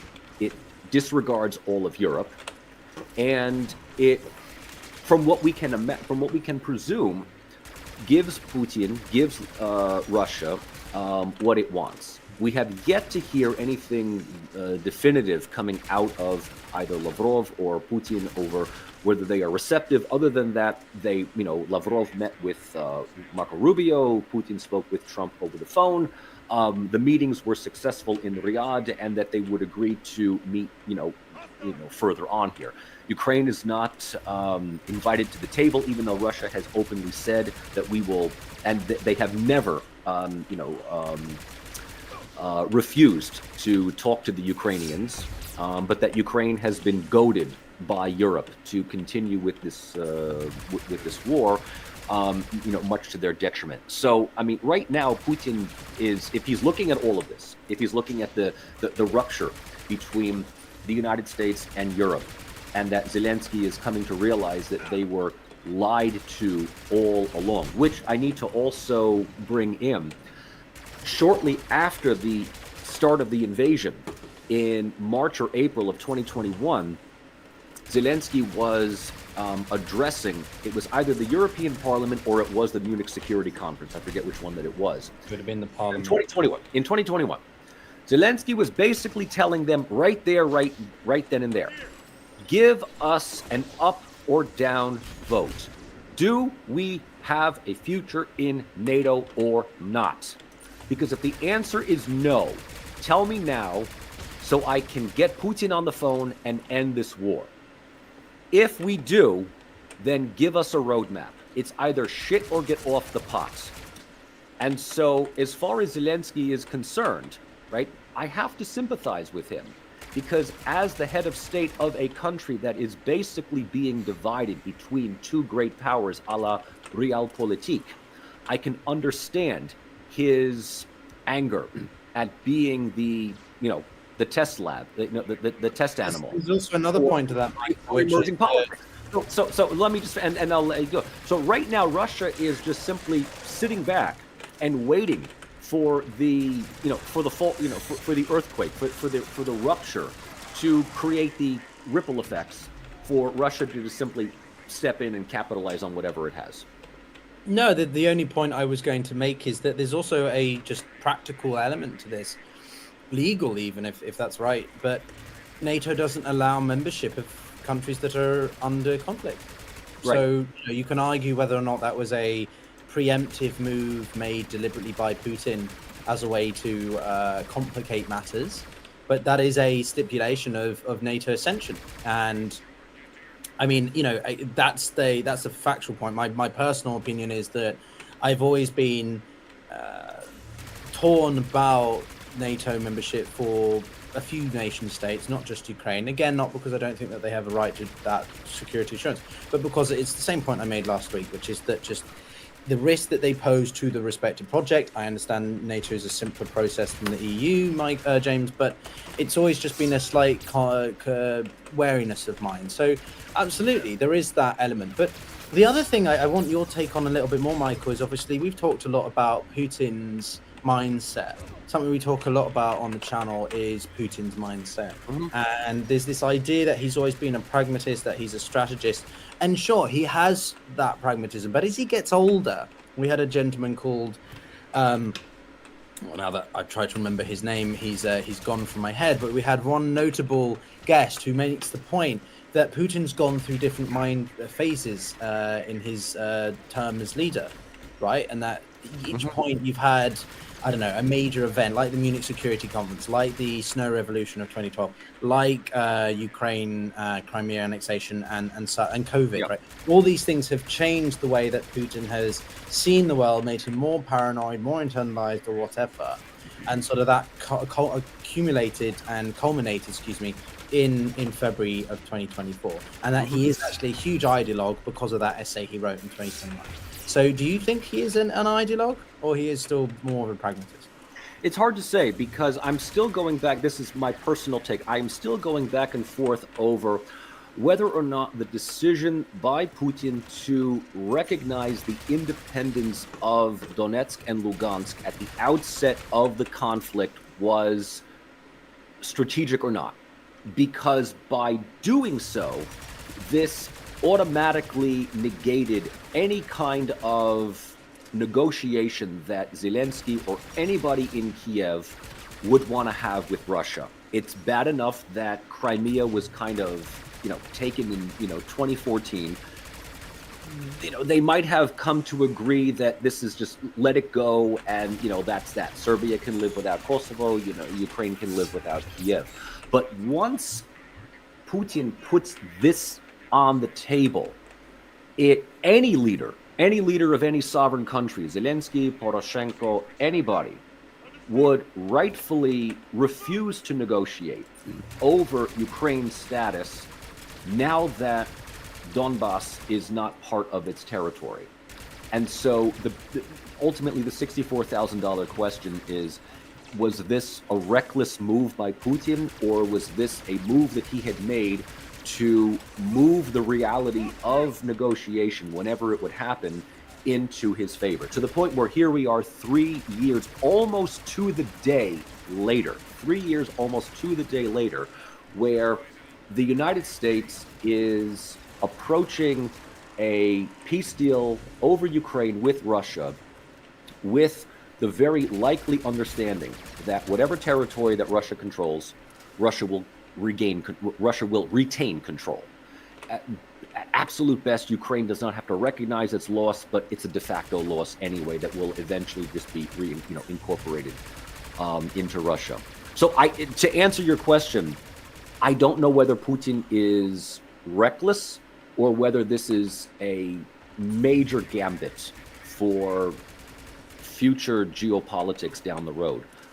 All I have to say, and it was interesting because a student had asked me this earlier today, is that Putin has yet to lose on anything that he has put his name to. Now, that could happen at some point. Or he just is that strategic where he just plays on the bluffing. He bluffs the West. He plays on the West's internal divisions where he realizes that he can capitalize on what he can get.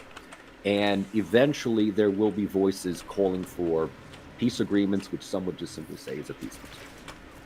Yeah, I was going to ask about that to you, James, actually, the element of appeasement. We made the comparison last week about sort of 1938 and at the time the irony that it was the Munich Security Conference and the sort of symbolism of that to Neville Chamberlain and, well, what was happening in Munich at the time with Hitler and Mussolini as the sort of go-between there. So when you look at what Putin's doing vis-a-vis Trump and just sort of, he seems quite muted almost relative for Putin, doesn't he? He's going about domestic affairs. He was laying a poppy wreath earlier this weekend, I believe, in Moscow. How do you see Putin and the Russian element in all of this? Well, I mean, it certainly seems that he doesn't need to do a lot at the moment, and I'm sure he's strategic enough to know that that isn't helpful. That it's far. Trump has said and is doing things that are quite clearly in his favor. Why to make it better by coming out and saying this is fantastic? Because then it will just simply give ammunition to everyone who say, oh, well, Trump is doing what Putin wants. Just sit back and let it play out. I mean, he's achieved what he needs to achieve, which is, he's got Trump coming to him and saying, let's have talks. And by the way, we're going to reestablish all our diplomatic ties with you. And we want to do some big deals. That, and people around Trump are saying no NATO membership for Ukraine, and Ukraine will just have to accept that it's going to lose territory. I mean, it makes no sense at this stage for Putin to come out and scupper that by being seen to be overly enthusiastic about it. Play it cool, play it calm. I think the real question that we need to be having in all of this is really what Europe's response to all of this is going to be. That's the real question to my mind. And we've got two major visits coming up this week. We have Emmanuel Macron just beating Starmer to be the first of the sort of big European leaders to see Trump. How are they going to respond to all of this? Because this really is a crucial moment for Europe now. If it looks like Trump is going over the heads of Europe in Ukraine and is sorting out some sort of deal with Russia over Europe, as we were talking about last week, the only way that Europe can respond, well, there's two ways that Europe can respond. It's try and walk Trump down from this somehow, or is it prepared to go for the final break with the United States and say to Ukraine, it doesn't matter what Washington is proposing with Putin, we're behind you, we will stand behind you, we will make up the spending that you're going to be losing from the United States. But it goes so much further than that because, again, as we were discussing, I think that there is a real danger that at that point, if Europeans do that to Ukraine, then Trump will say, fine, you're on your own now, and we're withdrawing from NATO. Yes. And so this is a crucial moment. I think Europeans are very worried about that. So that comes down to, I think at all costs, they will be thinking, we don't want to get to that nightmare scenario. We know that the transatlantic relationship is put most generously on life support at the moment. We don't want that final break to be cemented with Trump walking away. So the strategy is, I would imagine, is going to be that how can we walk Trump back away from that support from Russia? So what is it that Macron, what is it that Starmer can go into the White House and say? And I was, really thinking a lot these past few days that one thing, you learn when you watch diplomats up close in serious countries is the amount of preparation that goes into high-level meetings like this. Weeks, months of work will go into preparing briefs, notes, talking points, and with Trump, my feeling is a lot of that goes out the window. Well, he's got no one in the building to do it because he's sacking everyone. But for the very obvious reason, you're dealing with somebody who is extremely prickly. And I heard somebody say this week that this will require all Starmer's abilities, not as a politician, and frankly, he's not covering himself with glory as a politician. I think most observers would say, but all his lawyerly abilities. I would say it's actually all his ability to be diplomatic. So knowing what he wants to say, but how he can best frame it without sending Trump off the edge. I certainly wouldn't want to be in that position. I know, as somebody put it, that the best policy position for Starmer at the moment is to pull a sickie. Somebody put, just say, I've come down with terrible flu. I can't come to the White House this week. So, because it is a horrible position to be in, that how do you try and get across a fundamental point of supporting Ukraine when you've got Trump saying this and you know that he is incredibly thin-skinned? What is it that the Europeans can say? What is it that they can offer to Trump that could get him to change his position? I think we're already starting to see some elements of this. I think the fact that Zelensky is saying, I am open to elections is important. The fact that he's talking now very openly about doing a deal with Trump over the minerals is also a very, very important sign. I mean, he couldn't take that first offer that was put on the table because, as was pointed out, that wasn't 500 billion for future guarantees and support. What Trump was effectively asking is 500 billion as repayment for offered services already rendered. Access to the resources as a exactly. And there's no way that in any sort of way, shape, or form. I think but one does wonder if Zelensky is now looking at the situation and saying, if I can reframe this as ongoing support, does that become tempting to look at? And one final thing on all of this is then how do you guarantee that even if that agreement was reached, that Trump isn't going to renege on it? So I think what we're already starting to see, and I'm sure there's a lot of thinking going, is right, okay, how are we going to walk Trump back from this? What is the deal that can be made, which is just too good for him to reject? Yeah, a couple of things on this, because I think, again, I'm not pretending to be a diplomat with extensive years of experience, but I could tell you from working in the UN for even a couple of years, including in Africa, like the amount of appreciation you quickly become to have for people who are at the senior levels doing, backdoor diplomacy. So when Iran and the United States about a year ago were meeting in the early days of the war in Gaza and Israel's campaign there, they were being held by Oman, and you literally had the two delegations in two separate rooms, and the Omanians, if that's the right word, were running between. It's literally shuttle diplomacy with bits of paper.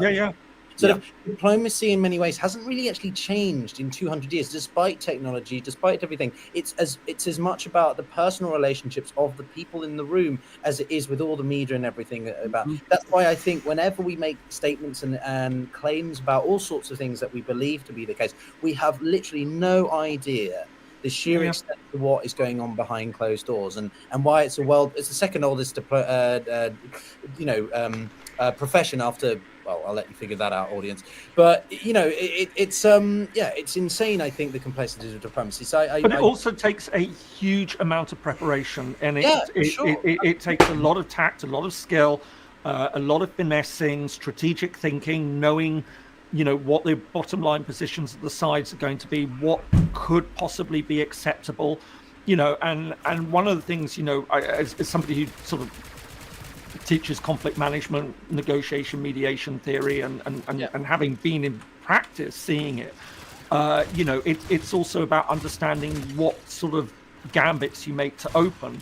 And sort of people say, you start off with extreme positions. And I've always argued, no, you don't start off with extreme positions because you drive people away. You start off with the most extreme realistic position. The one that you're really pushing the boundaries, but it's still within the realms of what one side is going to. You don't expect it to take it, but you're not. Put it this way: you don't insult them. You don't make an offer that's so low, and this is, I think, what Trump did with the minerals. But knowing that Ukraine can't just walk away from this in quite the same way, but it will have done a lot of harm to goodwill. That could have been, if he'd come in with an offer that said, listen, we want those minerals. We feel they're incredibly important. We provided you with a lot of support. Yeah. And if you want that ongoing support, then, these are what we're looking for. Yeah, there's a couple of things I want to add to that, which is very simply that this is why people are, I think, as triggered as they are by Trump. He comes in, he throws the handbook out of the window, the rule book out of the window.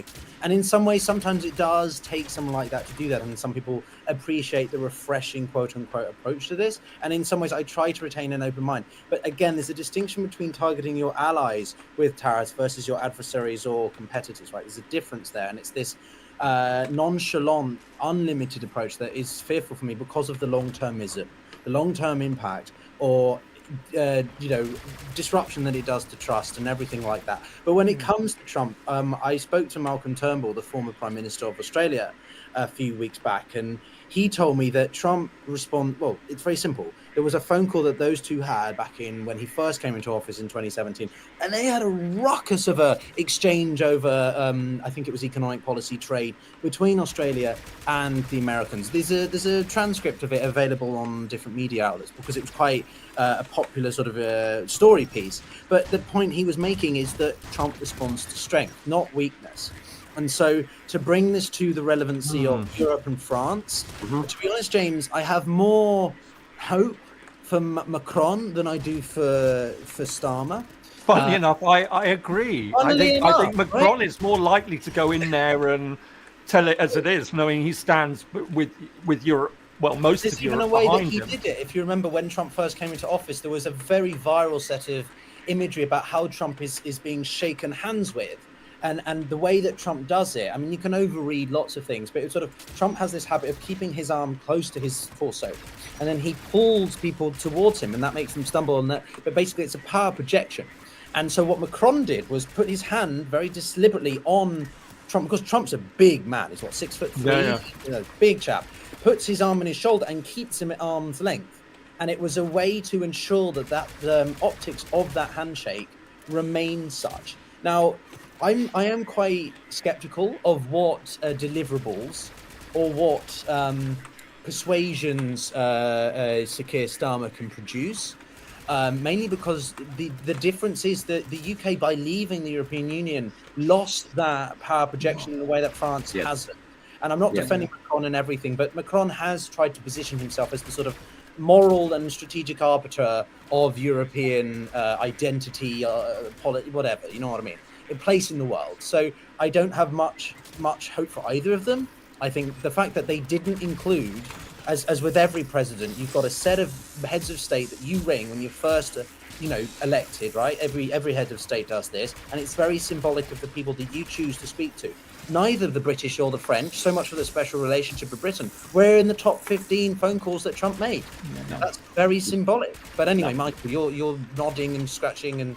I mean, I really hate to burst your bubble here, but if Macron is the best thing that the EU can offer, you guys are screwed.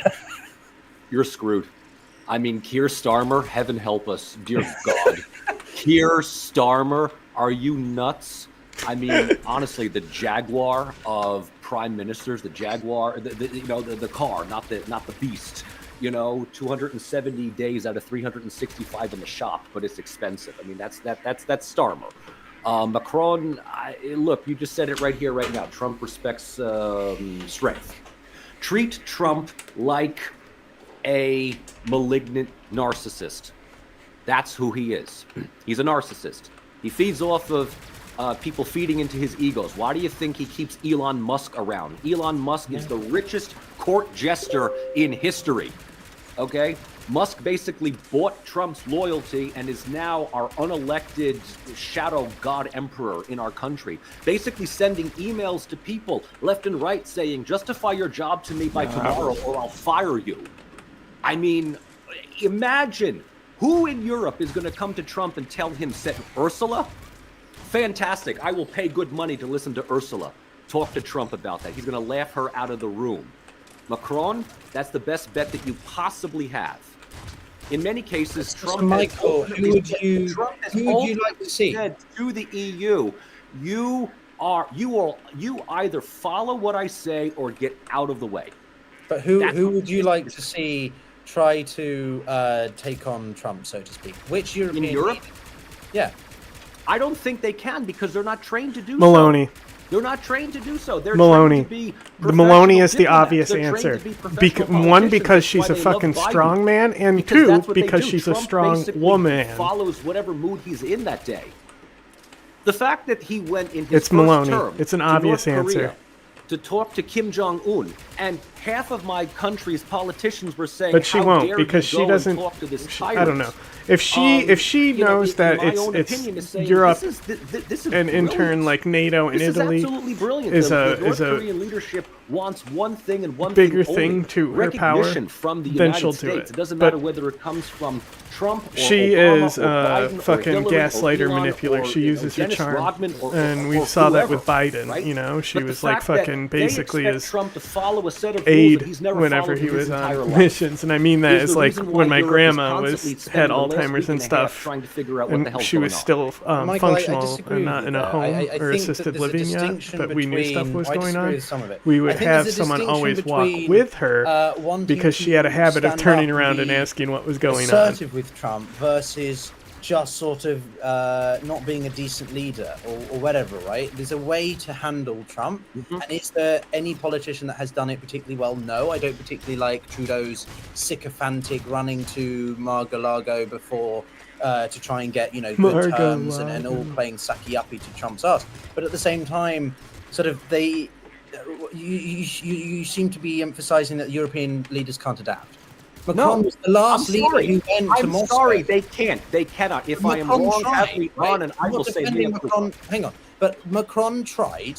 There was a post on Twitter 2-3 days ago, which really pissed me off. And again, it's relative. Do I like Macron in every single way? No. But it's not fair to say that no European leader didn't try. Macron was there 2 weeks before the full-scale invasion tried. He was sitting at that stupidly long table, and he was there. He also he was the final Western leader to keep diplomatic communications over for whatever purpose that may serve. But he was trying, and Putin didn't want to try. So to say simply that European leaders don't have And a nobody backbone, brings him I up. don't It's only agree with. Boris Does Johnson. more huh? leaders need a backbone? Yes, but I don't think it's fair to say that no European leader has attempted to try to leverage. The problem is France is a tiny nation versus America. So yeah, I mean, I think again, I mean, it's reminiscent of the conversation we had last time. I think in some ways, what we need to be thinking about is, okay, so you've got how do you handle Trump, but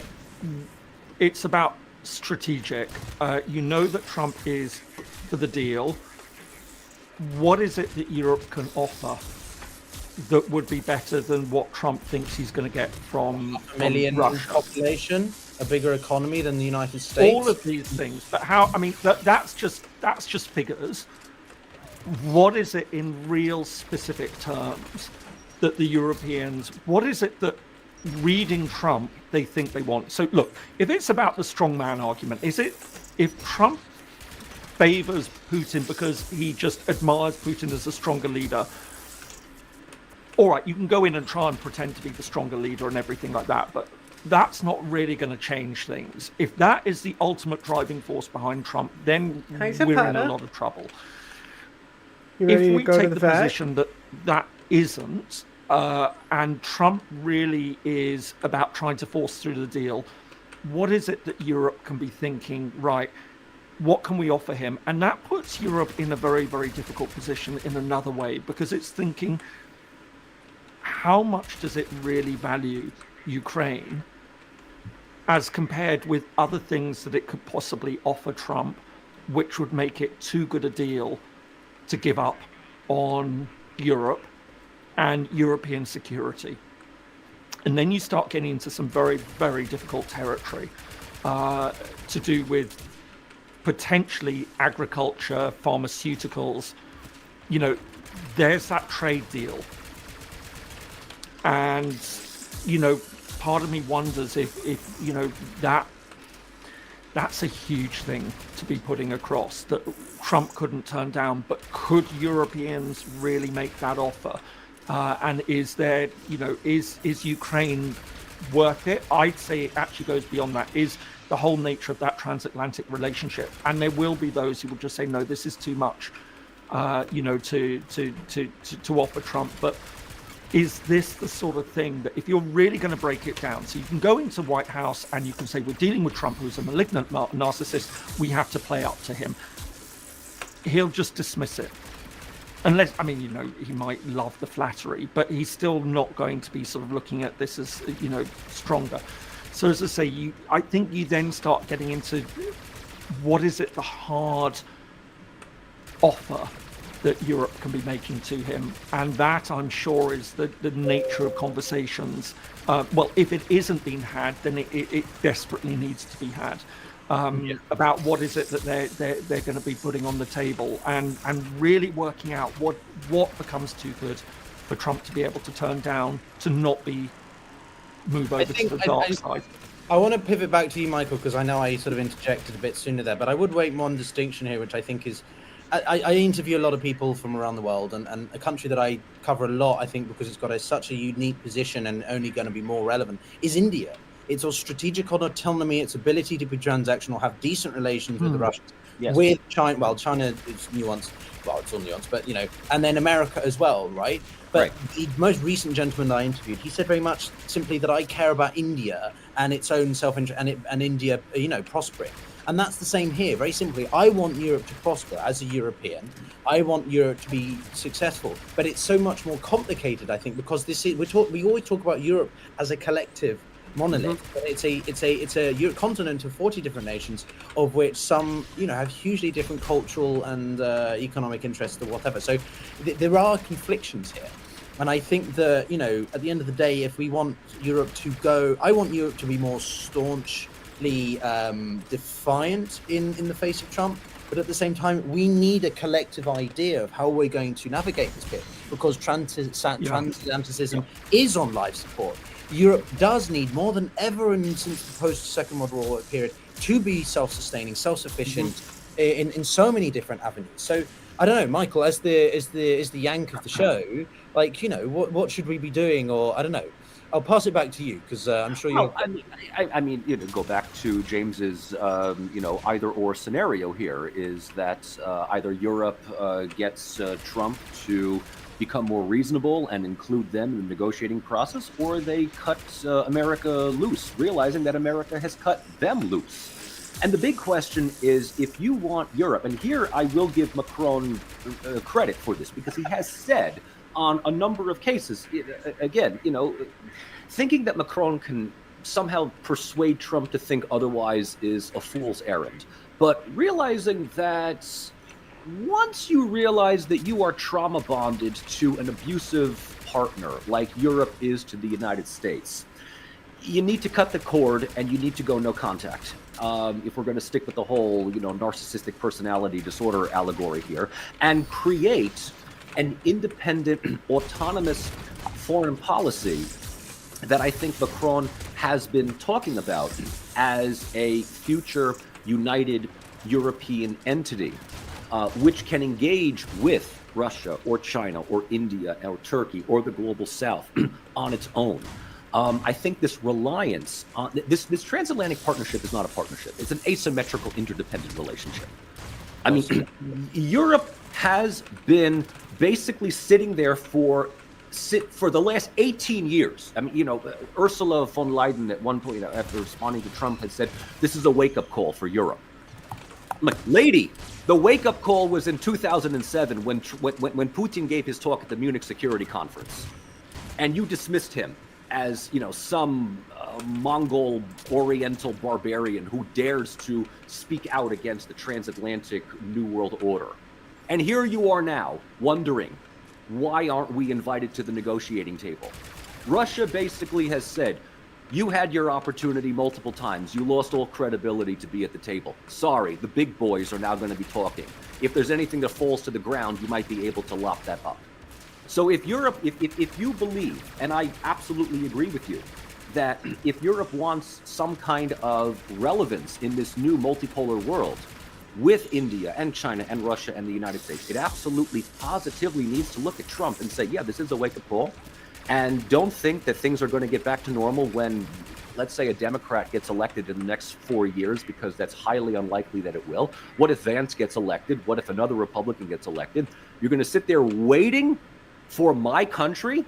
I hate to be the American in the room here to tell you, but as the American, you are in an abusive relationship with us. Okay, cut the cord. Cut the cord. To that, then. You are trauma bonded to the United States. So cut the cord and decide you need an independent way forward here.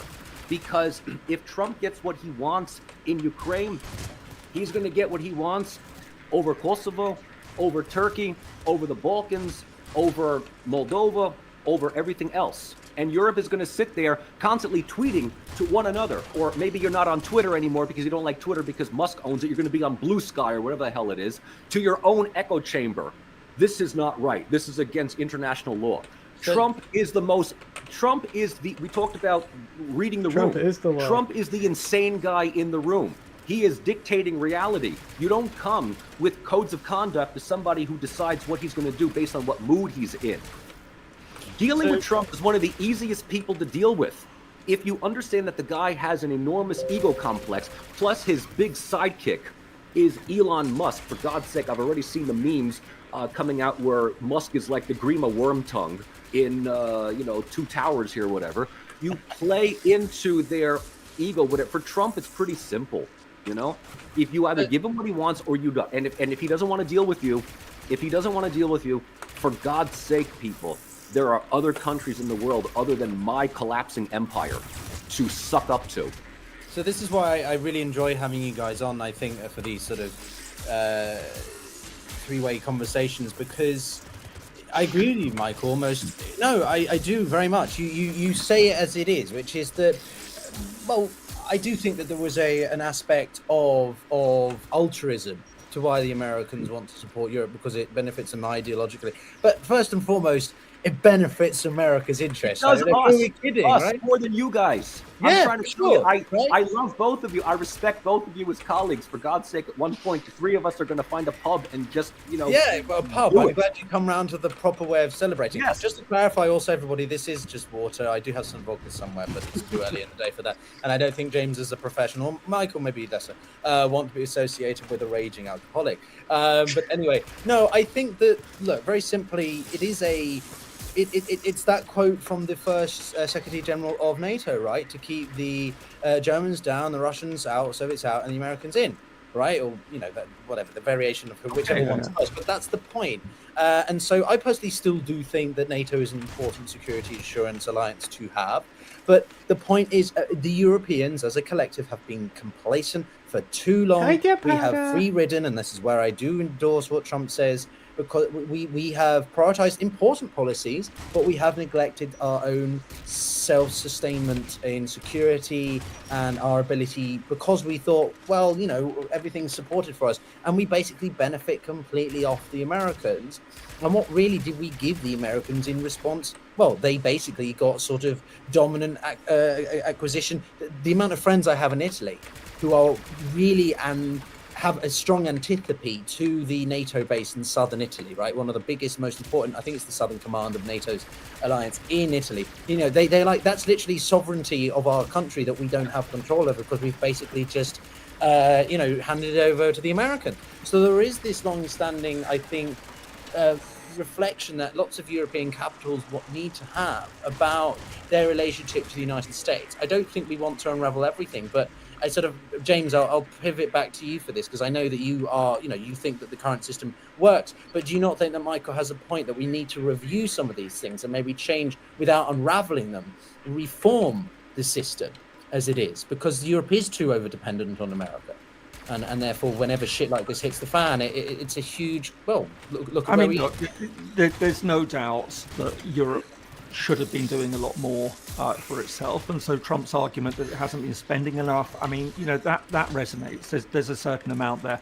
I've just been thinking a little bit more about sort of how Europe can approach this meeting with Trump, because, all right, call me, I do believe in transatlanticism, not because it's about, bowing down to the United States, but simply because I think fundamentally, prior to Trump, and I would like to think that after Trump, possibly, hopefully, there is still a lot more that binds Europe and the United States together in an essential worldview, not a specific worldview on which countries are dangerous and which aren't, but a broad outlook that I think is valuable in many ways. And it's a relationship with its differences, and in certain key ways, very, very big differences.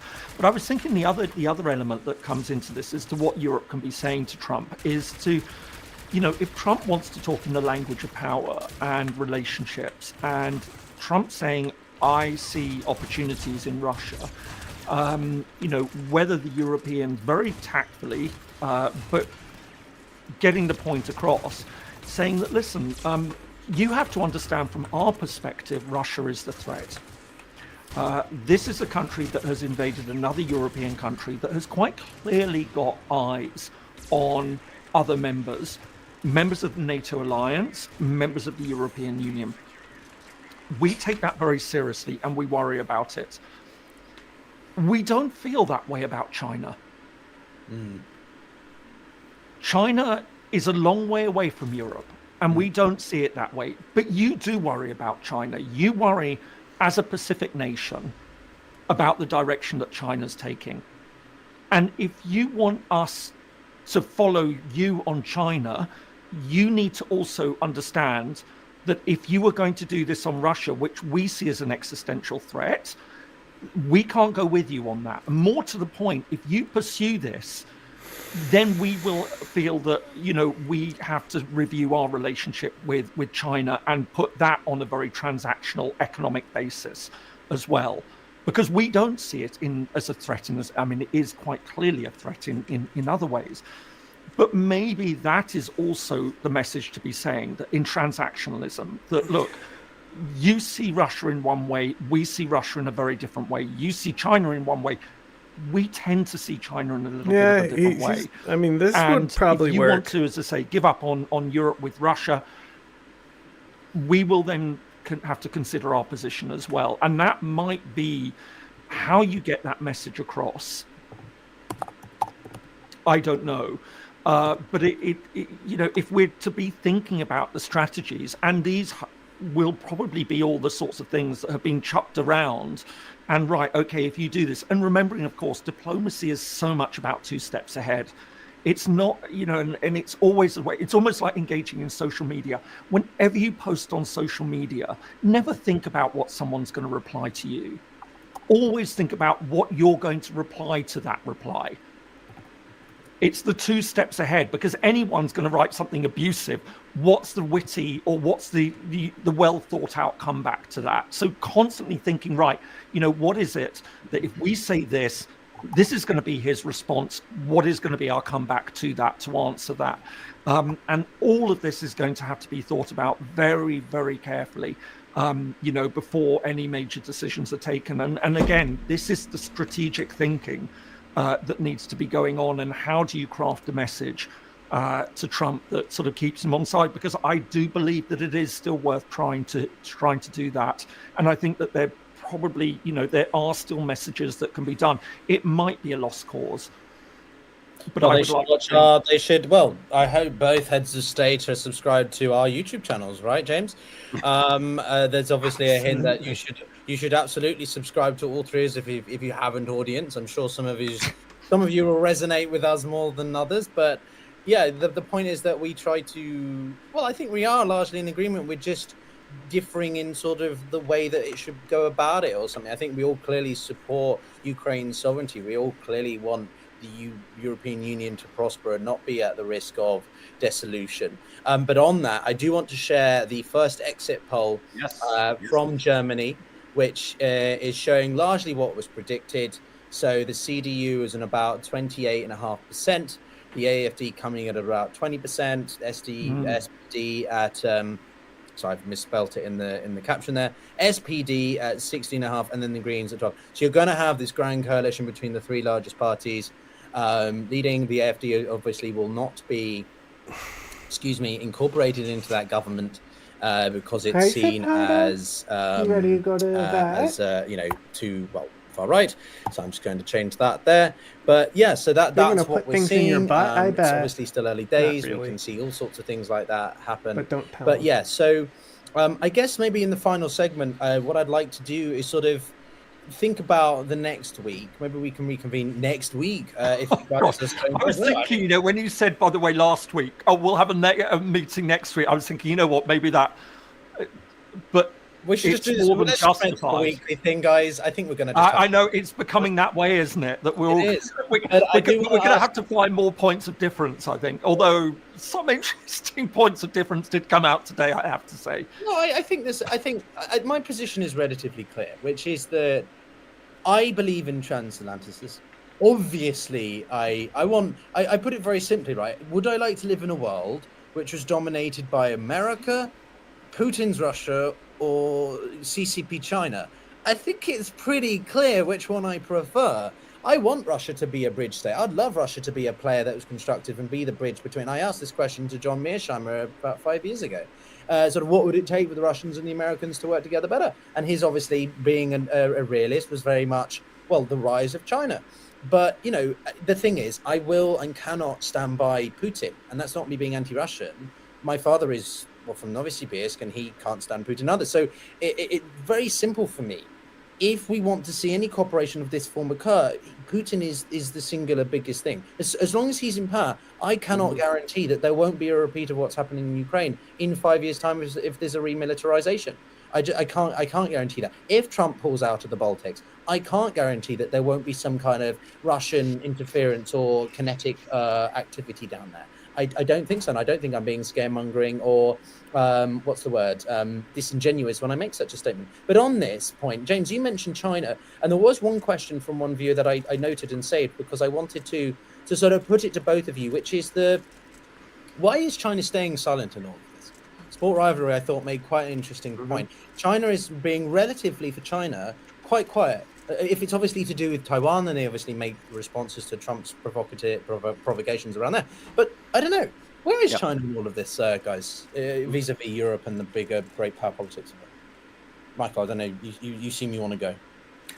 It's very simple. I mean, China's foreign policy up till now has been pretty predictable. They're very quiet. They tend to be neutral. They do not get themselves involved in anything that does not involve their immediate territorial waters or Taiwan.